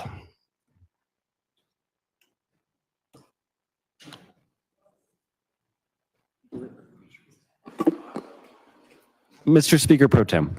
Thank you, Mr. Chair. We'd ask that the committee consider and adopt L55. Vice Chair Tatone. I move amendment L055.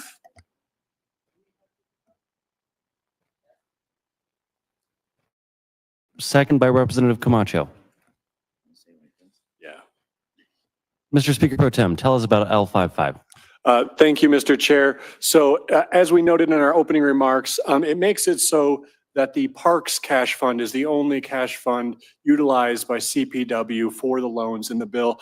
This is particularly important, and I want to flag it in relation to some of the testimony and perhaps even some of the questions from the committee in relation to the Pittman-Robertson dollars. There are no Pittman-Robertson dollars in this cash fund that will be utilized for the loans.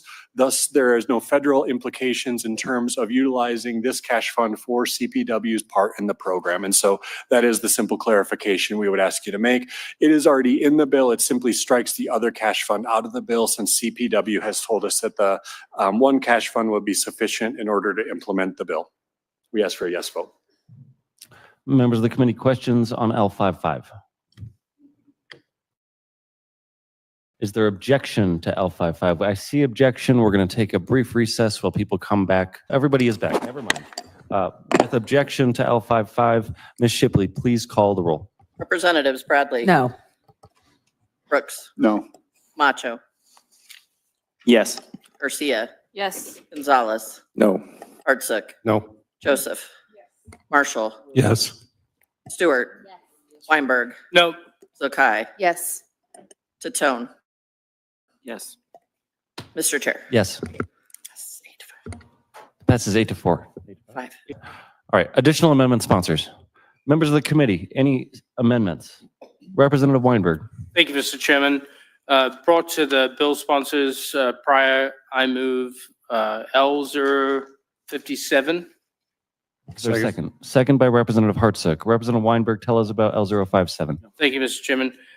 So again, everything we've heard this evening, this is plain English for the people of Colorado. If we are literally going to listen to people that are going to put testimony before us, I would suggest that we vote yes on this amendment. There are too many amendments that have been placed on this bill. I would beg to ask anybody on this committee right now what this bill actually does. The fiscal impact is unknown.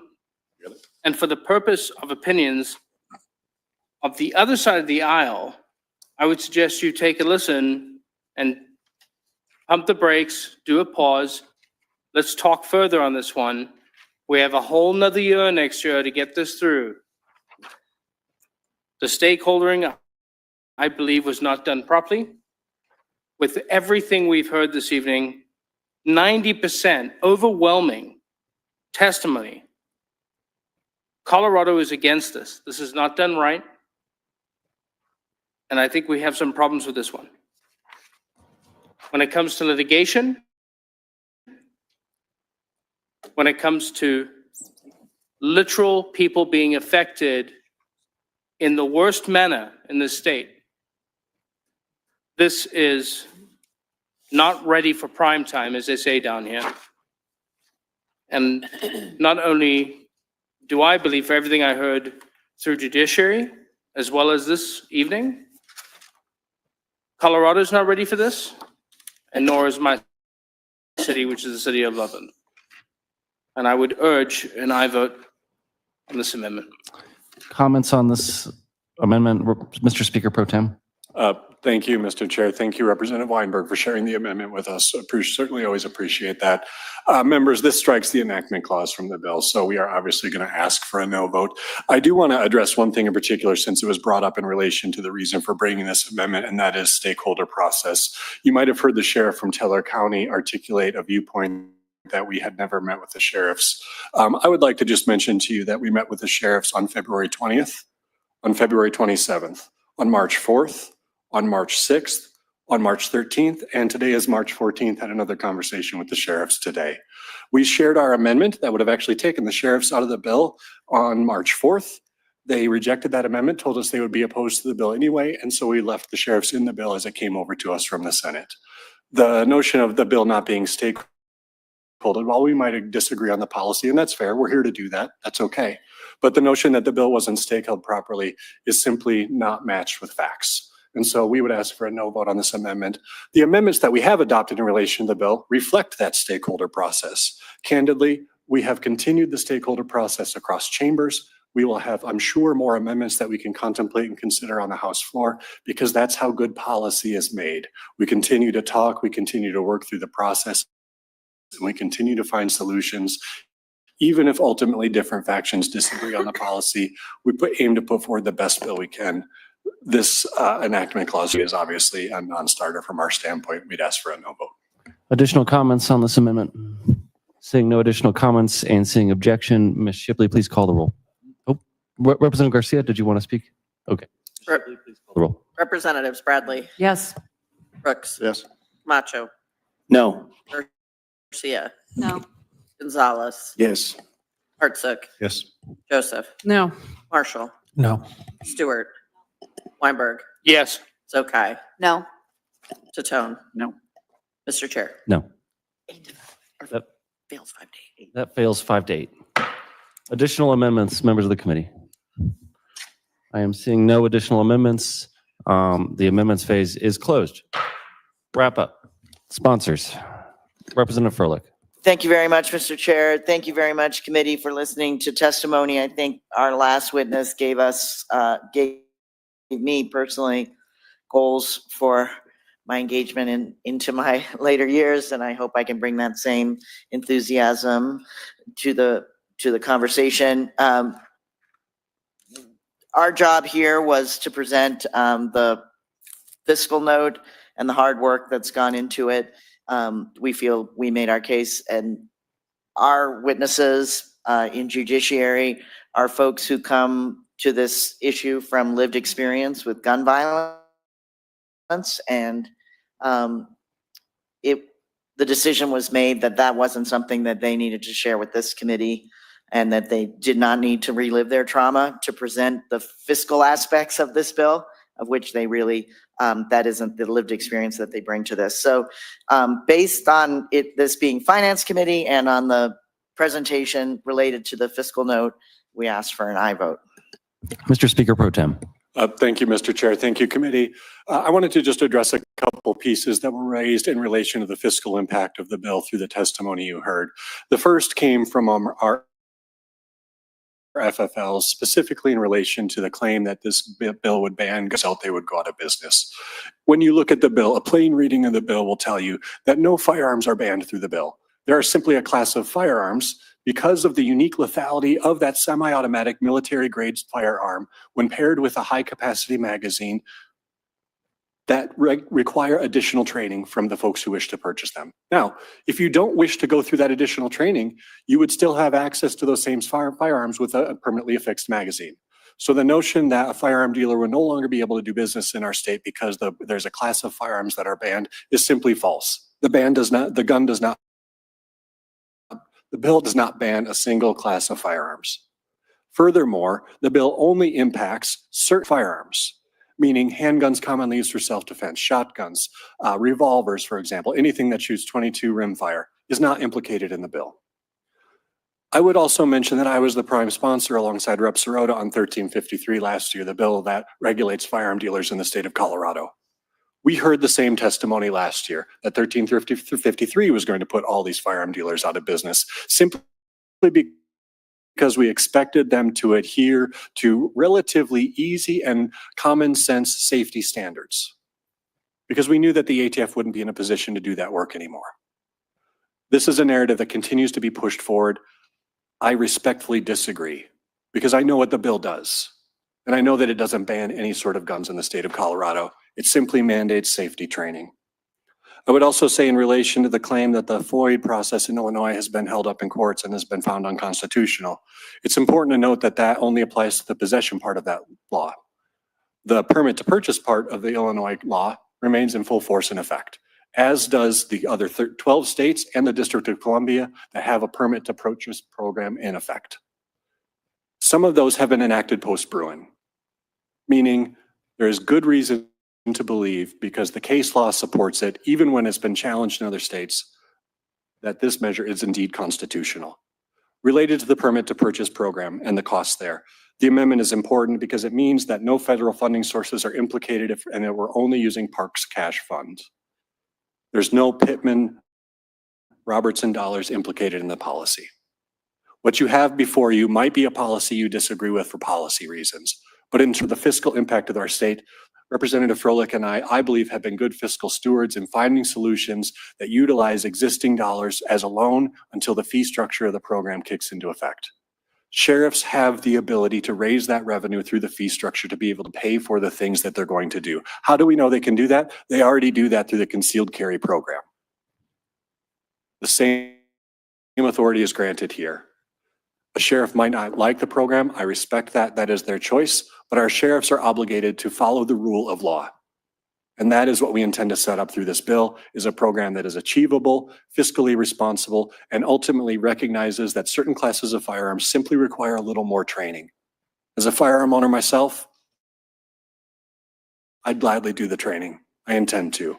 And I look forward to hopefully earning a yes vote on this bill. Thank you. Thank you. Sponsors, a proper motion would be to the Committee on Appropriations. Vice Chair Titone. Mr. Chair, move Senate Bill 3 as amended to the Committee on Appropriations with favorable recommendation. Second. The second from Representative Joseph. With that, that is a proper motion and second. Do we have closing remarks on this bill? Representative Hartsick? Thank you, Mr. Chair. Thank you, sponsors. It's been a great Friday afternoon, and we're here Friday evening. Everyone else will speak, but as you know, I'm a no vote on this. But I want to go back to a couple things on the fiscal impact. As you pointed out, you brought 1353 last year. We had a huge debate here in finance. I was definitely against that bill. I mean, we're talking at that time when DOR was in here, the number of agents they wanted to bring in, in excess of 25 to do the job, and the millions of dollars that it was going to cost. Still hasn't been implemented, and we're looking how to fund that. Now we've got this one. We've got cost after cost after cost that is just being levied upon businesses and ultimately will be levied upon a consumer if they choose to go through this training and get all this stuff done. My concern has been, my questioning to the witnesses been through here, is the impact to small businesses, not big businesses, not your Shields and your Cabela's. I mean, they'll be fine. Your small business owners and your small FFLs, I think, will be dramatically impacted. Just because we haven't seen the impact and the multitude go out since last year when we debated 1353, this piling on of multiple bills, excise taxes, everything else makes it more and more difficult for people to do business out there. This specifically is for the gun business, but we're doing this in a multitude of things.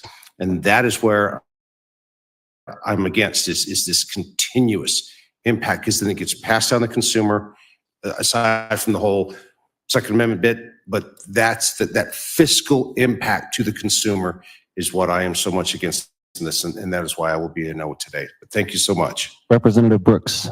Thank you, Mr. Chair. Honestly, this finance committee, so let's focus on the finances. This fiscal note I consider to be a real mess, from whether it's just outright fuzzy math to questionable revenue projections. I think this thing has gone through so many different iterations. We've just lost track of it. I think even from a bill sponsor standpoint, lost track of it. And it's become more just unrecognizable and muddled. Personally, I wouldn't really want to see any more amendments on it.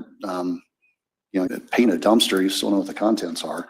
I don't know that you can really polish this thing up at any point to make it any better.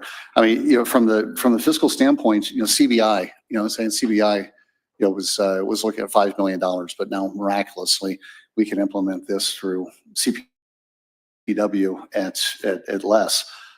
There were significant concerns, the IT implementation, which is not addressed here, but it was addressed by an IT expert witness.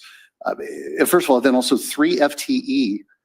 I mean, just doing even like back of the bar napkin math, 3 FTE to try to navigate through 50,000 applications, which I think is just kind of a dartboard guess that may be woefully inadequate, because if you're thinking that, we've got what, $1.9 million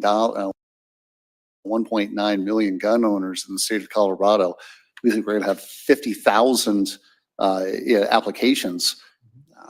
Let's say 50,000. Let's work with 50,000.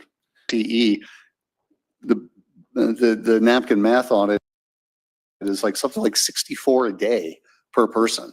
It's untenable. I mean, I don't know how we're coming up, how we would think for a second that 3 FTE could process and handle 50,000 applications annually. It just doesn't work. Literally 64 per person each day that they would have to process. And really, for me, this wasn't addressed during the testimony, wasn't addressed during any questions, but really the worst part of the fiscal note for me is on page 8. And I'll tread carefully as not to make sure that I'm trying to impugn any motive. I know that we do have one of the sponsors of 1353, but on page 8, it says the Department of Revenue will have additional workload, ... This workload is assumed to be absorbable within the existing appropriations as the DOR works with stakeholders to stand up the state firearm licensing program created by 24-1353, which has not yet been implemented. And 1353 in fiscal 25-26 has a 25.1 full-time equivalent demand, $3.1 million, to $7 million in 26-27 with additional 24 full-time employee.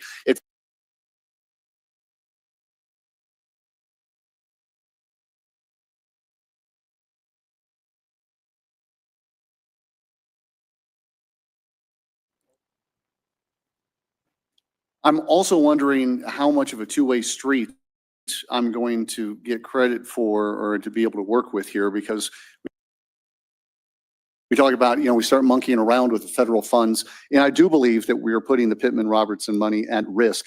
And I do find it to be very interesting that in some of the testimony and some of the votes and some of the comments that I've heard from folks that I've worked with on this committee and different committees and things that I've tried to do, that there are fears over losing funding, fears over the elimination of three-letter agencies. But yet we're not fearful, in this case, of angering DC and losing funding. I think we monkey around with this and we could definitely be risking potentially $30 million of park money. Also, how much of a two-way street is this litigation conversation? I've had litigation conversations, say, even as recently as last night, even as recently as actually here in this room today, about last night, saying, hey, you know what, I can't get behind this because of fear of litigation. And the state cannot afford litigation. And we have to be good and understand that we can't afford to put the state in a position to where there may be a very expensive lawsuit. This is a very expensive lawsuit waiting to happen. We know that. So is that a two-way street? Or is it just that works only in some cases? Finance Committee. We need to be responsible for the finances of Colorado, which obviously we've collectively, not this committee, have mismanaged greatly. I would ask for a no vote, given that this is not judiciary. We're not talking about, we're talking about the money, and we're talking about tens of millions of dollars at risk. Thank you. Representative Garcia. Thank you, Mr. Chair. I think this is going on our, 17 for me on this bill, along with the sponsors and my good colleague, Rep. Okay. I want to first make a comment and a plea to all of us in this chamber that, we might disagree on policy, but it's one thing to belittle sponsors, and I don't believe that that's appropriate. I think that the amendments and the stakeholding and the work that the sponsors have gone through that makes the bill maybe incomprehensible for others is not to say that that the sponsors themselves are not doing a good job. This is not only an issue that comes up with one side of the aisle.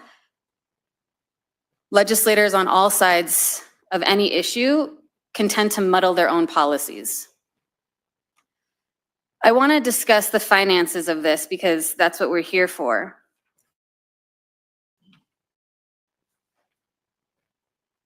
When we heard over and over and over again that adding a permit fee, requiring training, that is unconstitutional, it's getting in the way of a person's right to bear arms, what we don't hear is that the cost of the weapon itself is in fact the violation of the Second Amendment.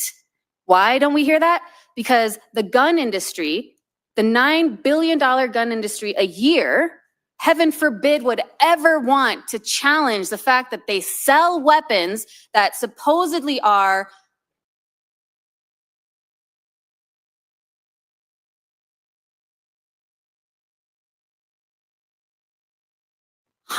hundreds of dollars on weapons,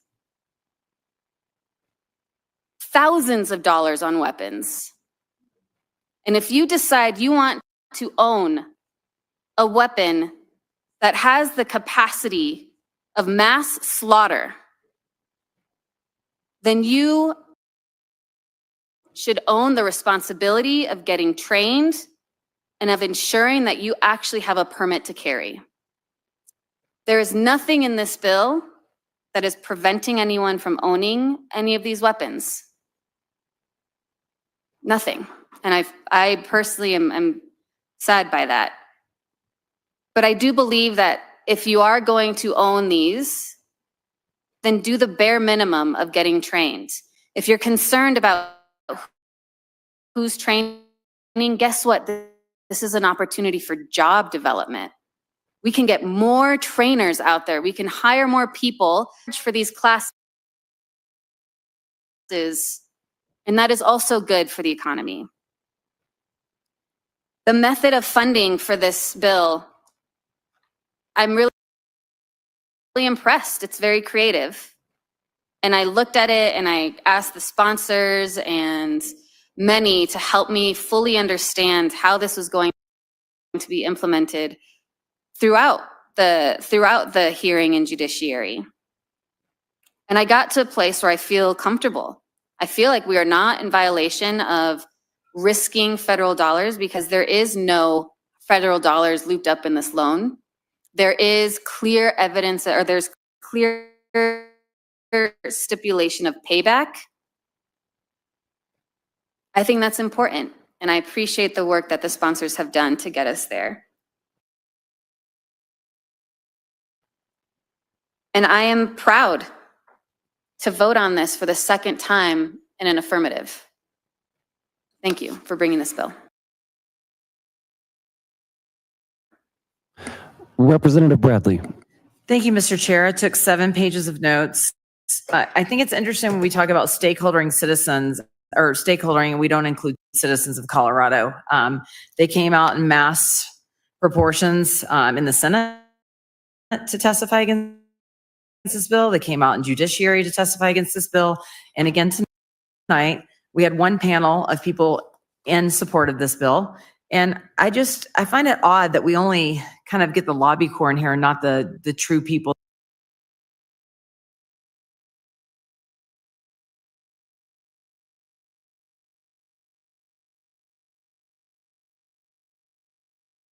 Safety education that only lasts 5 years. This bill will turn a right into a privilege. You're going to have people having to take days off from work. So only really the upper class are going to be able to afford guns in the state. You have 48,000 elk hunters in Colorado.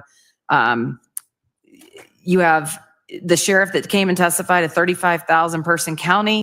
This is going to be a minimum of $500,000 for Teller County. The taxpayers are going to have to pay for it. They're already succumbing to the high costs that these policies have put into place in our state. They have a 12-month budget, won't get the funds back for years. I don't know how you ask them to pay for this. They're going to cut funding to healthcare and roads and education, all because of this policy. Firearm dealers are going to go for classes right now for backup with CPW. So criminals are going to continue to get the guns, and people that are victims of domestic violence and other crimes are going to have to sit and wait for months, maybe even a year, to get something that is constitutionally protected. We didn't talk about the fact that 1.5 to 3 million crimes are stopped by just brandishing a gun, which saves our state millions of dollars. Moving on. This bill is a pay to defend yourself in our state only if you can afford it. Let's be very clear about that. You have to pay millions annually, taxpayers, for a constitution.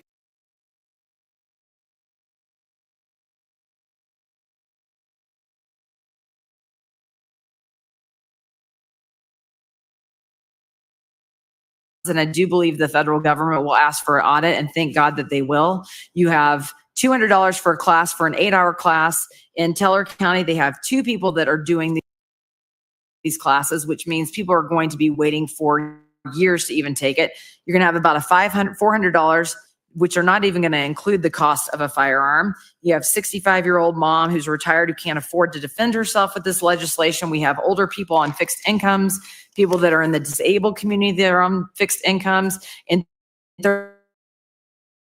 32 years, we've had 61 fatalities due to mass shootings in the state of Colorado, which can, and I promise you, they weren't from law-abiding citizens. More likely to die from a bee sting. The Commissioner Stone talked about this being a $500,000 fund, unfunded mandate for Teller County.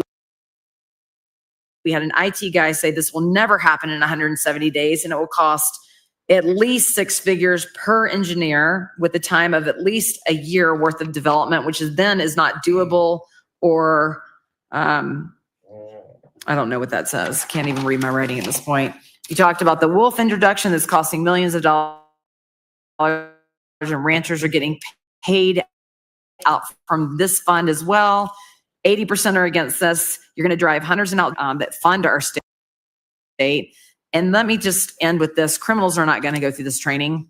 Law-abiding citizens are, maybe. Criminals are going to continue to perform the majority of the crimes in the state. You're not doing anything to help curb the violence because these in the other places. And I just hope that the federal government audits this and strips our funding, because that's our only hope. Thank you. Additional closing remarks, Representative. Implemented, but I know people in my district, the doors I've knocked, the people in my district who are pawn shop owners and small my district. And this is something that they feel is just slowly but surely heading in the direction they do not wish to go. I'm not saying you guys are banning the guns all right, but they believe it's a step towards leading to that. And they're concerned about that. And for those reasons, I will be a no. Thank you, Mr. Chair. I was not planning on making any, but I heard a comment and I just want to make sure we defend our sponsors real quick, because the reason the panels were completely one-sided tonight was they made the conscious decision to keep their supporters back because of the time constraints and the move. And my observation, though, that both sides that get very angry about it, their anger is usually directed at us and not at each other. I think most of the gun rights people and Second Amendment people understand that when a lot of these gunfire victims come in here, it is inappropriate to, they're in deep pain, and I think understand how much people are very, very tied to their Second Amendment rights. I do find the argument we've been given that the majority of Coloradans don't want this law coming from the Second Amendment groups, because it shouldn't matter owner in the whole state. The Second Amendment should support that person, just like the First Amendment for free speech. And I just bring that up because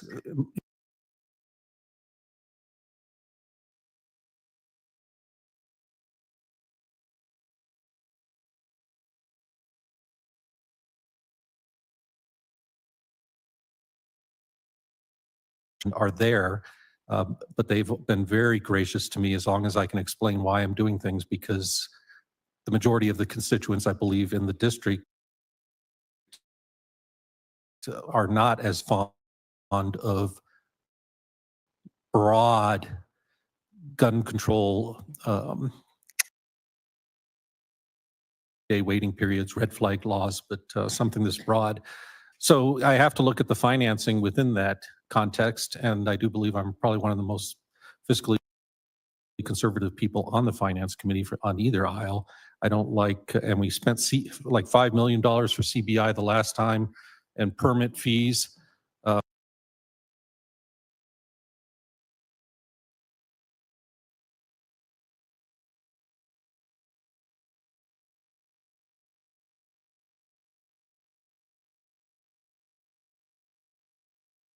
said, but there's a lot of comments that are thrown out that need to be addressed. None of this is going to stop criminals from buying guns, from having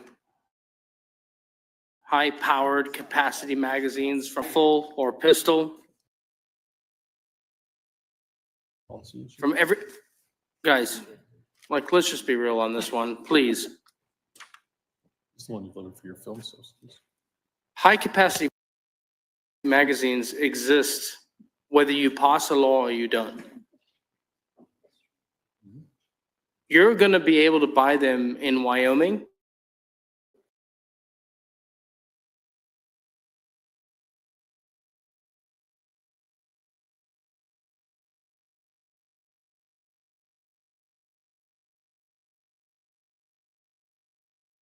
Conservative colleague over here.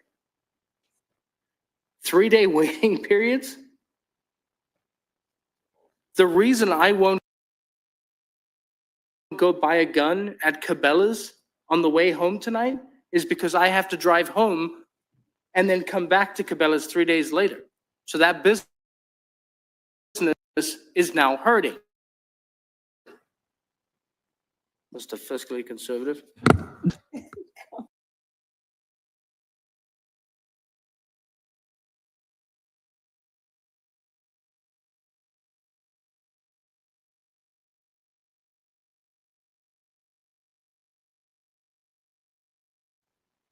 And I understand your districts, and I've heard you today, and it's been a long, bloody day, I'll tell you what. But when you tell me that your districts demand something, then do it for your districts with your city council. But to my district, without my city council. Because as assistant minority leader went into the well today and got sincerely frustrated.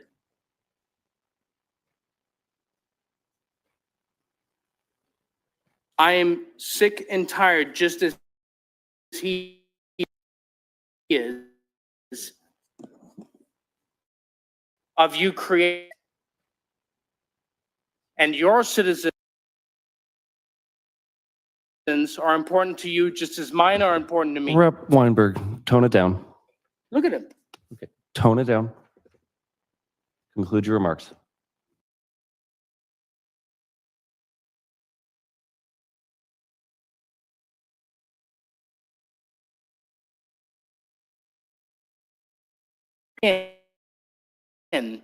In this state.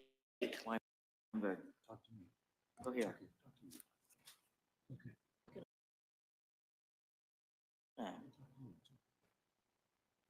And I'm getting frustrated with larger cities dictating what our smaller communities are doing. You are hurting my cities, you are hurting my district, you are hurting the people that I represent. And if I don't come down here and express frustration, then I'm not doing.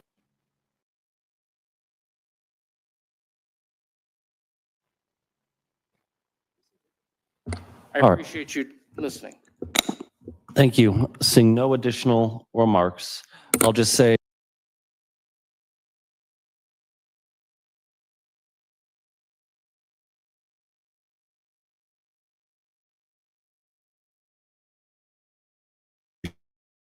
appreciate the folks that came from especially far corners in our state to make it here to testify. Representatives Bradley. No.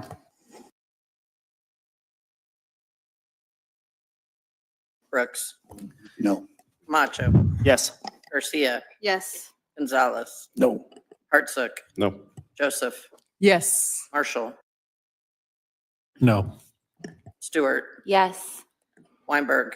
No. Zokai. Yes. Tatone. Yes. Mr. Chair. Yes. The passes 7-6. You're on your way to appropriations. Next up is House Bill 1208. I believe our sponsors are on their way here.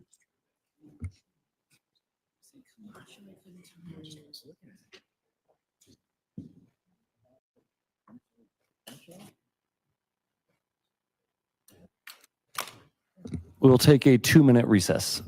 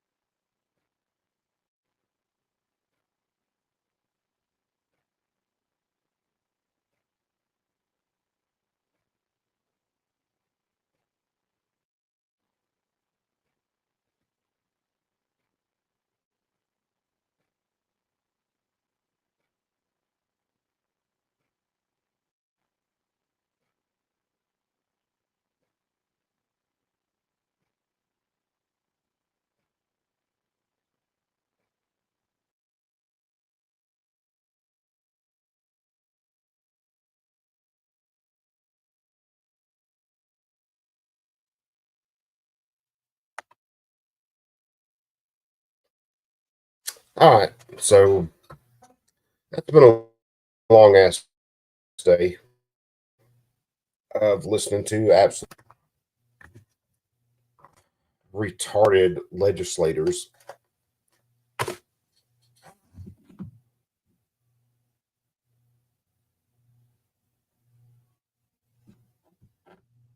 Shut something else down.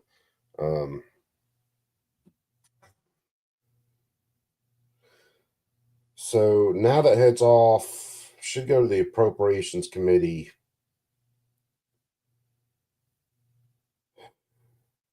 And so far, it looks like this is just going to get passed on, because Colorado's completely lost their ever-loving minds.